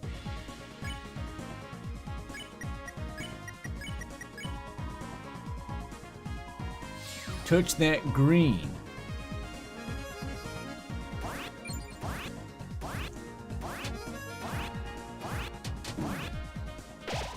God, these guys are strong.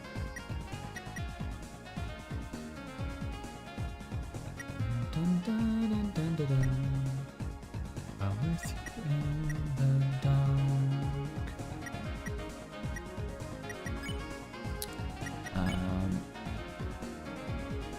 They're all revivements.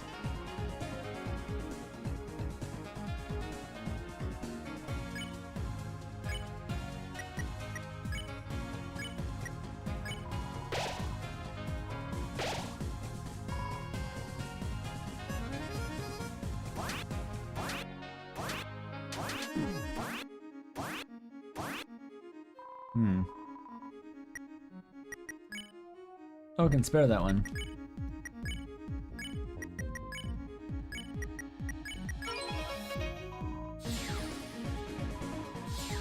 There we go.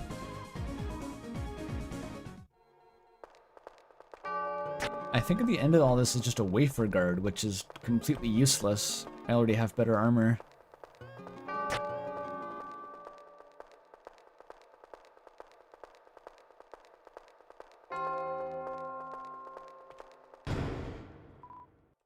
Yeah, it's just a wafer guard, which you can buy in Gerson's shop.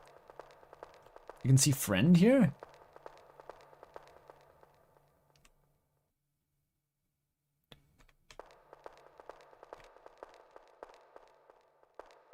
Look up where?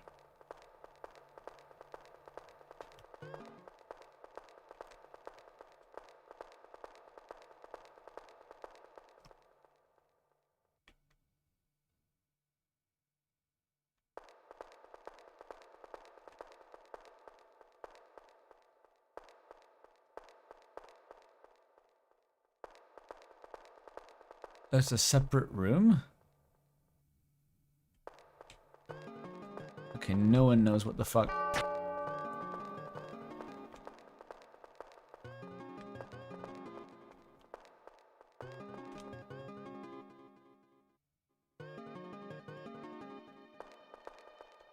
A hole on the top right.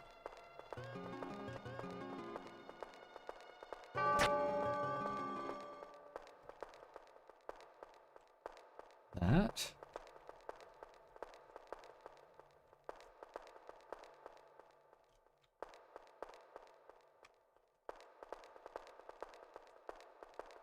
How do you get there?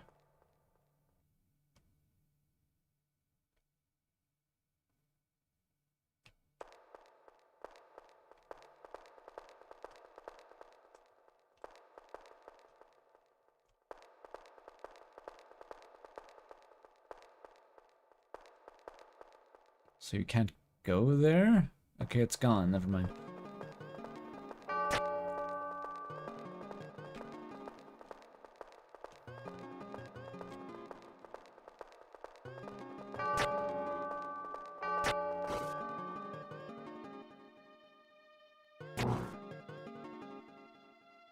Time for the good part.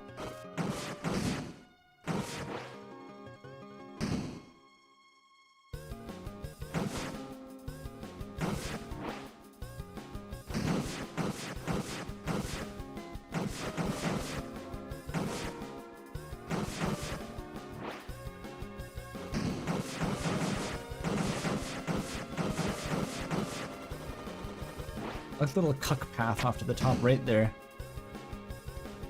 Not even for.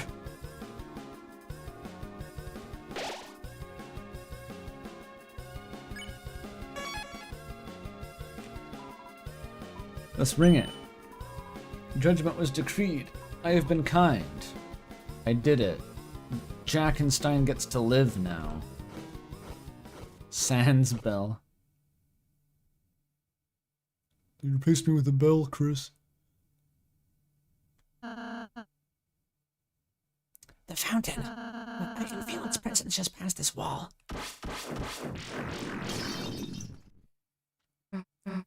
Is it just me or does it look way easier to climb if it's not covered in fucking glass? I'm not gonna question it. Hey, wait. The hell are we gonna do? The hell are we gonna climb up there now? Friend need help. Mr. Jack, what are you doing here? It's dangerous. Yeah, get back to the study, dude. Jack fear no danger. Friend help Jack climb out of the bad feeling pit and loneliness. Jack will help friend climb anything now. Not like we have another choice anyway. Okie dokie, on my shoulder, please.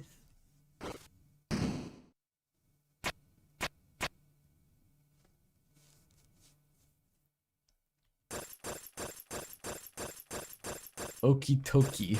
That's some Asgore shit. We'll become thin here. Let's be careful.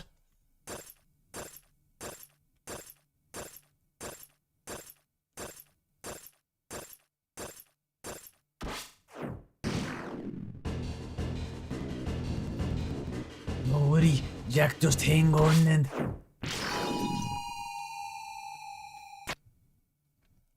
It's weird. If you're violent, the knight doesn't knock you off directly. She just makes it impossible to continue, and you have to abandon Jack, and then he falls.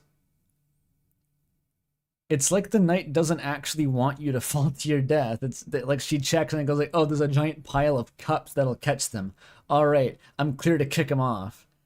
And if there's no giant pile of cups, she goes, wait a minute, I don't want to actually kill him. I'll wait till they get off and then I'm going to kill Jackenstein.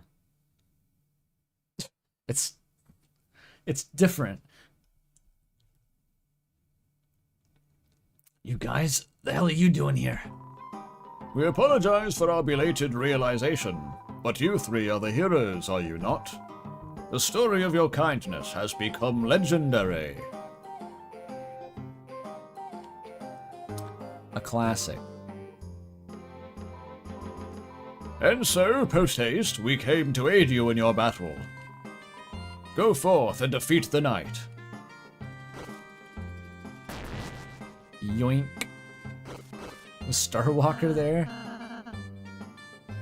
Everyone, thank you so much. Guess being nice kinda pays off. Now let's go kick that knight's ass.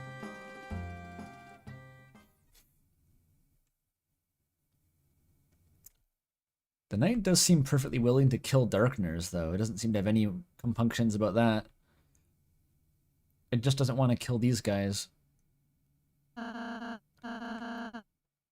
It's getting dark. Let's stick together. Wait, it doesn't force you to heal here, does it? I saw a video about this. Apparently if you come into this section with low enough HP, you can actually get soft locked. Because if these swords in the dark kill you, then you teleport back to the save point, but the Jackenstein cutscene doesn't play anymore. And I assumed that was because this was after the part where Susie heals you, but it's before that. So how do they know that you're not at low HP when you come in here?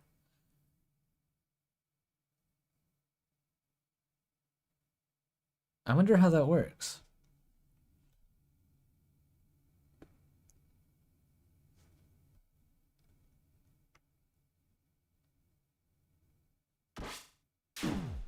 I'm fine. Because if you save in the first room, it restores your HP, but if you just don't save...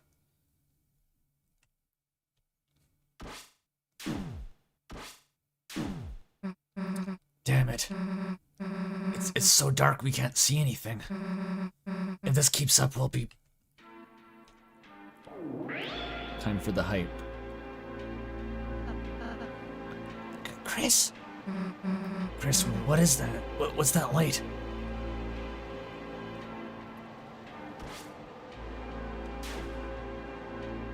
This section was pretty fucking cool, actually. Best auto-scroller. Excellent use of the Dark Truth music.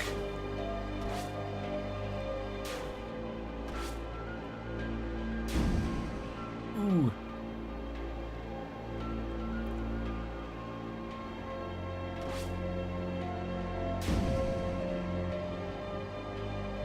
With you in the dark.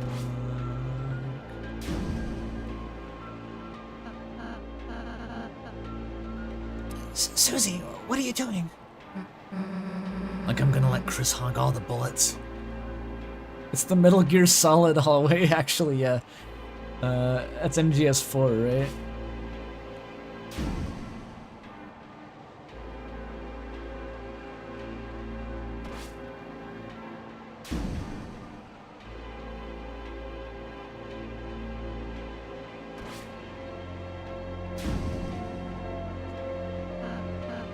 Susie, Chris, as long as there's any pain that I can take in your place, I'll be there, okay?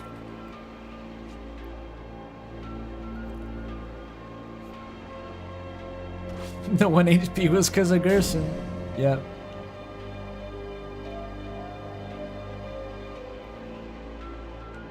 He's walking with his hands still behind his back. Like, what the fuck? Ralsei's a freak sometimes. Just tanking the swords with his, like, bare chest. Looks like that's the end of it. Yeah. What's with the hand thing? I don't know, that's just like his pose. He's an uptight weirdo. So he walks like that. Let's finish this.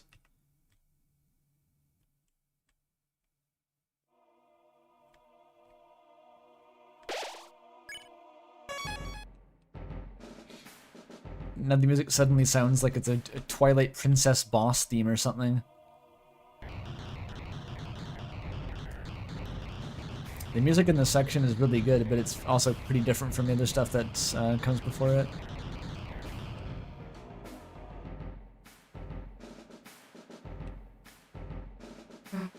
And here we find the knight just like jerking off in a room, I guess. You. Like, what is it doing in here?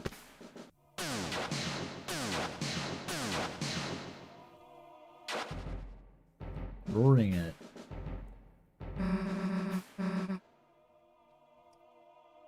Its mask is like a big eyeball now. It's cool.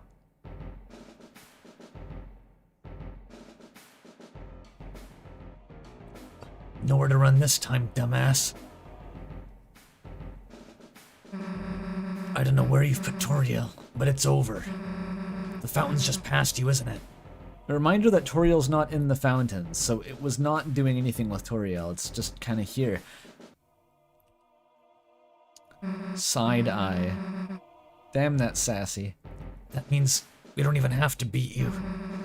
All we have to do is get past you, and it's over.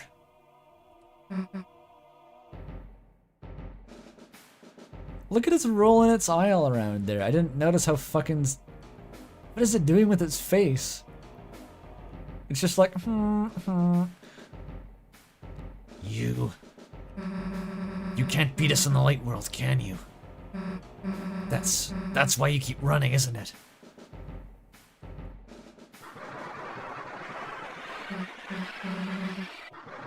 Hey, what's so funny? Interesting laughing animation. Spamton does mention a communion with unintelligible laughter when you ask about the knight. Well, I guess we know the knight does laugh. What's so funny? Chris, why are they laughing? You're laughing because you know I'm right, don't you?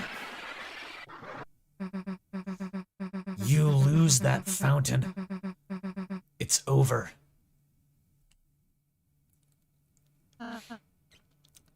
Don't. Don't make another fountain!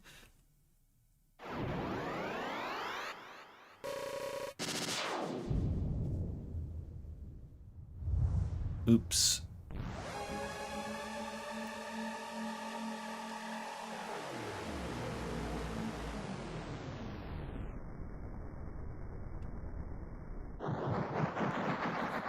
This is not how I expected this to go down. What happens if you make a second fountain? It turns into stone and then like the big man comes out instantaneously. And he's like Sakuga animated.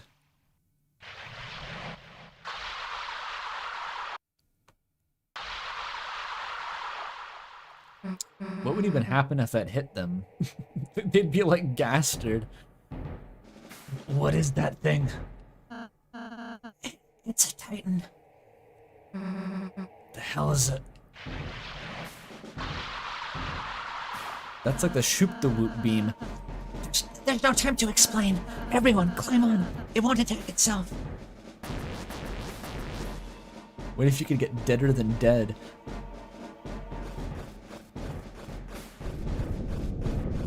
This is such a cool payoff for all the climbing. Shadow of the Colossus has entered chat.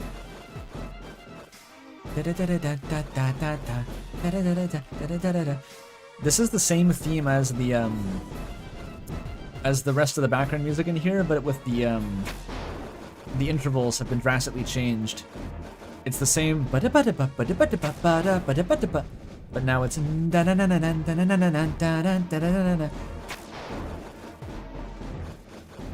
It's an example of a motif where the intervals have completely changed, but it's still clearly the same thing.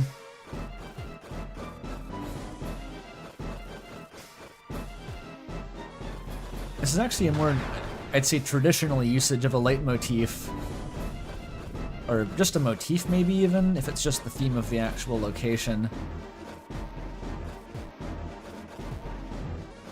Though I'm not a Wagnerian scholar. Never have been, never will. Just being real with you.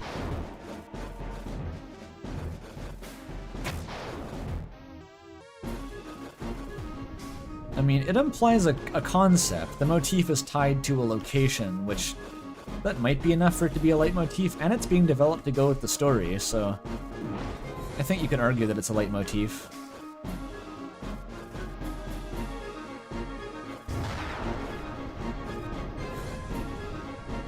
It's about the music changing to reflect the new context.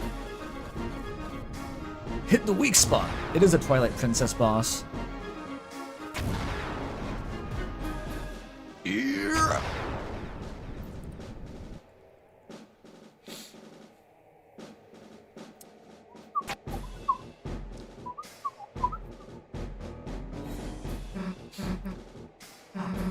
So we're safe. For the time being, if we stay here, it's only a matter of time until it finds us. Ralsei, what the hell is that thing?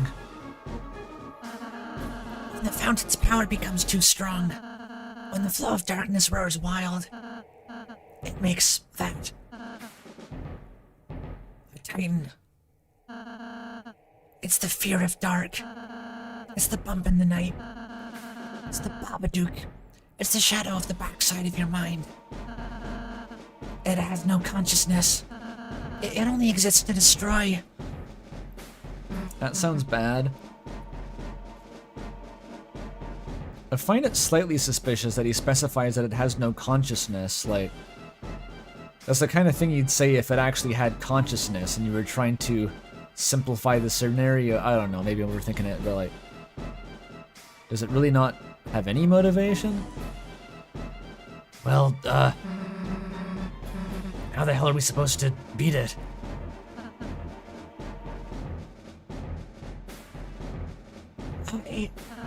I don't think we can.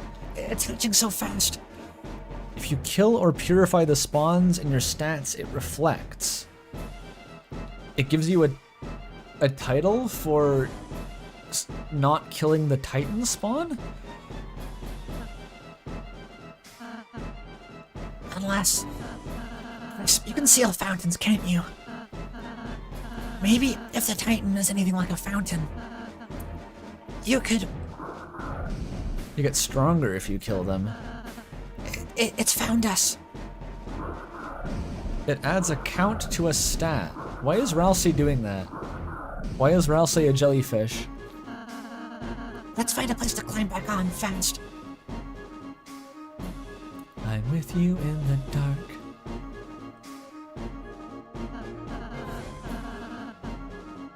If we jump on here, we can make it back on.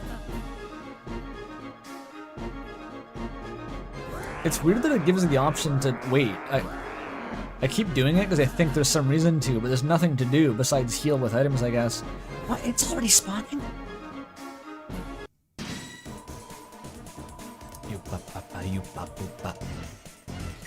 Time to kill some fetuses, like we're in the Binding of Isaac.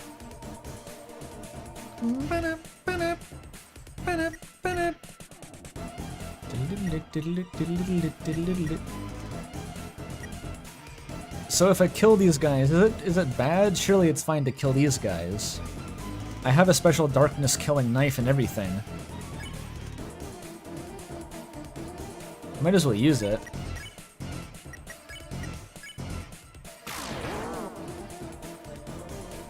That's big damage.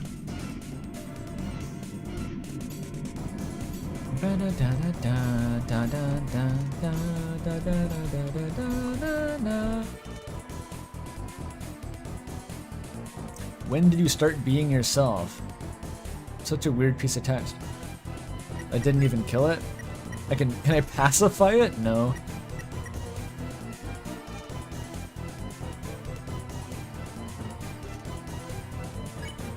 Surely I can kill these guys.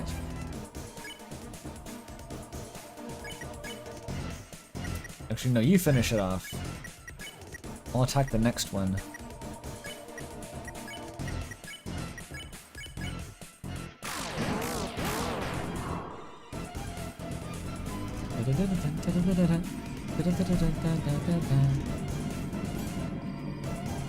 These things take a lot of damage from everyone, actually. Odd.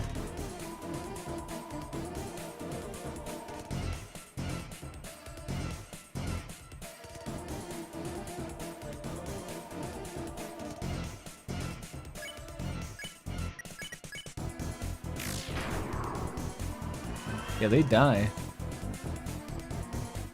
I hope that doesn't come back later. I didn't kill any of them in my original playthrough. Is everyone alright? Yeah, let's get back on. I got a counter for this, apparently. Apparently. Where? Do I just... You mean I get stats? Wait, it says... Slain 2. Oh.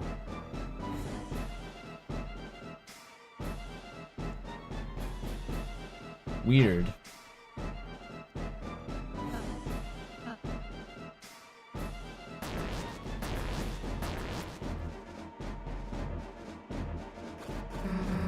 This seems fine. Like, you don't lose any recruits from doing that.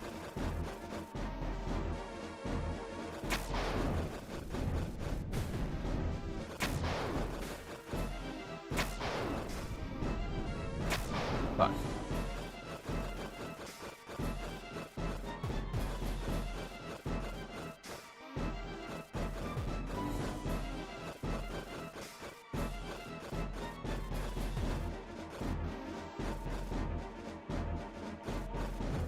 You can just jump over this, by the way, if you're good.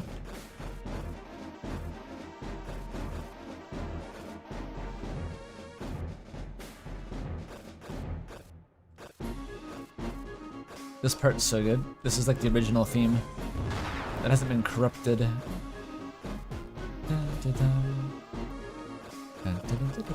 with you in the dark. I'm with you in the dark.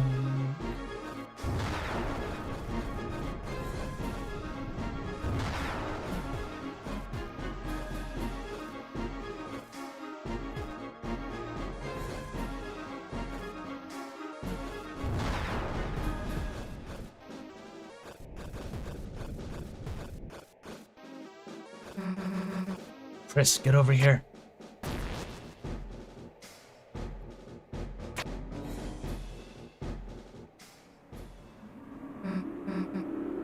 Huh.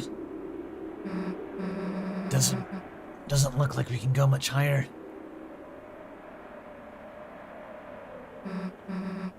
Ralsei, are you okay? I'm fine. I'm just a little rattled. Hadouken! I noticed that Susie's heal seems crazy strong in this fight. I don't know if it's actually buffed or if I just used it when I had high HP, but it always healed the max when I used okay heal, or better heal in the Titan fight. Susie! Don't mention it. Let's go.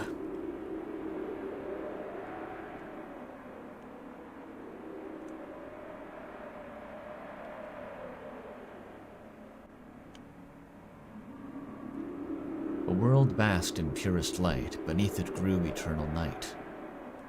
The light and dark both burning dire, a countdown to the earth's expire. If fountains freed the roaring cries, and titans shaped from darkened eyes. That did happen.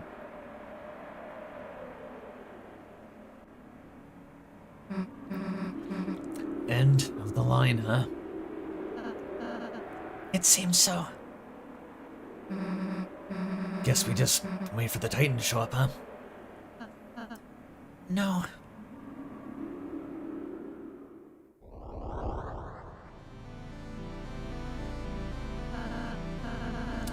Does this not kind of look like just a really hyper-realistic outline of a bald guy's head? It's just like a bald guy. It's the Valve logo.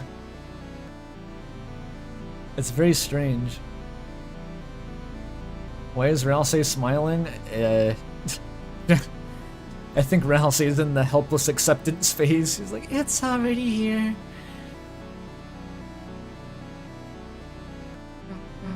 Hey, dumbass. Don't know if you got the memo, but we're heroes. And there's a whole lot of stuff written in our lives.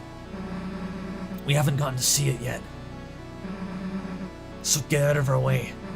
Or as soon as my hands stop shaking, my axe is gonna chop you in half, got it?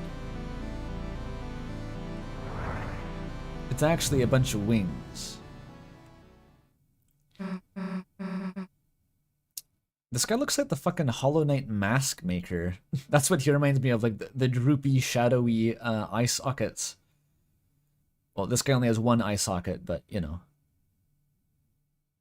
Chris, Ralsei, let's go.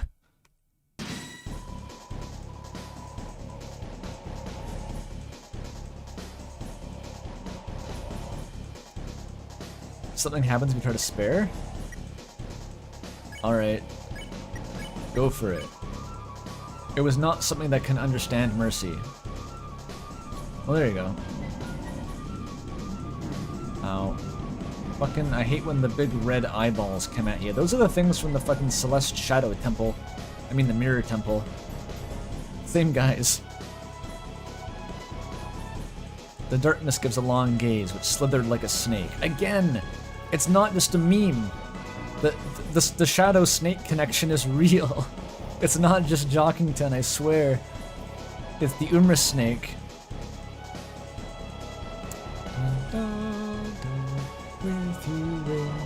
They've just started appearing in Chapter 4. It was never referenced before Chapter 4. And now it's just like blasting you with the tail, the snake, the serpentine shadows, the snake. It's Umris. It's Courier's Umris fic.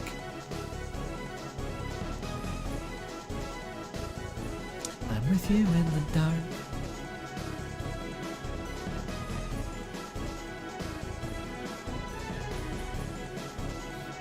What am I supposed to do to make this guy into Gaster?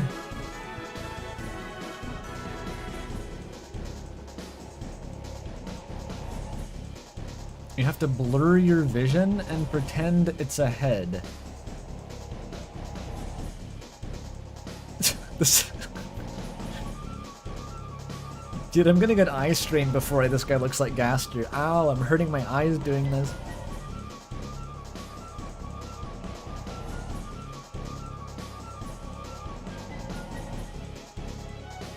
It really does not look like Gaster to me.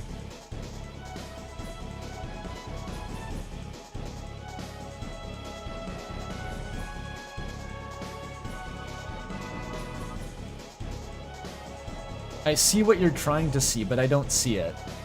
I don't believe for a second that's intentional.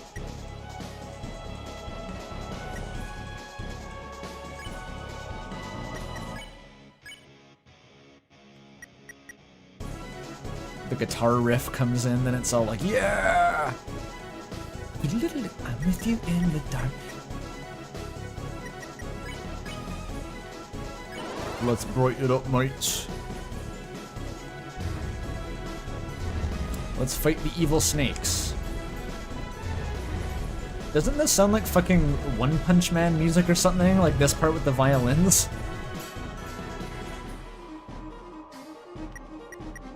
It's very anime.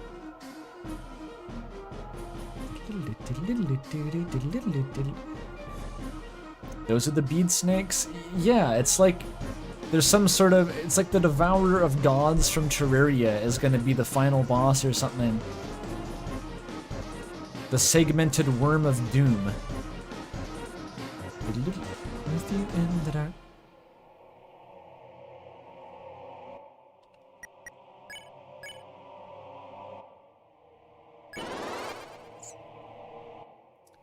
The big fingers.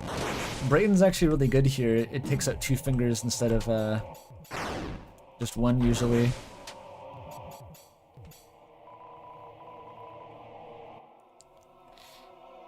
cool hands, bro.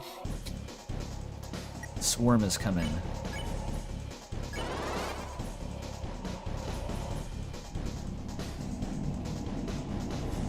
Never touch the big red eyes. Who's afraid of the big red eyes?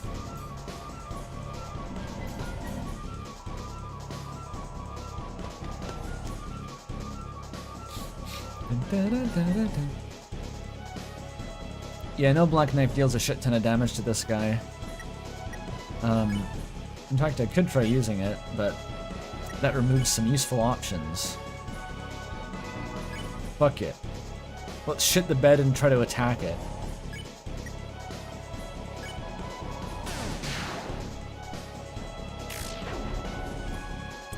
Yeah, the black shard does nutty damage. Well, it's still less efficient than trying to use Purify, I think. I did it that way in the weird route, though. It does work. I'm with you in the dark.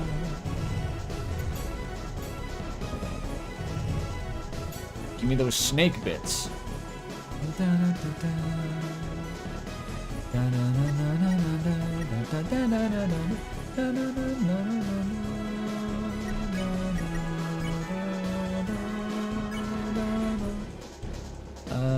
Unleash is 80%. I can use Brighten, why not? I'm already back to 70 because big snake money. Finger. There we go.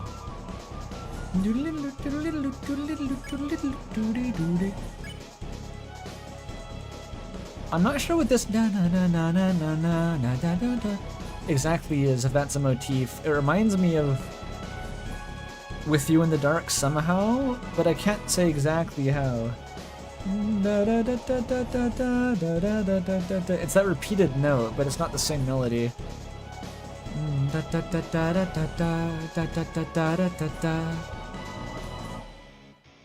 Yeah, I don't recognize that one exactly.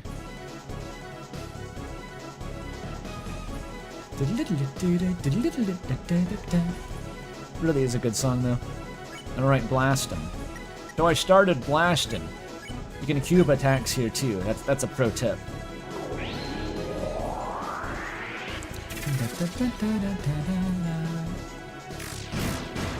Fuck him up. It's using its spam to attack.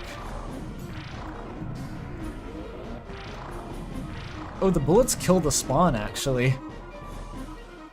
Attack! Its defense is down!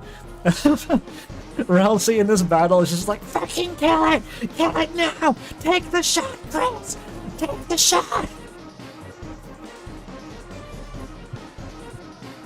he's just like serious mode.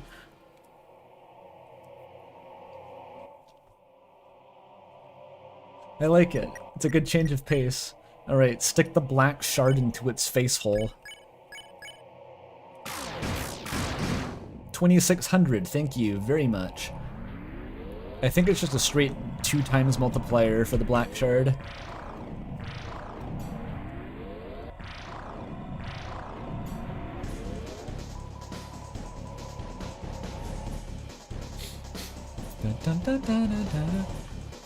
And shield's back. Chris, take it down again.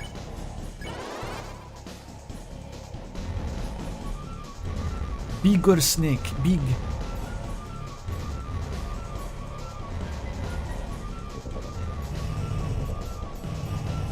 Give me those snake pellets, yummy. This is foreshadowing for having to kill Jockington in Chapter 6. In the light world, just stabbing him to death with a piece of glass.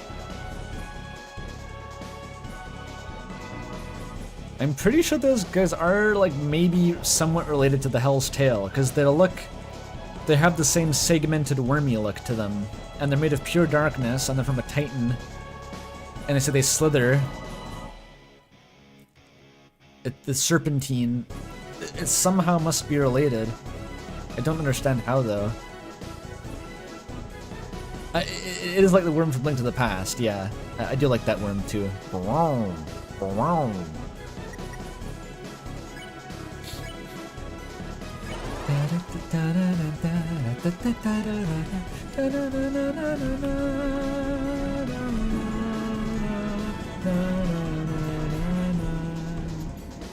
It's got like funny looking spawn too now. They're different. What are those ones? Ah shit, Ralsei discorporealized.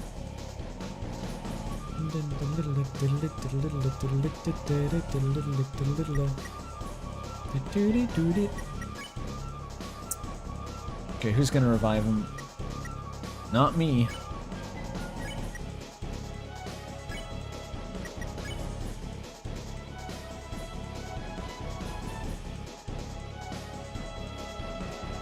Pop the bitter tear. I have like 17 revivements. Just fucking use one. There we go. Clean.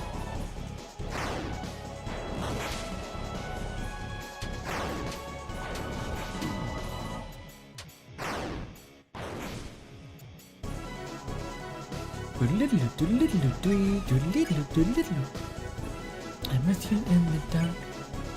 Right, do it. Your soul emitted the brilliant light, which ironically destroys the light part of its face. It's weird how there's the pure darkness being has the symbol for like the light of the soul on it. I still don't get what that symbol means. It seems to be like both dark and light. Attack, its defense is down. Kill, kill. I bet Susie's down for this. Chris is up though. I don't think Heal Prayer is gonna cut that.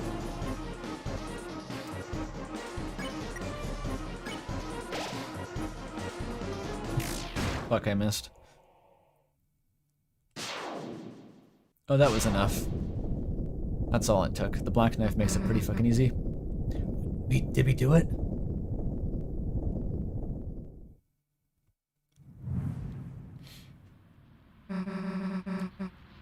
It has angelic wings too. Hey, what is it doing?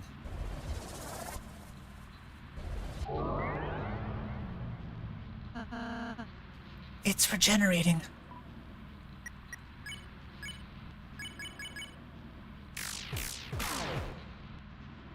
That ain't gonna work.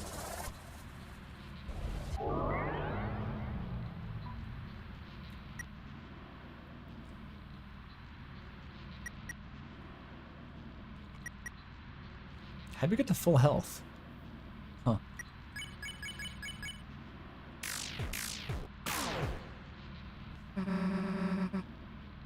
Hey, Ralsei, how do we stop it? Wait, I don't know.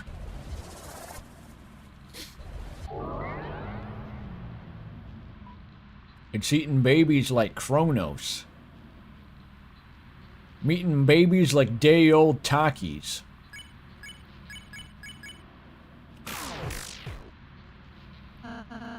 It seems we only were damaging its outer shell. As long as the inside is intact, this battle will just keep.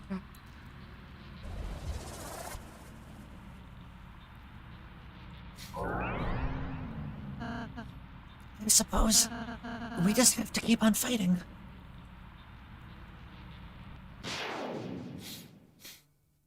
How strong is that fucking hammer? What are y'all giving up for?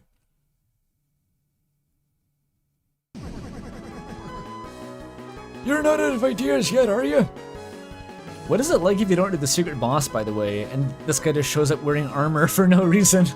That must be kind of a quite an abrupt shift. Oh, old man, I thought you were... I was looking for a change of scenery, but this is a bit ridiculous.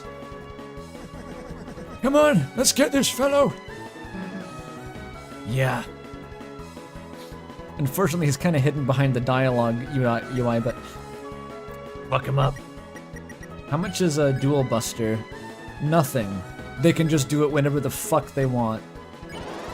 Pop off, kings and queen.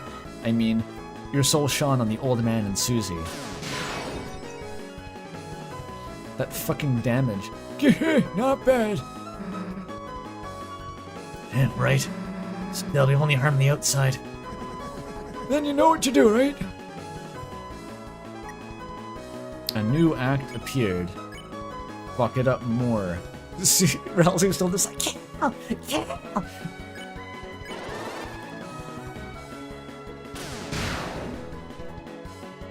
Ralsei's helping. There you go. Chris, I got an idea. But, you're gonna have to put your life in my hands. Kinda literally. Damn, what am I asking for? We both know I got this, right? Let's go. Let's fucking go, eh? Let's go, lads. Ralsei, keep attacking, just in case. Nah, screw it. Get dunked on. Nice Undertale reference, Susie. Can you just keep attacking? You can, but I forget what happens. I think it just regenerates. It just regenerates still. Look at them go. They're like fucking Gandalf fighting the Balrog in here. They detonated the nuke inside of Thanos' rectum or whatever the plot of Ant-Man movie was. Also, 50 check bucks from Tamkish. Thank you. Good morning, gamers. I took half a day off to watch this. Not really, but it conveniently lined up. Hell yeah. We got the Europeans coming in now. It's not going to have to be a 14-hour stream like sometimes, though. That's good. We did it?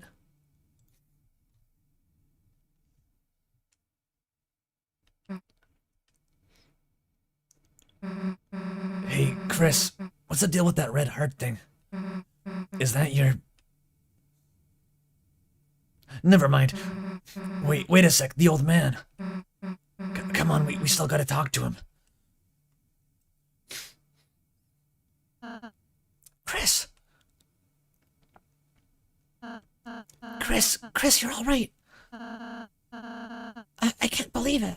It actually worked. We actually defeated a Titan. If we can do that, then...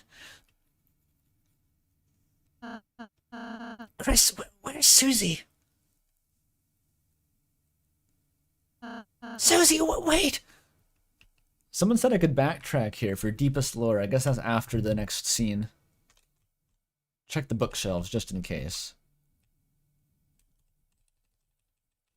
There's nothing.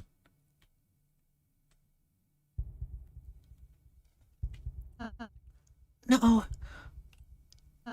Susie, stop! This is the most horrified we've ever seen Ralsei, and it's not even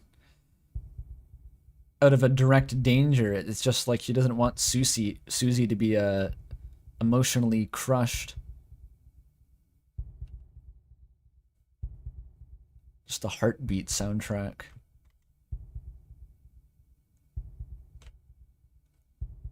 And then when all hope is lost for the tale. Go back now?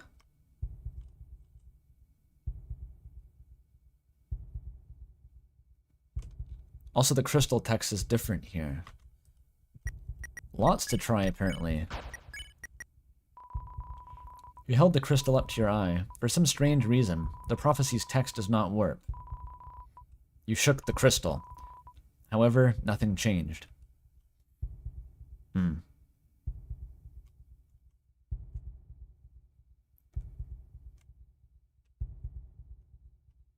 Bro, you can't go on back.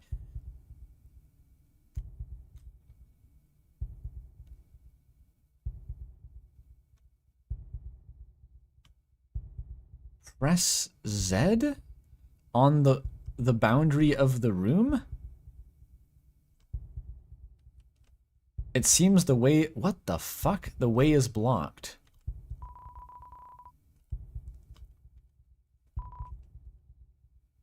It seems the way is blocked. Bizarre.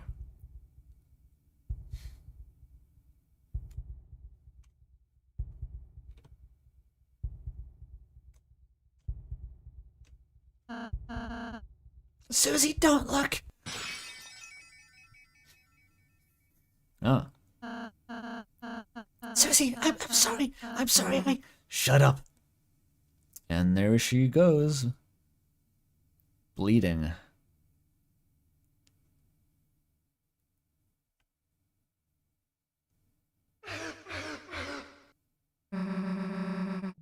The hell are you apologizing for? You're worried about that? Seriously?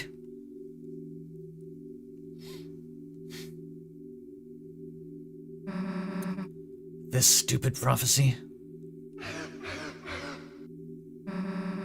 Like something like that would happen. I wouldn't let it happen. Chris wouldn't let it happen. Obviously you wouldn't let it happen. So, why wouldn't you laugh?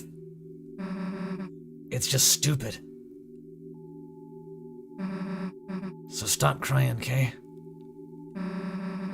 Everything's gonna be alright.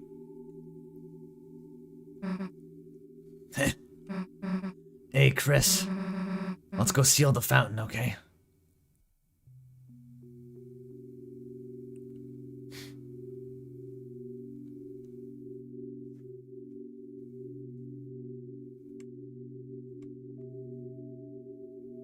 I can talk to him first. That doesn't put you into any forced state.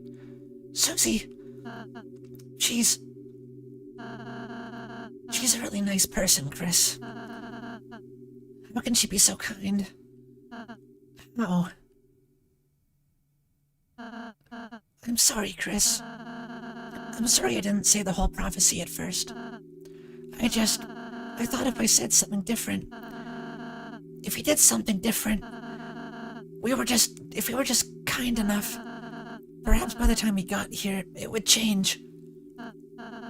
But no matter what we do, our fate is already decided. That's such a crazy sprite. That's such a crazy sprite. I love it.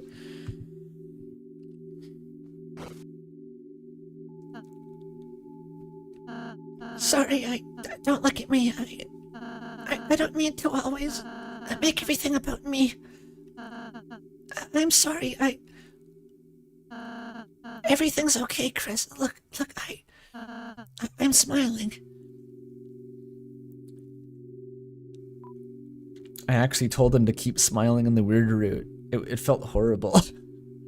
I really did not like picking that. It's okay not to smile, especially because your smiling sprite looks really kind of horrifying, not gonna lie. Basically, he just says, okay, if that's what you want, Chris, I can keep smiling. We can go on a wonderful adventure tomorrow, Chris. We can keep doing that if it's what you want. Chris, you...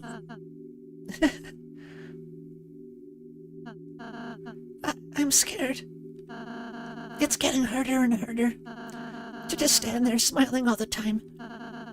To be the one pretending I'm not afraid to. But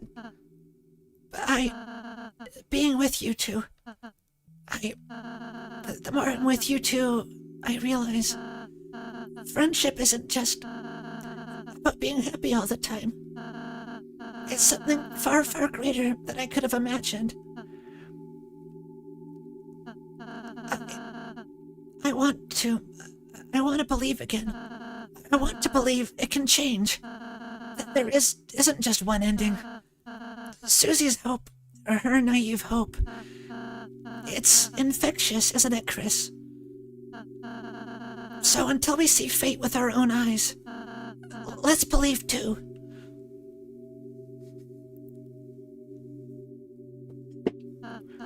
Chris, you can go to the fountain now. Susie's waiting. But actually...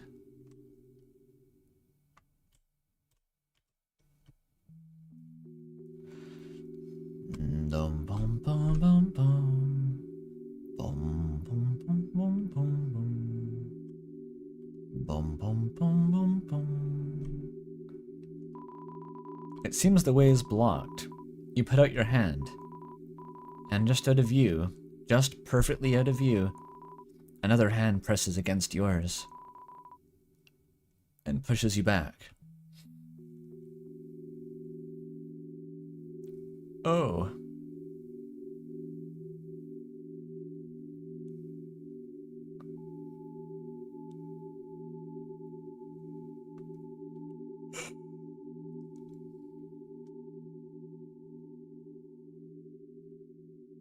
What the fuck?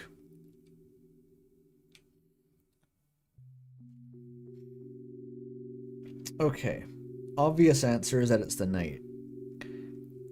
If the knight was sitting here, though, when we sealed the fountain, wouldn't they just plop out next to us in the light world? Like, if the whole Titan diversion, that makes sense if the knight was using that as a diversion to book it. That's why we don't see the knight afterward. If the knight was just here when we sealed it, then they would plop out in the church with us and we'd see who they are.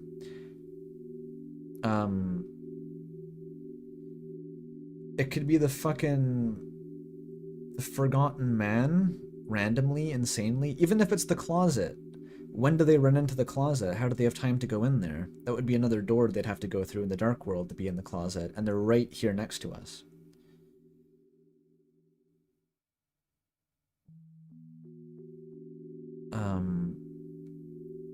The most insane explanation I can think of. The most insane thing I could say. Chris is at the bottom of the screen right now. What if it's like literally the boundary of like the player in reality is pushing them back up from the bottom of the screen? That's the deepest crack possible. Or something metaphorically adjacent to that. What if it's also Gaster?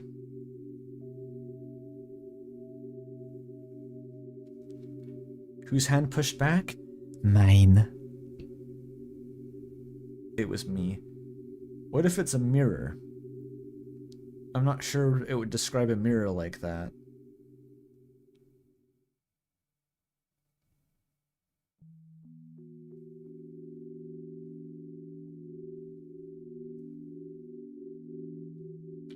$2. The shadow that mirrors you in the Chapter 3 minigame? Huh, that's true. There is that shadow that mirrors you, and that's never explained, and if you go into the code deep enough, that actually does have an alternate sprite of a black deer.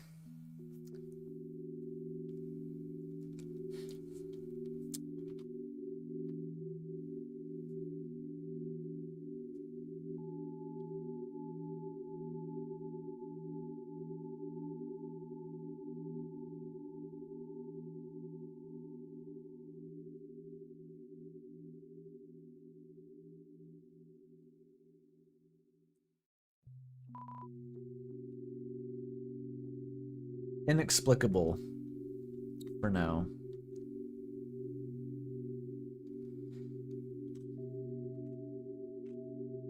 That's incomprehensible. Because it's not played as a joke. It's not like it's the annoying dog or some shit.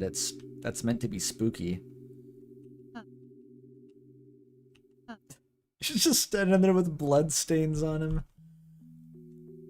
Aw, Ral, so you're a trooper. If I were there, I'd pat you on the back and I'd give you a hot chocolate. And maybe some mapo tofu if I had any spare.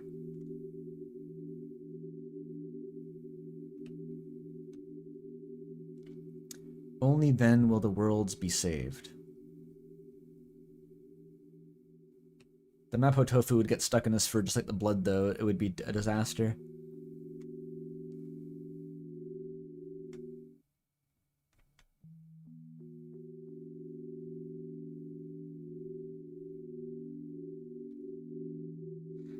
I think worlds is plural because it's the light and the dark worlds all being saved simultaneously.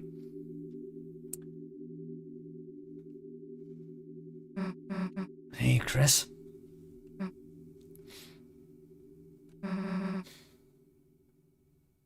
talks about the piano there? Wait, when?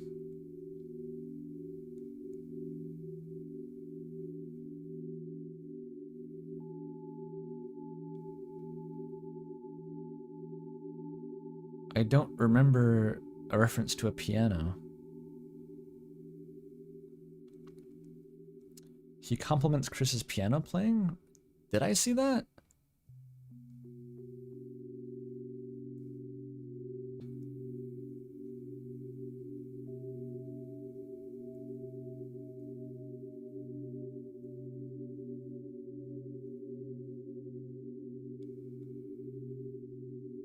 I don't know. Can I tell you what a stupid dream I have?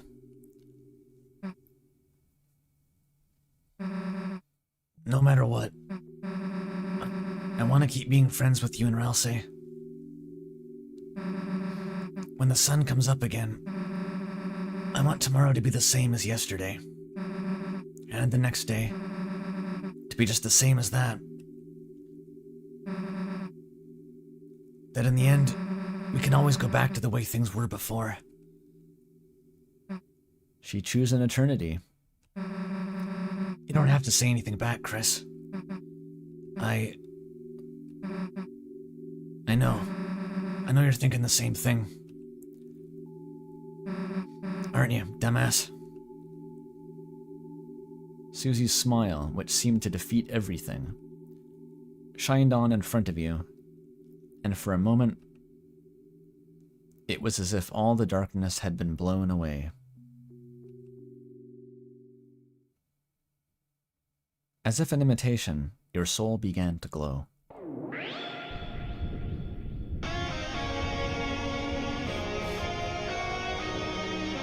Yeah, the first year power reprise.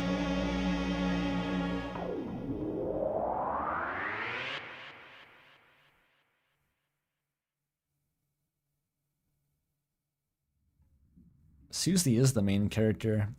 Chris is just the fucking muscle. Toriel?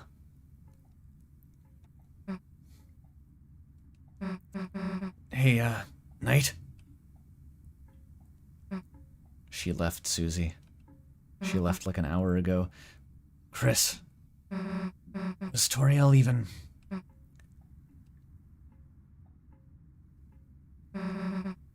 Let's just go. She's like, fuck, that was a waste of time, wasn't it? It's okay. We got to talk the revived body of Gerson. That was fun. And cool. And we're gonna fix the priest's daddy issues now. Crazy moonlight coming in here, by the way.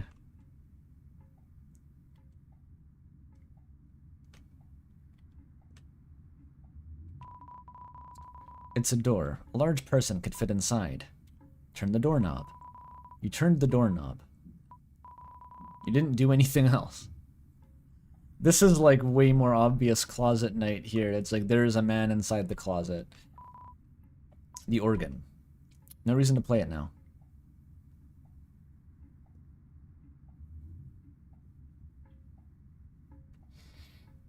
Ralsei normally says it, so why not? Is it because I backtracked? Some people are saying it's because I killed the Titan spawn. Why would he not say it because I killed a Titan spawn?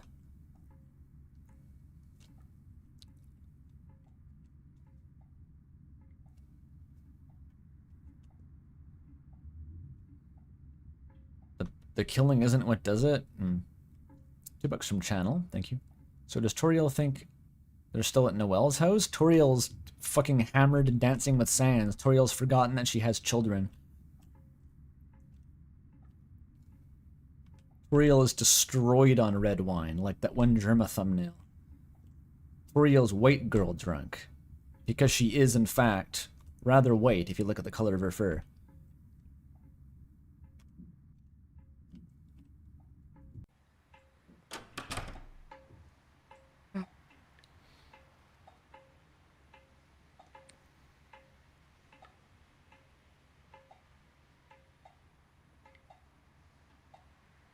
It smells nice. After the rain. Too true, Susie. I always go to the graveyard first, and it always triggers there. I don't know if she says it if you leave any screen.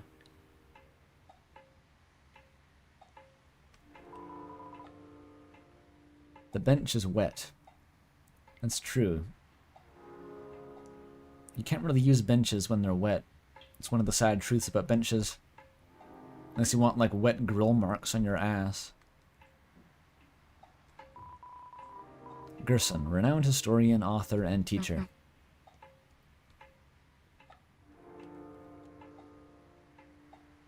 The place where it rained.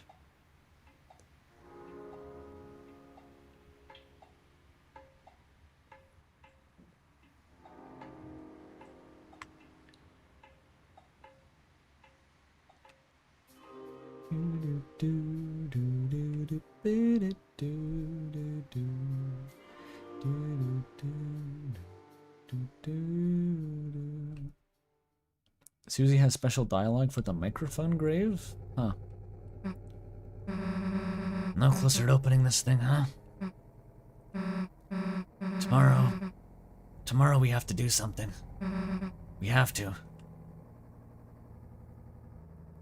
While also taking Noelle to the festival. Don't forget. Gaster noise.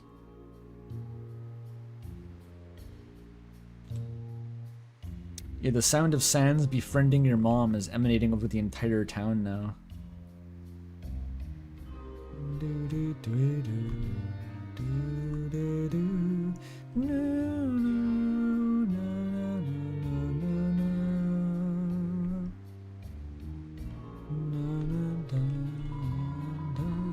It's a gravestone. It's kind of hard to read in the dark. I guess in the daytime she does.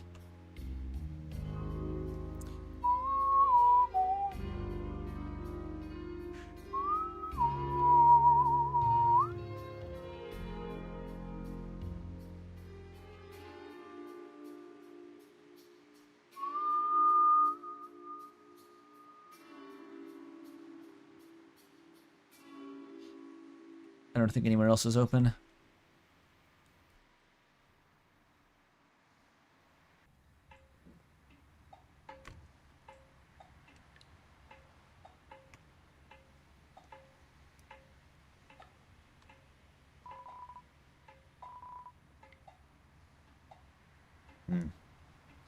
Sans closed up shop to more efficiently befriend your mother.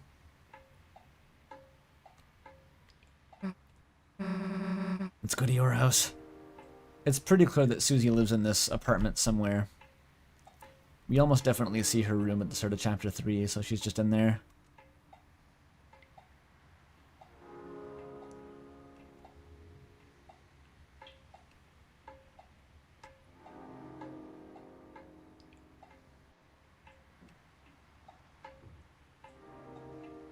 I definitely put Tenna in here.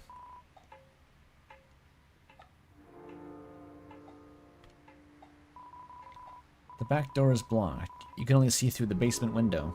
A corkboard is covered with tons of papers and documents littered to the floor.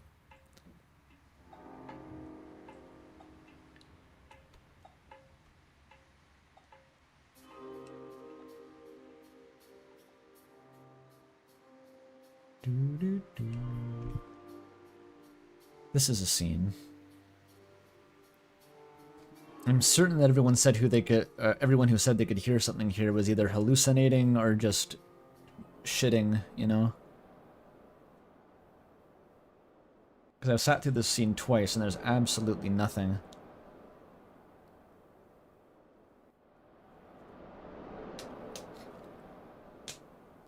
I've already waited through the whole scene, like it doesn't matter. Eventually, Susie just says we have to go. You hear that? No?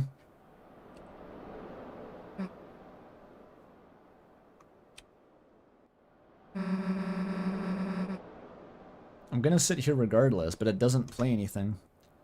Sounds like someone's playing a song out there.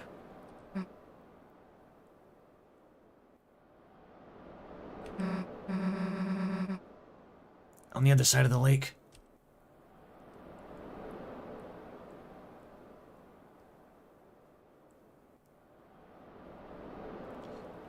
Gerson referenced this being the Hammer of Justice.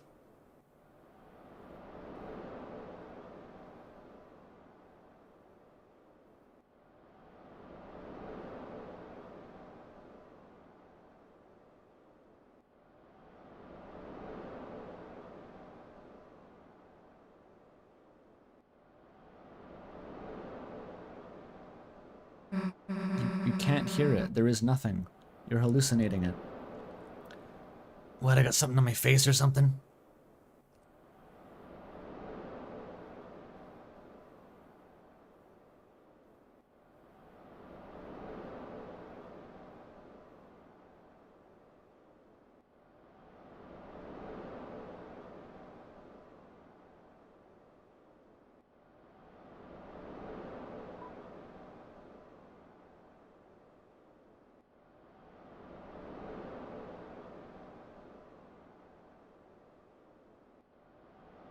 If you select this, Chris says it with their mouth closed. Nothing?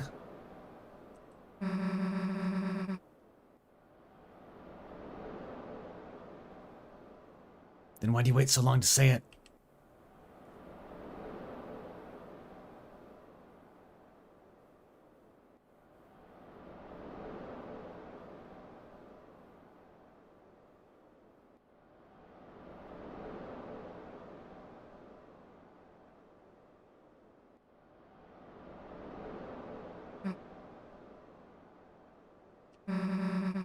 Guess we should go.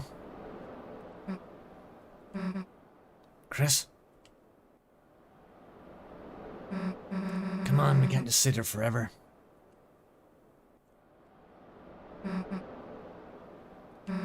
Chris, don't howl. We never hear it. Chris will be attending Anthrocon. It makes more sense how many people are reporting fucking Gaster's theme and Rules card if they're literally hallucinating music out of nothing if they want to hear it badly enough.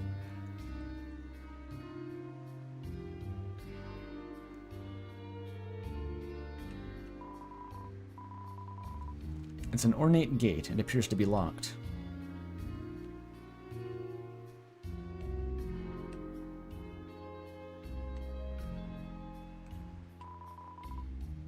It's your mom's van.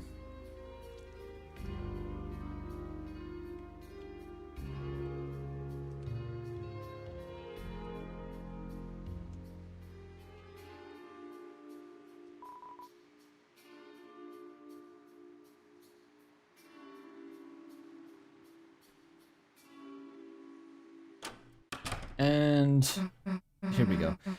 So, you mind if I... Cue tableau of degeneracy. Chris? Look, she's sloshed. She is hammered. I have not danced the jitterbug like this in ages. Well, you weren't bugging me, so jitter away. Why didn't the skeleton have anybody to dance with? Because he had no body to dance with. Good one. Not only did he totally butcher that joke, but I'm dancing with you, so it doesn't make any sense. Are we, interrupting something? Oh, Chris, Snoozy. She is fucking blasted. No, you are not interrupting anything. We were looking for you at church, and... Sorry. I cancelled choir practice today due to the rain. The weather was so bad and... Chris, Susie, have you met Mr. Sands? The off button doesn't work. She broke the off button. Yeah. Oh, Susie, did you want to stay over again? You could just sleep on Asriel's bed. I think, I gotta be going, actually. Oh, all right. Just completely abandons Chris to their fate. See you later, honey. I mean Susie. Later. Sans only has 1 HP. Just catch him off guard. Chris, is Susie okay? Hey, she'll be fine. We're sure she'll figure it all out. Sans is just like, yeah, fucking who cares? Just whatever. Whatever, bro. Meanwhile, let's get back to business. Chris, I need to fuck your mom tonight. I'd appreciate it if you wouldn't stick around. Hey, Chris, what's up? What about you? You want a party? Chris, party! Board games! And hey, we don't gotta just do disco dancing, kid. We can play some brand new music, too. How about we pump up the tunes? Pump the tunes! Pump the tunes! Pump the tunes!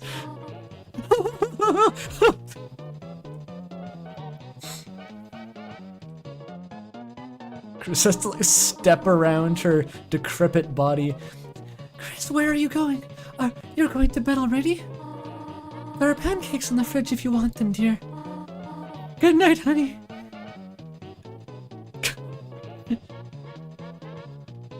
The spread of her lying there is actually kind of adorable, but like...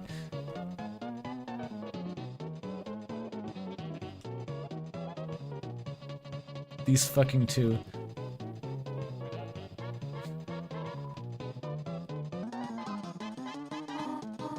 This music!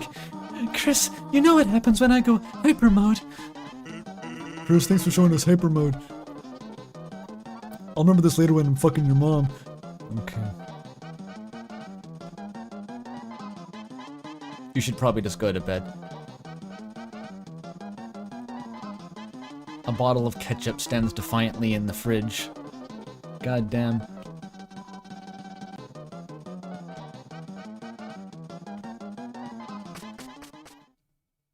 Hyper mode was awesome. What the hell? That's just election trucking. Even down to Toriel falling next to the door, like that's just an election trucking scene. I wrote this scene. The stream chat wrote the scene, but this is so fucked up. Chris are trying to sleep, like Sans and their mom are just like yelling from downstairs. The human soul they have to let possess them all day long is just like freaking out in its bird cage at the foot of their bed. Like, what is your life right now, Chris? You let me out of the cage, Chris, I'll shut them up. I'll kill Sans for you if you let me possess your mom.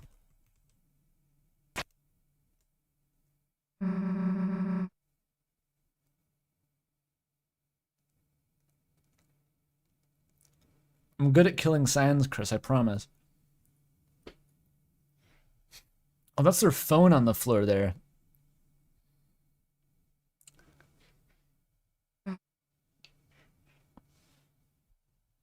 Don't think too hard about how Susie is actually talking to them from this angle.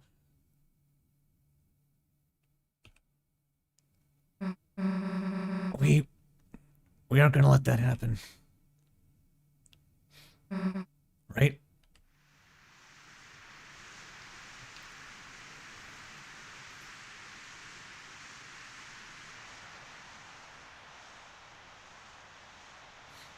Then they're about to jump out the window to go see her.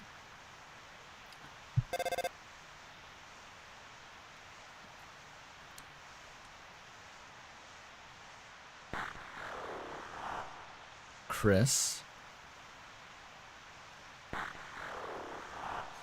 Don't forget, Chris.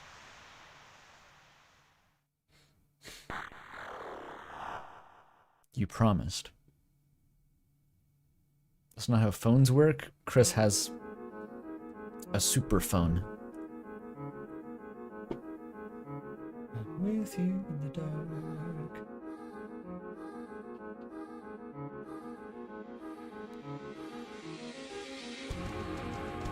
The music.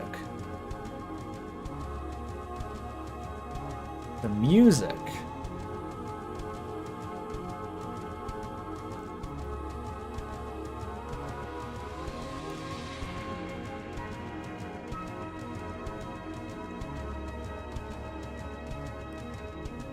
$2 from Captain Hate Crime to say the phone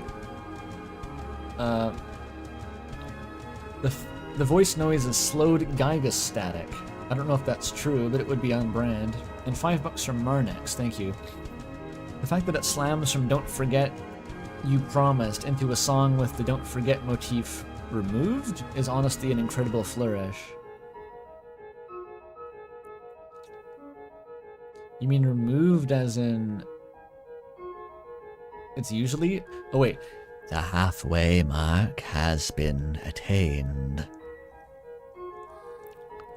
But it is still waiting. How much longer now?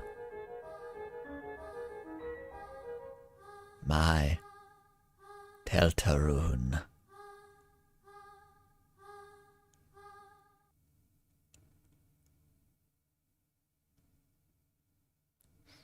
Deltarune itself is waiting.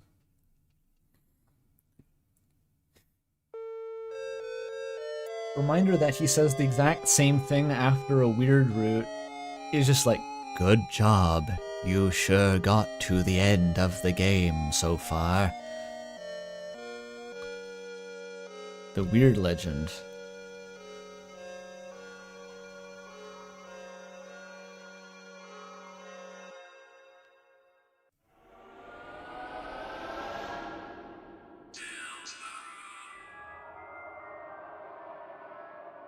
I have not seen the alt dialogue on PlayStation. I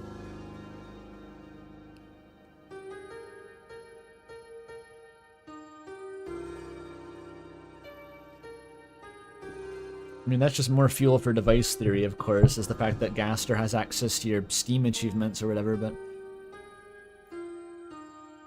the equivalent of Steam achievements.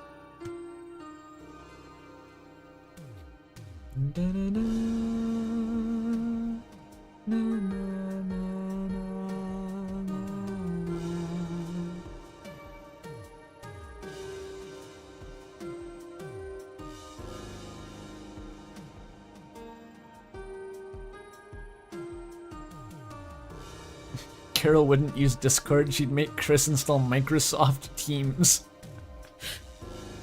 Probably.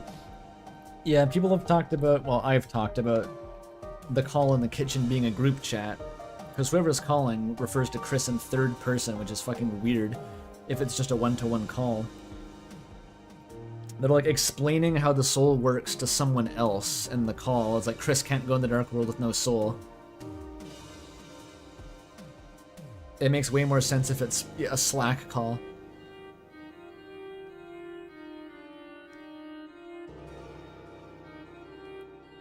I legitimately don't know if regular phone calls can have more than 2 people in them. Can they? Is this a feature that phones have?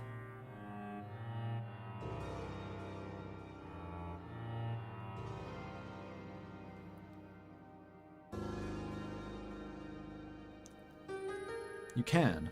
Huh.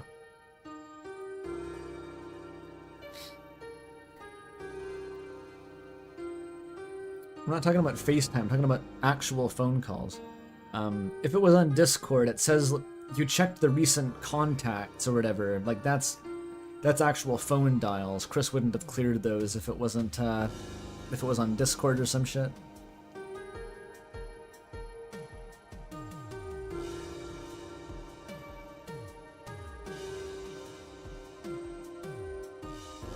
You can just do it on a phone. Alright, good to know.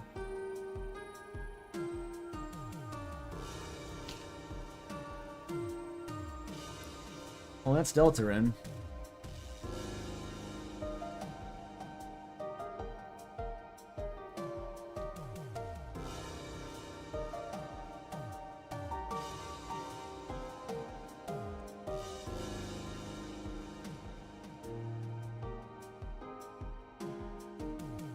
Art. Yep. Good idea. This is good music. When I finished this chapter, I sat here listening to this for... well, I didn't just sit here in silence, but like I left it going in the background for hours.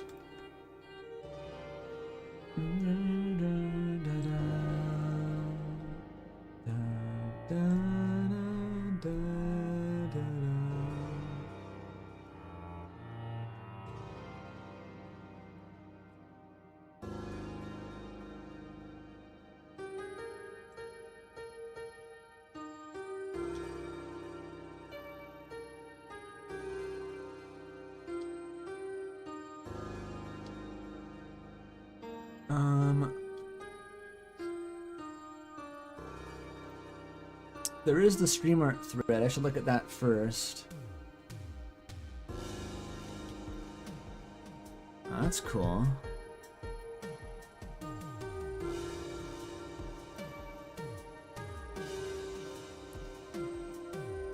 I don't think I've ever seen a movie where people are on a group call. I legitimately couldn't bring to mind if it was a thing that was possible. It seemed like it should be, but I've never directly interacted with it.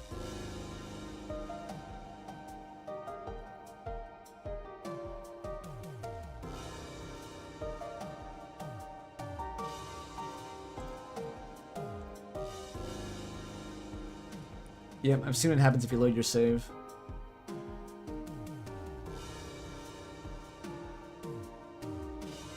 Although it was on a weird route. Where the fuck? God, OBS pisses me off sometimes. Like, it doesn't give you a refreshed list of windows to capture unless you, like, leave the source and then come back to it. Why?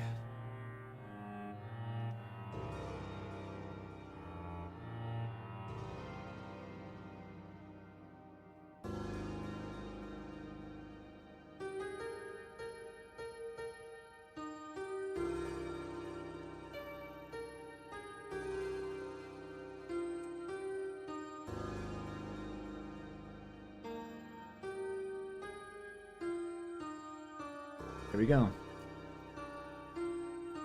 Alabria has her favorite gaster line. Oh, there, sorry. Misremembering pronouns over here. You are the dragon. You are the dragon. Sorry. Gotta get the voice. It is a pretty cool line.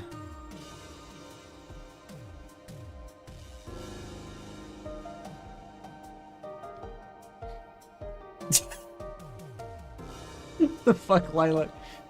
Lilac has made I assume a One Piece edit? This is how Carol fights with 3 katanas, yeah. This is actually what deals the finishing blow if you defeat the knight. This is what it looks like directly behind where the screen cuts off.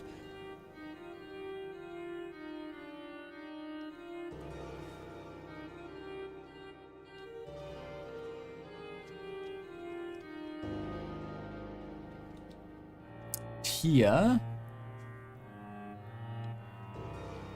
has drawn the knight. Will you please tone down the aura farm and you're making even me want to kill you. The knight just kind of sits there and does that. It really does.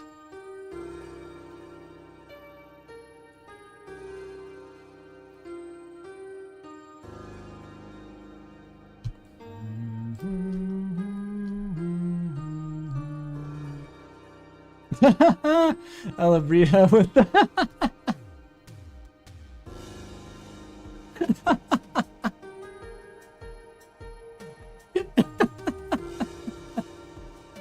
this hole, it was made for me.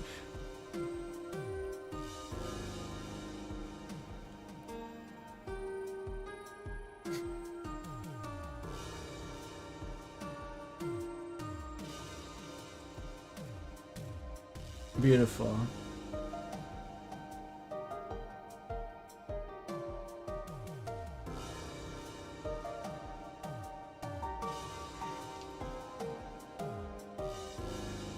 Ring. She's wearing that sword on her finger. Lilac has also made this edit of all the different... Oh my god.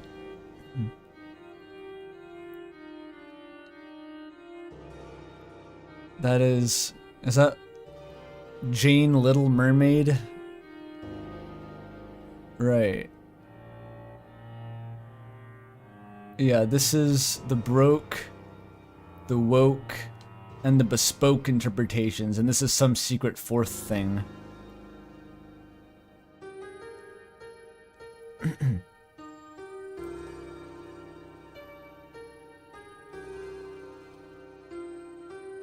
Love that.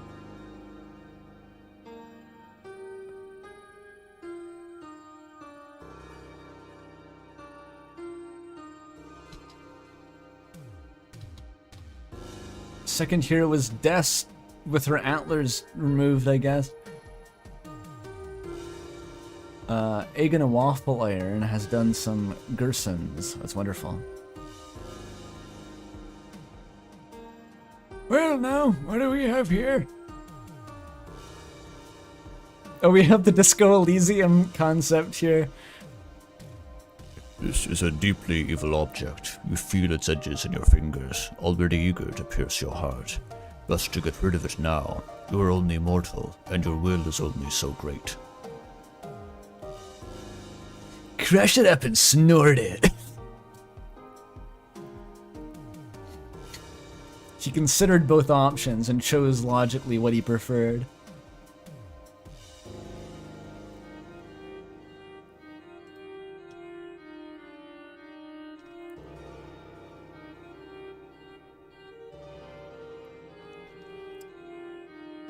A third Alibri, huh?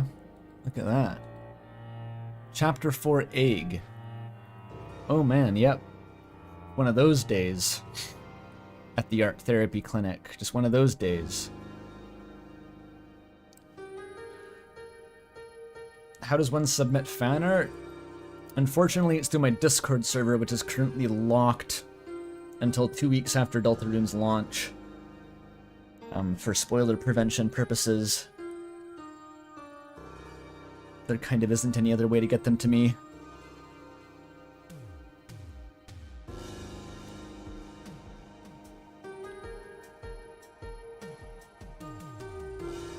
Like the big eyeballs.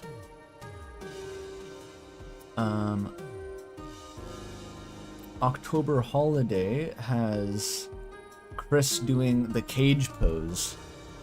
Like, ooh, that's pretty. Yo, that's pretty. The fucking animated texture, that's cool.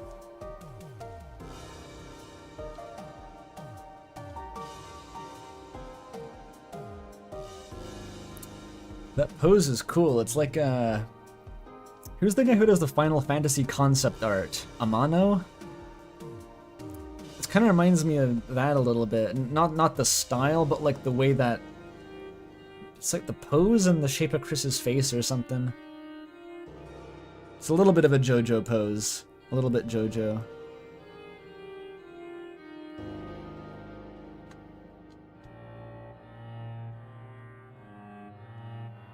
Tiger Bear has Susie's social security number. This is why Ralsei wanted to go ahead.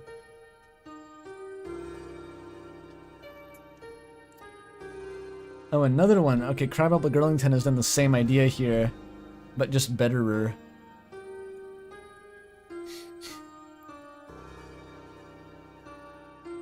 It looks a lot more like Susie when you draw over it.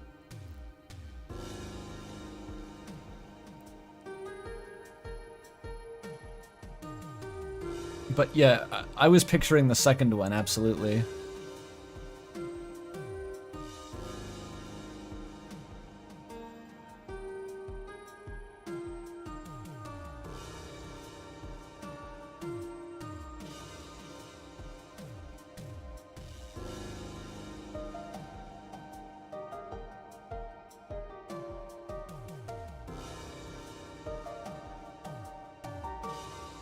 Yeah.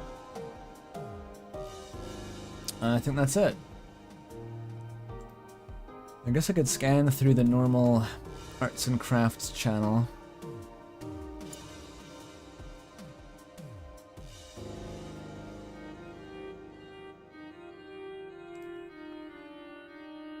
Oh my god, why are people posting untagged spoilers in the arts and crafts channel?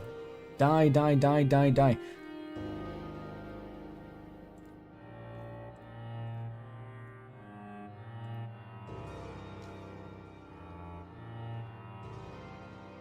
The fuck is wrong with them?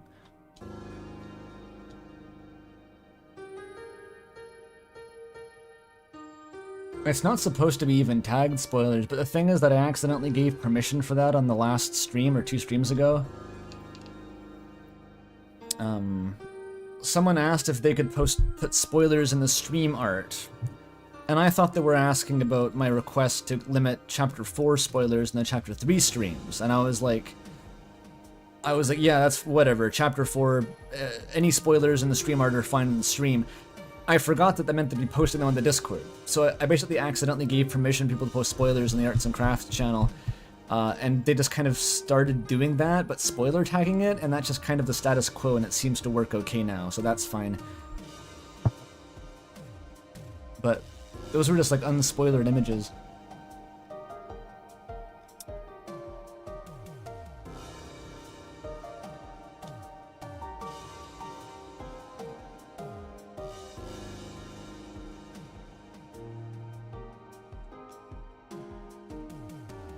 Everyone's doing it. Everyone's doing it. Stop it. Stop it. I gotta delete these. I have to delete them.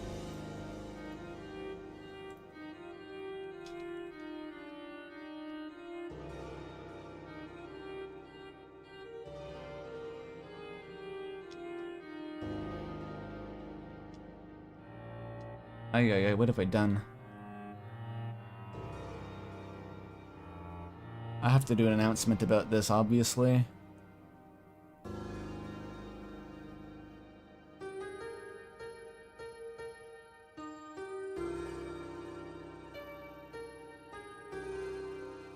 Unfortunate.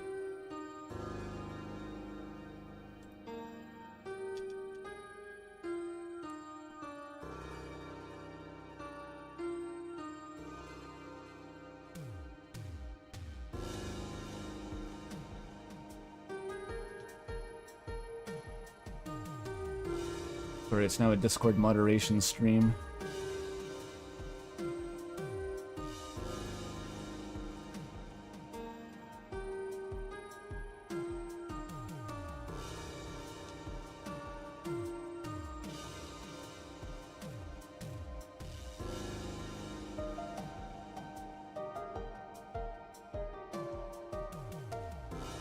There's so many of them.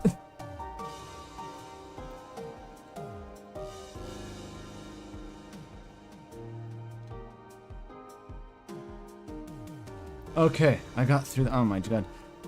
Sorry, that was part of the stream. We got $5 from Captain Hate Crime again, thank you. I don't know if you saw, but the new girl lost in the code dialogue mentioned she no longer eats or drinks. Night looks skeleton-like she wasted away. I think if she needed to eat or drink, then she would have died. I think that's— it's implicit that she no longer needs to eat or drink if she no longer eats or drinks and is still in fact alive. You die in a few days with no water.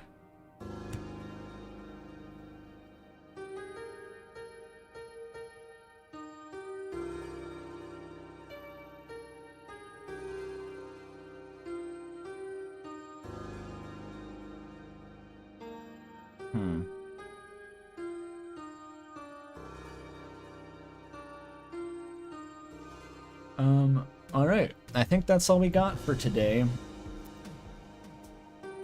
I don't know what I'm gonna do this weekend. If anything, does it even make sense to stream this weekend? I'm busy, I got shit to do. I got a video to make, like, soon. Did I miss art?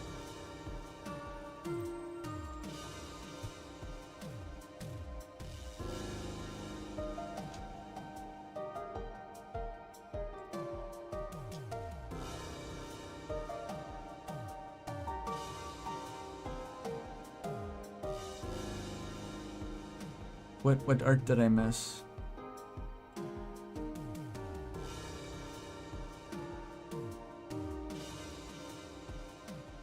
Alright, I guess no art. Put 1225 in the gumball machine. I missed you. Where is it?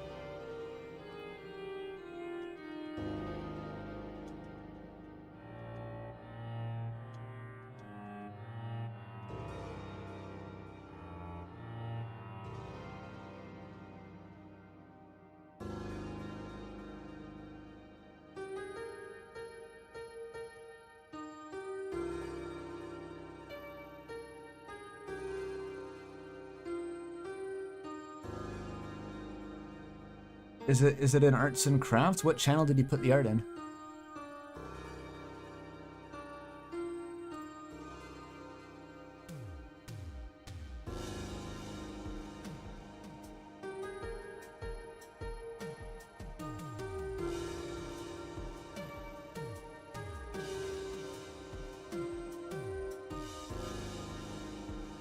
What? The one by Rhapsody? Oh, this fucking thing. Oh. I did not perceive that at all. It should be tagged though, so I'm going to delete it. Maybe it's not necessarily, I can't really tell what that's supposed to represent beyond Ralse. Alright.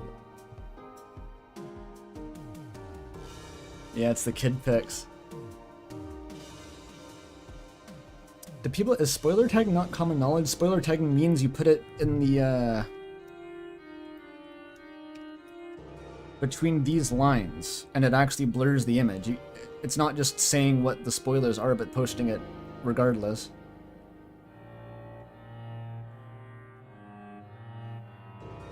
Oh, did you tag it? Then I untagged it? Oops. In that case, my bad, repost it. I'm a little bit frazzled right now.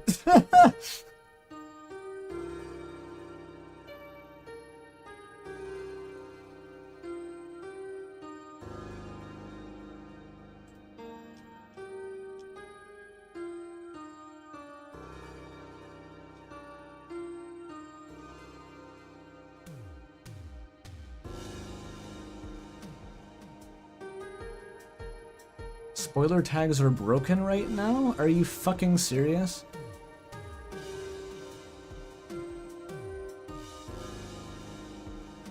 Some of them work. I'm seeing spoilered images.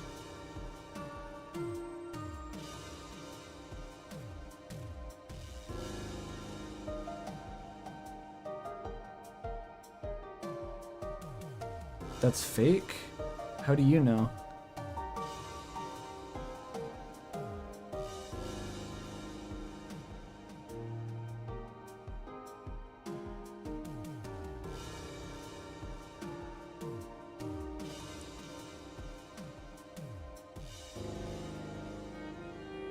Well, I'm not using mobile, I'm on a desktop client.